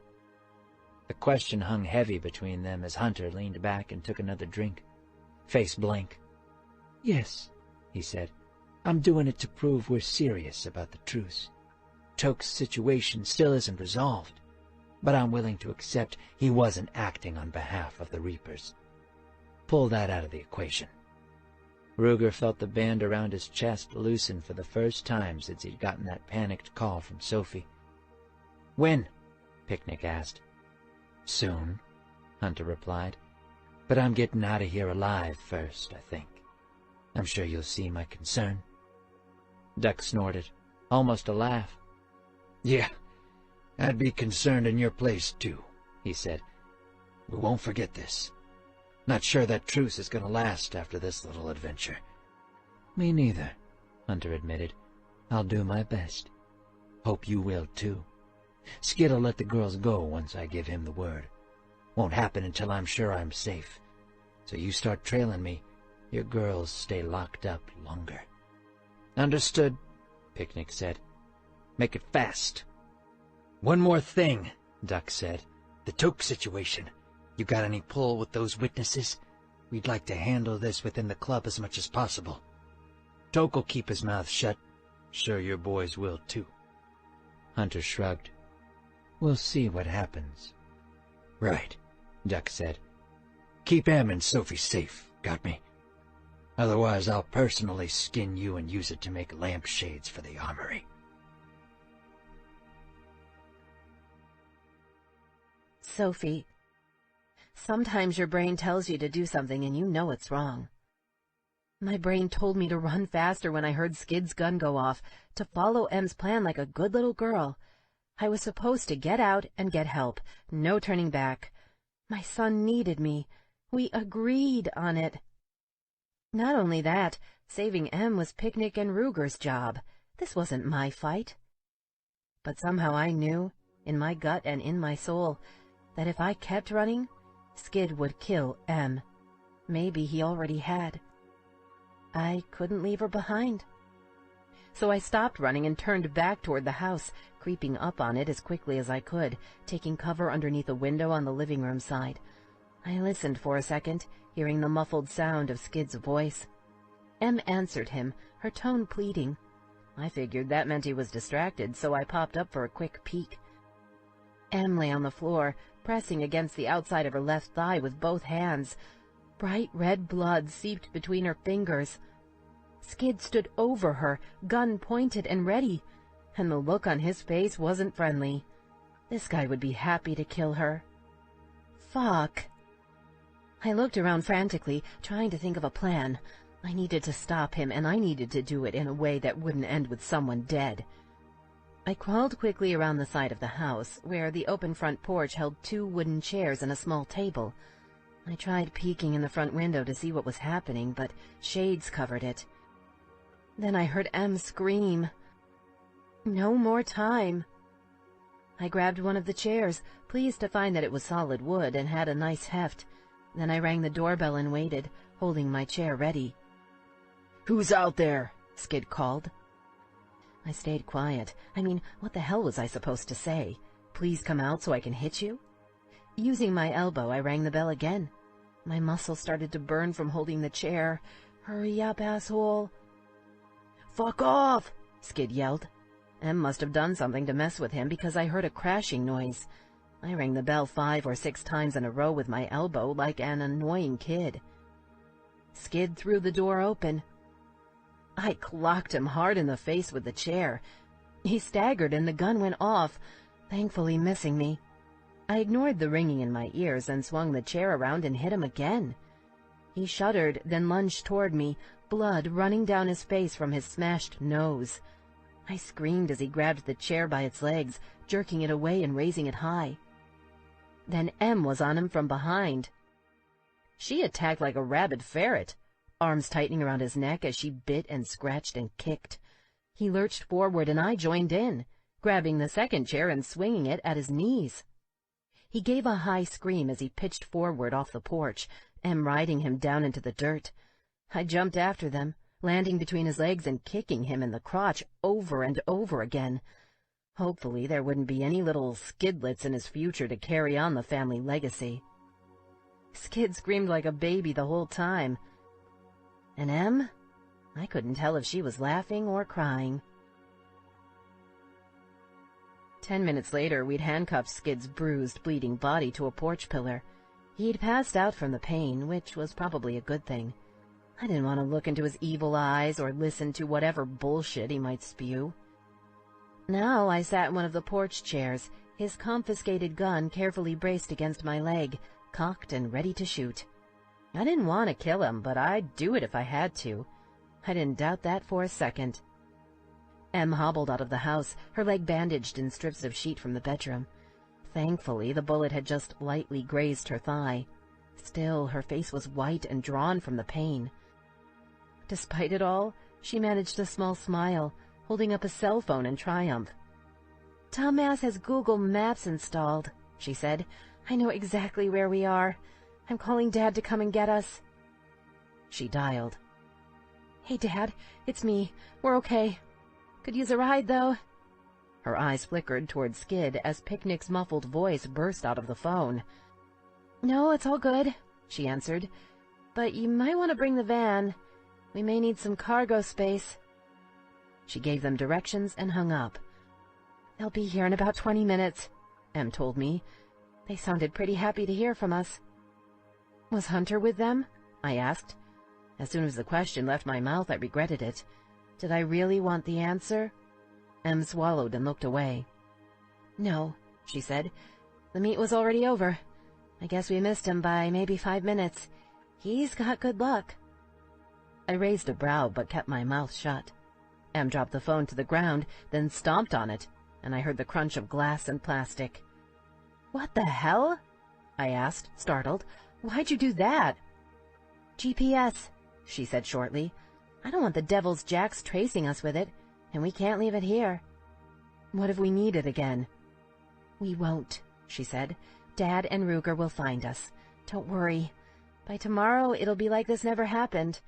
In fact, I don't want to talk about it, and I don't want to think about it. Got me?" "Got you," I said, narrowing my eyes. Em grabbed the second chair and dragged it over toward me, sitting down. "Want me to take the gun for a while?" "Thanks," I said, handing it over. It was surprisingly heavy, and after the first few minutes my hand had started cramping. I stretched my fingers, looking out across the long gravel driveway into the trees. "No offense," I said slowly, "but that was the shittiest girls' night out ever." Em gave a short, startled snort of laughter. "You think?" Chapter 15. Ruger.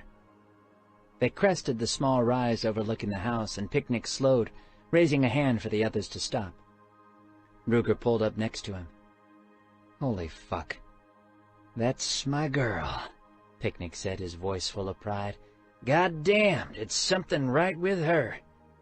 "Both our girls," Ruger muttered. He felt his chest unclenching, a ball of tension he hadn't even realized was there letting go. Shit. Didn't know she had it in her. Em and Sophie sat on the front porch like two neighbors visiting over sweet tea, except Em held a gun trained steady on Skid. His mangled, bloody form lay in the dirt, arms stretched up behind him and wrapped around the porch pole. "Think she killed him?" Ruger asked. "Hope not," Picnic replied. "Bad enough already, without her having to live with that. Not to mention messy as fuck for us to clean up." "That's the truth," Ruger replied. "It's Dad! We're here for you!" Picnic yelled down, waving at her. Em kept her eyes on Skid, and her gun didn't waver. "Glad you came," she called back. "I could really use some help." "He the only one?" Pick asked. "Hunter left a couple hours ago," she shouted. "It was only the two of them." They rode slowly down the hill toward the house. Ruger studied Sophie carefully as he parked his bike, but he couldn't see any signs of serious harm. She looked exhausted. Her eyes darkened with smudged makeup, but that was all. Em seemed worse off. Her face was pale, and a bruise was starting to form on her cheek. White, bloodied strips of fabric had been tied around her leg. "Stay where you are, girls," Pick said shortly as he dismounted his ride. Ruger did the same, following him over to the man on the ground. Skid was in rough shape. He wasn't moving, and Ruger saw trickles of blood seeping from his nose and mouth. More soaked the dirt, although he couldn't see where it was coming from. Ruger approached the man carefully, kneeling down to check his pulse. Still alive. The beat was faint, but steady. "He's not dead," he said. "What's the plan?" Picnic rolled Skid with a foot. Now they saw the wound. He had a gaping gash on the back of his head. "He's been bleeding, but not too bad," Em said. "Don't know if he's passed out from a head injury or from shock. Sophie kicked his nuts to hell and back." Ruger felt an instinctive shrinking in his own nether region and glanced up at Sophie. She gazed down at them, her face as smooth as a sphinx's. Perfectly calm. Way too calm. Shock, Ruger figured. Picnic stepped up to his daughter and held out his hand for the gun. She gave it to him, and he wrapped an arm around her shoulders, pulling her in close. Ruger looked to Sophie again, and she turned away. Then he heard the crunch of footsteps in the driveway behind him. "How we gonna play this?" Bam Bam asked, eyeing Skid. Ruger glanced over at his president, wondering the same thing. Would they put the bastard in the ground, or not? "Not in front of the girls," Picnic said, squeezing Em tight. "Ruger, you and Painter take them. Get them safe. Call the medic. We can meet you at the clubhouse. We'll clean up here." Em shook her head, growing tense. "Don't kill him," she said. "You do that, there's going to be even more fighting." "This is about the club, Em," Picnic replied softly. She glanced down at Skid, then leaned up on her toes, whispering in her father's ear. Picnic stiffened. Em pulled away, eyes clearly pleading. He shook his head at her, and she crossed her arms, taking a step back. Interesting. Picnic narrowed his eyes, and the two stared at each other for long seconds. Then Picnic sighed. "Okay, I'll take him with us and dump him somewhere he'll be found," he said. "See if you can find something to bandage him up with, ma'am." Ruger looked down at Skid. Intellectually, he knew letting him live was probably a good idea. All other issues aside, Em and Sophie didn't need that kind of baggage. He still wanted the fucker dead, though. They could always take him out later. If they did it right, the girls would never know. Sophie. I didn't know how to feel as I rode home with Ruger, exhausted and drained from the adrenaline. We'd separated from the rest of the club, which broke into different groups going different places. He'd wanted me to get checked out by a friend of the club who was an EMT, but I insisted I was fine. Which I was, physically. But now that it was over, I was so furious with Ruger that I wanted to scream and hit and kick his big dumb ass for getting me into this shit. I also wanted him to hold me and make me feel safe again, which was ridiculous. I'd never be safe around him. More than anything, though, I wanted to get back to Noah. I wanted to hold him tight and make sure we never, ever had to worry about something like this happening again. Different plans kept running through my head, including changing my name and moving to a different state entirely. But I had a good job now, one that might actually let us get ahead. I just needed a wall between me and Ruger. I'd draw the line, him on his side and me on mine, with no crossover. If I did that, we'd be fine. But even angry with him, it felt right and safe to lean against his back as we drove, arms wrapped tight around his stomach. Every inch of Ruger was strong and solid. The leather of his cut lay under my cheek, broken by the embroidered fabric of his reaper's patches. His stomach was made of hard muscle that rippled under my fingers every time he leaned to take a curve. For now, just for the next 20 minutes, I'd let myself touch him, savor his presence. Then we'd go our separate ways. When we finally pulled around the back of Elle's barn to the little gravel parking area in front of my new apartment, I dropped my arms and let him go. I didn't let myself feel sad. I tried not to let myself feel anything. He swung off the bike and took my hand, leading me over to the door, which was a good thing. I felt like I was trapped in a dream, everything distant and surreal. Crap, I muttered, looking at the lock. I don't have my keys. They're in my purse, and I have no idea what happened to it or my phone. They might find your purse at the house, Ruger said. Your phone is gone. I'll get you a new one tomorrow. He let me go and turned back to his bike, digging through one of the saddlebags to pull out a small black leather pouch. When he came back and opened it, I saw a collection of strange little tools. Lockpicks, he said shortly. So is this just another part of your life? I asked, numb.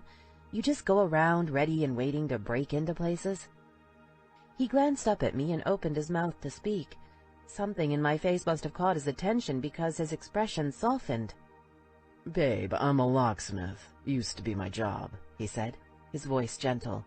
Locksmith, gunsmith. If it's made of metal and it's tiny little parts, I like working with it. When I was a kid, I built shit out of Legos. Now I have big boy toys. For a while, I worked full-time doing lockout calls. Sometimes it's not about scary stuff, okay? I nodded, but I wasn't sure if I believed him. Whatever, I murmured. The door clicked open, and I walked in, looking around. Everything was just like I'd left it the day before. Normal. All normal. It could almost have been a dream. You need to get cleaned up, he said. I'll call Kimber and tell her to bring Noah home in an hour or so. I don't want him freaking out. Was he worried about me? I asked, walking over to get a drink of water. I considered offering him one and then didn't because, fuck Ruger. The little surge of anger was good, made me feel less numb. I'm sure he was, he replied. Kimber's been with him the whole time, though. They've been watching movies and shit. I talked to him for about 5 minutes this morning, but I haven't seen him. I was focused on getting you back. I turned to look at him, so big he seemed to fill my tiny living room. Soph, we need to talk, he said slowly, looking almost nervous. I need you to tell me everything that happened. Did they hurt you? I snorted. Yeah, they hurt me, I said, reaching up to touch my bruised cheek. They threw me in a van, tied me up, and held me prisoner while threatening to kill me because of some bullshit with your club that I don't understand or care about. So yeah, that part kind of sucked. Thanks for asking.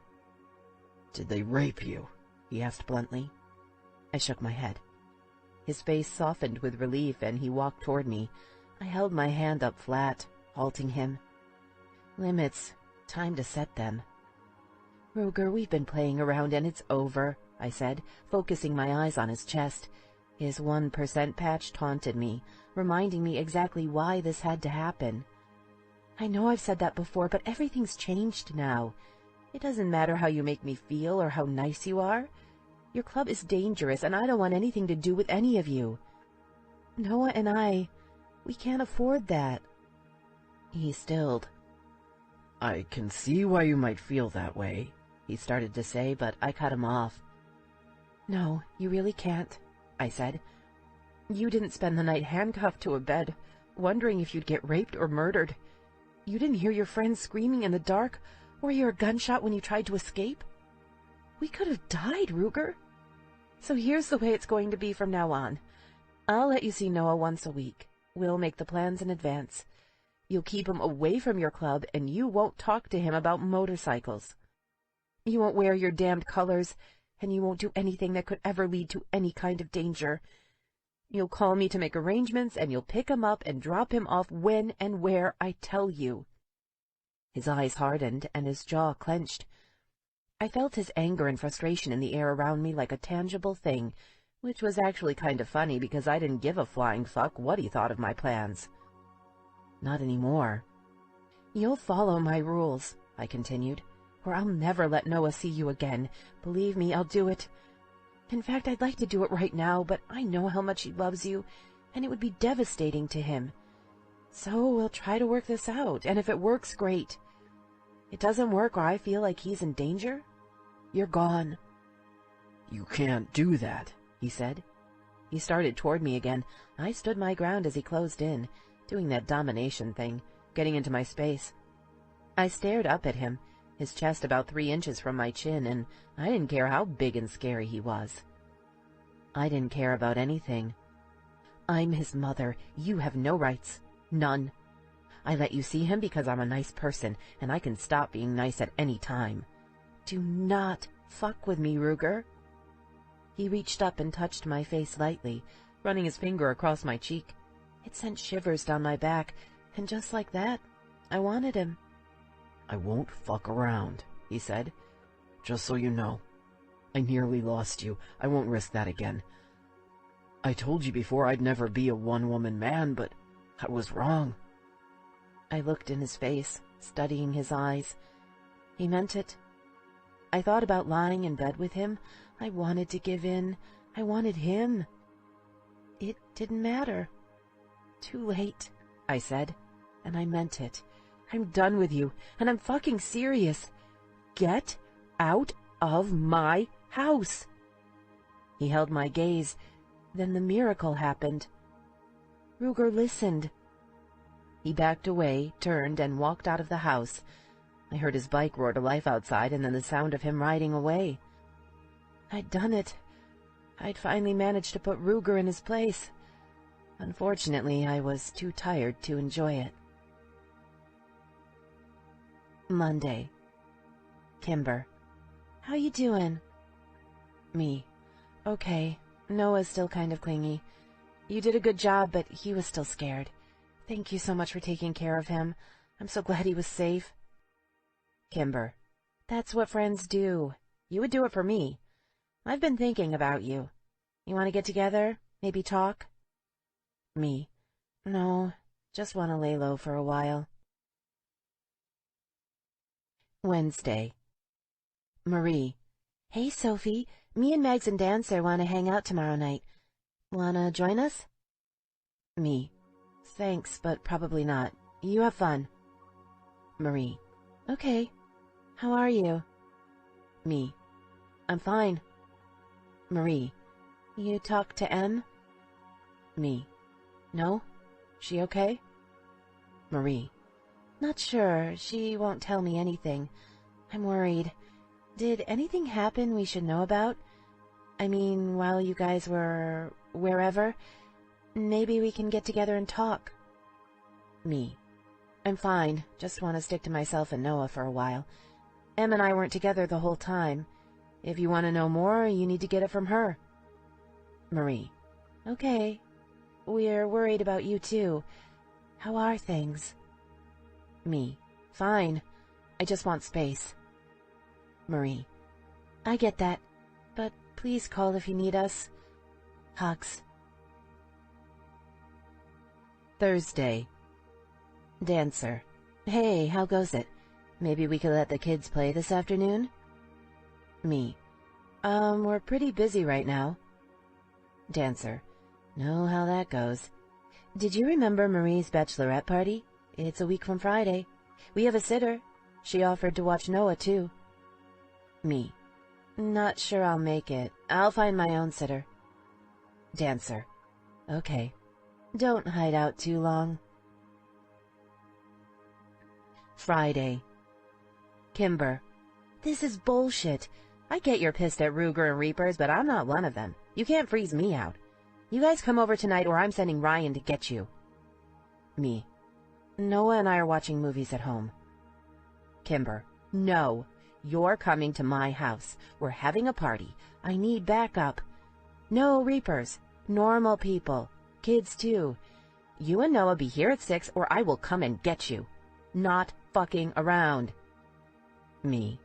You're a pushy bitch. Kimber. Ya think? Get your ass here or I'll come for you. No excuses. Bring swimsuits and a dessert. My brand new iPhone said it was 5:56 when we pulled up to Kimber's house. Ruger had dropped it off the previous Sunday, the day after my little adventure with M.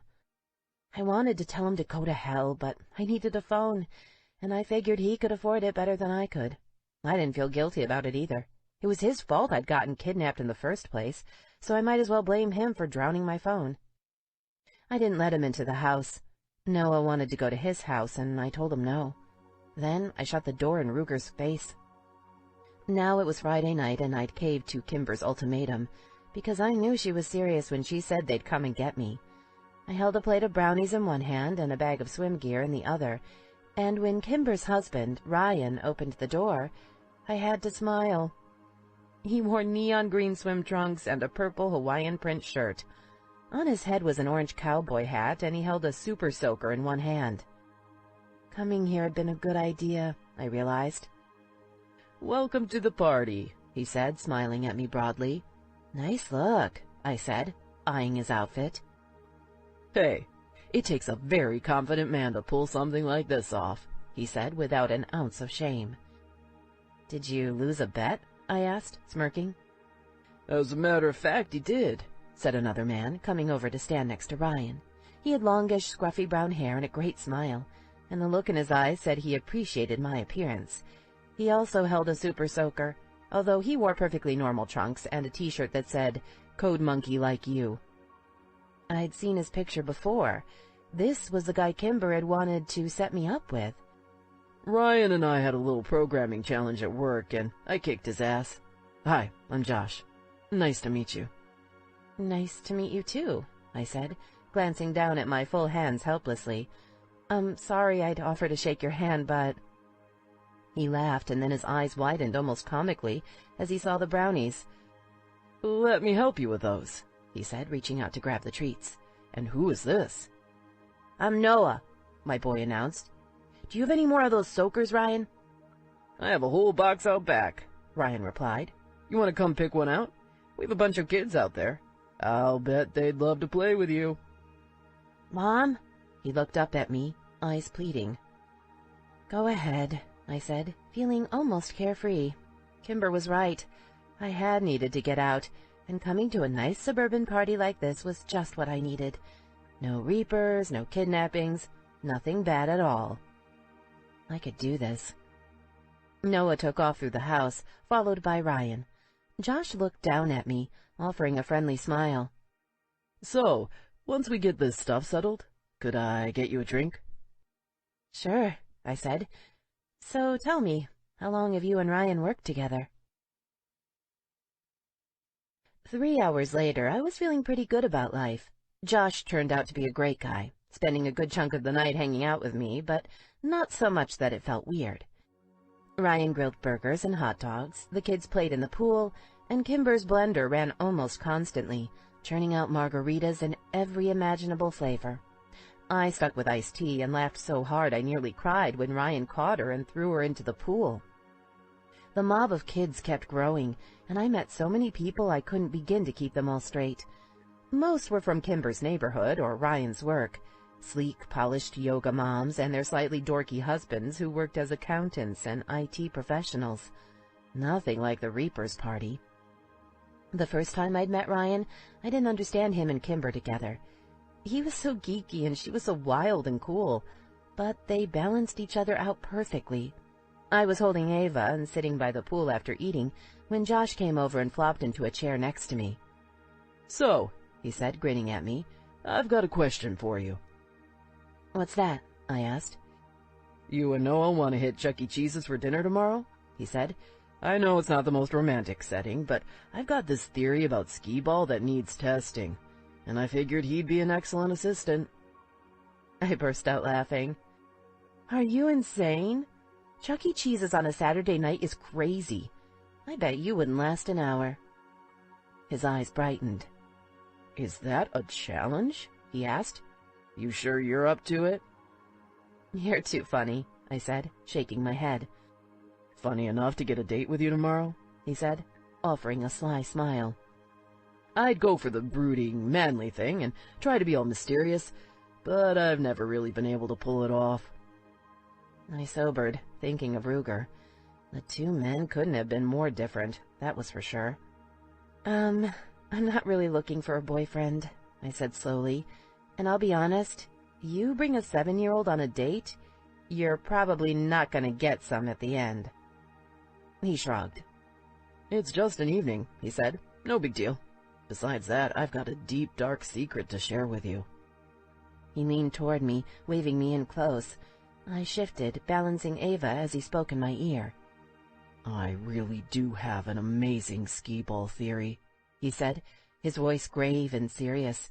"It needs experimentation. You'd be doing me a huge favor." I started laughing again, pulling away. "Does that line actually work for you?" I asked. He smiled at me. "I don't know. Does it?" I thought about Ruger, how he made me feel, and compared it to this man. Josh didn't give me chills when I felt his breath against my ear, but he was nice to look at and seemed fun and friendly. And how much trouble could we get into on a date at a kiddie pizza place anyway?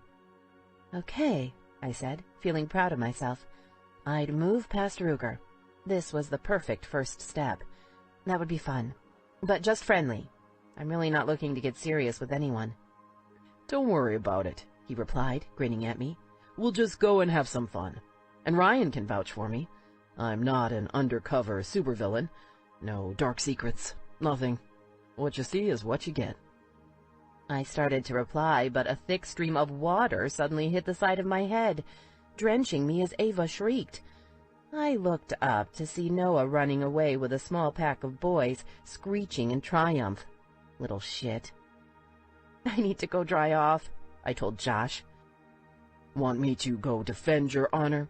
he asked, holding up his soaker. "Yeah, you do that."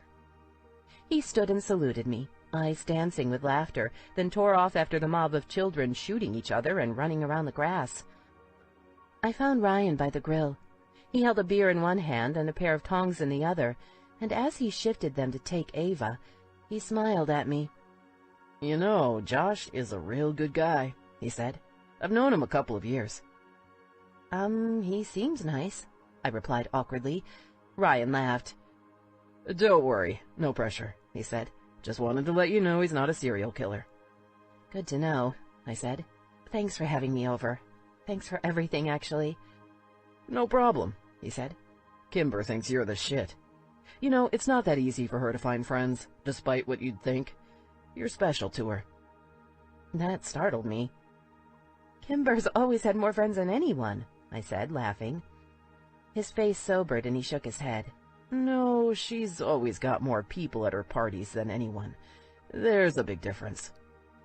I didn't know what to say. Ryan shrugged and smiled again. "Go get dried off," he added. "We've got sparklers for the kids once it's totally dark.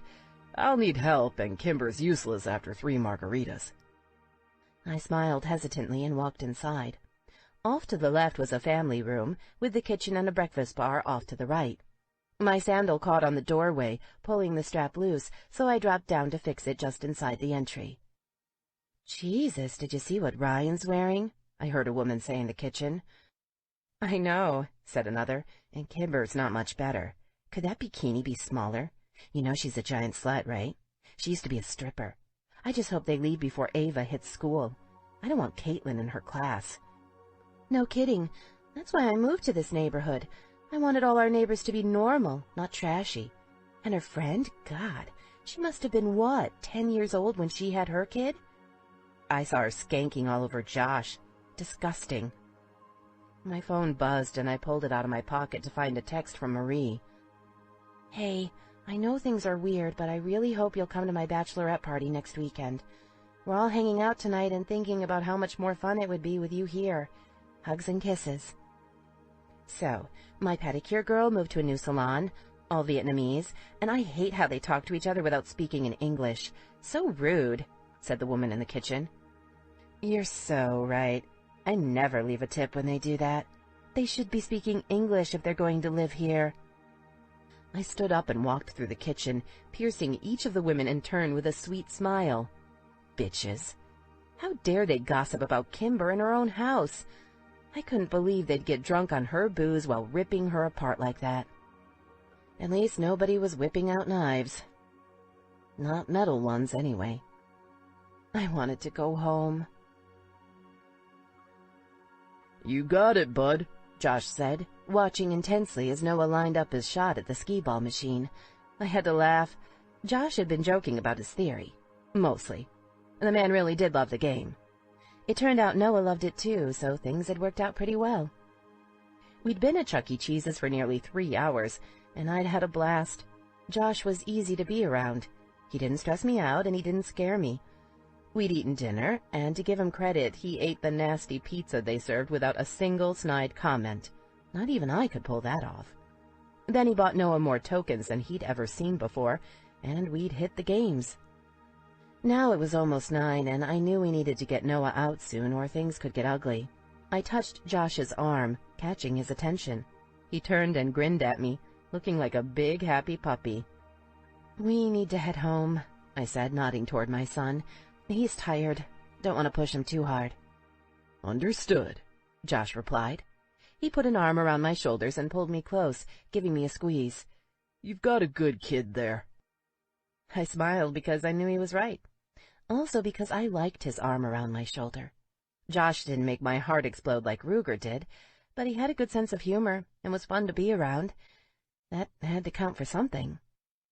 We fed all of those tickets we'd won, and it seemed like thousands of them, into the chomping machines, which caused Noah intense delight. Then we spent another 20 minutes at the prize counter as he agonized over which tiny plastic rings or erasers to pick. The sun had set when we finally walked outside. The pizza place was in one of those strip malls with freestanding restaurants in the parking lot. I looked over at the steakhouse longingly, still a little hungry. I'd only managed to choke down half a slice. Josh bumped my shoulder. Maybe next time we can get a grown-up meal, he said. Is that your way of asking me out again? I asked, coming to a stop next to my car. Noah bounced around next to me happily, playing with his new treasures. I looked up at Josh and smiled. He smiled back, and I was struck by how cute he was. Geeky cute, like Ryan. I could do a lot worse. Depends on what the answer would be, he replied, reaching up to tuck a strand of hair behind my ear. I hate getting shot down. I don't think you'd get shot down, I said. He leaned forward and kissed me lightly on the lips. It was nice. Not hot and intense, but pleasant. Uncle Ruger! Noah yelled, and I felt him take off running. I pulled away from Ryan instantly, my mommy radar fully engaged. I bolted after him, shouting his name and yelling at him to stop. He ignored me, jumping into Ruger's arms where he stood on the sidewalk outside the steakhouse. Several other guys from the club were with him. Noah, you can't run off like that, I said, catching Noah's chin so his eyes had to meet mine. You could get killed. You know better. You're a big boy now. I'm sorry, he said instantly. I forgot. I got excited. I wanted to show Uncle Ruger my prizes. Shit, I'd been so worried about Noah, I wasn't even thinking about Ruger. I looked up to find him staring across the lot. Who's your friend? He asked, jerking his chin toward Josh, who gave us a half-hearted wave. "That's Josh," I said defiantly. "He's a friend of Kimber's husband. They work together. He took us to Chuck E. Cheese's and we played tons of games and I got all kinds of prizes, but I didn't have enough tickets to get what I really wanted. So he said maybe we could come back another time and I said yes," Noah told him breathlessly. "He's pretty cool, Ruger." Ruger's eyes hardened and he set Noah down. "Stay here, kid," he said. Then he stepped out across the parking lot, obviously planning to intercept Josh. Fuck. "Stay," I said to Noah, then glanced up at Bam Bam. "Will you make sure he doesn't run off?" Dancer's husband gave a quick nod, but his eyes weren't exactly friendly. Great. I scurried off toward Ruger and Josh. "Hey," I said, looking between them. Ruger's face was like stone, his eyes glinting with possessive menace. Josh looked confused and a little uncertain. "Josh, this is Noah's uncle, Ruger. Ruger, this is my friend, Josh. We were just leaving. Sorry about Noah bothering you." "Noah never bothers me," Ruger said, cocking his head at Josh, who tried to offer him a smile. "He's a great kid," Josh said. "You must be proud of him." "Yup," Ruger said to him. "You need to go now. Probably be best if you don't call Sophie again." Josh's eyes widened. "Go fuck yourself, Ruger," I snapped. Josh glanced over at me, looking nervous. "Josh, please ignore him. He's leaving." "Nope, I'm not leaving," Ruger said pointedly. "And I won't be leaving. You're not welcome here. Don't know what Sophie's told you, but she's taken." "That's not true," I said quickly. Josh looked between us, swallowing. "You need a hand, Ruger?" Horace called from the sidewalk. He offered Josh a wolfish smile. "Not with this asshole," Ruger replied, holding Josh's eyes steadily. Josh broke, looking away. I gotta get going," he said, offering me a quick, sheepish smile. Then he turned and walked away very quickly. I stared, dumbfounded. "Looks like your new boyfriend scares easy," Ruger murmured. "Didn't even make sure you were safe with me. Wouldn't want a man like that at my back. Of course, I don't need to worry about backup. My brothers are there for me, no matter what." He took my shoulders and turned me toward the steakhouse. I saw Horse, Bam Bam, Duck, and Slide standing around my son. Bam held Noah's shoulder protectively. Ruger leaned down behind me, speaking softly in my ear as his fingers squeezed my shoulders. "Look at that," he said. "You know them, so you know Noah couldn't be safer. But your buddy Josh? He knows shit about those guys. That didn't stop him from walking away to cover his own ass while they had your son. Hell of a man you found." I swallowed, because I knew he was right. So Josh wouldn't be getting a second date if he bothered to call. Probably a moot point because I had a feeling he wouldn't. "You need to stay out of my life," I told Ruger, watching Noah carefully show off his prizes, offering Horace one of his precious rings.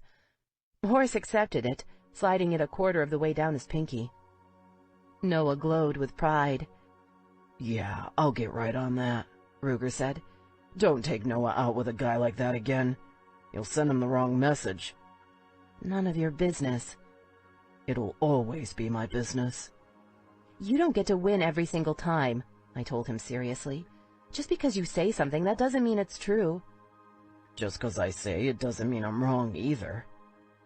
I glared at him, then marched over and collected Noah, trying not to grit my teeth. I took him home and put him to bed, feeling bitchy the entire time. When I fell asleep that night, it wasn't Josh I was dreaming of. Nope, stupid Ruger. Again. Even in my dreams, he won. Chapter 16. Sunday. Kimber. Josh won't tell Ryan anything about your date. Did something go wrong? Me. Ruger. Kimber. What? Me. We had a great time, then Ruger showed up. Pretty sure I'll never hear from Josh again. Kimber. Jesus, Ruger. Stalk much? Me. No, it wasn't like that.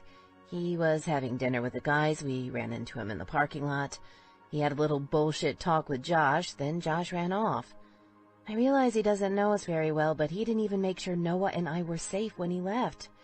Epic fail all around. Kimber. Pisser. Josh loses margarita privileges. Hate wimps. Me. Meh. Kimber. So, you talk to Ruger at all? Me. Nope. Fuck him. Kimber. Gotcha. Hey, you going to the bachelorette party? Marie invited me and I want to go, but it would be weird without you. Me. Can't decide. Like her and would love it, but, you know.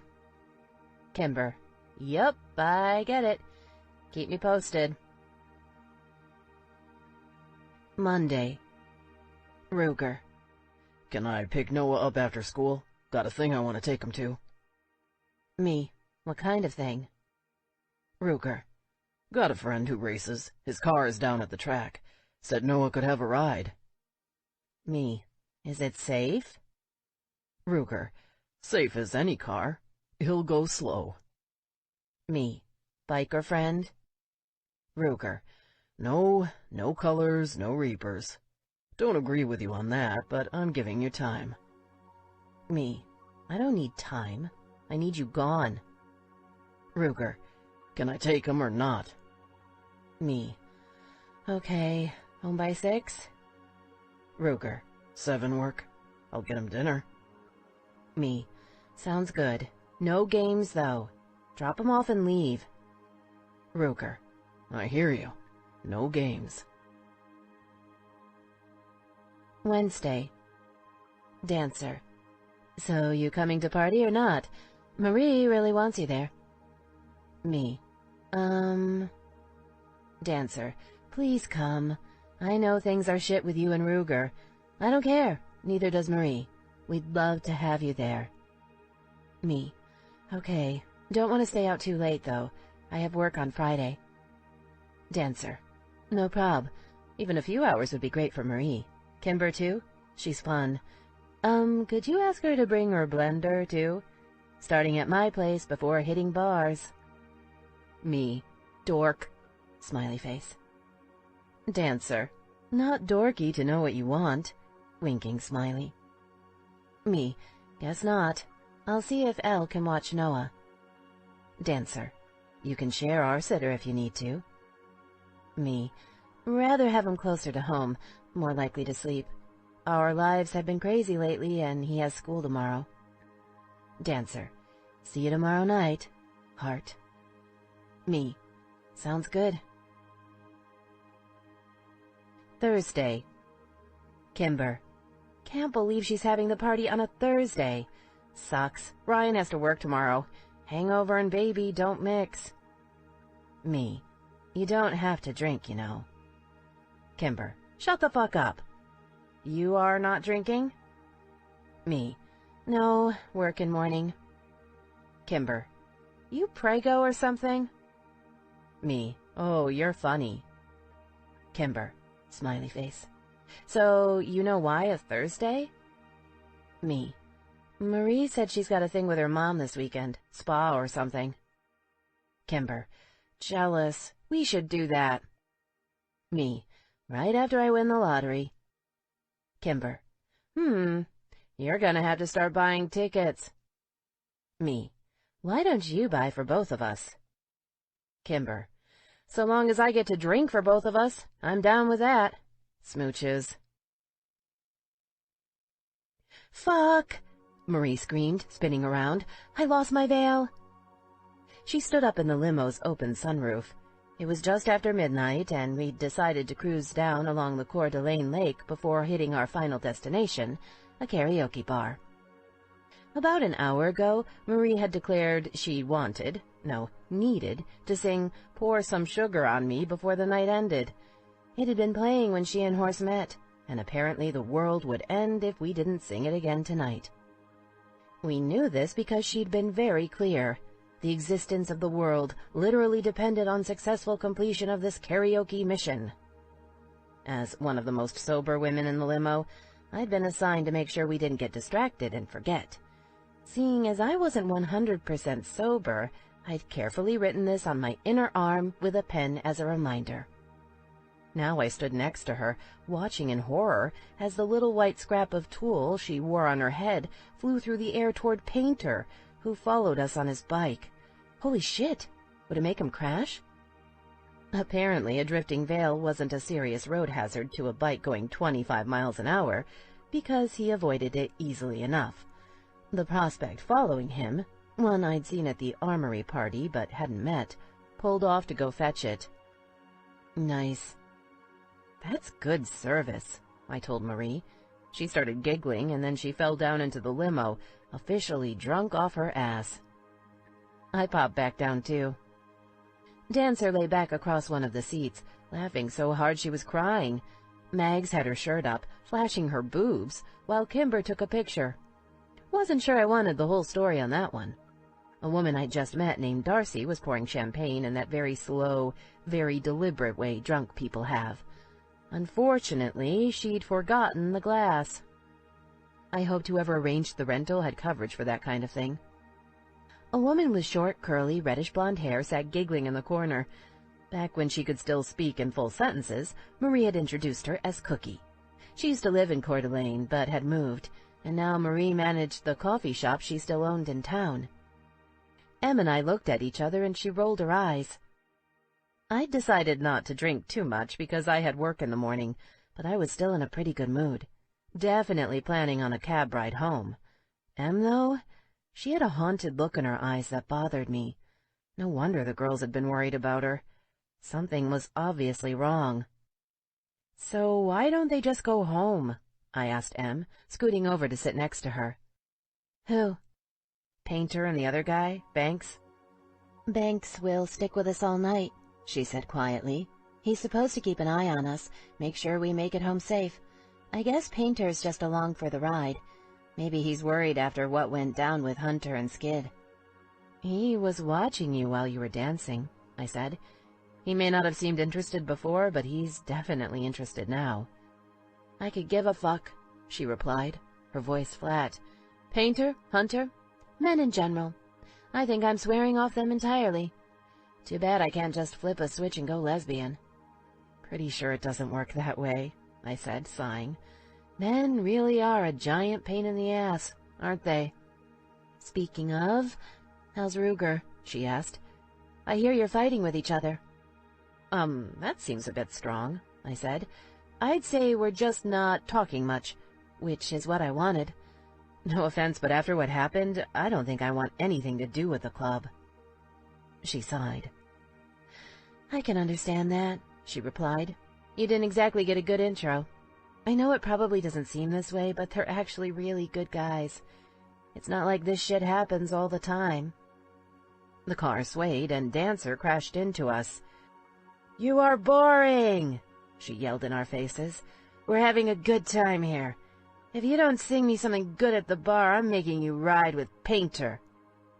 No. I would rather have my eyes poked out than do karaoke." I didn't say that, though. I just smiled politely and decided this was a sign. I'd call a cab after Marie sang her song. I had to be up in 6 hours, so that was probably for the best anyway. At least I didn't have to worry about Noah. Elle had taken him, offering to keep him overnight and get him ready for school the next day. That was a huge help. "Oh my God!" Meg squealed suddenly. We all froze. "We haven't done presents yet." "Presents!" Marie yelled, clapping her hands. "I love presents."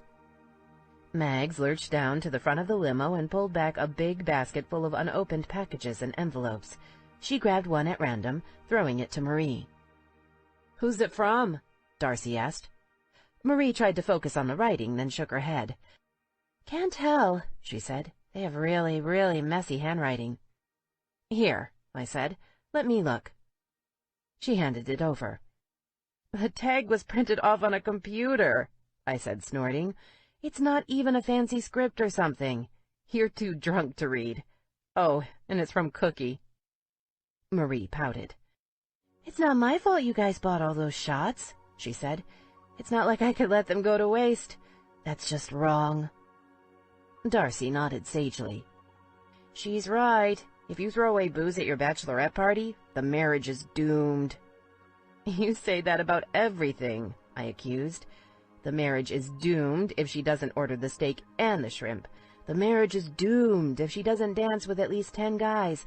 The marriage is doomed if she doesn't tell us how big Horse's dick really is. How can all of that be true?" "I know these things," she declared. "Am I right, ladies?"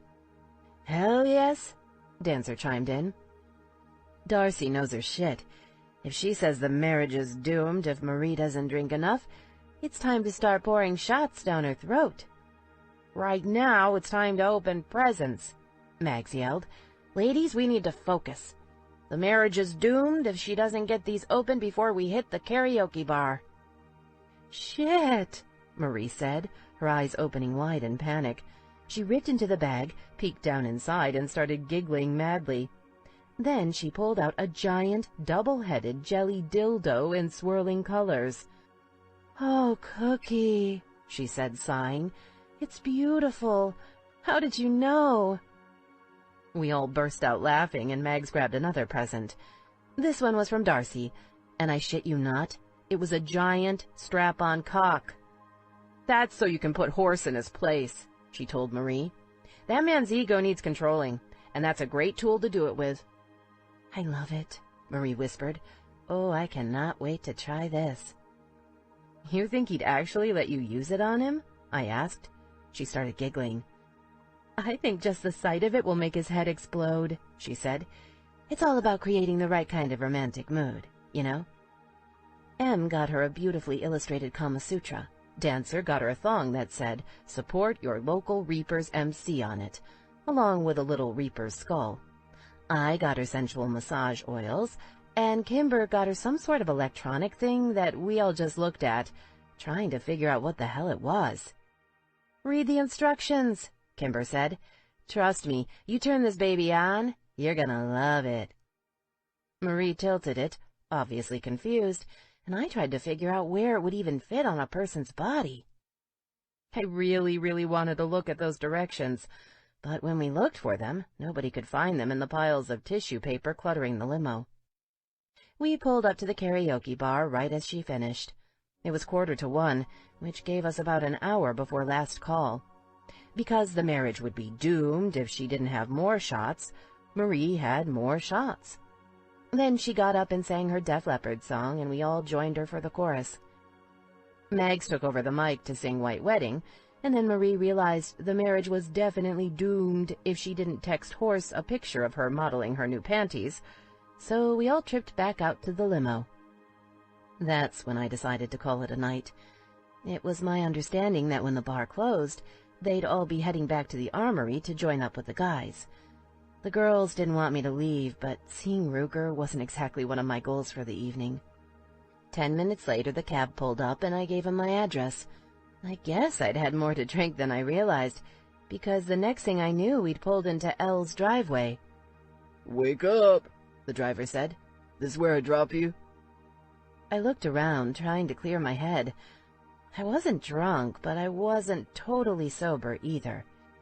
Yeah," I said. "Just pull around the house, okay?" He did, and I fumbled in my purse for money. I gave it to him and stepped out, digging for the keys.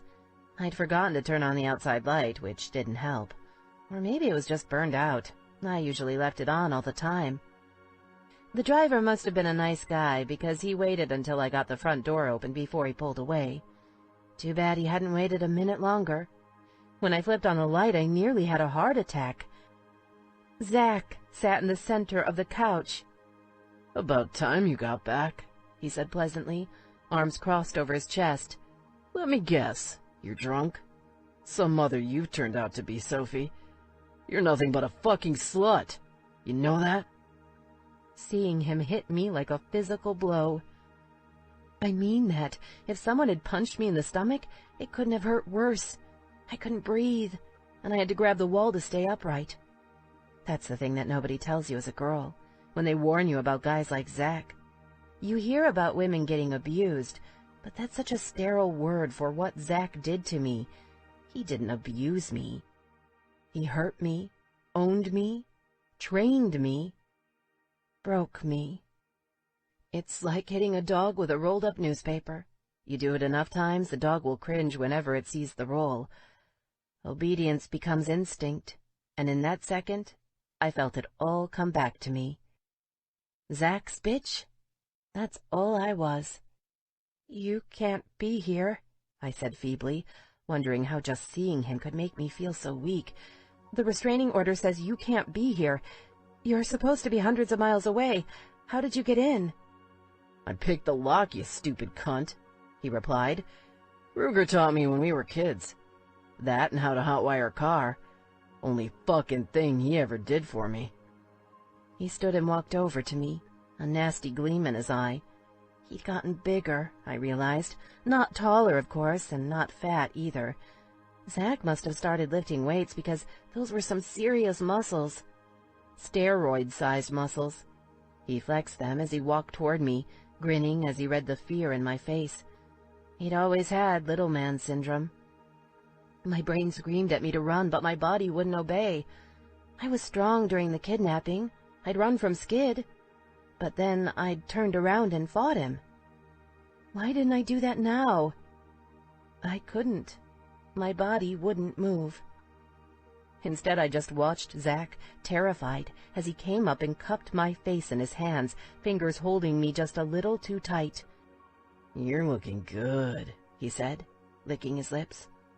He leaned forward and kissed me. Not a nice kiss. No, this one was meant to punish. I locked my jaw and kept my lips closed until he reached up and grabbed my hair, pulling it back sharply. "Open your fucking mouth, bitch." I obeyed because I knew pulling hair was the least of what he could do.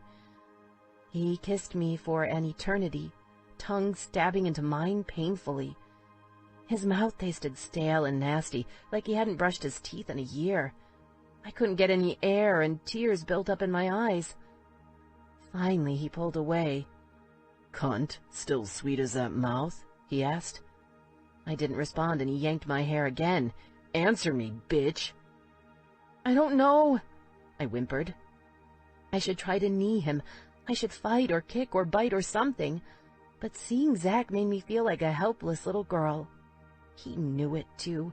I could tell by the gleam of satisfaction in his eyes. Zach was a bully.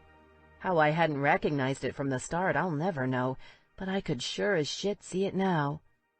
"I hear you're fucking Ruger again," Zach whispered, face turning ugly. "I hear you're sucking his cock all over town, and that you're fucking his whole club, too. Is that true, slut?" "No," I whimpered. "No, it's not true."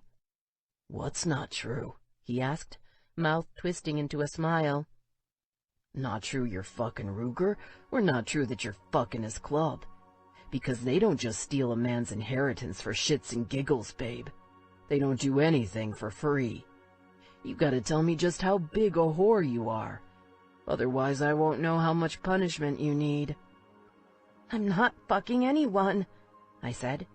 Zach burst out laughing. Seriously laughing, so hard he actually let me go and use the heel of one hand to press against his eyes, wiping away the tears. "Let's try this again," he said, when he finally stopped. "Who are you fucking? You belong to me, bitch. If you don't tell me the truth, I'll start breaking fingers." He reached down and caught my hand between his, gripping my right index finger, bending it sharply backward. I panicked, wishing I could get myself to think. My mind was numb, old survival instincts taking over. Get it over with. Do what he says. Maybe he'll show mercy if you're a good girl. "I had sex with Ruger," I said quickly. Then I closed my eyes, bracing for whatever might happen next. There's no preparing for something like that, though. Not really. I waited for my bone to snap, so it came as a complete surprise when he punched me in the stomach instead. I doubled over, gasping for breath. Holy shit, that hurt. Zach burst out laughing. "You're too fucking easy." Silly of me, I realized, clutching my stomach and praying he'd stop at just one hit. Zach never did what I expected him to do. He couldn't plan, couldn't get ready, nothing like that. He was like a tornado, suddenly there, spewing evil without warning. Zach's laughter died. "Hell of a long drive to get here. I'm tired and hungry," he said. "So you're gonna make me something to eat. Then we'll talk some more about who you're sleeping with. Don't want to leave out any juicy details, do we?" I dug through the fridge, trying to figure out what to cook him. My stomach ached, although I didn't feel like he'd broken any ribs. Yet. We didn't have a lot of food, but I could fix some eggs and toast. Zach had always loved breakfast for dinner. "It was fucking stupid of you to come back to Coeur d'Alene," Zach said conversationally. He sat at the small table between the living room and kitchen, watching me and picking at his fingernails. "You couldn't just keep your legs shut, could you? I'll never let him have you. Never. Thought I'd made that clear." I didn't answer. No matter what I said, it would set him off. I remembered that much from before. Zach had always liked lecturing me during punishments, and if I didn't listen, the punishment got much, much worse. I just had to hunker down and push through. Sooner or later, he'd get tired or bored, and then it would stop. At least for a while. I'd never be truly free from him, though. I'd thought I could change my life. Stupid, stupid, stupid. "I've told you 1,000 times about Ruger, but you still don't listen," he continued. "You never get it through your head, do you? I guess sluts like you can't control themselves. You need to be trained, like dogs, bitches. Do you want me to train you?" I took a deep breath, then let it out, closing my eyes tight. I knew what the next step was. Our little dance was well choreographed. "Yes, Zach?" I whispered, feeling my soul tucked down deep inside, hiding from what was coming. If I drew far enough away from reality, it wouldn't hurt as bad when he started really hitting me. "I want you to train me." "Good girl," he murmured, sounding almost human. I knelt down and opened the drawer under the oven, looking for something to cook the eggs in. I had a small nonstick frying pan I usually used. There was also a large cast-iron skillet that I'd found when I moved into the apartment. I'd never cooked with it. Cast iron always seemed sort of strange and scary to me. Why should I be afraid of using a fucking pan? Because it was different than what I was used to? But changing how you do anything is difficult. I could do it, though. I could use that pan. Almost in a dream, I reached down and picked up the skillet. How hard would it be? Harder than a man's fists against your flesh? Harder than cracked ribs, blackened eyes, your baby screaming for an hour because Mommy can't get off the floor to pick him up? Changing how you react to a man hurting you is hard. But it can be done. The pan was heavy. Really heavy. My arms were strong, though. I'd been carrying Noah for years. This was nothing in comparison. I stood up and set the skillet on the stove, reaching over and turning on the burner. "I think we need to get something clear," Zach said. He leaned back in his chair, grinning at me, all pleased with himself. Only seconds had passed as I found the skillet, but everything had changed. I felt my soul uncurling from its hiding place. "You sent me to jail," Zach continued. "That was a very, very bad thing to do. I'll admit it threw me for a while. I let you get away with it. Then you stole my money, and that's more than a man can take. You try to fight me, I'll kill you. In fact, I won't just kill you, I'll kill Noah. Never did like that little shit." Another gut punch. He hadn't used his fists this time. He didn't need to. I looked down at the slowly heating skillet. "Maybe I'll just make him disappear," he muttered. "Just take his little ass and dump him somewhere. You'll never find him again. Always wonder if he's dead or alive. Maybe if you're really good, I'll tell you where the body is for his 18th birthday." I turned to grab eggs out of the fridge, glancing toward Zach. He was looking down at one of his hands, forming a fist over and over, flexing the muscles in his arm. I set the egg carton on the counter. Then I reached for a bowl to mix them in. He liked them scrambled, a mixture of full eggs and egg whites for extra protein. I started cracking them, the hard white shells looking like little skulls. They broke open so easily. I flicked another glance at him. He was still gazing down at his fingers, flexing and fisting, getting ready to hit me again. "I'm gonna fuck you in the ass, I think," he said casually. "Make you beg for it. I've missed that about you. The way you beg." My chest tightened, but I didn't let myself react to his words. I just picked up a towel and wrapped it around the hot pan's metal handle. Then I took a deep breath and thought of Noah, of what his little face would look like after Zach finished with him. Nope, not gonna happen. You can do this, I told myself, and I knew I was right. I could. I lifted the pan, took 3 steps toward Zach and raised it high, bringing it down on his head with all my strength. He never saw it coming. Then I hit him a second time, just to be sure, and a third. The smell of scorched meat filled the kitchen. I smiled. Ruger. He felt his phone vibrate, and he seriously considered just ignoring it. It was nearly 3:30 in the morning, and the girls had arrived at the armory an hour ago. He'd never seen Marie so drunk.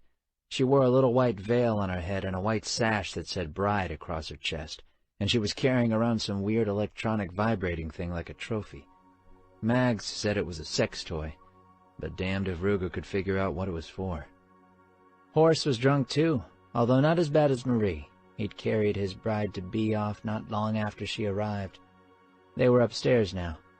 That was the last they'd seen of him, although Dancer was trying to convince the girls that they needed to go and rescue Marie. That kept setting them off, cackling like a bunch of damned witches. Ruger pulled out his phone and saw Sophie's name. Fuck, what now? He was trying to give her space, but it was fucking hard to pretend everything was fine while he waited. He missed her. The Jacks had taken her away from him for less than a day, but those hours had nearly killed him. He needed her back. He needed her back now. Wasn't sure how much more of this he could take. "Hey, Soph," he said, stepping out the door into the night air. It was almost October, but it was still warm out. A perfect Indian summer night. "Ruger," she said, and her voice sounded strange. I have a problem." "What is it?" "I don't think I can tell you over the phone. Do you think you could come over? I mean, I know you're at the party. Are you safe to drive, do you think?" Double fuck. Something was really wrong.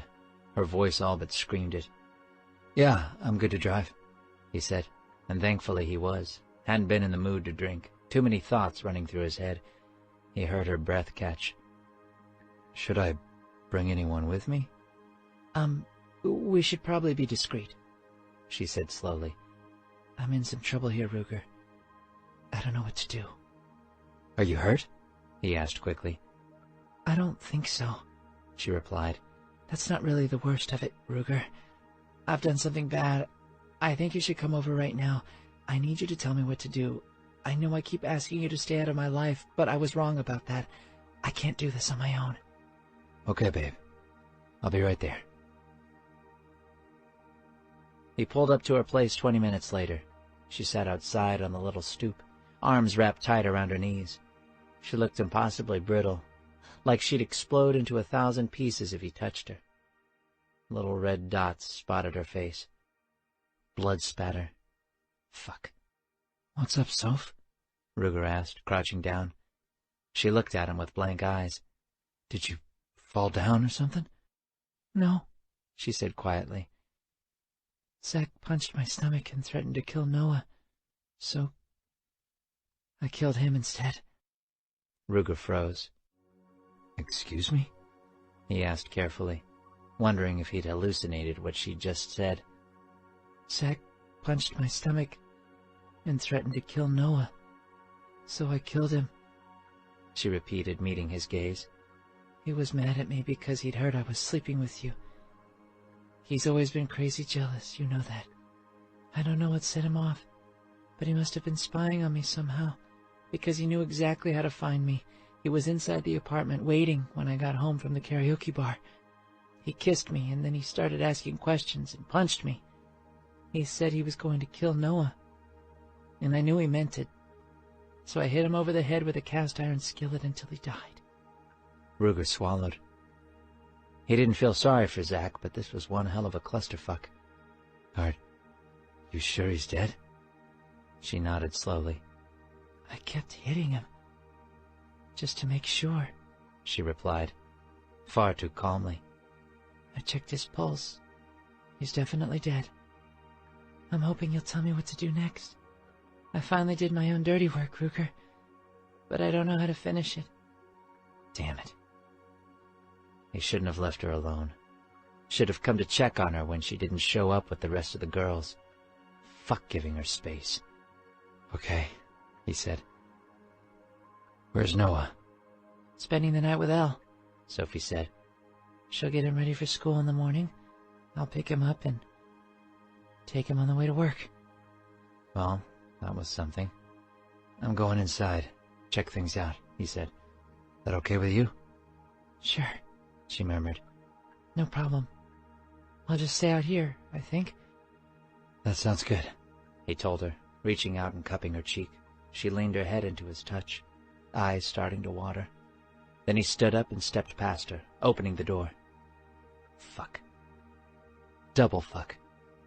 Zach was on the floor, his hair matted with blood. A pool of it surrounded him. A horrible stench filled the air, a mixture of burned meat and scorched hair. The pan lay next to Zach's corpse, more blood crusting the sides. It splattered behind him, too.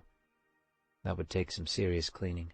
New linoleum for sure, and they might even need to replace the floorboards underneath, he mused. Ruger checked Zach's pulse just to be sure, but Sophie was right. His stepbrother was definitely dead. This was a mess, a big mess, and cleaning it up wouldn't be pretty. He was proud of her, though. She'd defended herself when it counted, and ultimately this was Ruger's fault. He should have killed Zach 4 years ago. Then he should have killed him when he'd collected the child support. Fucking weak of him. He'd held off because of Noah.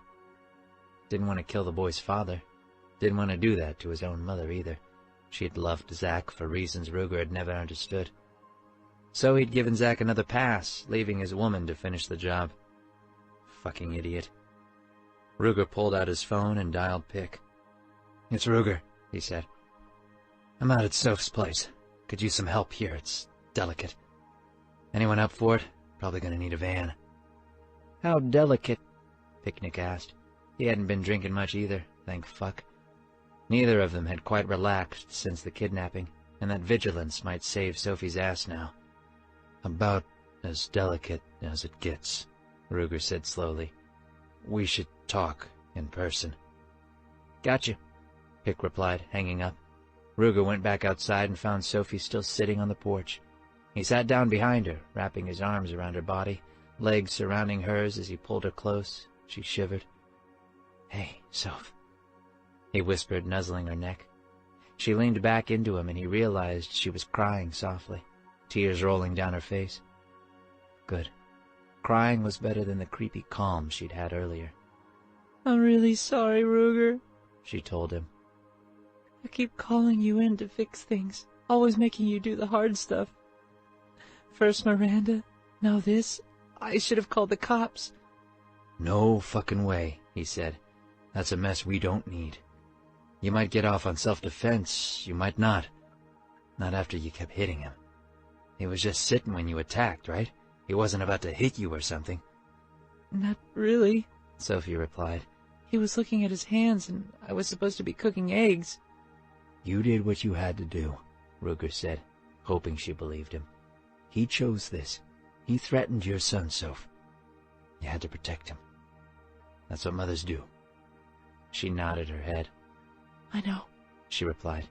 He said he'd kill all of us, and I knew he meant it. The restraining order didn't do shit. Going to jail only stopped him for a while.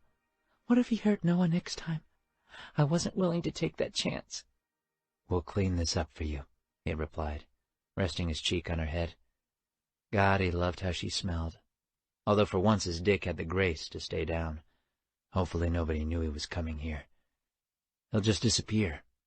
If the cops ever come looking, we'll say I did it. Okay?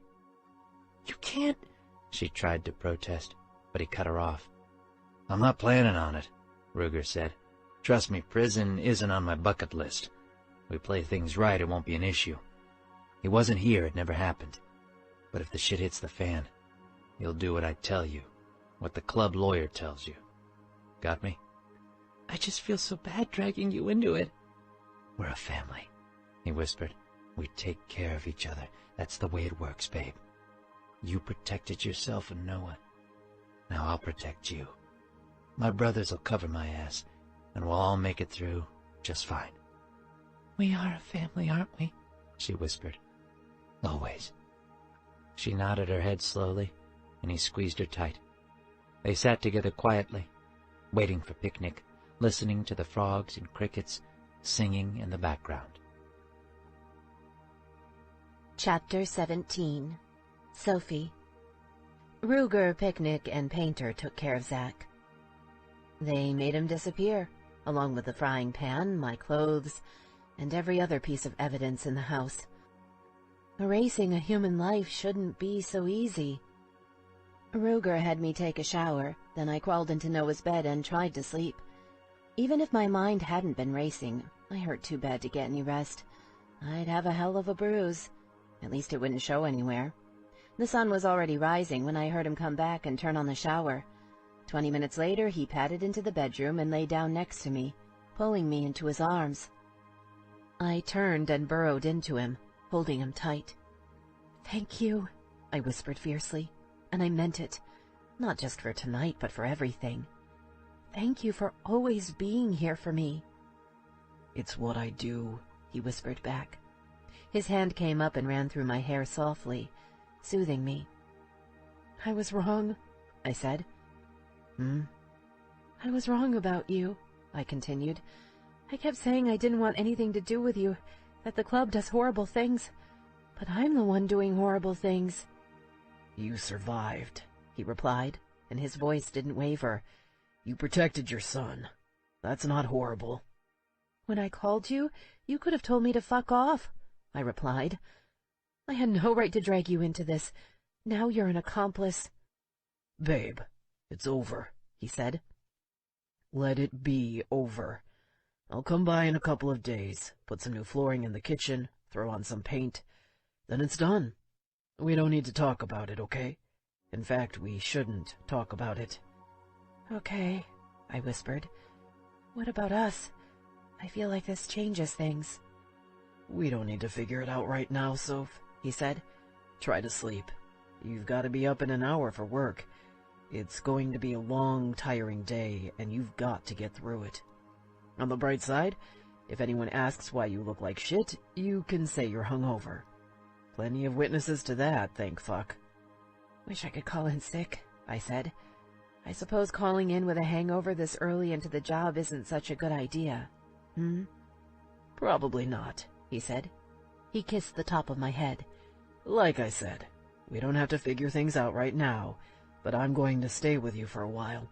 I don't want you alone." It didn't occur to me to argue. I really didn't want to be alone. I'd never believed in ghosts, but I was pretty sure Zach planned to haunt me.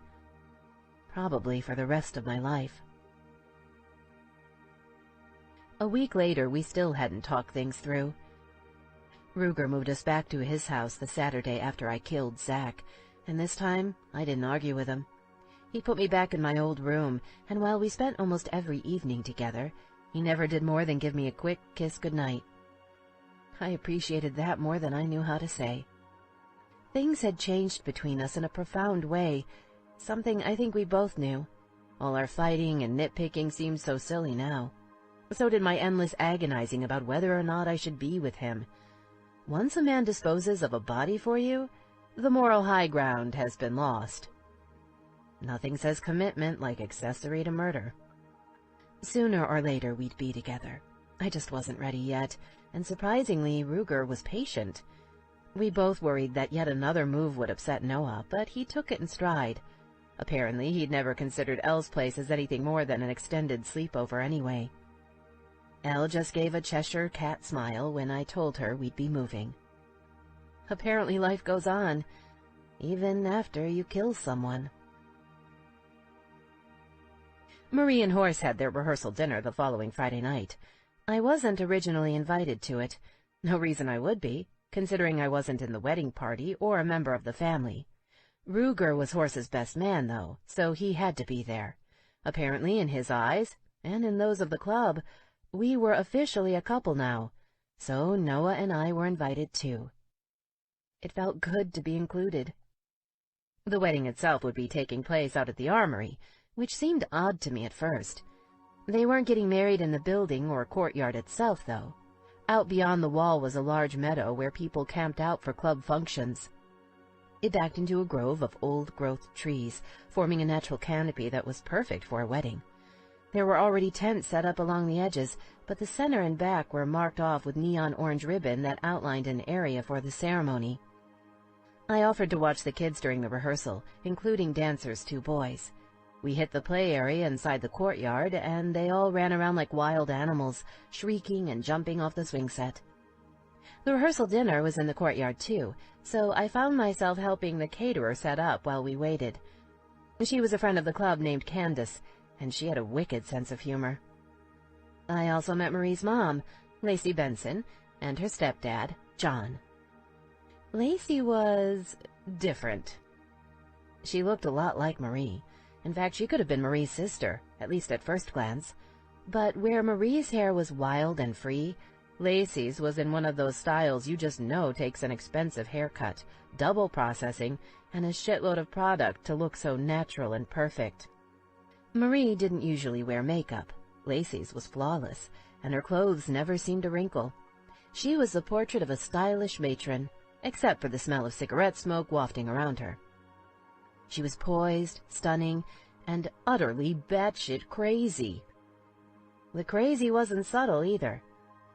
She had a manic energy that couldn't be contained, and she hovered around Marie like a hummingbird, obviously overjoyed for her daughter.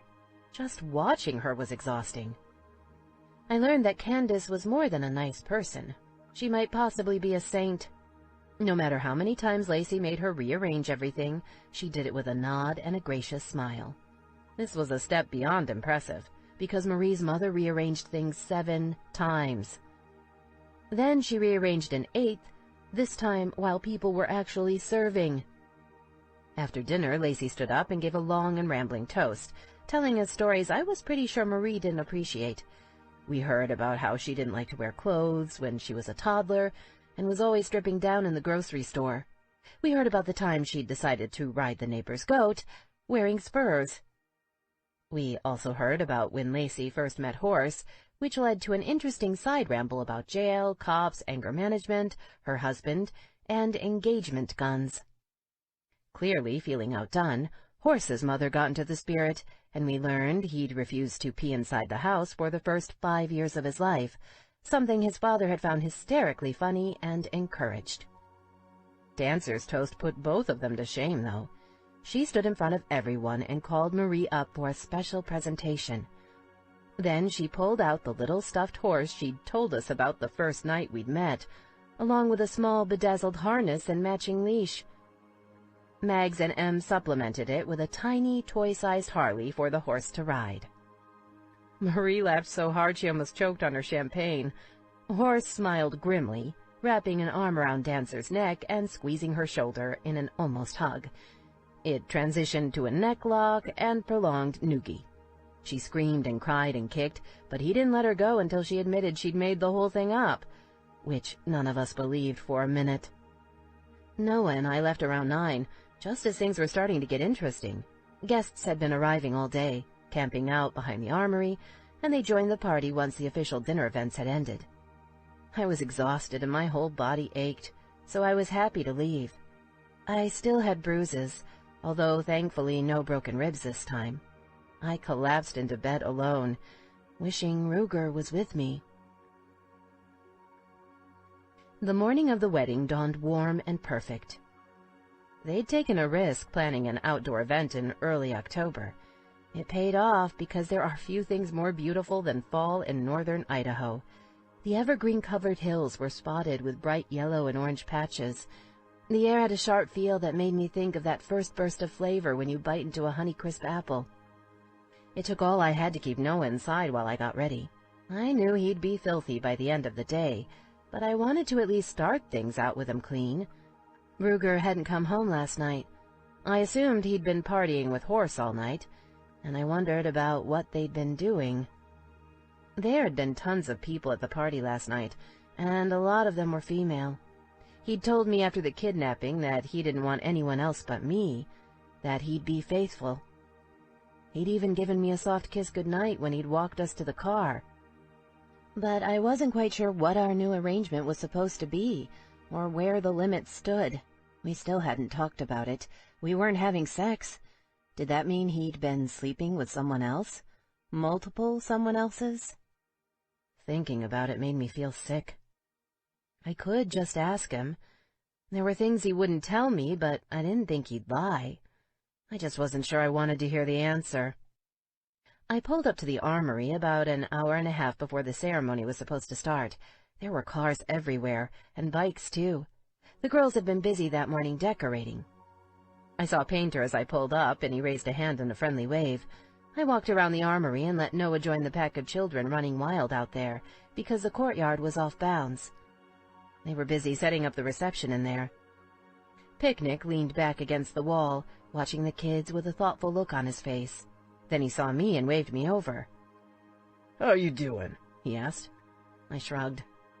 "Pretty good, I guess," I said. Looking everywhere but his face, I managed to choke out something I'd meant to say the night before. "Thanks for helping me. Last weekend." "No worries. Never happened," he said, cocking his head and studying my face. "But I've been meaning to talk to you." "Sure," I agreed, because I owed him in a big way. "Do you know what happened between Em and Hunter?" he asked bluntly. "She's not herself, and she won't say shit to me. That's not normal. She's always been my girl, the one who'd tell me everything. Not her sister. Now she's closed off." I sighed and looked into his face. His blue eyes held concern, and I saw how much it hurt him to ask. "I don't know," I said. "She was alone with him the first night, and then again for an hour the next day. She never told me what happened, but I don't think he raped her, if that's what you're after. She didn't seem like a victim. Em was pissed at him, really pissed. That's about all I can tell you." "More'n she said so far," he replied. His mouth tightened. "She's upstairs with Marie. You might as well go up too. They're like a bunch of fucking harpies. I tried to go up and talk to Em earlier, and they wouldn't let me in the room." "I need to keep an eye on Noah." Picnic glanced toward the pack of kids running through the grass. "He's not going anywhere," he said. "Plenty of adults out here already.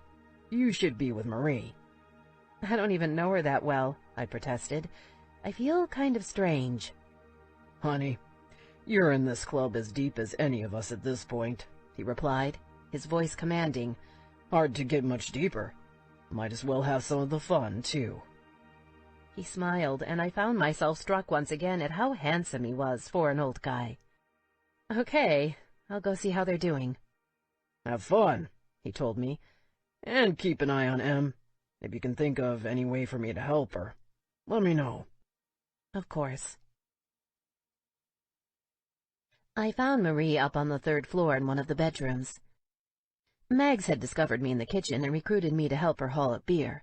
Apparently, Maria decided that marrying Horse completely sober wasn't the world's greatest idea. As her girlfriends, we were required to join her, because that's what friends do. Let it never be said I've abandoned someone in their time of need. We lugged the beer up the stairs, Mags telling me that she'd never seen Marie more beautiful, or more stressed out. I heard her yelling before we reached the room, something about being a grown-up and wanting to make her own decisions. I swung the door open and dropped the beer on the floor with a clanking of bottles.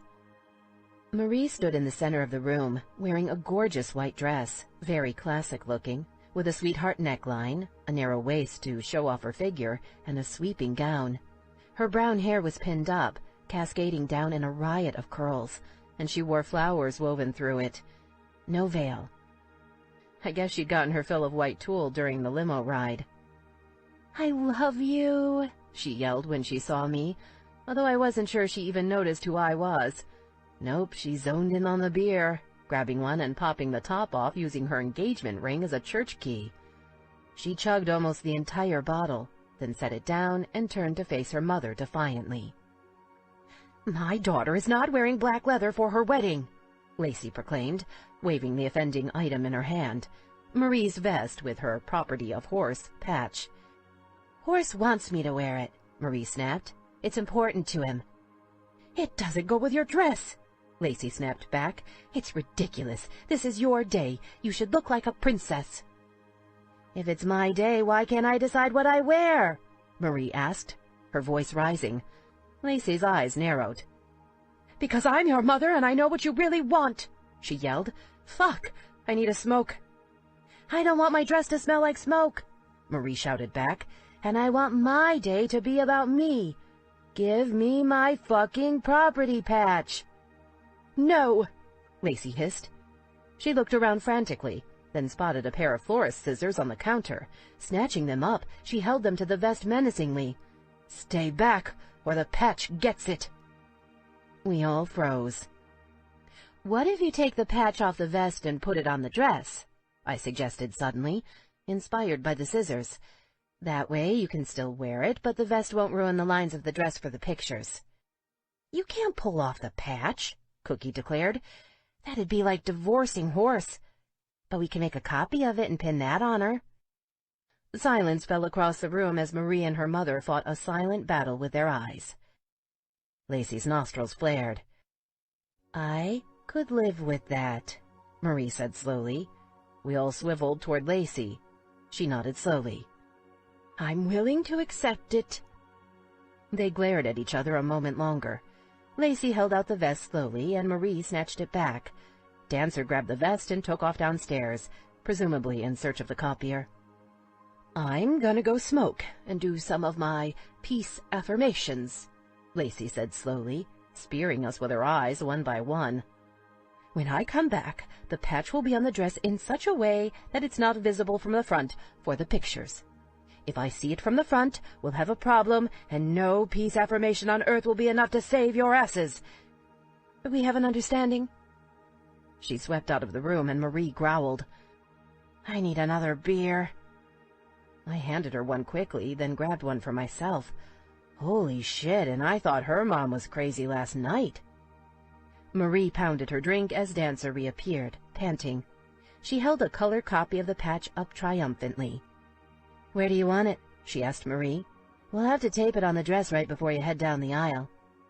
"I want it on my butt," Marie said, just as I'd taken a drink. "So my mother has to look at it the whole damn ceremony." I couldn't help myself.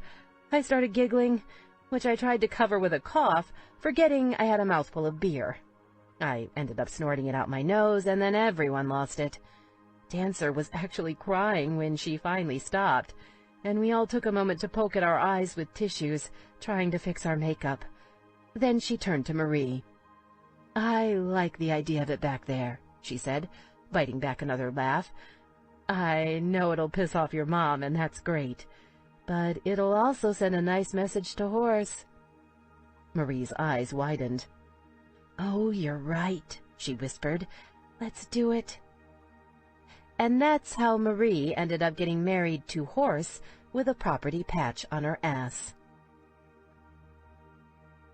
We all walked Marie downstairs, and then Dancer and Em bustled her off to wherever she planned to hide until things got started. I collected Noah, and we wandered around back to the meadow, which had been transformed since the night before. There were twice as many tents now, probably more than 100. They'd set up a little wooden pulpit at the front, and chairs had been laid out in neat rows on either side of the aisle, just like any outdoor wedding. But this wasn't just any wedding, it was a Reaper wedding, and apparently they liked to add their own twist to the ceremony. All the guys had parked their bikes in 2 neat diagonal rows on either side of the center, forming a path of shining chrome for Marie to walk through. I had to admit, it looked cool. As Ruger's whatever, I had a place reserved for me up front, right next to Megs, Cookie, and Darcy. We sat for about 10 minutes, Noah squirming, while we waited for things to get started. Then the sound system crackled to life, and the minister asked everyone to find their seats. Horse and Ruger stepped out from the trees, coming around front to stand and wait. Both wore black jeans and bright white button-up shirts. They also wore their colors. The minister wore a vest too, although he wasn't a Reaper. "Chaplain from Spokane," Mags whispered to me. "He's done stuff for the club before. Good guy." I nodded, then we all turned to watch as Pachelbel's cannon started wafting through the meadow. The first to come down the aisle was a very little girl I didn't recognize, carrying a basket of flower petals that she scattered as she walked. Dancer's 2 boys followed as ring-bearers. Marie's mom and stepdad were next, and then I heard the roar of a motorcycle across the meadow. I craned my neck to see Picnic riding slowly toward the group with Marie on the back of his bike. My eyes widened, delighted. Mags giggled and leaned over. "We didn't tell her mom about that part." I glanced quickly to the front to see Lacey's eyes narrowed and suspicious. John wrapped an arm around her shoulders and whispered something in her ear. She glared at him, then shrugged and rolled her eyes. Apparently she knew when she'd been beaten. Picnic came to a stop at the end of the aisle, where Em and Dancer, as bridesmaids, waited to help Marie off the bike and fix her dress. Then the 2 women walked down the aisle before her, side by side. We all rose as Picnic held out his arm to Marie, then slowly escorted her toward Horse. That's when the people in the back started laughing. Everyone around us looked confused, and I glanced up to find Horse frowning. He leaned over toward Ruger, murmuring something to him. The waves of laughter kept growing as Marie moved forward, and then I was able to see the patch, property of Horse, proudly displayed on her rear end, as promised. Picnic stopped at the end, stepping back as Horse came to collect Marie. She whispered something to him, and he looked around behind her to see the patch. His face split in a huge grin, and I glanced over to see Lacey biting her lip, trying not to laugh. She winked at Marie, silently acknowledging that her daughter had won, and the ceremony started. I don't remember all the details. It went fast. I kept looking up to find Ruger watching me, his face serious. I did note 2 very interesting facts, though. The first was that Horse's full name was Marcus Antonius Caesar McDonnell, God help him. The second was that Marie didn't promise to obey. Good girl. Then the minister pronounced them husband and wife, and Horse swept Marie up into a kiss that I was pretty sure could get a woman pregnant. Def Leppard's Pour Some Sugar on Me burst through the speakers, and Horse all but carried her back down the aisle as everyone cheered, and bikers cheer loud. Ruger walked Dancer back down the aisle, and Em walked by herself. "They left the second spot for Bolt," Meg said to me, her eyes misty. "They always leave a spot for Bolt. They are waiting for him to come home." I glanced over at Cookie, whose face had gone pale. "Are you all right?" I asked. She gave me a tight smile. "Excuse me, I need to go check on Sylvie," she said. I must have looked blank because she explained. "The flower girl? She's my daughter." "Oh, she's beautiful," I said, but Cookie was already up and moving. I'd noticed a few things since I started getting to know the Reapers. They were fiercely loyal to each other. They seemed to talk in codes sometimes, and they had their own rules and ways of doing things. They didn't like cops, and they knew how to get rid of bodies. The Reapers didn't really shine, though, until you'd seen them party. Give them a marriage to celebrate in a pyramid of kegs? The place blew up. Marie's mom definitely knew how to throw a reception, too. They'd gone with casual, and I entered the courtyard to find it transformed into something that wasn't quite elegant, but was definitely fun.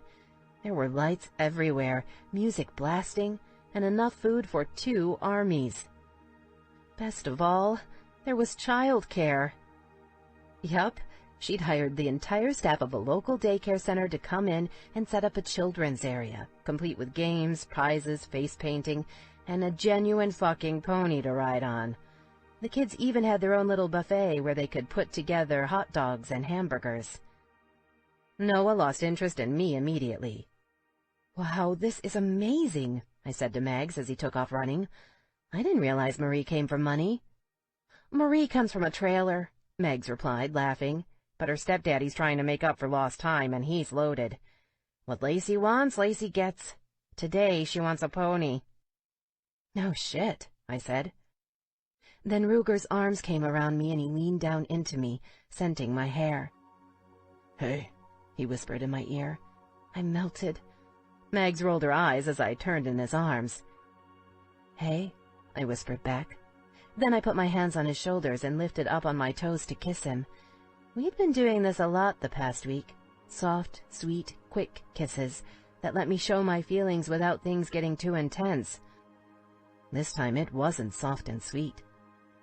I guess watching Horse and Marie had inspired Ruger, because he kissed me fast and hard, just like he used to.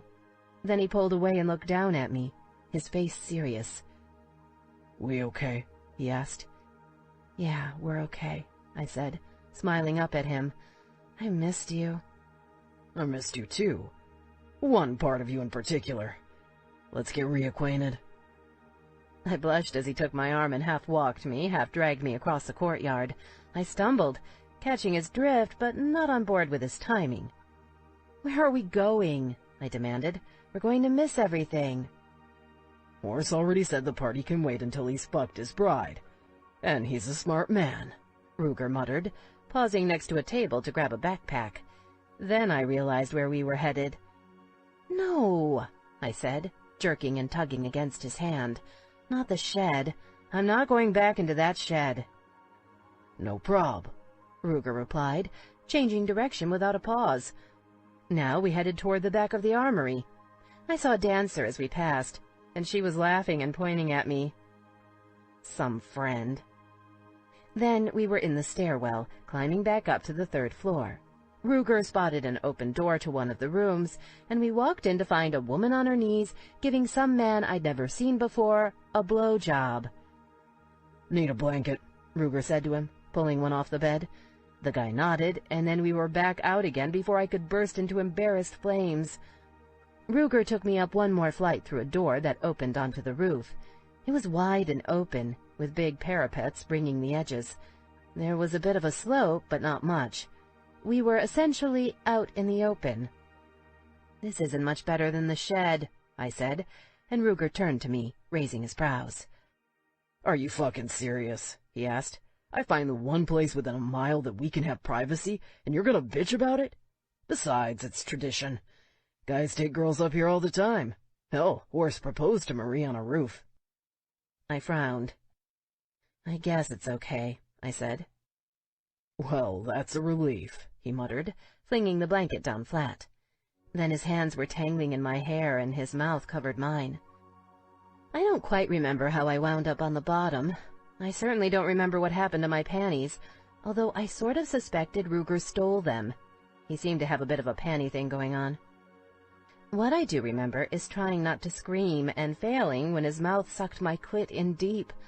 I also remember when he plunged into me, stretching me open wide and reminding me that I wasn't just crazy about him because he took good care of Noah. Holy shit, the man had skills. We took a break after that first round of reunion sex, relocating into the shade behind the little shed housing the stairwell. Ruger lay back and made a little nest for me in his arm, and I snuggled in close. He'd lost his clothes along the way, and I figured if being totally naked out in the open didn't bother him, I might as well enjoy the view. I leaned up on one arm and started kissing his chest. "That's nice," he said, his voice hoarse. "Jesus, I've missed touching you." "I've missed you too," I said. The tribal tat on his peck called to me, so I started tracing it with my tongue. I loved how he tasted, just a little salty and all male. I loved how hard his muscles were, too, and deep down inside I had to admit I loved the fact that he'd do anything for me. Anything. I dropped lower to find the ring in his nipple, flicking it with my tongue. "Think it's time to talk yet?" he asked. I let the ring go reluctantly. "Yeah, probably," I said, looking up at him. "We should probably get us, whatever we're going to be, figured out." "Let's make it official," he said. "I want you to be my old lady. Pretty sure you know that. You up for that?" "I think so," I said slowly. "Were you serious about being faithful? I mean, after you came to get me when Em and I were with the Devil's Jacks? Were you serious about not sleeping around? Because that's still a deal-breaker for me. Totally serious, Ruger replied. He looked me right in the eye. I haven't slept with anyone else, babe. Not since I fucked you in the shed. I'll admit, I thought about it, but they weren't you. Just wasn't feeling it. I caught my breath. Then why did you keep telling me you couldn't make any promises? I asked, startled. I thought you were screwing girls left and right the whole time. Always told you I wouldn't lie, he said. Didn't want to make a promise I couldn't keep. But shit, Soph, when I thought I might lose you, it all got real clear real fast. I don't give a flying fuck about anyone else, babe. I love you. I think I've loved you from the first, when I found you and Zach on my couch. Spent a lot of time trying to talk myself out of it, but it's not going away. I blinked rapidly. He loved me. Ruger loved me. I guess I'd known that for a while now. You don't take care of someone the way he'd taken care of me and Noah if you don't love them. Hearing the words was still nice. I love you too, I replied, feeling suddenly shy. I think I have for a long time. You were always there for me. That's what you do when you're crazy about someone, he said, giving me a little grin. Trust me, I wasn't helping you move, putting alarms on your windows, all that shit out of the goodness of my heart, babe. Not running a fucking charity here. I gave a little laugh. His gaze was so intense I couldn't meet it any longer. I looked at his shoulder instead, and for the first time I really studied the tattoos there. There was a series of round dots, each trailing off a bit, almost like a line of comets. "What are those?" I asked. What? "The tattoos on your shoulders. I've been trying to figure them out for a while now. They don't look like anything." He lifted, leaning back on his elbows, and gave me a serious look. "Sit on my hips," he said. I raised a brow.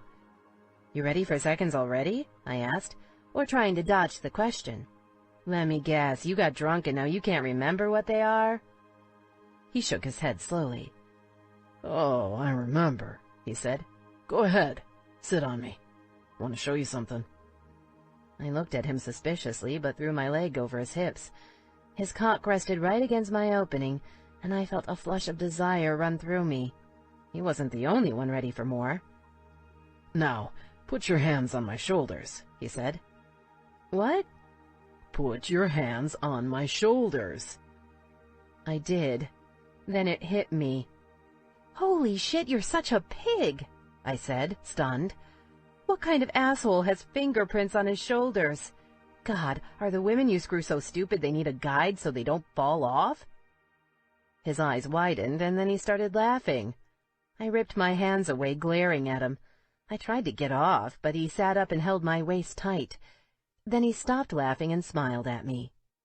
"First, some of them probably were that stupid," he admitted. "But those are your fingerprints, babe." I looked at him blankly. "You probably wouldn't remember, but that night you had Noah," he said. "You hunkered down on the side of the road and held my shoulders while you pushed him out." I realized what Ruger was saying, and I reached up, laying my fingers on the tattoos again. They fit perfectly. "I don't even know how to explain that night to you," he said. "It was so intense, Soph. I had no idea what we were doing. I've never watched anything like it, never felt anything even close. You worked so hard to bring him to life. All I could do was hold you, hoping I didn't fuck something up. You squeezed my shoulders so hard they hurt for days. You dug in your nails. You left bruises. The works. Christ, you were strong." I thought back to that night, remembering how I'd crouched on the side of the road. The pain, the fear, the joy of holding Noah for the first time. "I'm sorry," I said softly. "I didn't mean to hurt you." He snorted at me and grinned. "You didn't hurt me, babe," he said. "You marked me. Big difference. That night was the most important thing that's ever happened in my life. Holding you, catching Noah, it changed me forever. I didn't want to forget. So when the bruises started to fade, I went and got them inked, so I couldn't." "Damn," I said, touching the spots lightly with my fingertips. "I think that's the sweetest thing I've ever heard." I felt him harden under me, and he smirked. Sweet enough to get me laid again? He asked.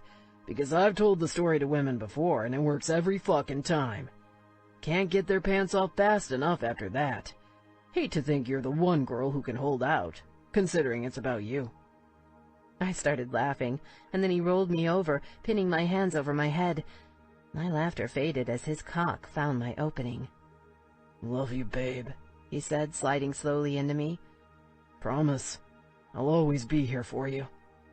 I know, I whispered back to him. You always have been. I love you too, Ruger, and I swear, you tell that story to any more girls, I'll cut that ink right off you. Noted, he said with a grin.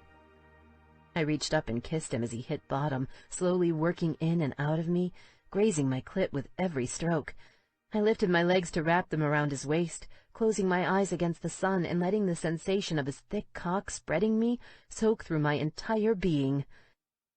I loved this man. I loved how he held me, loved how he cared for my son, and loved how he always fixed whatever fucked up, horrible things went wrong in my life.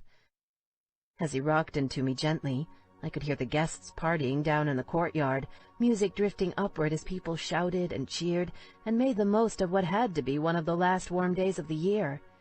Mags was down there, and Em, and Picnic, and Dancer, and Bam Bam. It wasn't just Ruger, I realized. All of them had helped me, even when I judged them for being Reapers. But the Reapers were part of Ruger, and Ruger was part of me. He hit particularly deep, and I started laughing. What the fuck? He grunted without pausing. You're a part of me, I said, giggling. He paused, raising a brow. Then he rotated his hips slowly and deliberately, making me gasp. Damn straight, he said, smirking. I grabbed his butt, urging him to start moving again, and he didn't complain. Within seconds, I'd forgotten about the party below and focused on the sensations building inside.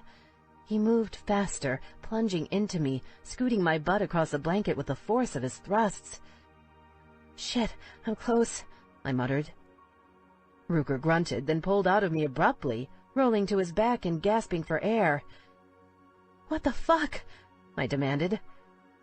Want to give you something, he said, his voice tight. I sat up and glared at him. No, you have the world's shittiest timing. He laughed, although there was definitely a note of strain in the sound. He shook his head, sitting up and leaning over to dig through the backpack he'd brought up with us. Then he pulled it out. A black leather vest. A vest that said property of Ruger. My mouth dropped open and I took a deep breath. Ruger? Listen to me first, he said, eyes intent on my face. You're not from my world, so you don't know exactly what wearing a vest like this means. Okay, I said slowly, although I couldn't imagine anything he'd say that would make me comfortable with it. You look at this and you see the word property, he said. But what it really means is you're my woman, and I want everyone to know it. I live in a harsh world, babe, a world where bad shit happens. You've seen that for yourself. But no matter what goes down, my brothers have my back. This vest means you're one of us. Those aren't just words, Sophie. We're tribe, and every Reaper in the club, men you don't even know, would die to protect a woman wearing this vest. They do it because they're my brothers, and because it means more than any ring ever could in our world. I don't understand, I murmured, trying to wrap my head around his words. When a man takes a woman as his property, it's not about owning her, he continued, eyes searching my face. It's about trusting her. This is my life I'm handing you, Sophie. Not just my life, my brothers' lives, too. It means I'm responsible for everything you do. You fuck up, I'll pay. You need help, we're there. You're the only woman I've ever met that I'd consider giving that kind of power to. Hell, I'm not just considering it. I'm desperate for you to take it. I want you to wear my patch, Soph. Will you? I sighed, then reached for the leather. It was warm from the sun, and I ran my fingers along it, feeling the strength of the stitching. It had been made to last, no question. I'd be able to wear it for years, maybe even a lifetime. I looked at Ruger, with his strong hands that had caught my son at birth, and his smile that left me breathless. I knew my answer. No need to make it too easy for him, though. "Can I ask one thing?" "Of course," he said, and I thought I heard a hint of anxiety in his voice. Was it really necessary to stop right in the middle of sex to have this conversation? I was almost to the good part. He laughed, then shook his head. "I made myself a promise," he said, looking almost sheepish. "And that was?" "I promised myself the next time I fucked you, you'd be wearing my patch. I got distracted, though. You got really nice tits, babe." "You already screwed me once up here," I said, trying to keep a straight face. "Why didn't you just finish up?" "Because I'm a dumbass," he said, shrugging. "I don't know. I realized you'd be exploding around me soon, squeezing my cock like the world was gonna end, and I wanted you to wear my patch when you did it. Just sort of came to me." I held it up, considering it thoughtfully. Might as well torture him a bit, seeing as he'd left me hanging. "Looks like a nice vest," I said slowly. "Are you sure you're ready for this?" "Yeah, Sophie, I'm fucking sure," he replied, rolling his eyes. "So what's it gonna be? Either you wear it and put us both out of our misery, or we both go home in pain and horny as hell, because I'm serious.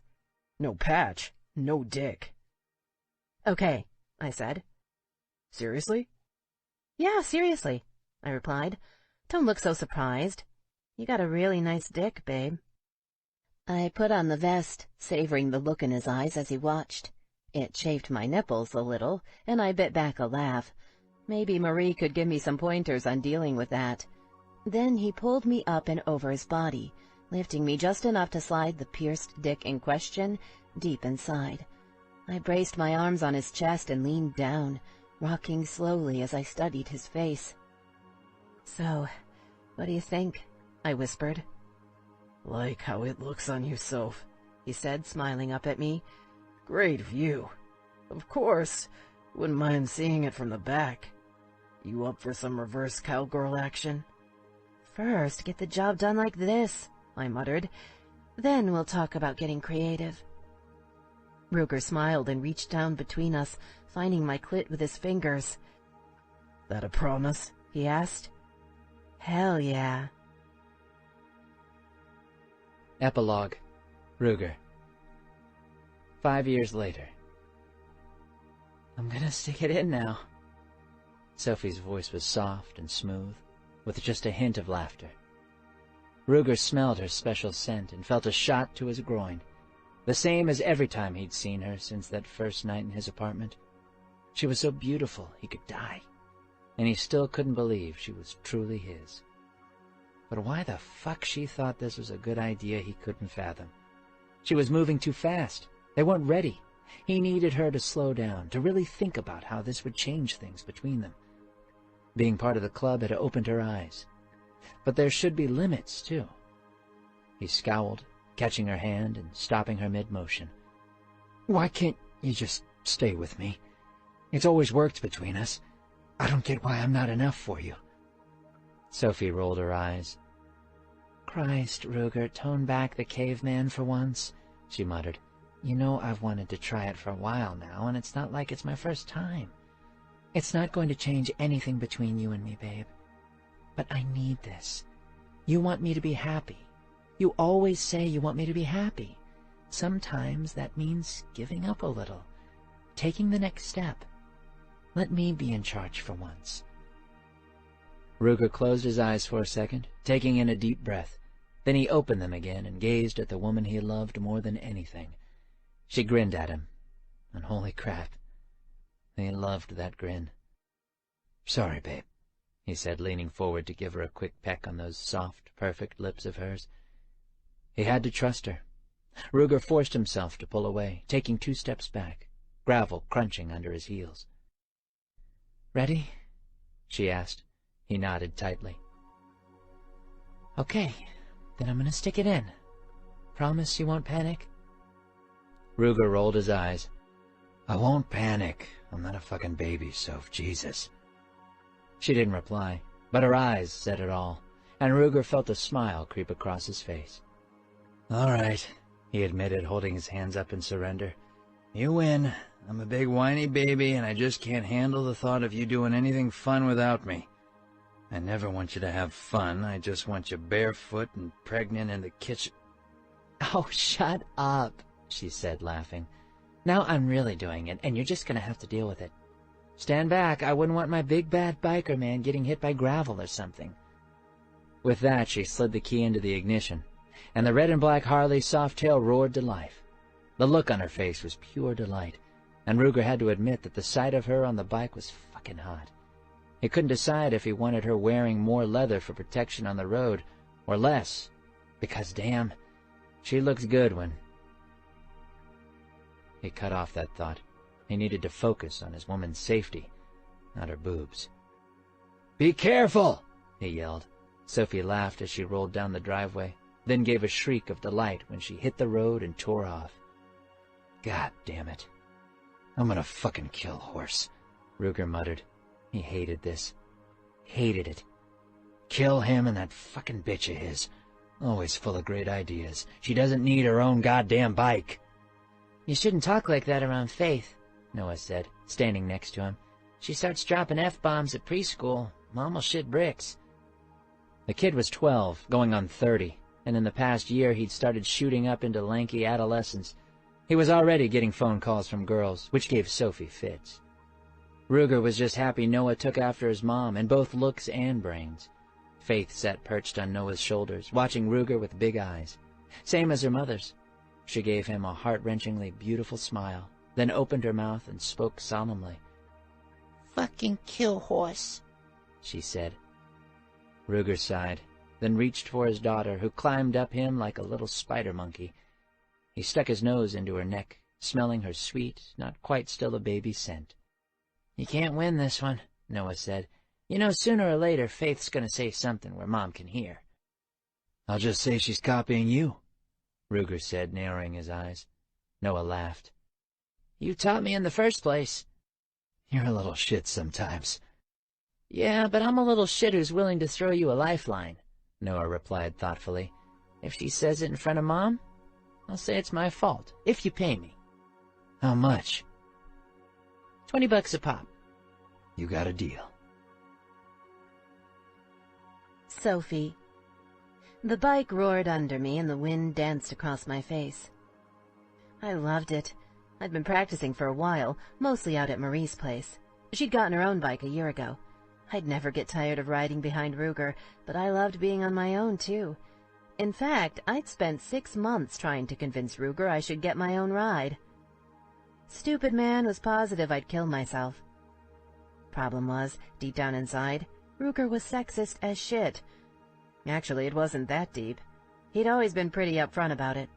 But when he'd decided it was time for Noah to start learning on a little dirt bike, I'd had enough.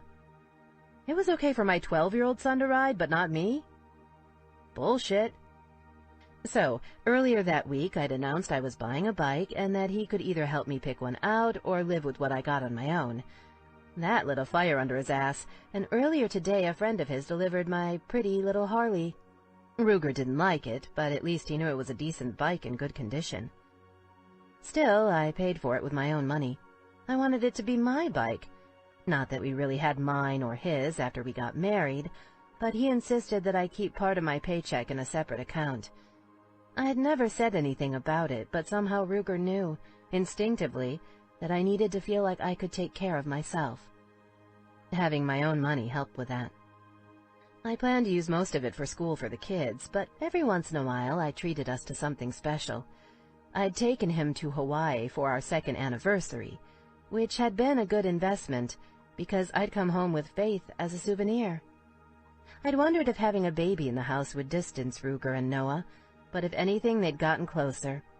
Every day Noah turned into more of a young man, and Ruger was a big part of that.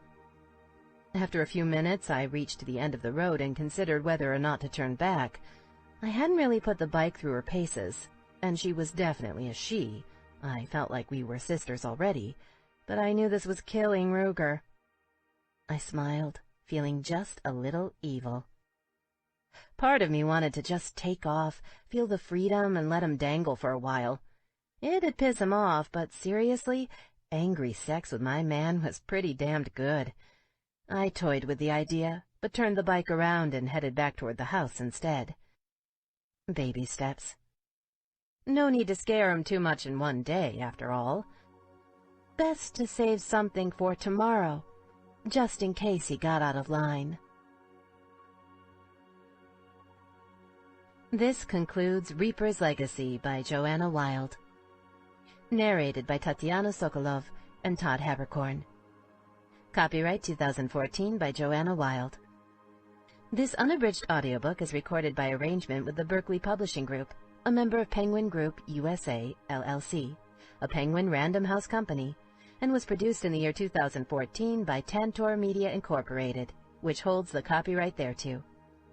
Please visit Tantor.com for more information on our growing library of unabridged audiobooks and to take advantage of special offers, or call toll-free 877-7-TANTOR to request a catalog.